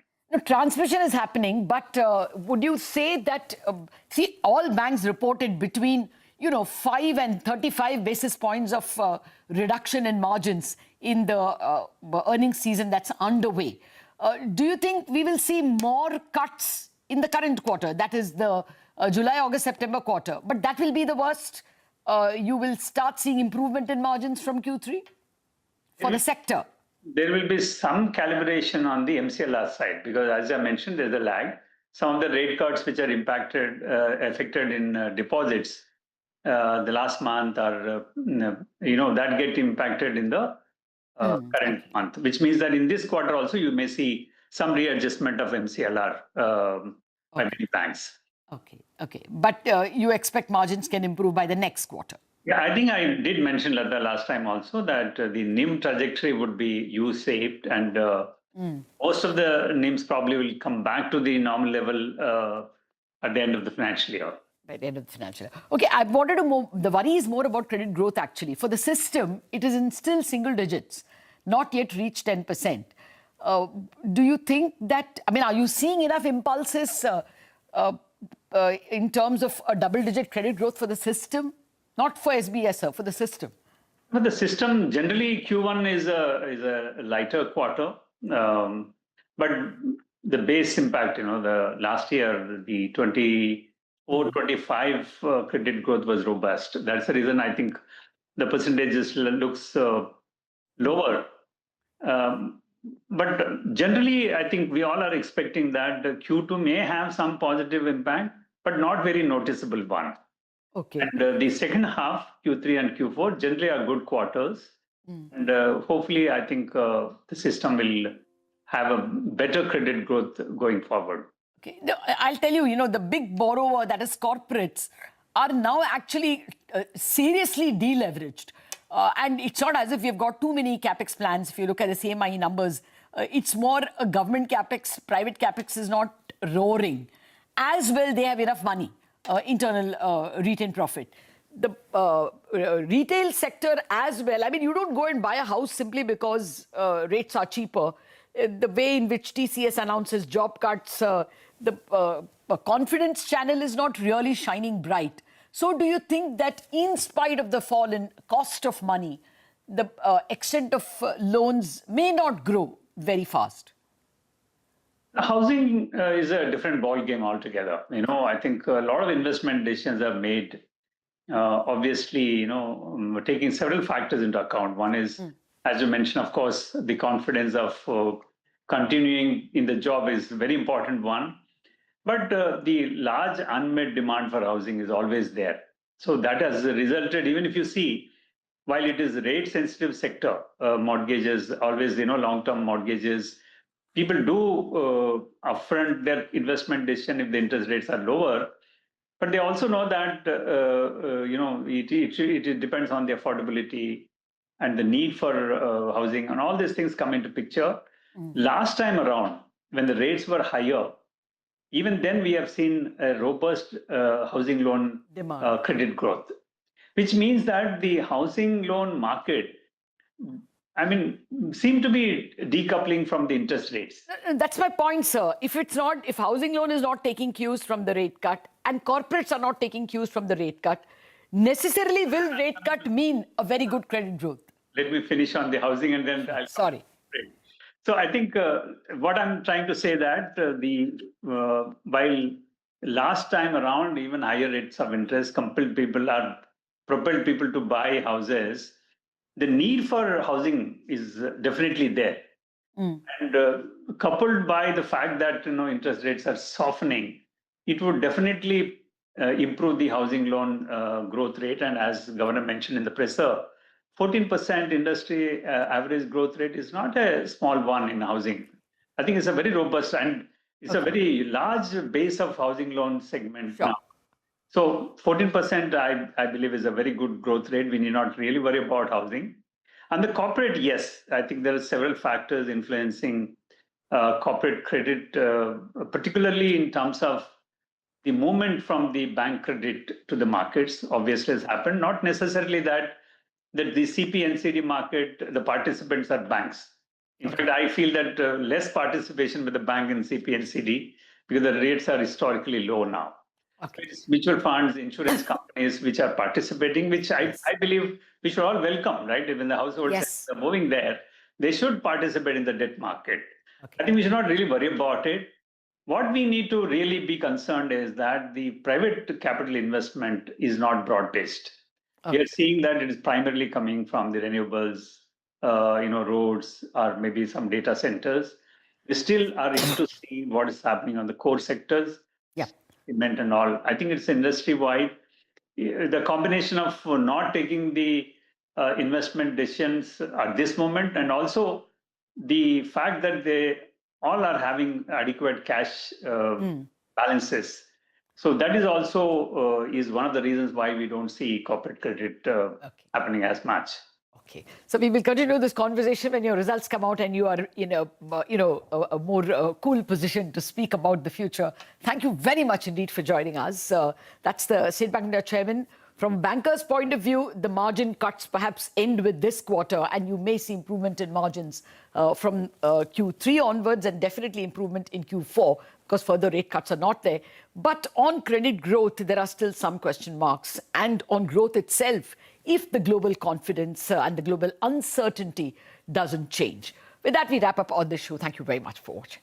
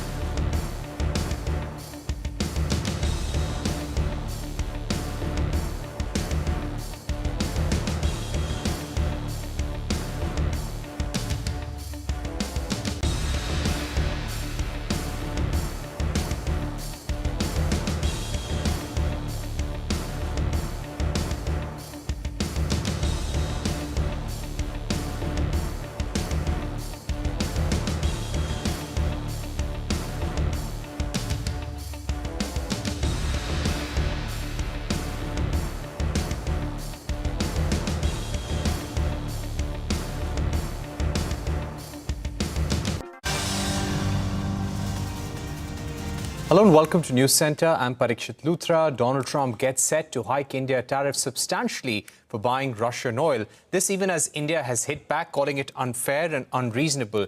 India has denied Trump's charge that Delhi was fueling Moscow's war machine, instead asserting that it was the United States which had encouraged oil imports from Russia in the first place. And in the midst of all of this, Prime Minister Modi is scheduled to fly down to Beijing for the SCO meeting later this month. This would be his first visit to the country post the Galwan clash in 2020. As India and China attempt to improve ties, Trump's tariffs loom large. Speaking to CNBC yesterday, President Trump said, and I quote, "I think I'm going to raise India's tariffs substantially in the next 24 hours, end of quote. The US has already imposed a 25% tariff on imports from India, which is scheduled to take effect tomorrow. He was also vowed to impose additional penalties on India without divulging any details. Responding to the US President's threats, the Ministry of External Affairs has promised to take all necessary measures to safeguard national interests and economic security. India said it began importing from Russia because traditional supplies were diverted to Europe after the Ukraine war. In fact, India went on to say the US is actively encouraging imports of Russia oil by India as it strengthened global energy market stability. Meanwhile, India has called out both the US and the European Union for continuing to trade with Russia. In a statement by the External Affairs Ministry, India said US has been importing uranium hexafluoride for its nuclear industry and palladium for its EV industry, along with fertilizers from Russia. President Trump was asked about this today. He responded saying he does not know and will check and get back. India says that the US imports Russian uranium, chemicals, fertilizers, while criticizing their energy imports. Your response to that, sir? I don't know anything about it. I'd have to check, but we'll get back to you on that. Yeah, please. Now, as Donald Trump threatened India with action due to high purchases of Russian oil, several economies, including European Union, have not been able to decouple from Russia completely. As per data from CREA, EU has paid Russia over $100 billion for gas imports since the start of the Russia-Ukraine war. European Union's payments for Russian imports were approximately 75% of the 2024 Russian military budget. EU's LNG imports from Russia were up more than 67% since the first quarter of 2021, while EU imports of Russian gas are down 70% in first quarter of 2025 versus quarter one of 2021. Now, these were not due to sanctions, but because of payment issues and infrastructure damage. Europe is also clearly struggling to decouple from Russian gas due to long-term contracts running till 2040 and the failure to attain sufficient non-Russia gas supply overall. EU has reduced trade with Russia, but as of 2024, the two-way trade was approximately $78 billion. This is less than $68.7 billion worth of trade between India and Russia. EU imports in 2024 were $41.5 billion and were dominated by fuel and mining products. European Union's trade with Russia has fallen sharply in 2025, but imports were still over $10 billion in the first quarter of this year. So who are the biggest buyers of Russian exports since December 2022 till June 2025? For coal, China was the highest at 44% of Russia's coal being bought by China, followed by India at 19% and Turkey at 11%. If you speak about crude oil, China was the biggest buyer, topping the list at 47%, followed by India at 38% and EU at 6%. For LNG, European Union was the leader of the pack, coming in at 51% of the purchases from Russia, followed by China at 21%, Japan at 18%. Now, let's put the spotlight on fossil fuel exports from Russia overall. Now, Russia earned 922 billion euros in revenue from fossil fuel exports since February 2022. EU purchased more than 212 billion euros worth of these exports. China is the biggest buyer of Russian fossil fuels, followed by India. But these are not the only two countries. More than 10 nations, including European Union, Turkey, Brazil, Singapore, Hungary and South Korea were also buyers. To take this discussion forward, I'm now joined by former Foreign Secretary Shashank and former Indian Ambassador to WTO Anjali Prasad. Also on the show with us is Ajay Sahai, Director General and CEO at the Federation of Indian Export Organizations. Mr. Sahai, if I can ask you first, what's been the current estimate analysis of the hit that exporters are going to face starting this month with a 25% tariff and penalty which could take the tariffs anywhere upwards of 35%? In fact, we have not been able to quantify how much is the loss because we are not sure of how much will be the exact duty. He keeps on shifting the goalposts. I'm not sure whether on account of penalties he will impose 10% duty or 15% duty. As an industry, we only look forward to two things. One is the clarity, other is the stability.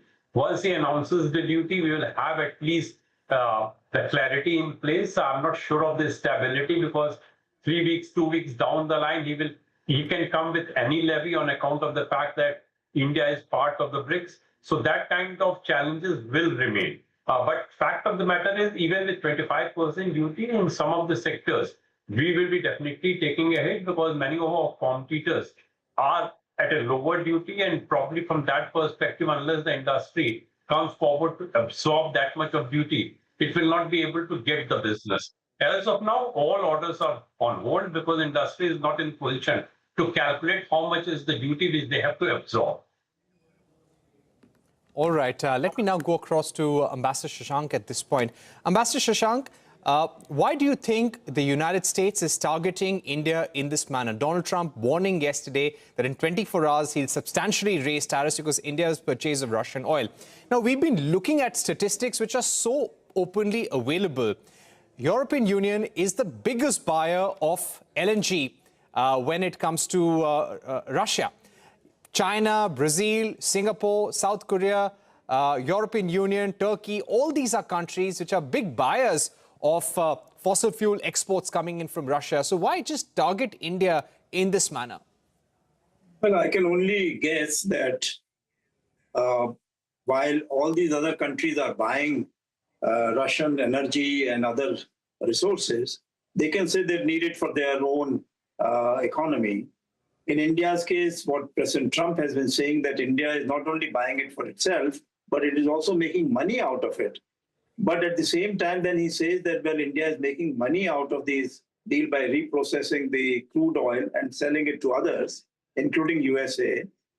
But he says that this money is somehow fueling the Russia-Ukraine war, so which is somewhat difficult to understand, because if India is making the money, then how is that is fueling the war? I mean, unless he says that there is a direct link and India is transferring either weapons or some other equipment to Russia to fight the Ukraine war out of these additional earnings which India is having. Second point is that other countries have made commitments to USA, but on the basis that they will either invest money or they will accept American imports with certain duty-free access to their markets, and they will be willing to pay. But then who will pay? That is not very clear, and how much investments and how long will it take for making those investments? Because these are things which are not really based on detailed investigations, detailed negotiations, but only on the basis of commitments made at the highest levels. Now, President Trump seems to be keen that the similar thing should be done by the Indians. But, you know, Indian system is a little different. Here, I don't think the Prime Minister would go and start negotiating the deals directly on all the percentages, etc. So I think there is a bit of a mismatch as far as, because President Trump takes the decision on his own, though it is quite likely that he has a team of advisors who are telling him that the Indians are not playing ball. The American economy is doing extremely well, and the more you be tough on India, the American economy will do much better. Second point I would say is that India was willing to go along with the Americans to a great extent, but ever since Pakistan carried out terrorist activities in India, and then we found that the Americans were supporting Pakistan in many ways, and they have apparently decided that Pakistan and China would be their major partners in whatever they do in future. So India feels that, well, America has certain other targets in mind. Third and fourth, I would say that partnership with Russia, partnership with the BRICS, that's an ongoing process for a very long time. And if you remember, I mean, you have all been saying that this has been done for a long period. Other countries are also buying it, and it has kept the markets stable. And India is not going out of its way to de-dollarize. India is only trying to use its own currency for exchanges where dollars are not involved. Right. Perhaps it's also a mix of factors that are angering Donald Trump. Of course, he wanted India to acknowledge Donald Trump's role in stopping the India-Pakistan war. Then, of course, there is the BRICS issue. There are multiple factors possibly which could be making Donald Trump angry. But Ms. Anjali Prasad, to get you in at this point, we have been saying throughout that India should stand its ground. We should not compromise our national interest. But now we're reaching a situation whereby we are perhaps getting isolated. Our tariffs at this level of 25% are higher than other South Asian economies. Is there now some time for compromise, some change in strategy to give some victories to Donald Trump? Thank you, Parikshit. Now, the question that I have is, what compromise? Compromise on what? The point is that as I see this whole thing unfolding over the last month or so, I get the feeling that a game of brinkmanship is going on here. Donald Trump actually is pushing us, probably, and that's my reading, on the so-called bilateral deal. The Russian oil imports are a pressure point, definitely, but and the BRICS is a pressure point that he is using. But we are a sovereign country, just like the US. We don't have to listen to what President Trump is saying. We are going to look at our own national interests, as the government has been saying, and the MEA has said so in the last line of their press release. So we should continue to look at our national interests. And this bilateral deal, I can tell you for sure, if we bow down to all his demands on agriculture, dairy, all this will stop. But we can't do that because that is just not in our national interest. They will dump, I'm sorry to say, subsidized imports into India.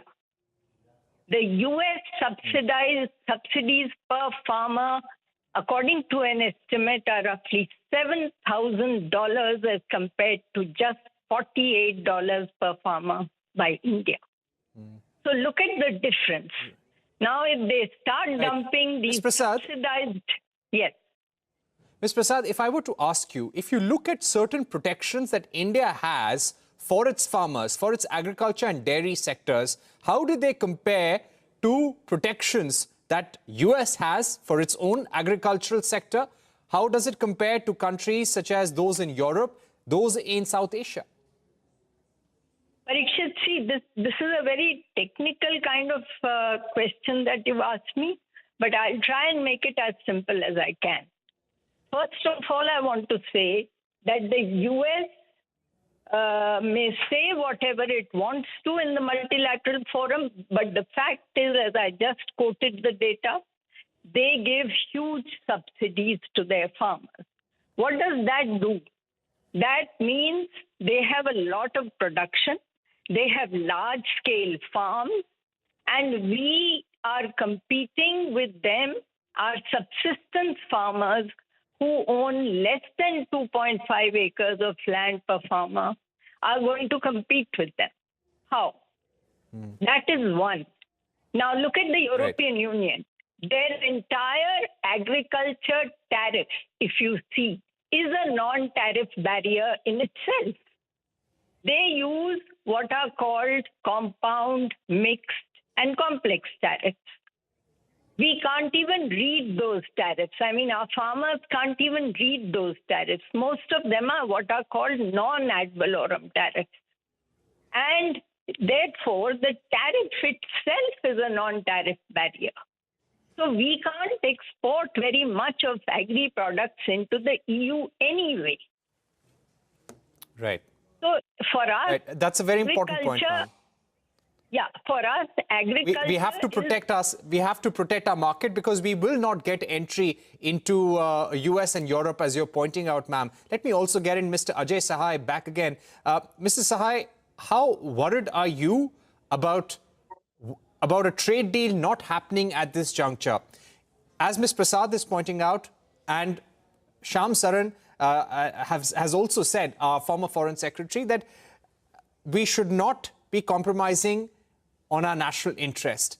But when it comes to India's exports, as an exporters body, how worried are you about the possibility of the trade relations going down, the larger US-India relationship going down? In fact, if you look into perspective, my current export to US of the goods is to the tune of close to $90 billion. Roughly 45% of that is not affected by the reciprocal tariff, that is under Section 232. As of now, we are not worried about that, though of course he has talked about 200% tariff on pharma. Once it comes, definitely that will be a cause of concern. Currently, roughly 47 to $48 billion of India's export is at stake. We feel that roughly 40-45% will continue, or probably the exporter will somehow manage. They are in some of the segment where they have the tailor-made product, probably the margins will be there. The problem will be roughly around 20 to $25 billion exports. Some of that can be absorbed by the domestic economy. And in the worst scenario, we should be ready to take a hit on the balance of that. Over a period of time, in medium to long-term range, probably we will be diversifying into the new market.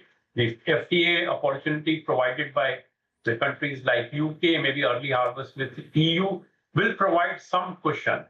So in the short term, definitely we should be ready to have some pain. But after all, when the government takes a call in the national interest, someone has to sacrifice those. Right. I'd also like to ask you one more question, Mr. Sahai, before I go back to Ambassador Shashank. The question would be, now, the US is saying, and Donald Trump is saying, India is not just purchasing Russian oil, but refining it and selling it to other countries, making huge profits. There is also an allegation of India diverting dual-use goods to Russia. As somebody who tracks export lines, how true would this estimate be? How much are we really making by exporting petroleum products using Russian crude to other countries? In fact, if you look into the US sanction, was not on trading in oil with Russia.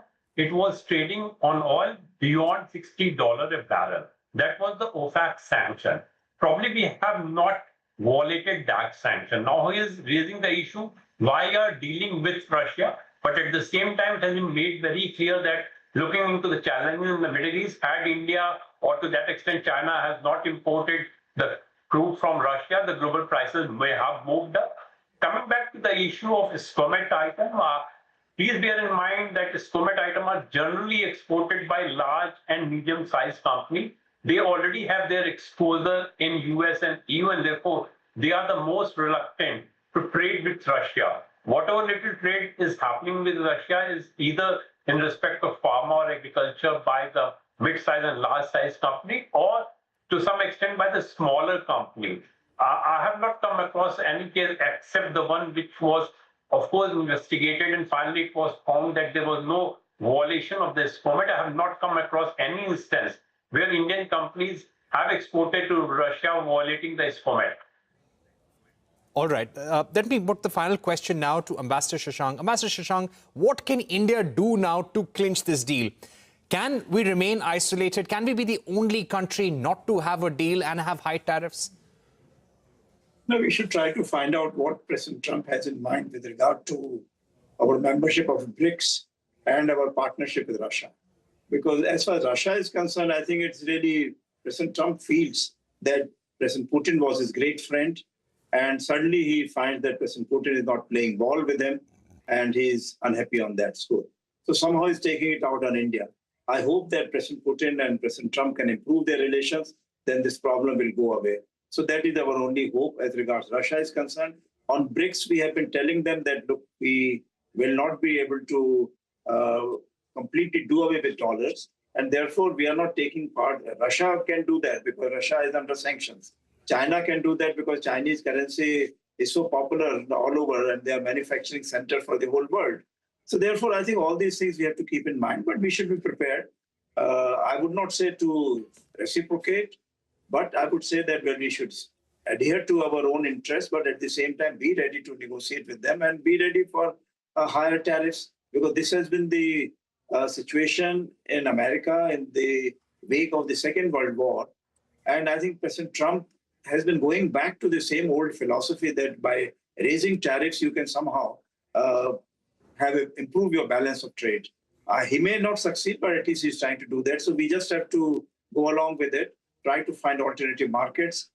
We have our own big market. But at the same time, we should also try to see that whatever technical collaboration takes place. Yes. Right. You know, there's a lot at stake when it comes to the India-US relationship. Do you feel that the relationship now is getting damaged for at least the next decade? How would you compare this to the time when India carried out nuclear tests and there was pressure of sanctions at that time?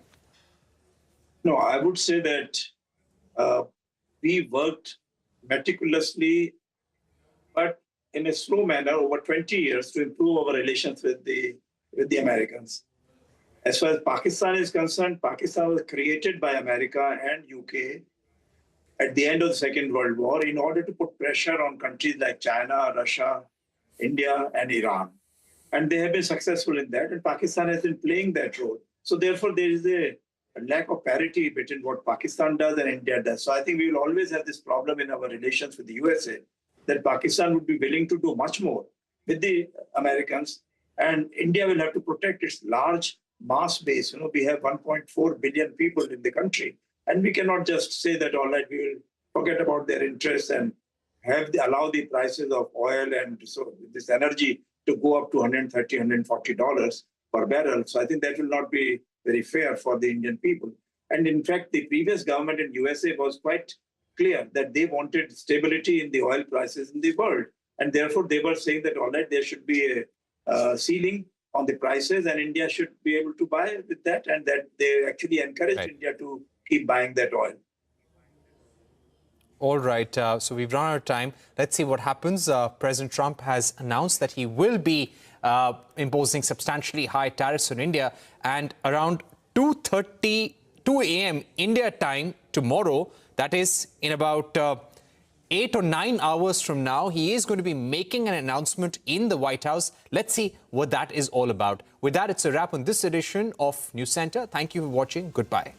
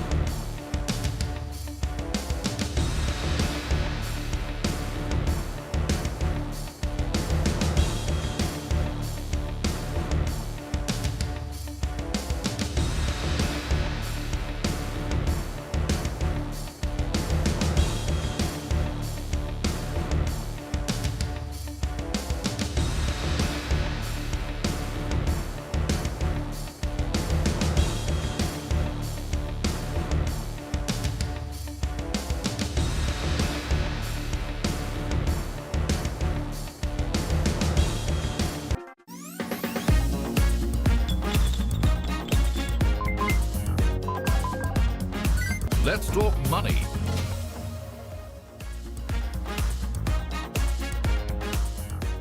Hello and welcome to a brand new edition of Let's Talk Money. I'm your host, Surabhi Upadhyay. Well, it's been a little over half the year gone now, and it's been a different year, perhaps a difficult year for investors because it's not been a year of straight line equity market returns. So now, as you're assessing your portfolios, what's the prognosis? What's the advice? Not just for the second half of the year, but on a longer term basis. Is this a new normal of sorts that we are in when it comes to markets? Well, today on the show, we are going to get you the Motilal Oswal Private Wealth View. Ashish Shankar is with me on the show to take up a couple of questions that investors really have on their minds. Ashish, thank you so much for joining and welcome to the show. Yeah, hi Surabhi, always a pleasure to be on your show. You know, that's where I really want to start because a lot of people got used to very good returns, and returns in quick bursts. But the last couple of minutes, the equity market has been testing our patience. So first of all, you tell us, before we talk markets and portfolios, you tell us what investors are telling you when you talk to them across the length and breadth of the country. So, I feel it is the much needed temperance that has come in. Because if you look at the last 3 years, it's been outstanding. I mean, till last October, you felt nothing can go wrong with equity markets. Portfolios were doing CAGRs of upwards of 20, and certain mid-cap, small-cap portfolios were doing 25-30%. If you remember, we were hearing about stocks going up in a vertical fashion on the SME exchange. Yep. Now, you don't hear about the SME exchange. So I think this temperance was much required. I mean, as you know, we released a note at the beginning of the year in our publication called Alpha Strategist. And the title this year in January was Opportunity in Adversity. Yes. Right? Or Opportunity in Crisis. Because we felt that this year is not going to be as smooth after 2-3 years of spectacular returns. And it's been a very, very testing year, to say the least, so far. Yeah, I mean, I'm just looking at the returns as well. I mean, at the index level, the Nifty is up barely 3.5-4% for the year as a whole. And even if you're looking at the mid-cap index, at the index level, we haven't seen gains. Individual stocks could have done, of course, much, much better. But Ashish, do you still get the sense of optimism from investors in terms of deployment? I mean, even if you look at flows that are coming to mutual funds, for instance, the SIP flows are intact, but the overall flows are, almost 40% lower from the peak. So what's the sense you get? So it's a mood of skepticism right now. I mean, if you look at the indices, they don't tell you the full picture, right? Nifty seems to be up 4-5%. The mid cap is also doing fine.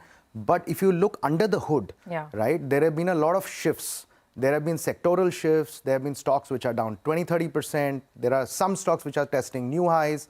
So the kind of exuberance we saw in September, October is not there today. So people are being a little skeptical about their allocations, especially when it comes to equities.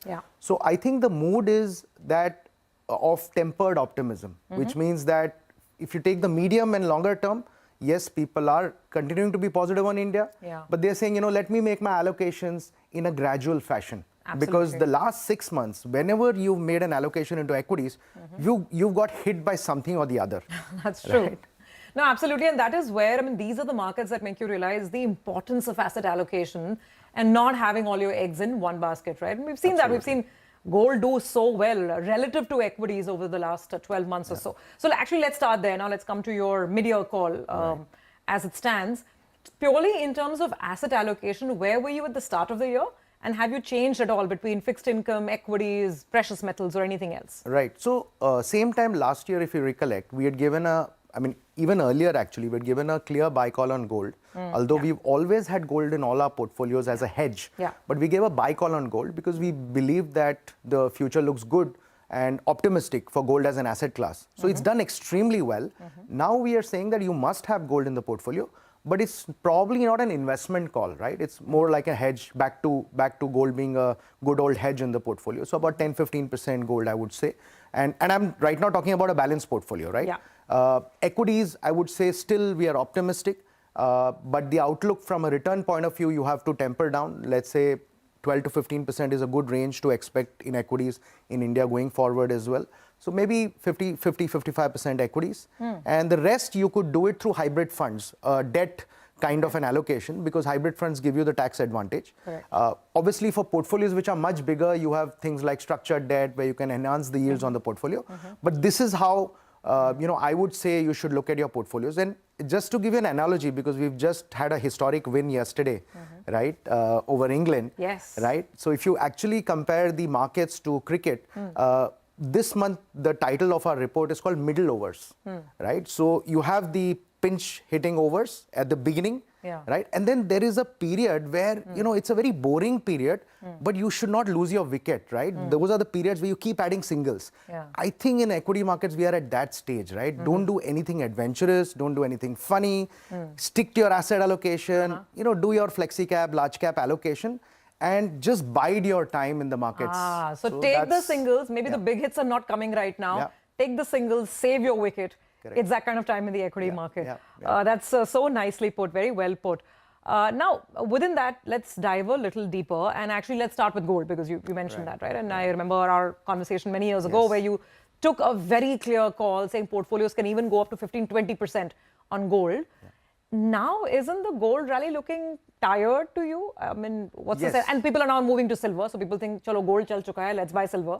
What do you say to that trend? So gold and silver are not the same asset class, because silver also works on, economic growth. It's an industrial, it's a part industrial, part precious metal. So I'm not too sure about silver, because globally economic growth outlook has been moderated after whatever has happened over the last few months. Gold, we believe, should continue to be there in portfolios as a hedge. So I would say between 10 to 15%, depending on what kind of equity allocation you have. Because remember, gold is a hedge to equity allocation, right? So 10 to 15% is where I would put gold at. But between gold and silver, I would still stick to gold. I mean, silver is a little more complicated than gold.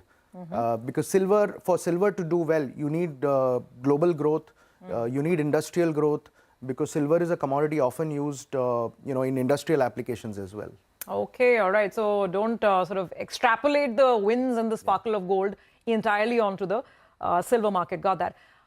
So let's talk equities now. And you're saying, maybe about 50-55% of the portfolio should be direct, full equity. That sounds fairly low, right? Because historically in India, especially people who have the risk appetite, young or middle, sort of middle-aged, they'd want to have a lot more equity. Is this one of your, lowest historic equity allocations in the model portfolio? No, not really. I mean, basically, I was giving you color on a balanced portfolio, right? Sure. For people who are doing SIPs and building longer-term portfolios, I think you can continue to invest into equities and be a little, be aggressive as well. It's just that, we are saying this is not a time to take a very bold call on equities, right? So, which means overweight is not a stance that I would recommend. I would say that you should be neutral to all asset classes. And like I said, this is a time to bite through markets rather than trying to be very adventurous and trying to create, a lot of alpha in the portfolio. So it's a time to just be careful, that's all. Fair enough. Now, like I was going back to returns, and the whole question that then next comes for investors is mid-cap, large-cap, small-cap, how to break up that equity allocation. This year, nothing has worked. I mean, the Nifty is up 3.5%. The mid-cap index is flat. The small-cap index for the year as a whole, year to date, is down almost 5%. So it's been tough in that sense. Between the market capitalizations, what's your call, Ashish? See, it's a classical market for alpha managers, right? Because if you look at Nifty, even in the Nifty, you have stocks which have fallen 30-35%. Yes. Right? Take a TCS, which is a bellwether stock. IndusInd Bank, Right. Who would think TCS will fall 35%, right? And then if you go under the hood, right, below the Nifty, there are stocks which are hitting all-time highs. So what is basically happening is there are shifts happening in the economy. So India is going from, let's say, a low-income country to a middle-income country over the next 3 to 5 years. So consumption patterns are clearly changing, right? A lot of money is going into newer sectors like renewables, manufacturing, and then you have the classic sectors like capital goods and defense coming back because of government capex. Now, unfortunately, a lot of these sectors do not have representation in your main index. So I think this is a period for stock selection. I would say I would be agnostic towards market caps. So a flexi cap fund works well. But in any case, a flexi cap fund will have between 50 to 60% large caps. But within large caps also, right, you have a digital platform which is hitting all-time high. and you have a traditional tech company which is hitting, a 52-week low. So there's that divergence. So I think this is a classical pitch for a alpha manager, right, to pick up the right themes and create alpha in the portfolio. I have to ask you this, and I know you have the 4 C's framework, I think that's what it's called. That's right. Since it's all going to be about the fund manager that you choose to back, right? Give us some names. I mean, there's so much churn in the industry as well. There are the old stars. Right. But in terms of, say, the top 2-3 fund managers that you have your eye on for the next several quarters. Yeah, so we have more recommendations in the flexi cap category, as you would have guessed from my view. So there are 4 managers that we've put out there. One is somebody who has a small fund but very, very experienced in markets. Both of us know him well, Samir Arora, the Helios Flexi Cap Fund, excellent stock picker. Then, Naren, again, the ICICI Pru Opportunities portfolio, slightly contrarian bent of mind, but, creates alpha through sector rotation. Then we have the Motilal Oswal Large and Mid Cap Fund, which is a high quality, high growth kind of a fund, and the Nippon Flexi Cap Fund, again, a very experienced manager. I think between these 4 funds, you will get a reasonable diversification in terms of style, and all 4 have demonstrated track record in creating alpha. If I go to the mid and small cap names, maybe an Edelweiss mid cap fund has done extremely well. A Motilal Oswal mid cap. Just hold that thought, because what I want to do is dive a little deeper into these funds and some of the fund managers as well. So we'll take a break and come back with exactly that, some of the key fund recommendations and why Ashish likes both the funds as well as the fund managers. Back with that in just a bit.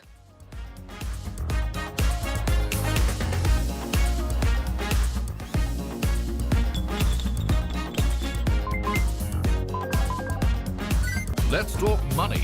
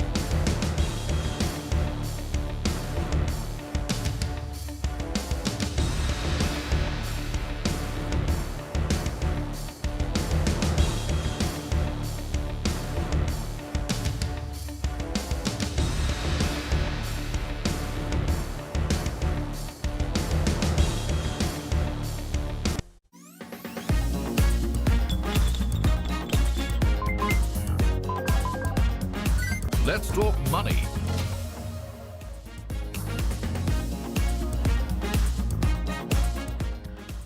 Welcome back. We're discussing the mid-year outlook and the mid-year perhaps rejig as you're evaluating your investment portfolios. What is it that you should keep in mind? And we're in conversation with Ashish Shankar of Motilal Oswal Private Wealth. Ashish has just told us that it is good to be very well diversified when it comes to your asset allocation, looking at the way markets are shaping up right now. So Ashish, let's now take it step by step. And you've given us a sense that you are going to be market cap agnostic in the equity space. So let's start there. I mean, maybe some funds for what it's worth in the large cap category and some in the flexi as well, which gives the fund manager the right to move wherever he or she wants to. Right. So I think the first name that I took was Helios, right? Somebody who's been in markets for close to 3 decades, right? Is an excellent stock picker. Someone who believes that not committing mistakes is a way to create alpha. So I think a seasoned manager like that in this kind of a period will definitely benefit your portfolio, because it's a tricky pitch, right? I mean, you are hit with some news or the other every few weeks. So you need to ensure that your portfolio is positioned in decent quality names At the same time, you have some earnings tailwind as well going in the portfolio. So that's one name that I would definitely have in my portfolio. Then, of course, somebody who's again very experienced, believes in valuations a lot, which is the iPro Opportunities Fund, and it has a track record of creating alpha through sector rotation, right? And this is a perfect market for that.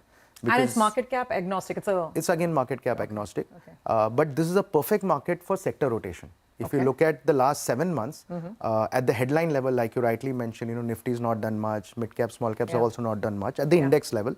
But if you look under the hood, right, there are sectors which have corrected sharply, there are sectors which have come back. And just to name 2 of them, defense has come back very sharply after a deep correction, and you have NBFCs which have corrected sharply. So I think a sector rotation kind of a strategy will work quite well in this period. The third fund that I named was the Motilal Oswal Large and Mid Cap Fund. Now this fund actually blends in perfectly with the first 2 names, and I'll tell you why. Because of the thesis that a lot of the newer sectors are under the index. So if you look at the index, right, it's got the traditional sectors, and just to name 2 of them, banks and IT, where I believe that these sectors are fairly large now in terms of representation, plus earnings growth has been very, very slow. They may not lead earnings These growth. are tired sectors, and they may not lead the earnings growth. A lot of the newer sectors are below the index, right? Whether it's renewables, digital, etc., etc. And Motilal Oswal as a fund has the track record of picking up high quality, high growth stocks and creating alpha. So actually between these 3 funds, you get a very, very good selection of sectors and stocks, and your ability to create alpha goes up quite sharply. So great. Those are 3 ideas where you can be in a more or less market cap agnostic way. You give the flexibility to the fund manager to pick and choose across large cap, mid cap, and even small cap. But let's move on. For a lot of Indian investors, they love their mid caps, right? So they're wondering at some point mid caps have to start firing up, mid and small caps. Over here, which are the funds and the fund managers that you're liking now? So in the mid-cap space, I think Edelweiss is one fund which has been very consistent in the mid-cap space. They've demonstrated consistency. They demonstrated the ability to pick stocks. I mean, they are basically running as per the GARP philosophy, growth at reasonable price. The quality selection is very strong. And then they also look at the valuation criteria. So that's one fund. The second fund, I would say, has been like the top performer over the last few years, which is again the Motilal Oswal Mid Cap Fund. They have demonstrated their ability to go through cycles in spite of a concentrated portfolio. Generally, you would find that the mid cap portfolios are very, very diversified. Yes. But this is a fund which holds 25 to 30 stocks and has managed to create alpha. So between the 2, you get a reasonable diversification in the mid cap space. In the small cap space, we have 2 recommendations. One is the Invesco Small Cap. Again, an experienced manager. Because in the small cap space, what is very important is you don't want mortality. So as your company is dying out, basically. Yes. As you go down the cap curve, quality becomes extremely important. Right? So I think Tahir is somebody who brings in that experience and attention of quality to the portfolio. So I think Invesco Small Cap has a good track record, and then you have the Bandhan Small Cap, again experienced CIO at the helm, which is Manish Gunwani. So these are some of the recommendations. On the equity, on the equity side. Got that. So that's pretty helpful for those who are looking to add more money and looking at enhancing their equity portfolios. You have plenty of options to choose over there. Now, Ashish, hybrid funds. And, we've been seeing that. I track the data on a monthly basis as well. Last couple of months, very steadily, hybrid funds are now pulling in as much money as, pure equity funds. So clearly, investors are understanding the benefits of diversification.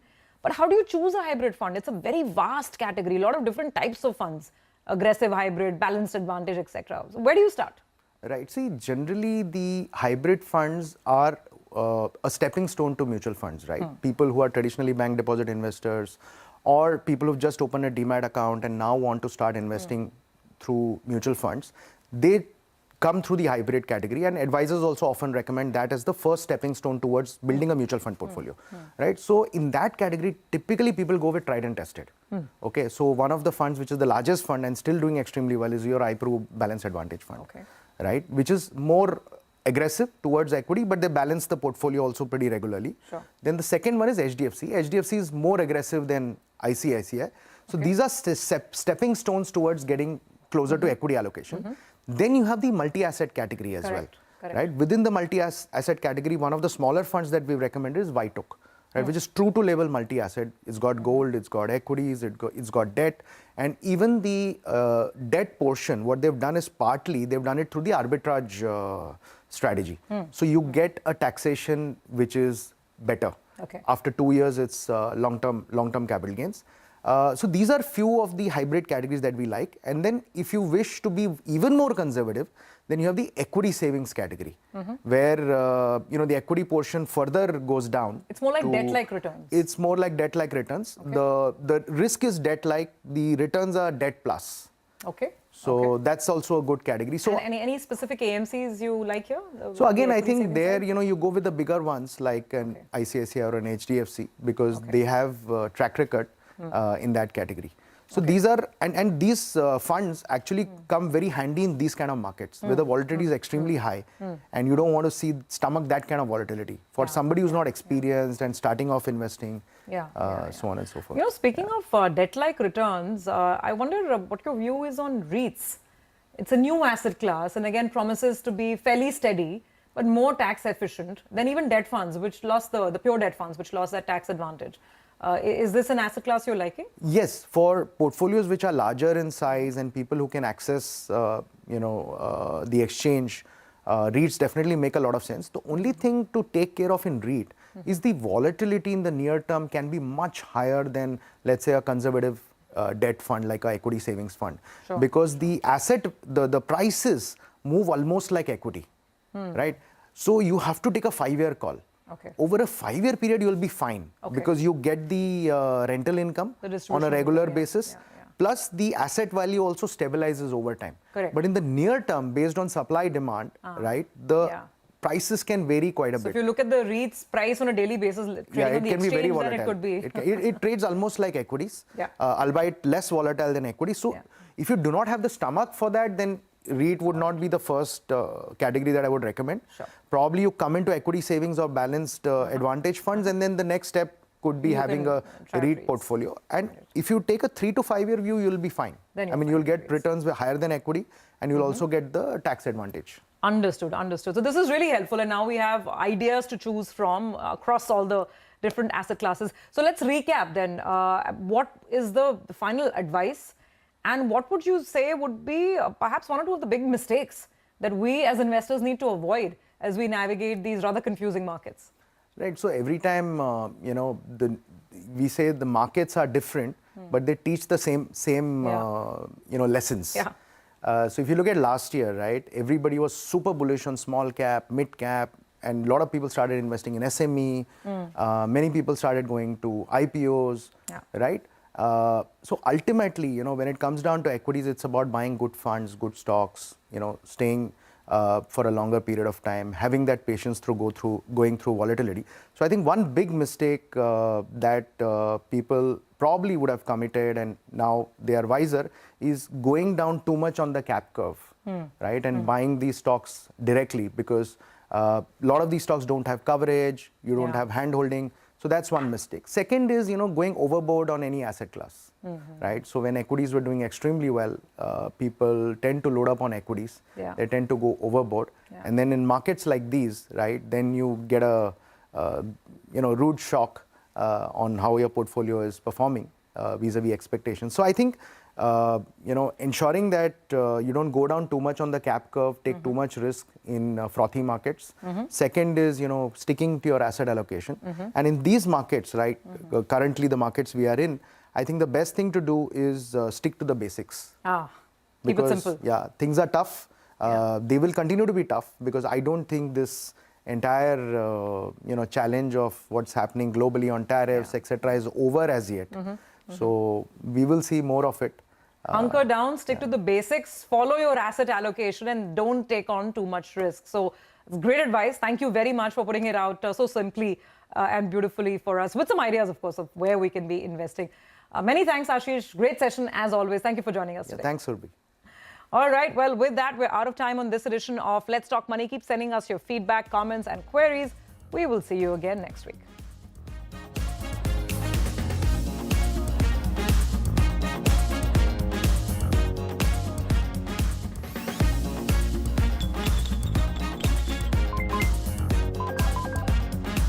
Let's talk money.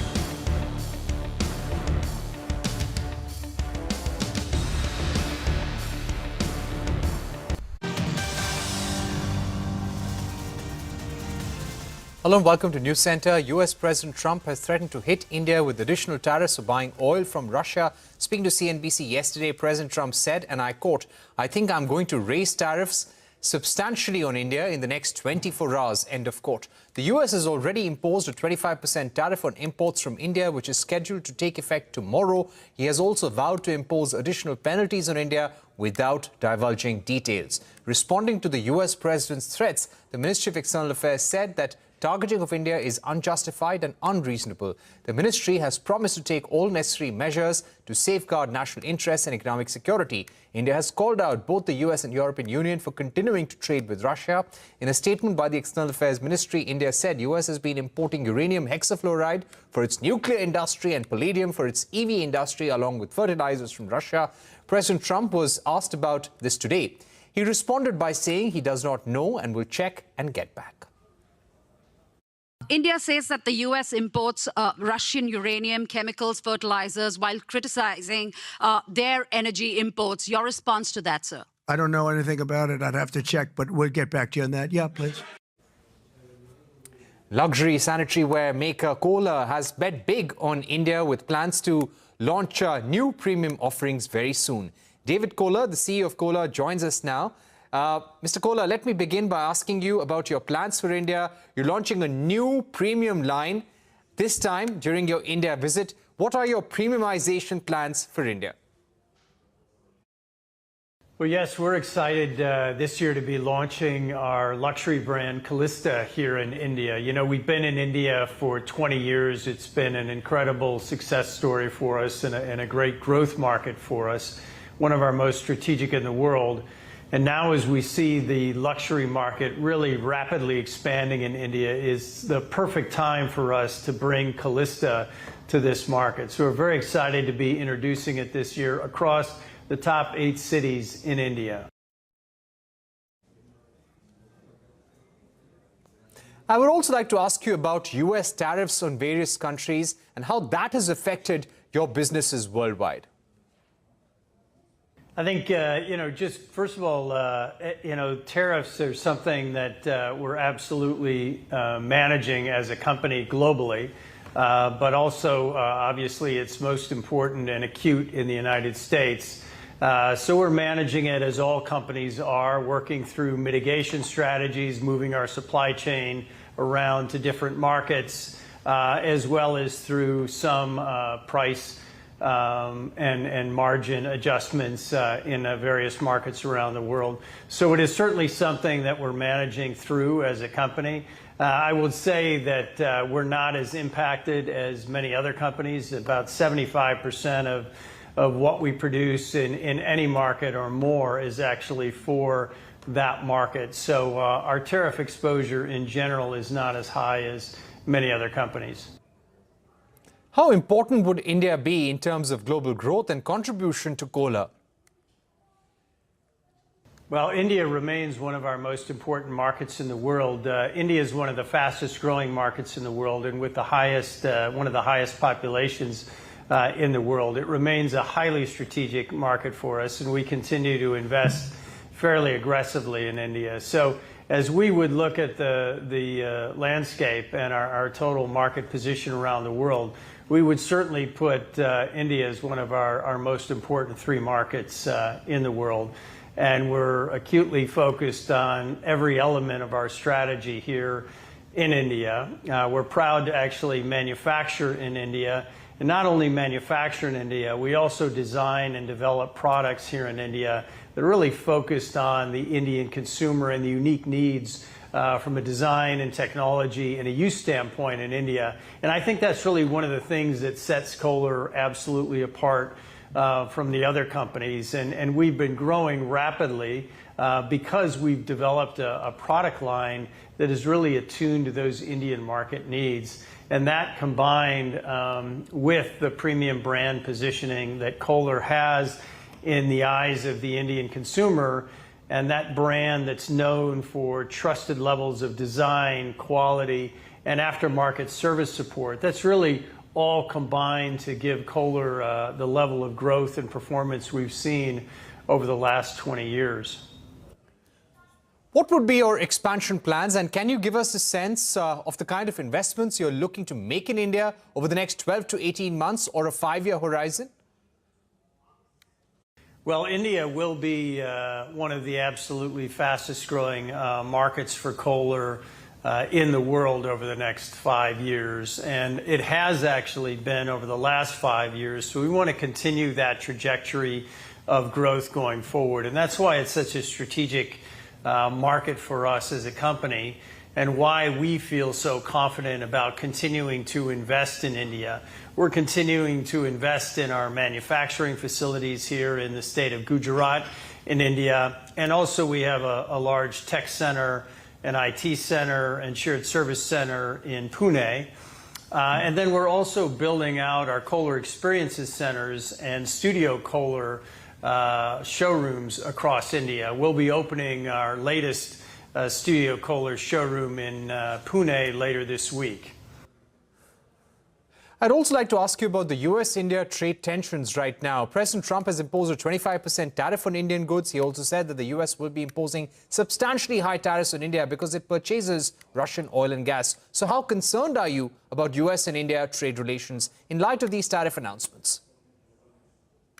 Well, I think we're very hopeful that our 2 countries can resolve differences from a trade standpoint and build on the successful, harmonious relationship we've had over the years. If you look at some of the great companies in the United States and some of the great companies here in India and how they've worked together over the years to build mutually successful relationships, it's really been a story of a partnership between India and the United States historically. And we're certainly hopeful that we can move through these temporary trade tensions and continue to build on that relationship together, because certainly together as two countries and cultures, we're much stronger together, and it's a much more exciting and dynamic future the more we can work together synergistically. So we're certainly very hopeful that that's the outcome. Do you expect your imports from India to be hit by US tariffs? I think at this point we're continuing to manage our exports from India to other markets around the world within our network, and we don't see an immediate change to that. Certainly, depending on where tariffs level out over time, that may adjust. But what we've learned is that India is an incredible place to manufacture, not only for the Indian market, but also for other markets around the world. So we're very hopeful that the competitiveness of India as a location to manufacture for different markets around the world continues. Could you give us a sense of the importance of India when it comes to your global sourcing? I think we've been extremely happy with what we've been able to establish here in India in terms of manufacturing competence versus other markets that we may manufacture in the world, from China to the United States to Mexico to other parts of the world. I think the quality of associate or employee we've been able to build here in India has been excellent. We've built strong technical competence and have been able to hire just a very high quality associate. So it all begins there. And then we've been able to really build some of the most advanced facilities from a technology standpoint we have anywhere in the world, with advanced process equipment and the highest technical equipment. So as a place to manufacture, we found India to be one of the best. I would say an area we're continuing to build out is all the various vendors and component supply base that we need in India to fulfill our full ambition over time. But generally, we've been extremely satisfied with our position of manufacturing here in India, and continue to plan to expand that going forward. Right. Thank you very much, Mr. Kohler, for joining us on the program. Let's shift focus now to CNBC-TV18's Leadership Collective, where Shireen Bhan is speaking to Stanchard's CEO of India and South Asia. Listen in. I've been closely associated with the startup ecosystem, and I do remember Young Turks, and I used to watch it, so it was a very interesting show, and very happy to see lots of those folks right here today who are very successful. So banks have been closely associated with the startup ecosystem for a very long time. If I can say, in the first phase, providing them the banking rails, providing some of the tech startups the banking rails, was the first phase that we saw. During that phase, we also learned about how this ecosystem is growing and what the startups require. Each one had a slightly different requirement. So for example, a very fast growing tech startup would require a B2B platform, or would require someone who can do the reconciliation for them. So that's where I think the bank stepped in, and the bank could do a good job of that. In the next phase, there was a mismatch between collections and payments, and that's where probably working capital, etc. came in. As I think these startups have matured, there's also been acquisition finance, there's also been long-term finance, and selectively some of this has also taken off. So setting this context, if I look at our own journey in the bank and take an example, like I told you before we had a chat that, I love giving examples. So if you look at how a fintech player was eventually scaling up and the requirements that they had. So it was a requirement for very fast payments to happen, setting out the payment rails. In one of the cases, they required a sponsor to be part of the Bharat bill pay system, and that's where the bank could add value. In another case, where a quick commerce company required very quick ability to make sure that they could make payments to the constituents, and ultimately when it grew and acquired subsidiaries, some of those subsidiaries required distributor finance or other stuff which came in and built upon that. So in every phase, I think there is a role that banks can play with this ecosystem. You know, you laid out very well the phases that we've seen so far. But as we step into the next phase, as we look at scale, as we look at the possibility of many of these entrepreneurs also looking at global markets, what specifically do you believe the role that a bank like yours can play to fuel that ambition, fuel that fire? So as the ecosystem grows and as the startups achieve a certain scale, they want to acquire other companies. So you need an advisor to help them firstly identify that target, then to also make sure that the financing is done in the right way. As they scale up, and the ambition is to go to the capital markets, as you've seen so many of our colleagues here doing that. You need pre-IPO finance, you need to bring in probably private investors into the mix, you need some kind of bridge finance at times. A lot of startups have gone and accessed international markets, so they want to grow their business overseas and they also want to get funding from offshore. I think that's where the super connector banks that have offshore operations, have a network in place, those are the ones that can act as super connectors and make sure that these startups understand the new ecosystem that they are going into, which could have regulations, it could have market nuances, and all of that can then be brought in a sensible way to the core of the business. No, absolutely, and I think Nitin is here with us, and he will be able to speak to the changing regulatory architecture and framework and what a significant impact it can have on business. But you know, just to build on what we heard there from Mohandas Pai in terms of the enablers, in terms of the themes, in terms of the sectors that will drive the next wave of innovation and entrepreneurship, what do you see on that front as the next big triggers? So the first thing, as you heard, is access to finance. So we've been lucky, you know, $5.7 billion has come in just in the first half of the year from Jan till now. We've seen a number of M&A transactions that have happened as well. So I think first, access to capital at the right time and the right quantum. So that's the first enabler, I think, which is very important. The second, I think, is the understanding of the regulatory framework. A lot of them don't or probably underestimate the kind of regulations or the frameworks that they get into. And the third is when you have understood that the model works, the ability to scale and stay sustainable. I think these are the few things that are extremely important in the next phase of growth for a startup. I think we have seen cautionary tales of entrepreneurs who have underestimated regulatory and compliance related issues, and I think there is a maturing of the ecosystem that we've also seen. There's an evolution that's taken place and we're all better for it. But you know, in your conversations that you're having with startup founders today, what do you believe are the key challenges that they continue to contend with, that they continue to cope with?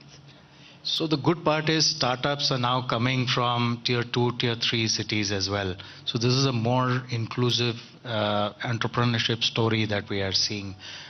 During these phases where they are able to test their hypothesis and grow. So I talked about $5.7 billion of funding coming in. Yeah. $2 billion of that has come in the growth phase. $3 billion has come in the late phase. It's the startup phase, the actual when rubber hits the ground. In that seed funding phase, we've seen a number of transactions of smaller value, and that's where I think a little more work can be done. And Mr. Pai was also alluding to that. And that's where when helping startups find their feet and moving through the various phases, including that of globalization. So when they move overseas, I think that's also a part when they are exposed to risks they haven't thought through completely, including currency risk, which you spoke about just now. Yes, the currency risk is a key risk at this point in time. And, you know, as Mr. Pai was saying, the cost of capital is, it's not the big point of discussion and debate today. I think weighted average tariff rates are the big point of discussion and debate today. And hopefully, in a short while from now, we'll probably see whether we've been penalized or not by the US with a higher tariff rate. But, you know, to the point of capital, and the government in the last budget had announced a 1 lakh crore rupee corpus to fund deep tech startups, and that's finally now being operationalized. And what's interesting is that this will fund private sector enterprises as well and startups also. And separately, the Quantum Mission is also picking up equity in startups who are in that space. So we're starting to see some movement on that front. But you alluded to consolidation and M&A, Mr. Singh, and we're starting to see that happen. We're seeing the big boys pick up startups. We're also seeing startups integrate with one another, sometimes on account of investors driving the consolidation. But do you see more and more of this consolidation taking off? So a lot of this consolidation, we have to look at the drivers for some of the consolidation. So a lot of this happens because the financing doesn't come at the right time. 70% of startups fail because of the timing of the financing that comes. So there's a lot of money available, but at what stage is this money available and made available to them? So at that time, if the money is not made available, then I think it's a good picking for the rival to come in. At other times, there is too much money chasing a sector. So because of that, there is unsustainable growth that is, and it's the winner takes it all. So you wait till the last man is standing, and then you're the one who can acquire it. So that is some part of the unhealthy competition that also comes in and drives that acquisition behavior. The third part is adjacencies. So there are a number of adjacencies that come in through this value chain, and as you add those to your product suite, your valuation goes to a different level. So it's a game of valuation, sometimes to the extent that it becomes unhealthy, and they don't raise money, like I said, at the right time, and then it becomes too late. All of this leads to a lot of consolidation in M&A. But the good news is private equity, venture capital is all there. They're very bullish. We've seen the journey over the last 10 years. There's a lot more to be done. Now, there is certainly a lot more to be done, and you're speaking about private equity, and I think 2024 record inflows into India from private equity and venture capital firms, and more importantly, buyout deals. I mean, we've seen a whole bunch of buyout deals taking place where private equity picks up a controlling stake, and of course, there is the conversation on promoters wanting to exit at this point in time because of a lack of a succession plan, or their decision to exit because the valuation is mouth-watering, and of course, family businesses running family offices, which is the new trend as well, and what that means as far as entrepreneurship is concerned. But finally, regulatory challenges, what do you believe the road ahead on that front looks like? How much of a deterrent is that going to be to growth for the ecosystem? And what role do you see Standard Chartered playing for startups in India? So to address your question on the regulatory challenges, firstly, I think the government of India has done a lot recently, and the ecosystems that are being built up even through public-private partnerships and even purely in the private space has been very encouraging. The second bit, like I mentioned to you, regulatory challenges exist because of the speed of decision making. So some of it Mr. Pai alluded to, speed of various specific things, like for example, someone could be badly impacted by patents. Someone else could be badly impacted by clarity on tax. So the speed of some of that clarity could help. Once you're already committed and then you're hit by a regulation which you didn't anticipate, then I guess it's very difficult to backtrack on stuff that you've spent already. So yes, I think some clarity in policy is very important for a startup more than for a mature company.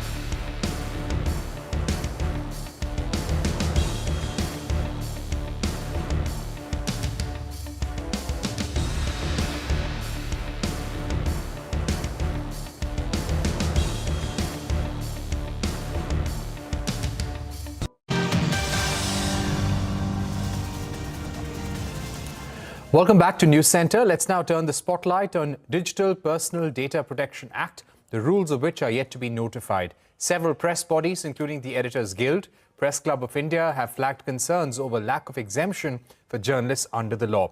Press bodies are of the opinion that it would have a chilling impact on press freedom. Ashwin Kumar gets us more.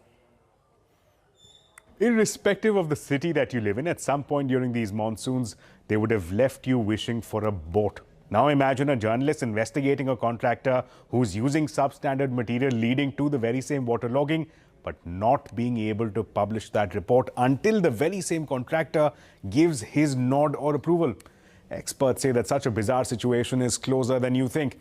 The Digital Personal Data Protection Act was passed by the Parliament in 2023. It is yet to be implemented. The final rules are also yet to be notified. Now, bodies representing the media and journalists are crying out that one key ingredient is missing, which could lead to a chilling effect on press freedom. So what is that key ingredient? Well, the DPDP Act regulates the collection, use and storage of personal data, which is at the core of journalistic work. Yet, despite this, no exemption from the law has been provided for journalistic work. Now, this may make you think, why exempt journalists? What makes them special? And how does this even affect the common man? Well, let me try to answer some of those questions. Number one, press bodies have flagged the issue of consent. Under Section 7 of the DPDP Act, journalists will be in a bizarre situation where they have to issue notice and obtain consent from who they are writing about. Here's why that's a problem. Using the same example that we began with, which illegal contractor will consent to publishing of a story against him or her for waterlogging? Here's another example. Imagine a sports journalist writing on India's Tour of England. The data protection law requires that that journalist seeks consent from the playing 11. But how does he or she, sitting in Noida, serve notice and then take consent from the entire Indian and English cricket squad in the UK? Also imagine a reporter working on a story about revision of Bihar electoral rolls. Again, how does a reporter sitting in Mumbai seek consent from hundreds, if not thousands of voters from, say, Darbhanga? Number two, the DPDP Act requires information to be collected and used only for a specific and clearly stated purpose. But journalists seeking and collecting information is by definition exploratory in nature and for research and analysis impractical to state a specific purpose. Take, for example, a journalist investigating a corrupt public official and collecting information like name, address, property details and finances. As per experts, under the existing regime, the journalist will need to declare to the public official that the information is being collected for investigating him. Again, a bizarre situation. Number three, Section 36 allows the Data Protection Board to seek any information from journalists and media groups. The worry is that this power could be used to ask journalists to reveal their sources like informants and whistleblowers. Imagine a journalist covering an accounting irregularity at a public company. Sharing of source details would compromise whistleblowers who shared sensitive information at great professional and personal risk. Number four, the DPDP Act, as per activists, also has weakened the RTI. Previously, personal details of public officials could be shared in larger public interest. That window has been shut. Government bodies can refuse personal data, refusing to even consider the issue of larger public interest. And lastly, and perhaps most importantly, no exemption for journalists means that journalists could face penalties of up to 200 crores for just a single case of non-compliance. Now, these practical difficulties have led to major democratic countries opting for some exemptions or protection to journalists. EU's GDPR clearly provides for exemption for journalistic work. The same is seen across EU countries like Germany, France, Italy, Spain and Austria. UK's Data Protection Act exempts journalistic work. So do the data protection laws in Singapore and Australia. Canada and South Africa also have inbuilt protection for journalists. With that, it's a wrap on this edition of News Center. Thank you for watching. Goodbye.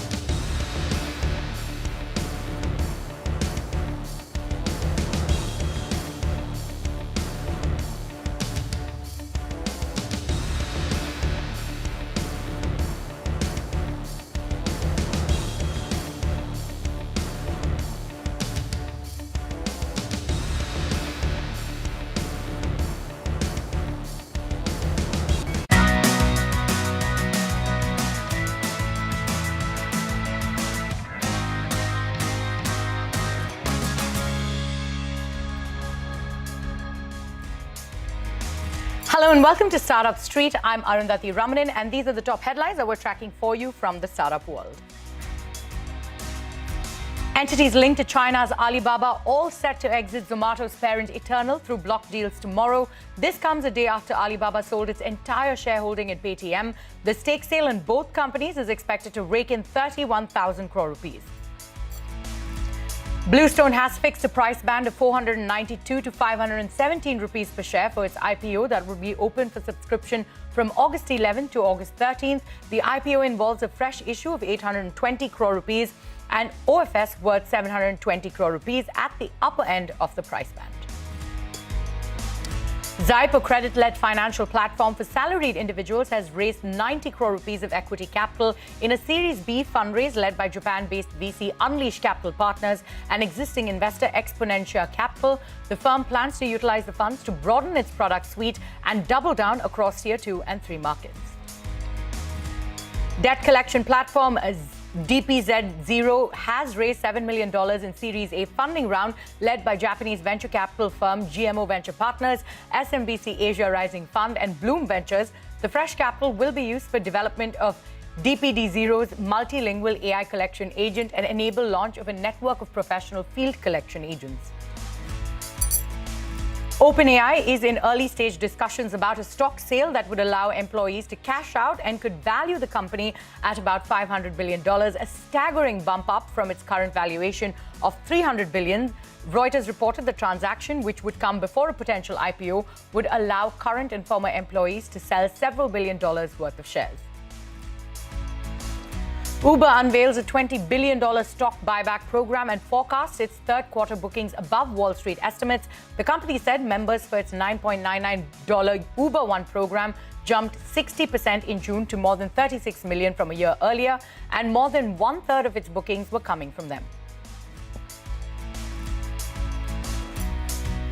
Those were the headlines that we're tracking for you this evening. But on What's Brewing today, as AI reshapes the way software is built, one startup wants to make your code smarter, not just faster.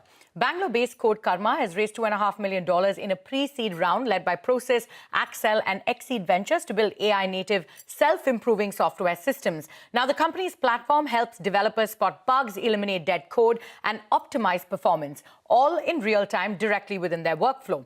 With backing from global investors like Process, who see developer tools as critical infrastructure for the AI era, Code Karma is setting its sights on the US enterprise market. So is this the future of autonomous software, and can India lead the charge? Joining me now to discuss this further, Anant Vanchi, the CEO and founder of Code Karma, and Dhruv Gupta, the investor at Process. Gentlemen, thank you so much for taking time out and being here with us on Startup Street. You know, Anant, let me start with you. You're aiming to build this platform for autonomous, self-improving software. What does that actually look like in practice for developers and engineering teams today? If you could sort of take us through what you have on offer.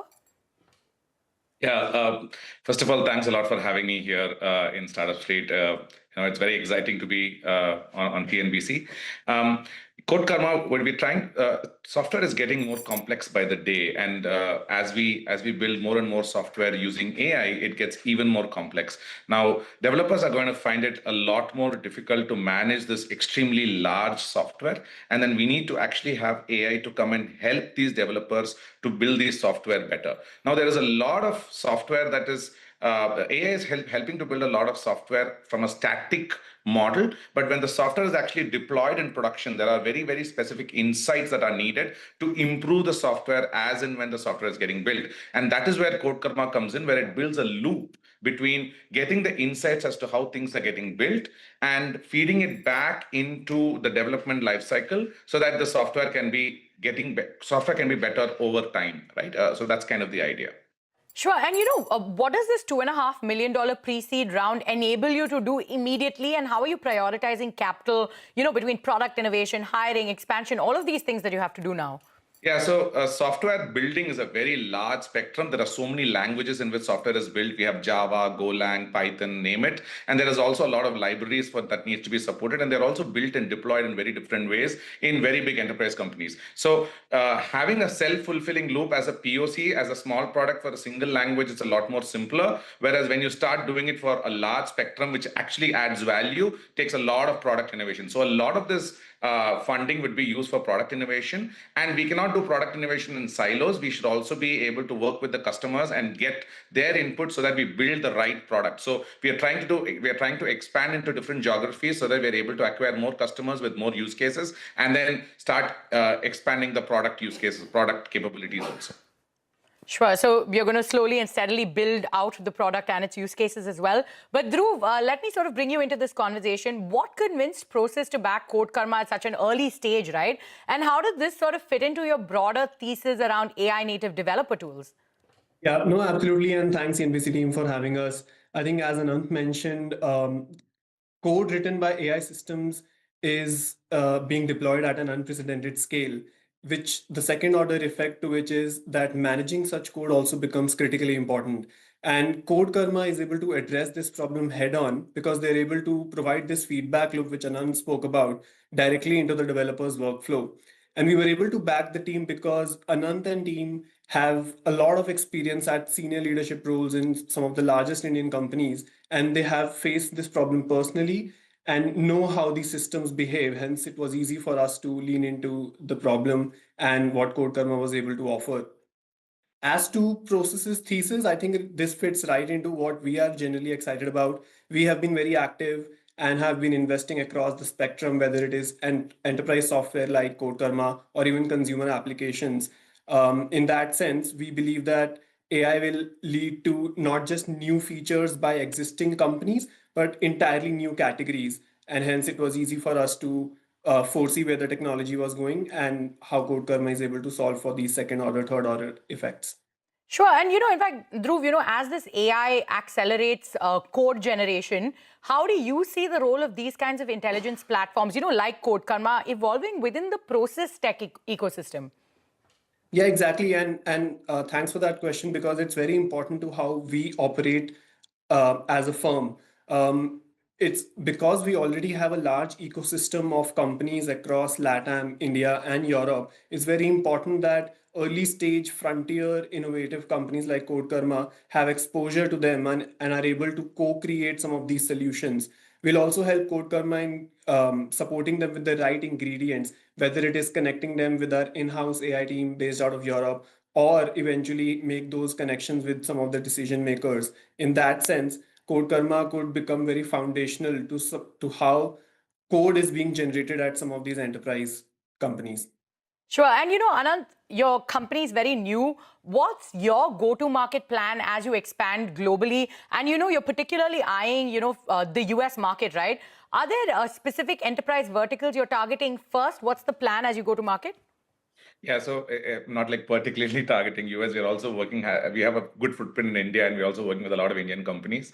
We are actually looking at large enterprise companies because this problem is more pronounced in large enterprise companies more than small scale companies, and large enterprise companies which have a lot of business logic in them. So anybody in the B2C space doing edutech, fintech, e-commerce, you name it, all the players in that space would have a lot of business logic, and they would also have a lot of complex systems working together to enable this functionality that they are trying to build. So all these companies are potential targets for us, and all these companies are also embracing AI at a very rapid pace because they also want to do product innovation at a rapid pace, which actually increases the reason for them to adopt Code Karma, right? So so that's kind of the target company and target market space. And how many clients have you already sort of onboarded at this point in time? We are still very early. I don't want to share any major numbers, but we have a lot of big players in India already. So a lot of big players in India already. All right. Dhruv, before I let both of you go, what's the overarching vision behind Prosus's diverse global portfolio? I mean, you'll have companies from Swiggy, PayU, Stack Overflow, and a lot of them across emerging AI native tools as well. And how do these investments sync with your growth strategy in markets like India and LATAM specifically? Yeah, no, absolutely. I think we recently put out a report which talks about agentic AI. And it means that increasingly we will see a digital workforce which is able to interact and deploy with these other systems. Hence, we need a lot of governance, observability for these agents, which Code Karma is able to provide. As for our portfolio, I think what we are able to also help such companies is that bring those insights and access to those markets where we already have a footprint. For example, in food delivery or payments or classifieds, all of these niches face different problems, and we believe that each of these niches can offer a lot of problems and opportunities for young companies to emerge, and we are in a position to back them in that way. All right, Dhruv and Anand, thank you so much for taking time out and being here with us on Startup Street. Thanks a lot. Thank you. And moving on, EduFund is doubling down on India's education dreams, especially beyond the metros. The Ahmedabad-based fintech has raised $6 million in a Series A funding round, backed once again by Circano Management and Mass Mutual Ventures. EduFund offers a full-stack education planning platform, from goal-based investing and loans to visa support and expert advice, all on one app. With over 2.5 lakh families already on board, the new capital will help EduFund scale its AI-powered planning engine and take its offerings deeper into Tier 2 and 3 cities, where tuition and forex-linked costs are climbing fast. At a time when parents spend nearly 30% of their income on education, EduFund aims to become their go-to financial partner from preschool to postgrad. Joining me now to discuss this further is Ila Dubey, the co-founder and CEO of EduFund. Ila, thank you so much for taking time out and being here with us on Startup Street. You know, as I just mentioned, you're a full-stack education planning and financing platform, right? If you could sort of take us through what you have on offer and the gap that you're trying to address here. Thank you, Arundhati, first of all, for having me. I think you gave a great explanation of what we do, so I don't know what more I can say. So in terms of what we offer, right, I think you mentioned a very key point that today education costs are rising. The ecosystem of education planning is highly, highly fragmented. So when parents start to think of their journey or this journey, they may go to their bank or they may go to their financial advisor, which is one part of the journey. But as the child gets older and they have other decisions to make, which is, where is my child going to go to school, or how do I get an education loan, there would be other players that they go to. The entire planning journey is not combined into one ecosystem. And that's exactly what we bring to the table. From the time the child is born, we go to families and we say everything is integrated and unified into one system, so that when you think of saving and investing, we can guide you. But as the child grows and you think of other very important decisions throughout that journey, be it, what is the best fit university or college for my child? Is India a good option, or is education abroad a good option, or do I need a loan? We unify that into our platform, and all those services are there. Right. And you know, EduFund has just raised $6 million in a Series A round, right? So what does this milestone essentially mean for your mission of making education financing accessible across India? How do you sort of plan to deploy the capital? So we definitely want to expand beyond the metro cities into Tier 2, Tier 3 India, where I think there are many families that want to plan for their children's education. They have the means to do so, but they simply don't know how to start. They have been either misguided, or, like I said before, the ecosystem is so fragmented, they don't know who to turn to. So for us, this really allows us to expand our footprint into the areas we feel families need it the most. Secondly, because we are a technology company, a lot of our acquisition strategy, the way that we work with families, is largely technology-based. The apps and products that we have are, like I said, led by, our in-house tech team. And for us, this capital allows us to expand some of that and also create some new technology that will service a lot of the channel partners and the service providers that we work with. We have about 400 partners in our ecosystem today, from independent financial advisors, education counselors that know what we do and service our mission even further. So this capital will be largely used towards that. All right, so big plans there with the capital going forward. You know, you were pointing out how you want to go deeper into Tier 2 and Tier 3 cities. You sort of built a strong community of over 2.5 lakh families, right? So what's driving this trust in a sector traditionally dominated by banks and NBFCs? Great question. So I think when it comes to finance or financial planning in general, trust is absolutely essential. And for a young brand like us, it's imperative that parents know us, they believe in what we do, right? And so, like I mentioned earlier, the channel partners that we work with, the advisors on the ground that we work with, are a big, big part of that, to help parents, to educate them on the rising costs, why it is so important to save and invest early. And as part of this funding, we will be using that and deploying it towards creating more partners along the way, because these partners will be championing our mission on the importance of planning early. Right. And, you know, with this funding, you also plan to scale AI-powered advisory, right? Can you sort of walk us through how this tech will sort of personalize planning for each family? Yes, absolutely. So today, a lot of financial planning and decision-making when it comes to finance is largely driven by humans or a financial advisor that you would have on the ground that you go to. EduFund has a pretty large and strong research team that works with these families and advises them today.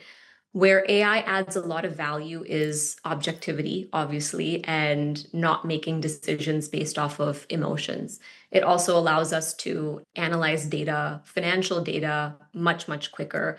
And so our aspiration is to create tools, financial planning tools, that will assist these families to make better decisions on where to invest, how often they should rebalance over the long term, because this is a long-term game, especially when it comes to saving and investing for your child. And we try to discourage them from making any decisions based off of emotions, especially when markets are volatile. And I think AI will add just a lot of value to some of this decision-making that they do.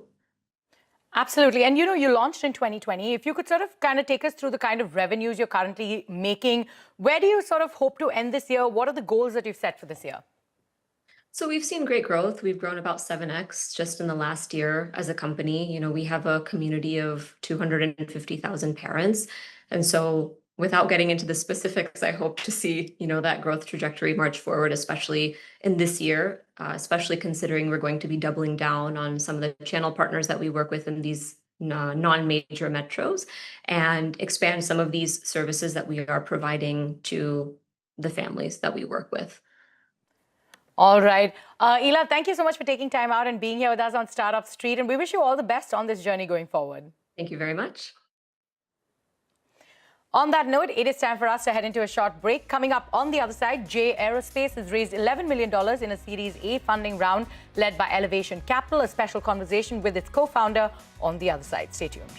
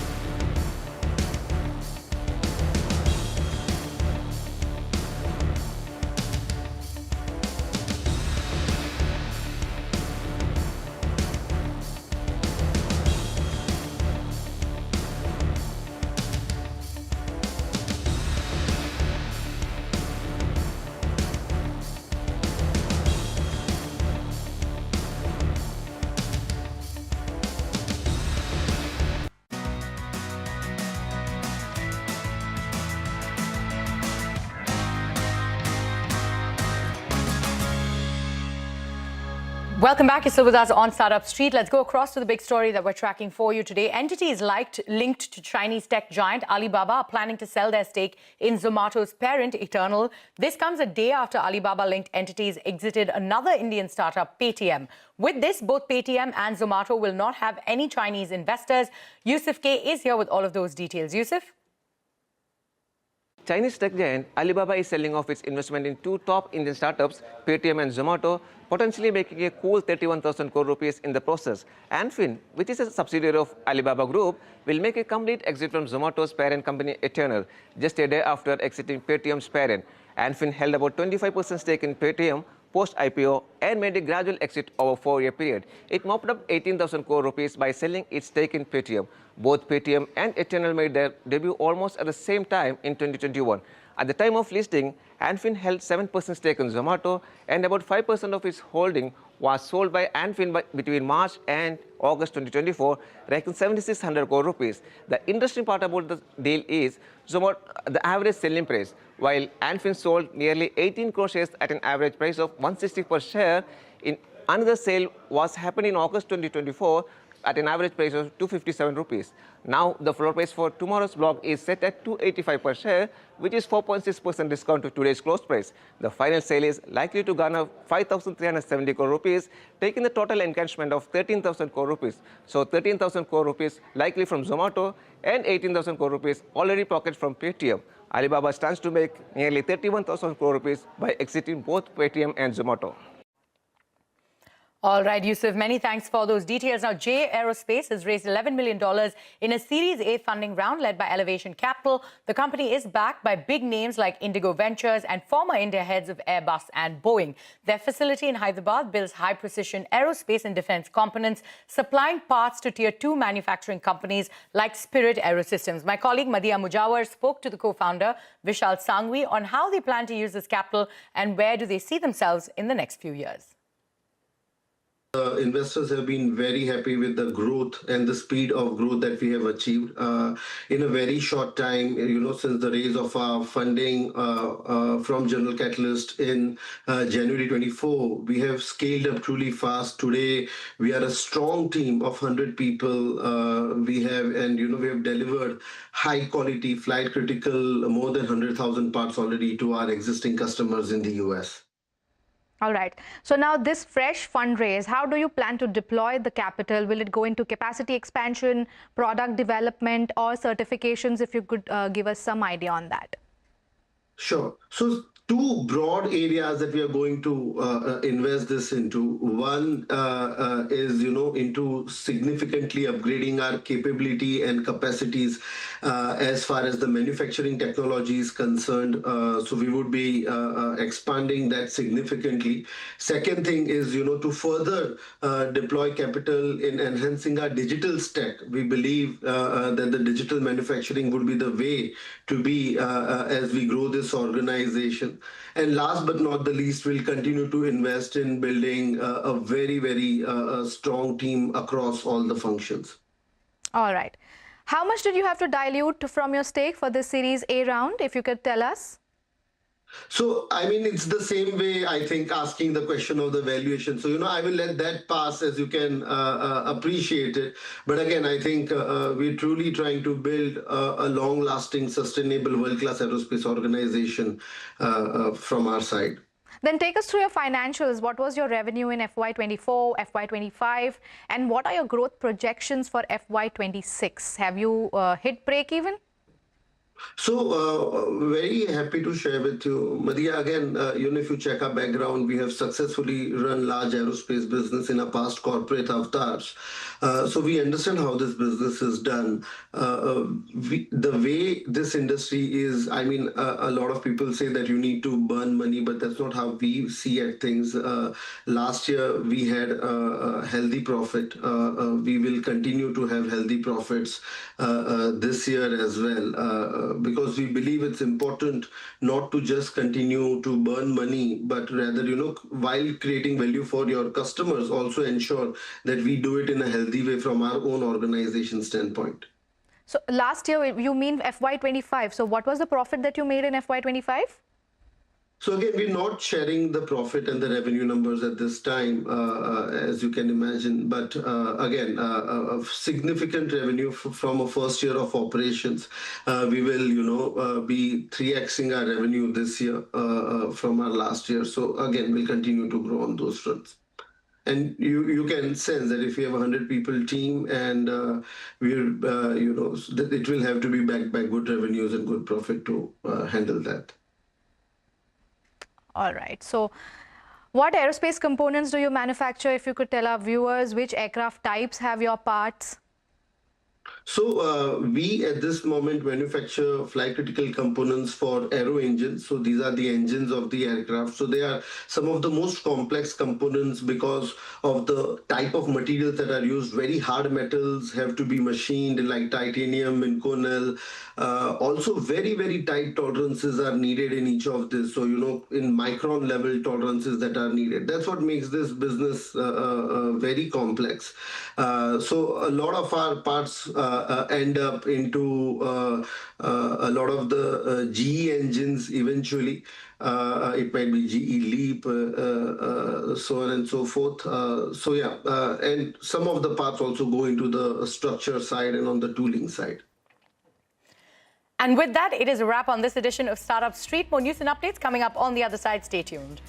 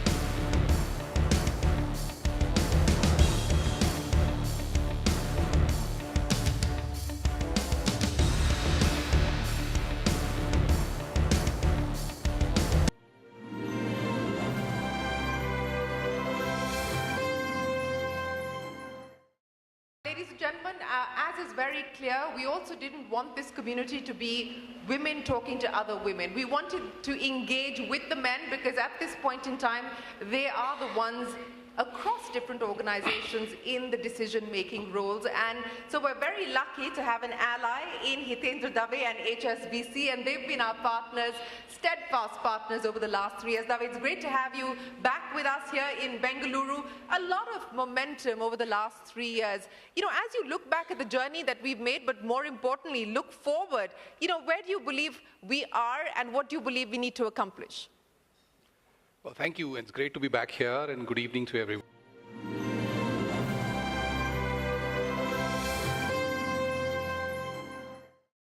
Ladies and gentlemen, as is very clear, we also didn't want this community to be women talking to other women. We wanted to engage with the men because at this point in time, they are the ones across different organizations in the decision-making roles. And so we're very lucky to have an ally in Hitendra Dave and HSBC, and they've been our partners, steadfast partners over the last 3 years. Dave, it's great to have you back with us here in Bengaluru. A lot of momentum over the last 3 years. As you look back at the journey that we've made, but more importantly, look forward, where do you believe we are and what do you believe we need to accomplish? Well, thank you. It's great to be back here, and good evening to everyone. I wish I could say we have changed the world in the last 3 years, and that inclusion is there in reality, in letter and spirit. But I think every time we've got together on this subject, in front of the cameras and outside the cameras, I think we all recognize that this is a multi-year, if not a multi-decadal journey. I just want to be realistic about this. But hopefully with each season, each year, each conversation, every time you hear these wonderful stories, I remember, I think it was in Bangalore only when Mrs. Borwankar, shared her wonderful story and the kind of courage she spoke about, right? Yeah. As a police officer, as a woman police officer, and where she actually said that looking away is as much as a crime. And so, that story just comes to my mind. So I think in the last 3 years, hopefully, We've started the conversation. Hopefully, many companies go back, many employers go back, many leaders go back thinking, yes, I need to do this. Let me figure out the how. And each year, as we make incremental percentage-wise progress, I think HSBC will feel good about the fact that we played our small role in having these conversations. Well, it's not a small role at all. It's a pretty big role because, as I keep saying, the tragedy is that very often these conversations tend to happen on one day, on the 8th of March, when everybody crawls out of the woodwork to talk about why women matter and why women should matter. So what we've tried to do is to mainstream this conversation, and it is our third year, and we intend to continue to do that. So it's not, as you pointed out, it's not something that can happen overnight. It needs to continue to be hammered away, and we need to keep chipping at the messaging. But as you look at what's happening around the world today, and there is a retreat from the ideas of inclusion, from the idea of equity. Does that concern you? Does that worry you? I think every decision, every action will have some background to it, right? So I think as we all, and 100% of this hall, I'm sure, and hopefully hundreds and thousands of people on the television who are watching the television, I think almost nobody in their right mind can dispute this. Yeah. Okay?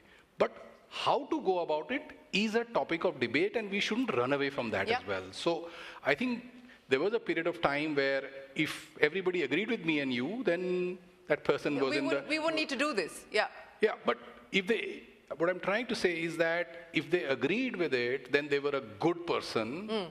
And if they said, we agree, but we don't agree with the speed or the manner in which you're going about it, then they were called a bad person. So, and I think when we, as people who are like-minded, people who want to get this done, people who want to make sure that our kids or our daughters, granddaughters, whatever it be, have a much better chance at being the next Shireen Bhan or the next business leader or the next CEO of any bank, etc.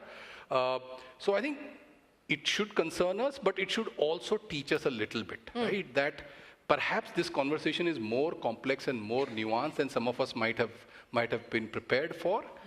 But eventually, I think we are headed in the right direction. Yeah. As with any journey, there'll be the highs and there'll be the slips. And as long as we are headed in the long term there, I'm not too concerned. Well, that's a very important point that you make, that this is a complex issue. It's also an issue that requires a fair degree of nuance.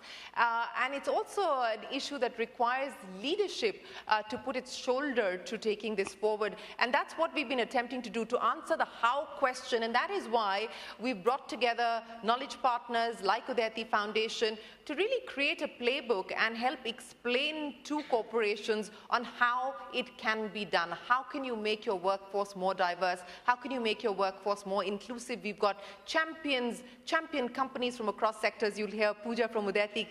She's going to be with us in a short while from now, and she'll give you more details on that.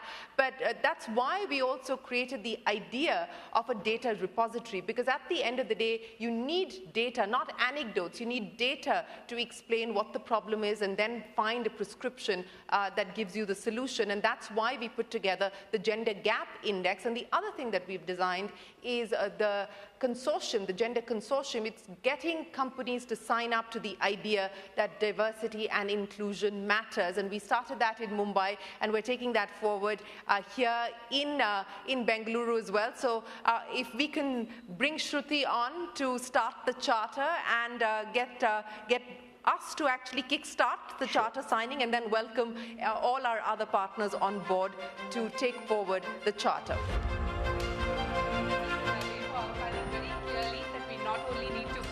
Build frameworks to include women, but we also need to trust them to lead. And on that note, it's time to move forward.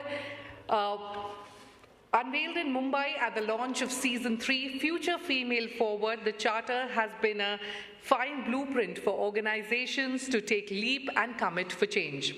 Let's now focus on why platforms like Future Female Forward are important and how institutions can play a key role in sustaining this momentum of change. It's in this spirit that we now move to a moment of shared commitment.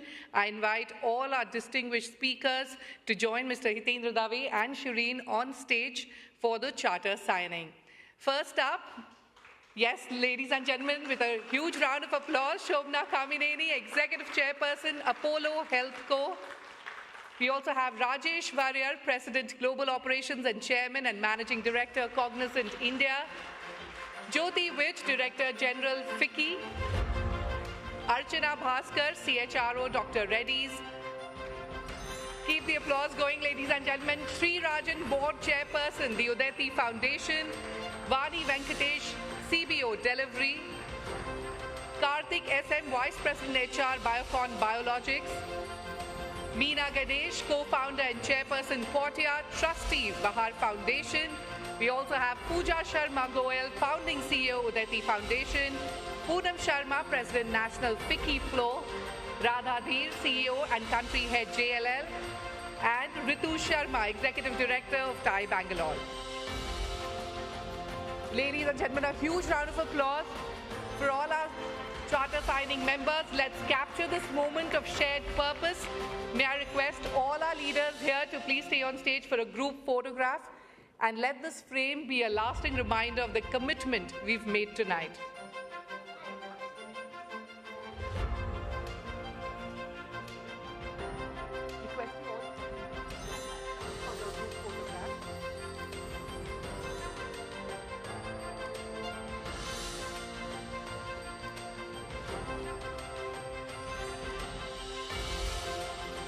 Ladies and gentlemen, once again, a huge round of applause for our charter members.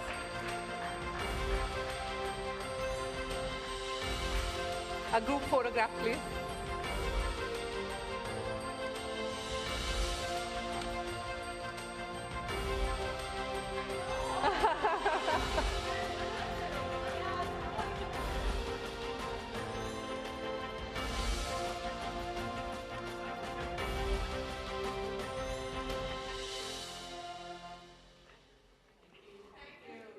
Well, thank you to each one of you for lending not just your voice, but your institutional commitment to this effort.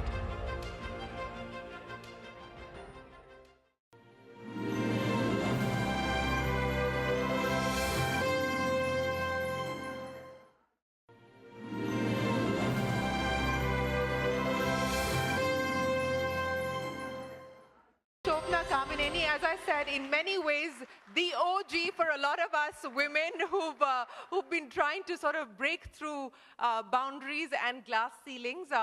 There are many firsts to her credit, including the fact that she was the first woman to head an industry body, the Confederation of Indian Industry. In its history, Shobna was the first woman to take over at CII. But, you know, I'm not going to talk to you about data and statistics, Shobna. Let me start by asking you, this is feedback that I have from your sisters. You were meant to be on that program. You dropped out last minute. So I have lots of intel now that I'm going to use. It's come in handy. When I was speaking to her sisters, they said the one thing that stands out about Shobna is that she has an entrepreneurial spirit that has been inbuilt from the start. And they said that was the thing that was very, very different about her in comparison to all the others. So you get that from your dad, right? For sure. But I think it's also circumstance. Because when I got married and went to Hyderabad, and my husband said, I really think that you should try and do something on your own.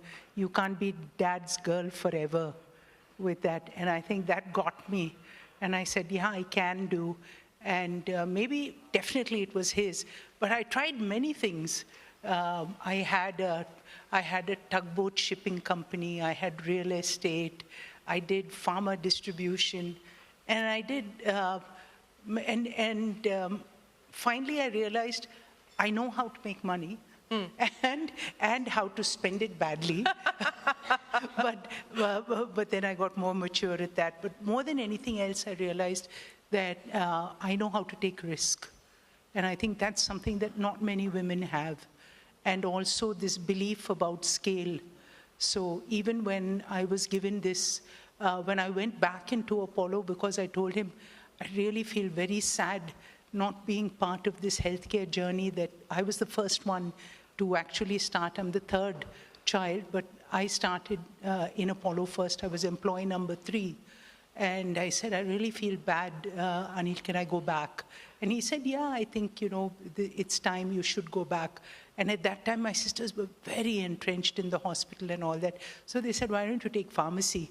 So I said, well... Because nobody wanted it. Yeah, of course.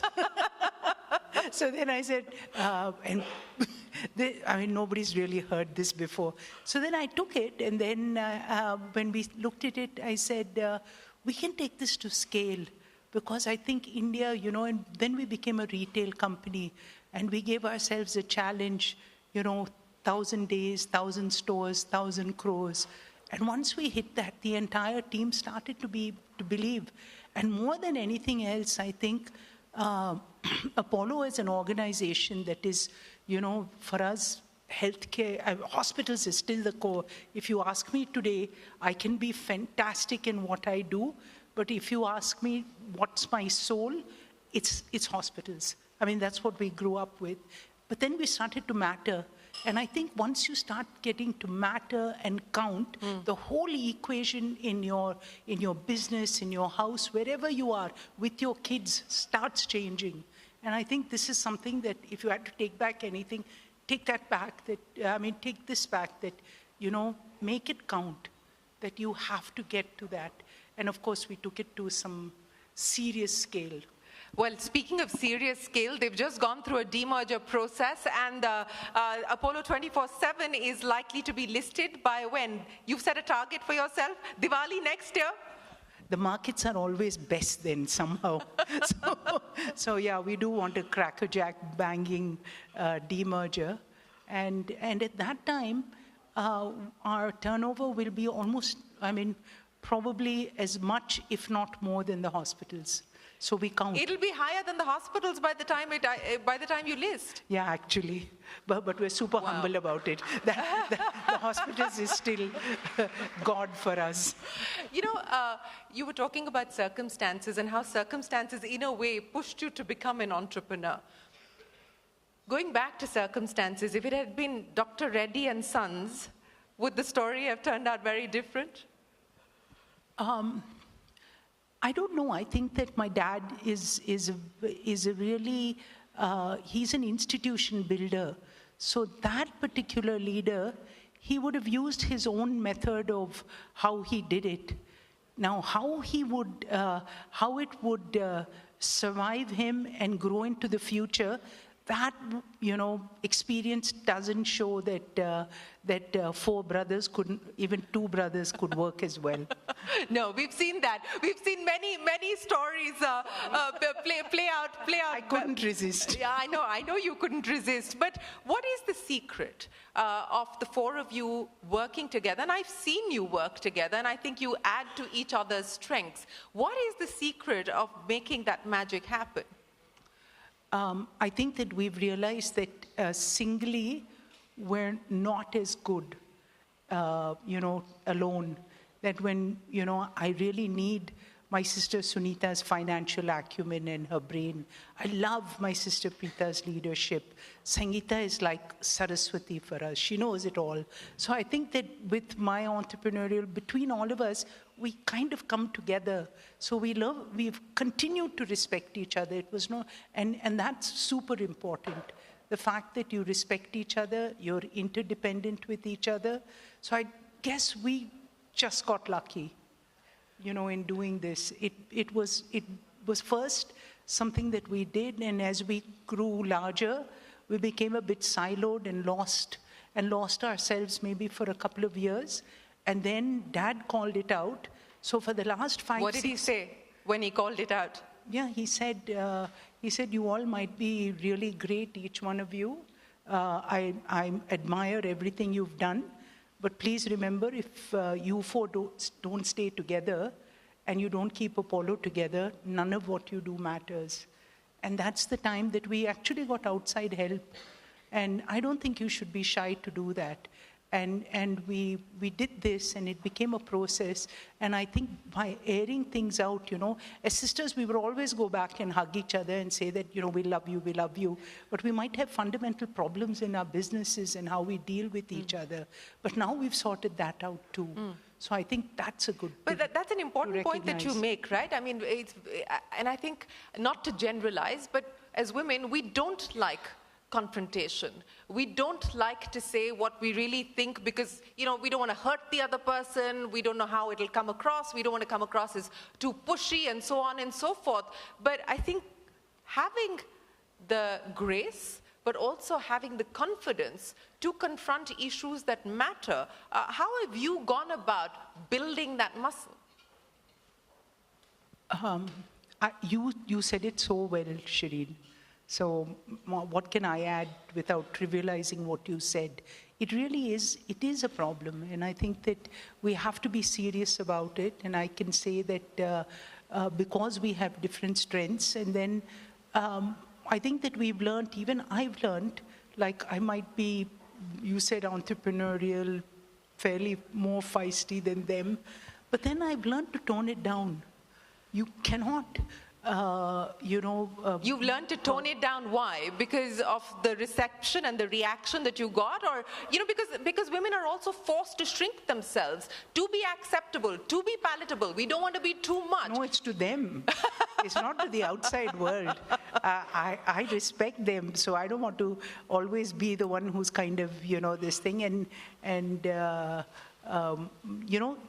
think that you have to learn, because you can't always say anything that's on your mind. That's not freedom, to say that you can do stuff that will hurt others and all that. If you really want to be collaborative and you think what's required and you're building a team, as a team, and I think that this is something that maybe I should be, Shireen said that women do it a lot, but maybe I was not doing it enough. And we should recognize that also, because now I see my daughters and I see probably your daughters so outspoken. You wonder how they ever, get along in life and do all this. But so maybe that's something we should teach our daughters. What? To be a little more like adjusting, because they'll just speak it out. Shobna Kamli, I can't believe I'm hearing you say this. I cannot believe I'm hearing you say this. We should not be shy of saying that sometimes it's good for us to think before we speak. Yeah, that of course. So to me, that's about it, that you don't hurt too many people along the way, Everyone doesn't have to be a prisoner. And then you say, oh, I'm competitive. That doesn't work. I think one thing that I've learned after really assuming this chairmanship is that I get a lot more done when I can, behave like my sister Preeta. And she's the leader that takes everybody on board and along with her. At times. But, the other aspect that you spoke of, and I pointed that out, that very often you see venture capitalists not fund women-led entrepreneur businesses because they feel like, what do they know about scale, or will they actually be able to scale a business? Now, you know a thing or two about scaling a business. How do we change this notion that women, are not ambitious enough, that women don't want to build businesses with scale and so on and so forth? And how have you been able to confront that? Because I'm sure you've had to deal with the perceptions and the biases along the way as well. I think that if you really see that the figure between how women are funded to the way other men-led businesses are funded is huge. In fact, in India, all over the world, like for the last couple of years, it's like 108 billion. That's nothing. In India, what is it? It's like one paltry last year was 25 million. These are not statistics that people are investing in you for scale. If they're going to give you $2 million or $1 million, you can't build a business with scale. So first of all, I think we need to get that right, to figure out how we can think bold about scale and do some things. I think that we have to be in the places where it matters. So rather than us thinking, let me think about this little femtech story or doing this, I think it has to be more economically, how can I change the way agentic AI is done, or what am I doing for a large language model, or what can I do in this? So fundamentally, I don't think that women lack the brain or the capacity to think or the innovative ideas. I just somehow think that they're a little bit less risk averse than, the men who are out there. And I still would give credit that if you look at a lot of the businesses, they do have women founders. It's just that they don't count them up front. But maybe we should change that, the counting also a little bit. So these two things, if we look at, that women should think mainstream, what's going to change this world, and be there. And because I didn't look at this saying that I'm going to sell drugs just to women. I'll sell everyone a drug. Shobna Kamadeni, it's an absolute pleasure. Thank you so much for joining us here.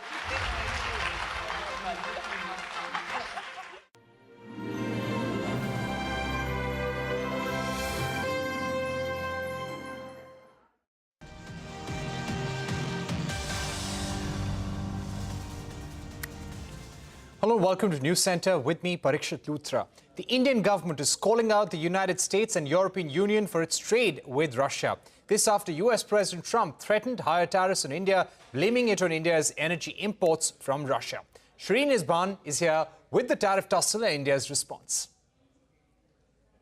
Well, let's address President Trump's latest tariff threat to hit India with a substantially higher tariff rate. Why? Because he says we buy Russian crude, but we also sell Russian crude for a profit, in his words. Now, India has hit back at the US for threatening those higher tariffs and a penalty which still there is no clarity on. In a social media post, President Trump said, and I quote, "India is not only buying massive amounts of Russian oil, they are then, for much of the oil purchased, selling it in the open market for big profits. Because of this, I will be substantially raising the tariffs paid by India to the United States of America." That is the Truth Social post from President Trump. Now, responding to President Trump, the Ministry of External Affairs has said the targeting of India is unjustified and unreasonable, and the government has promised to take all necessary measures to safeguard national interests and economic security.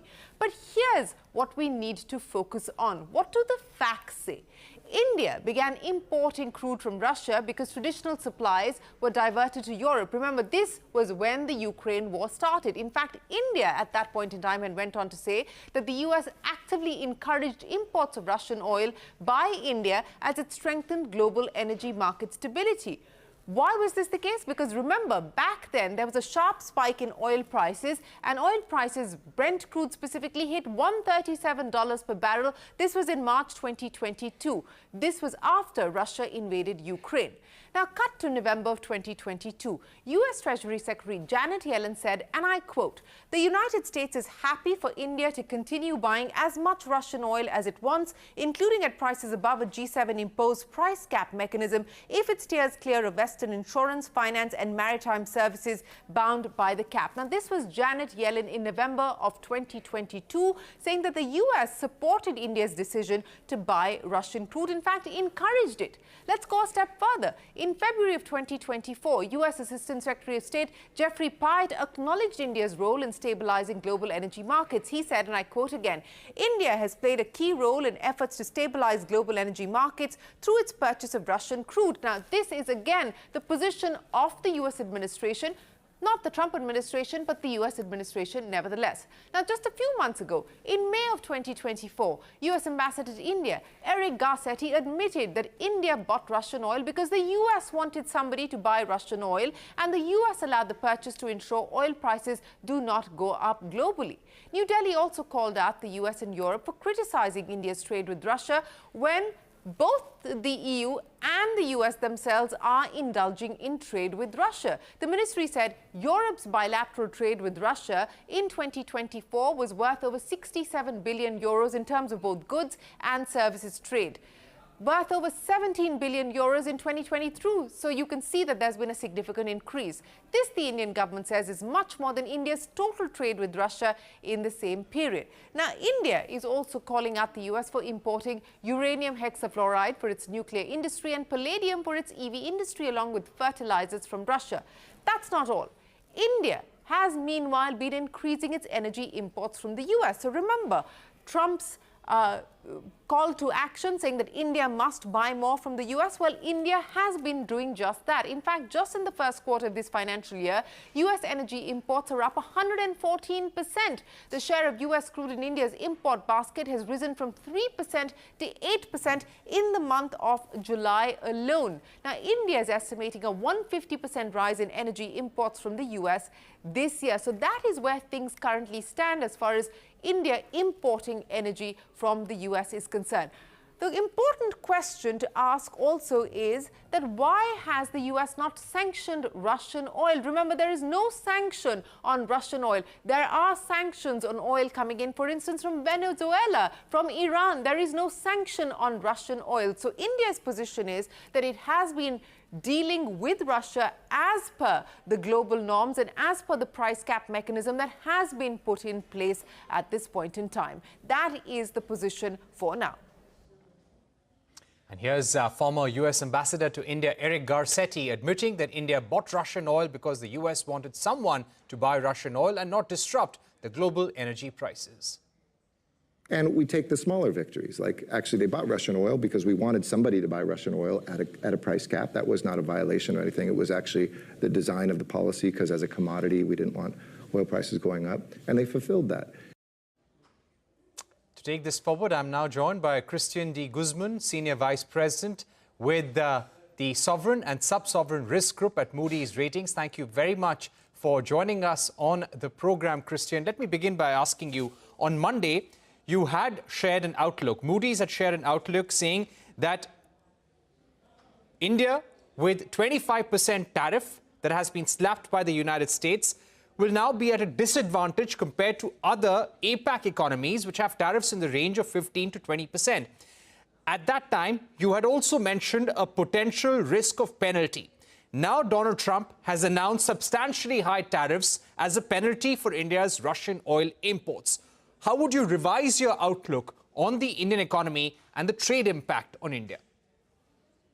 Well, I think let's take a deep breath here. I think when we're talking about announcements, there hasn't been anything other than a tweet. And tweet, I think, as we all know, isn't exactly policy, because under this administration, actual policy, when it comes down to the outcomes of negotiations, can actually be very different from a tweet. And tweets do appear to be somewhat of a negotiating tactic when you see all the sort of bluster that precedes actual agreements or outcomes. And it doesn't have to deal with trade. It can be other things. But this is just how the Trump administration conducts itself. Having said that, this is a pretty serious. I think the prospects of that penalty tariff has gone up just because it has been announced specifically for India. But let's also take a step back in the sense that previously, about a week beforehand, Trump had also announced that there could be penalty tariffs of up to 100% for all other countries that are importing Russian oil. So India perhaps is not quite targeted in that sense, but India was top of mind clearly when Trump wrote this message. Right. And how do you see a risk to India, especially if it had to cut off supplies of Russian oil, buy more US energy, increase more supplies from West Africa, Middle East for that matter? How do you see India's crude import bill increasing? Well, indeed, it would be an increase in the crude import bill. So, but let me just take a step. Cyril Amarchand Mangaldas presents CNBC-TV18, The Thought League Season 3, A Glorious Decade, A Century of Service. Geopolitics is shifting, geoeconomics is evolving, and the middle of all of it, India is striving to assert its place in a rapidly transforming global order. How is India navigating global uncertainties on trade, technology, and policy? What does this mean for our regulatory landscape, economic priorities, and legal frameworks? On this episode of the Thought League Season 3, we decode India's global game plan with two powerhouses of insight. Dr. Janjaya Sinha is Chairman India at Boston Consulting Group. Cyril Shroff is Managing Partner. Cyril, Amarchand, Mangaldas. Gentlemen, great to have both of you here for what I hope will be a fascinating and very, very insightful discussion. Dr. Sinha, if I can start with you, sir, first. You know, given all of the changes which have come about in short order, actually, in the last, since, late last year, when President Trump took over, and a lot has happened since, at a fairly fast speed. How do you see India navigating all these changes so far? So, as we start decoding what's going on, it's useful to just imagine as a thought experiment that we are in 1st July 2024, 1 year ago, not right now. 1 year ago, the global order was quite interesting. US used to import $4.1 trillion and it had a trade deficit current account of $1.2 trillion. On the capital account, $62 trillion used to go into the US and the US used to invest $35 trillion outside. So it had a deficit on the capital account of about $27 trillion. But because of low interest rates, its high credit rating, the dollar being the reserve currency, everyone investing in US, it used to earn more on its $35 trillion outside than on the $62 trillion that it had.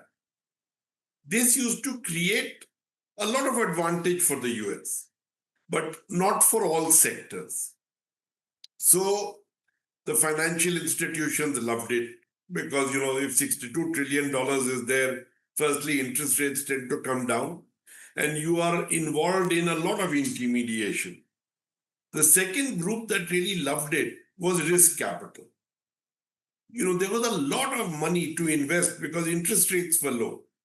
So if you just look, the top 6 stocks in the US have a market capitalization of above $17 trillion, more than Canada, UK, Germany, France combined. This was because of the amount of money that was there.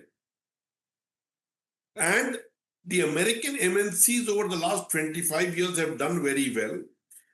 And if you look at their EBITDA and you look at their margins, they've all gone up because they started offshoring manufacturing to cheaper wage locations, most importantly to China. 25% of manufacturing went away to China from the US.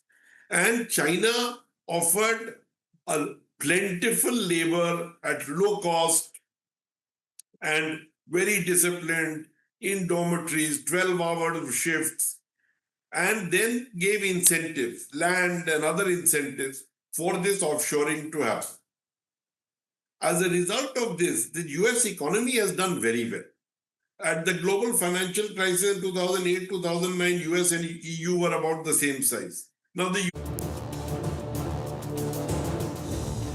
All right, breaking news just in. US President Donald Trump has signed an executive order imposing an additional penalty on India. What is the penalty? The penalty is 25%. So you already had a 25% tariff imposed by Donald Trump last week. Now this is set to come into effect tomorrow.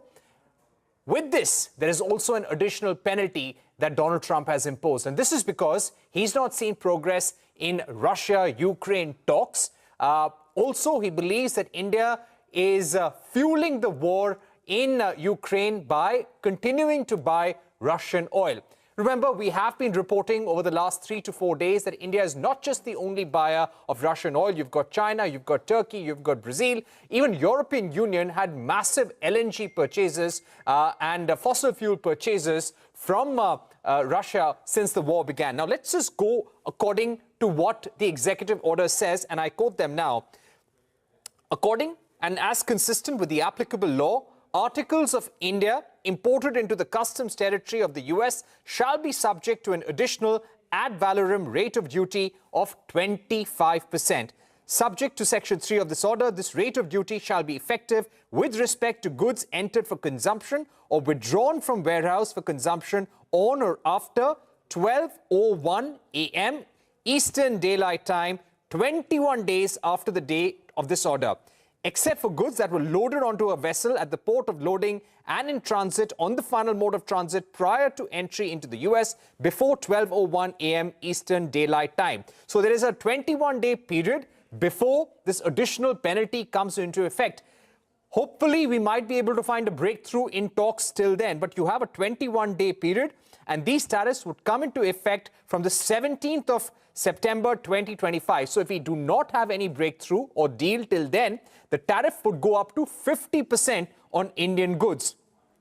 We're also seeing that the ad valorem duty imposed in Section 2 of this order shall be in addition to any other duties, fees, taxes, exactions and charges applicable to such imports unless subject to existing or future actions under Section 232 of the Trade Expansion Act. So what does this mean? This means that this additional duty is a penalty on top of duties which are announced earlier by Donald Trump and the exemptions under Section 232, which is under the Trade Expansion Act on grounds of national security. Those exemptions continue. So that semiconductors, for example, pharmaceuticals, lumber, critical minerals, fuel for that matter. So these are areas where the exemptions will continue. So no additional penalty, no tariffs on pharma, no penalty tariffs will apply to steel, aluminium, auto sectors, which are subject to sectoral tariffs. Those continue to be accepted.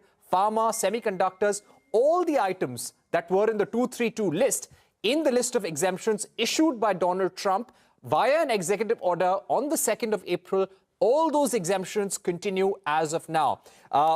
And just for those viewers coming in, Donald Trump has now imposed an additional penalty of 25% on India. Let me just read out that paragraph for the benefit of our viewers.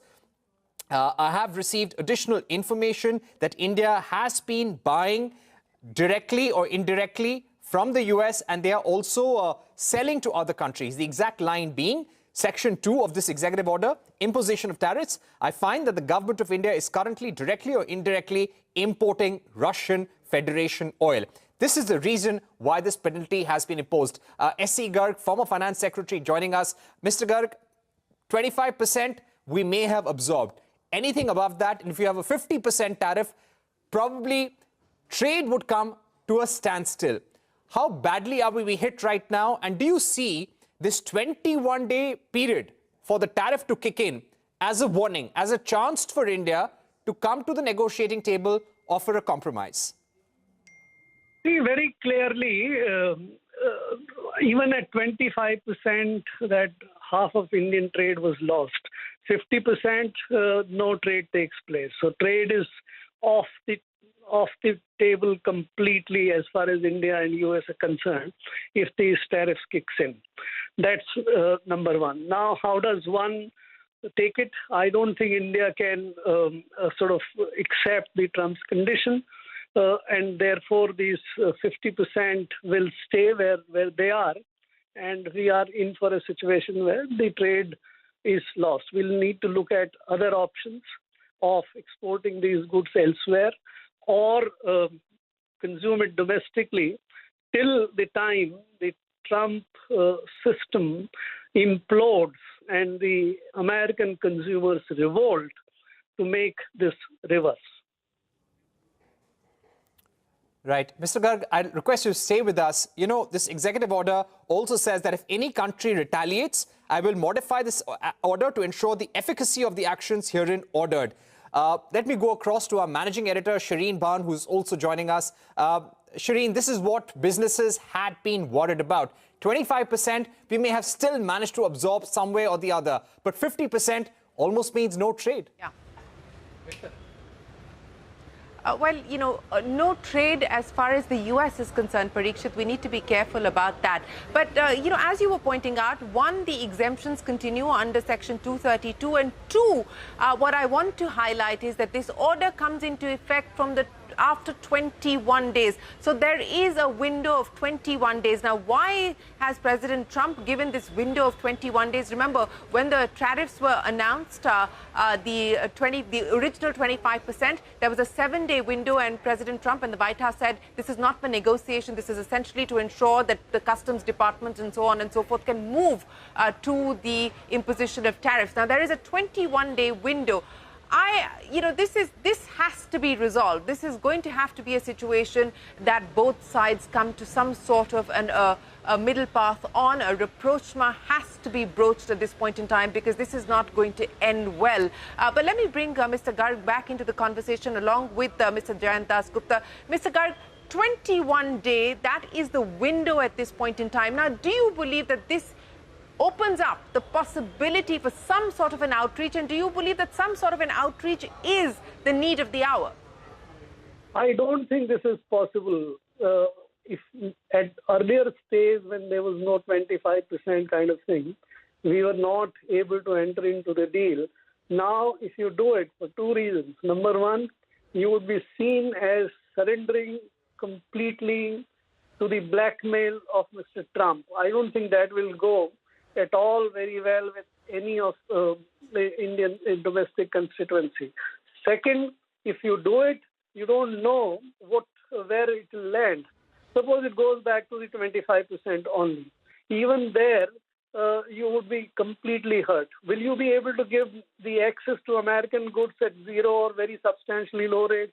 Will you be able to sort of allow the agriculture and other kind of items to come in? No. Will you be able to buy defense and other equipment? So it's impossible to do a deal with America at this moment by sort of trying to appeal to some sense of fair play or something like that.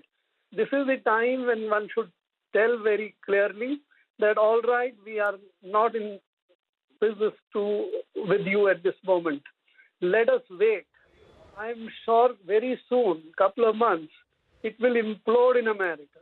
The American consumers will revolt, and Trump and the company will have to back down. So I don't think we should be surrendering.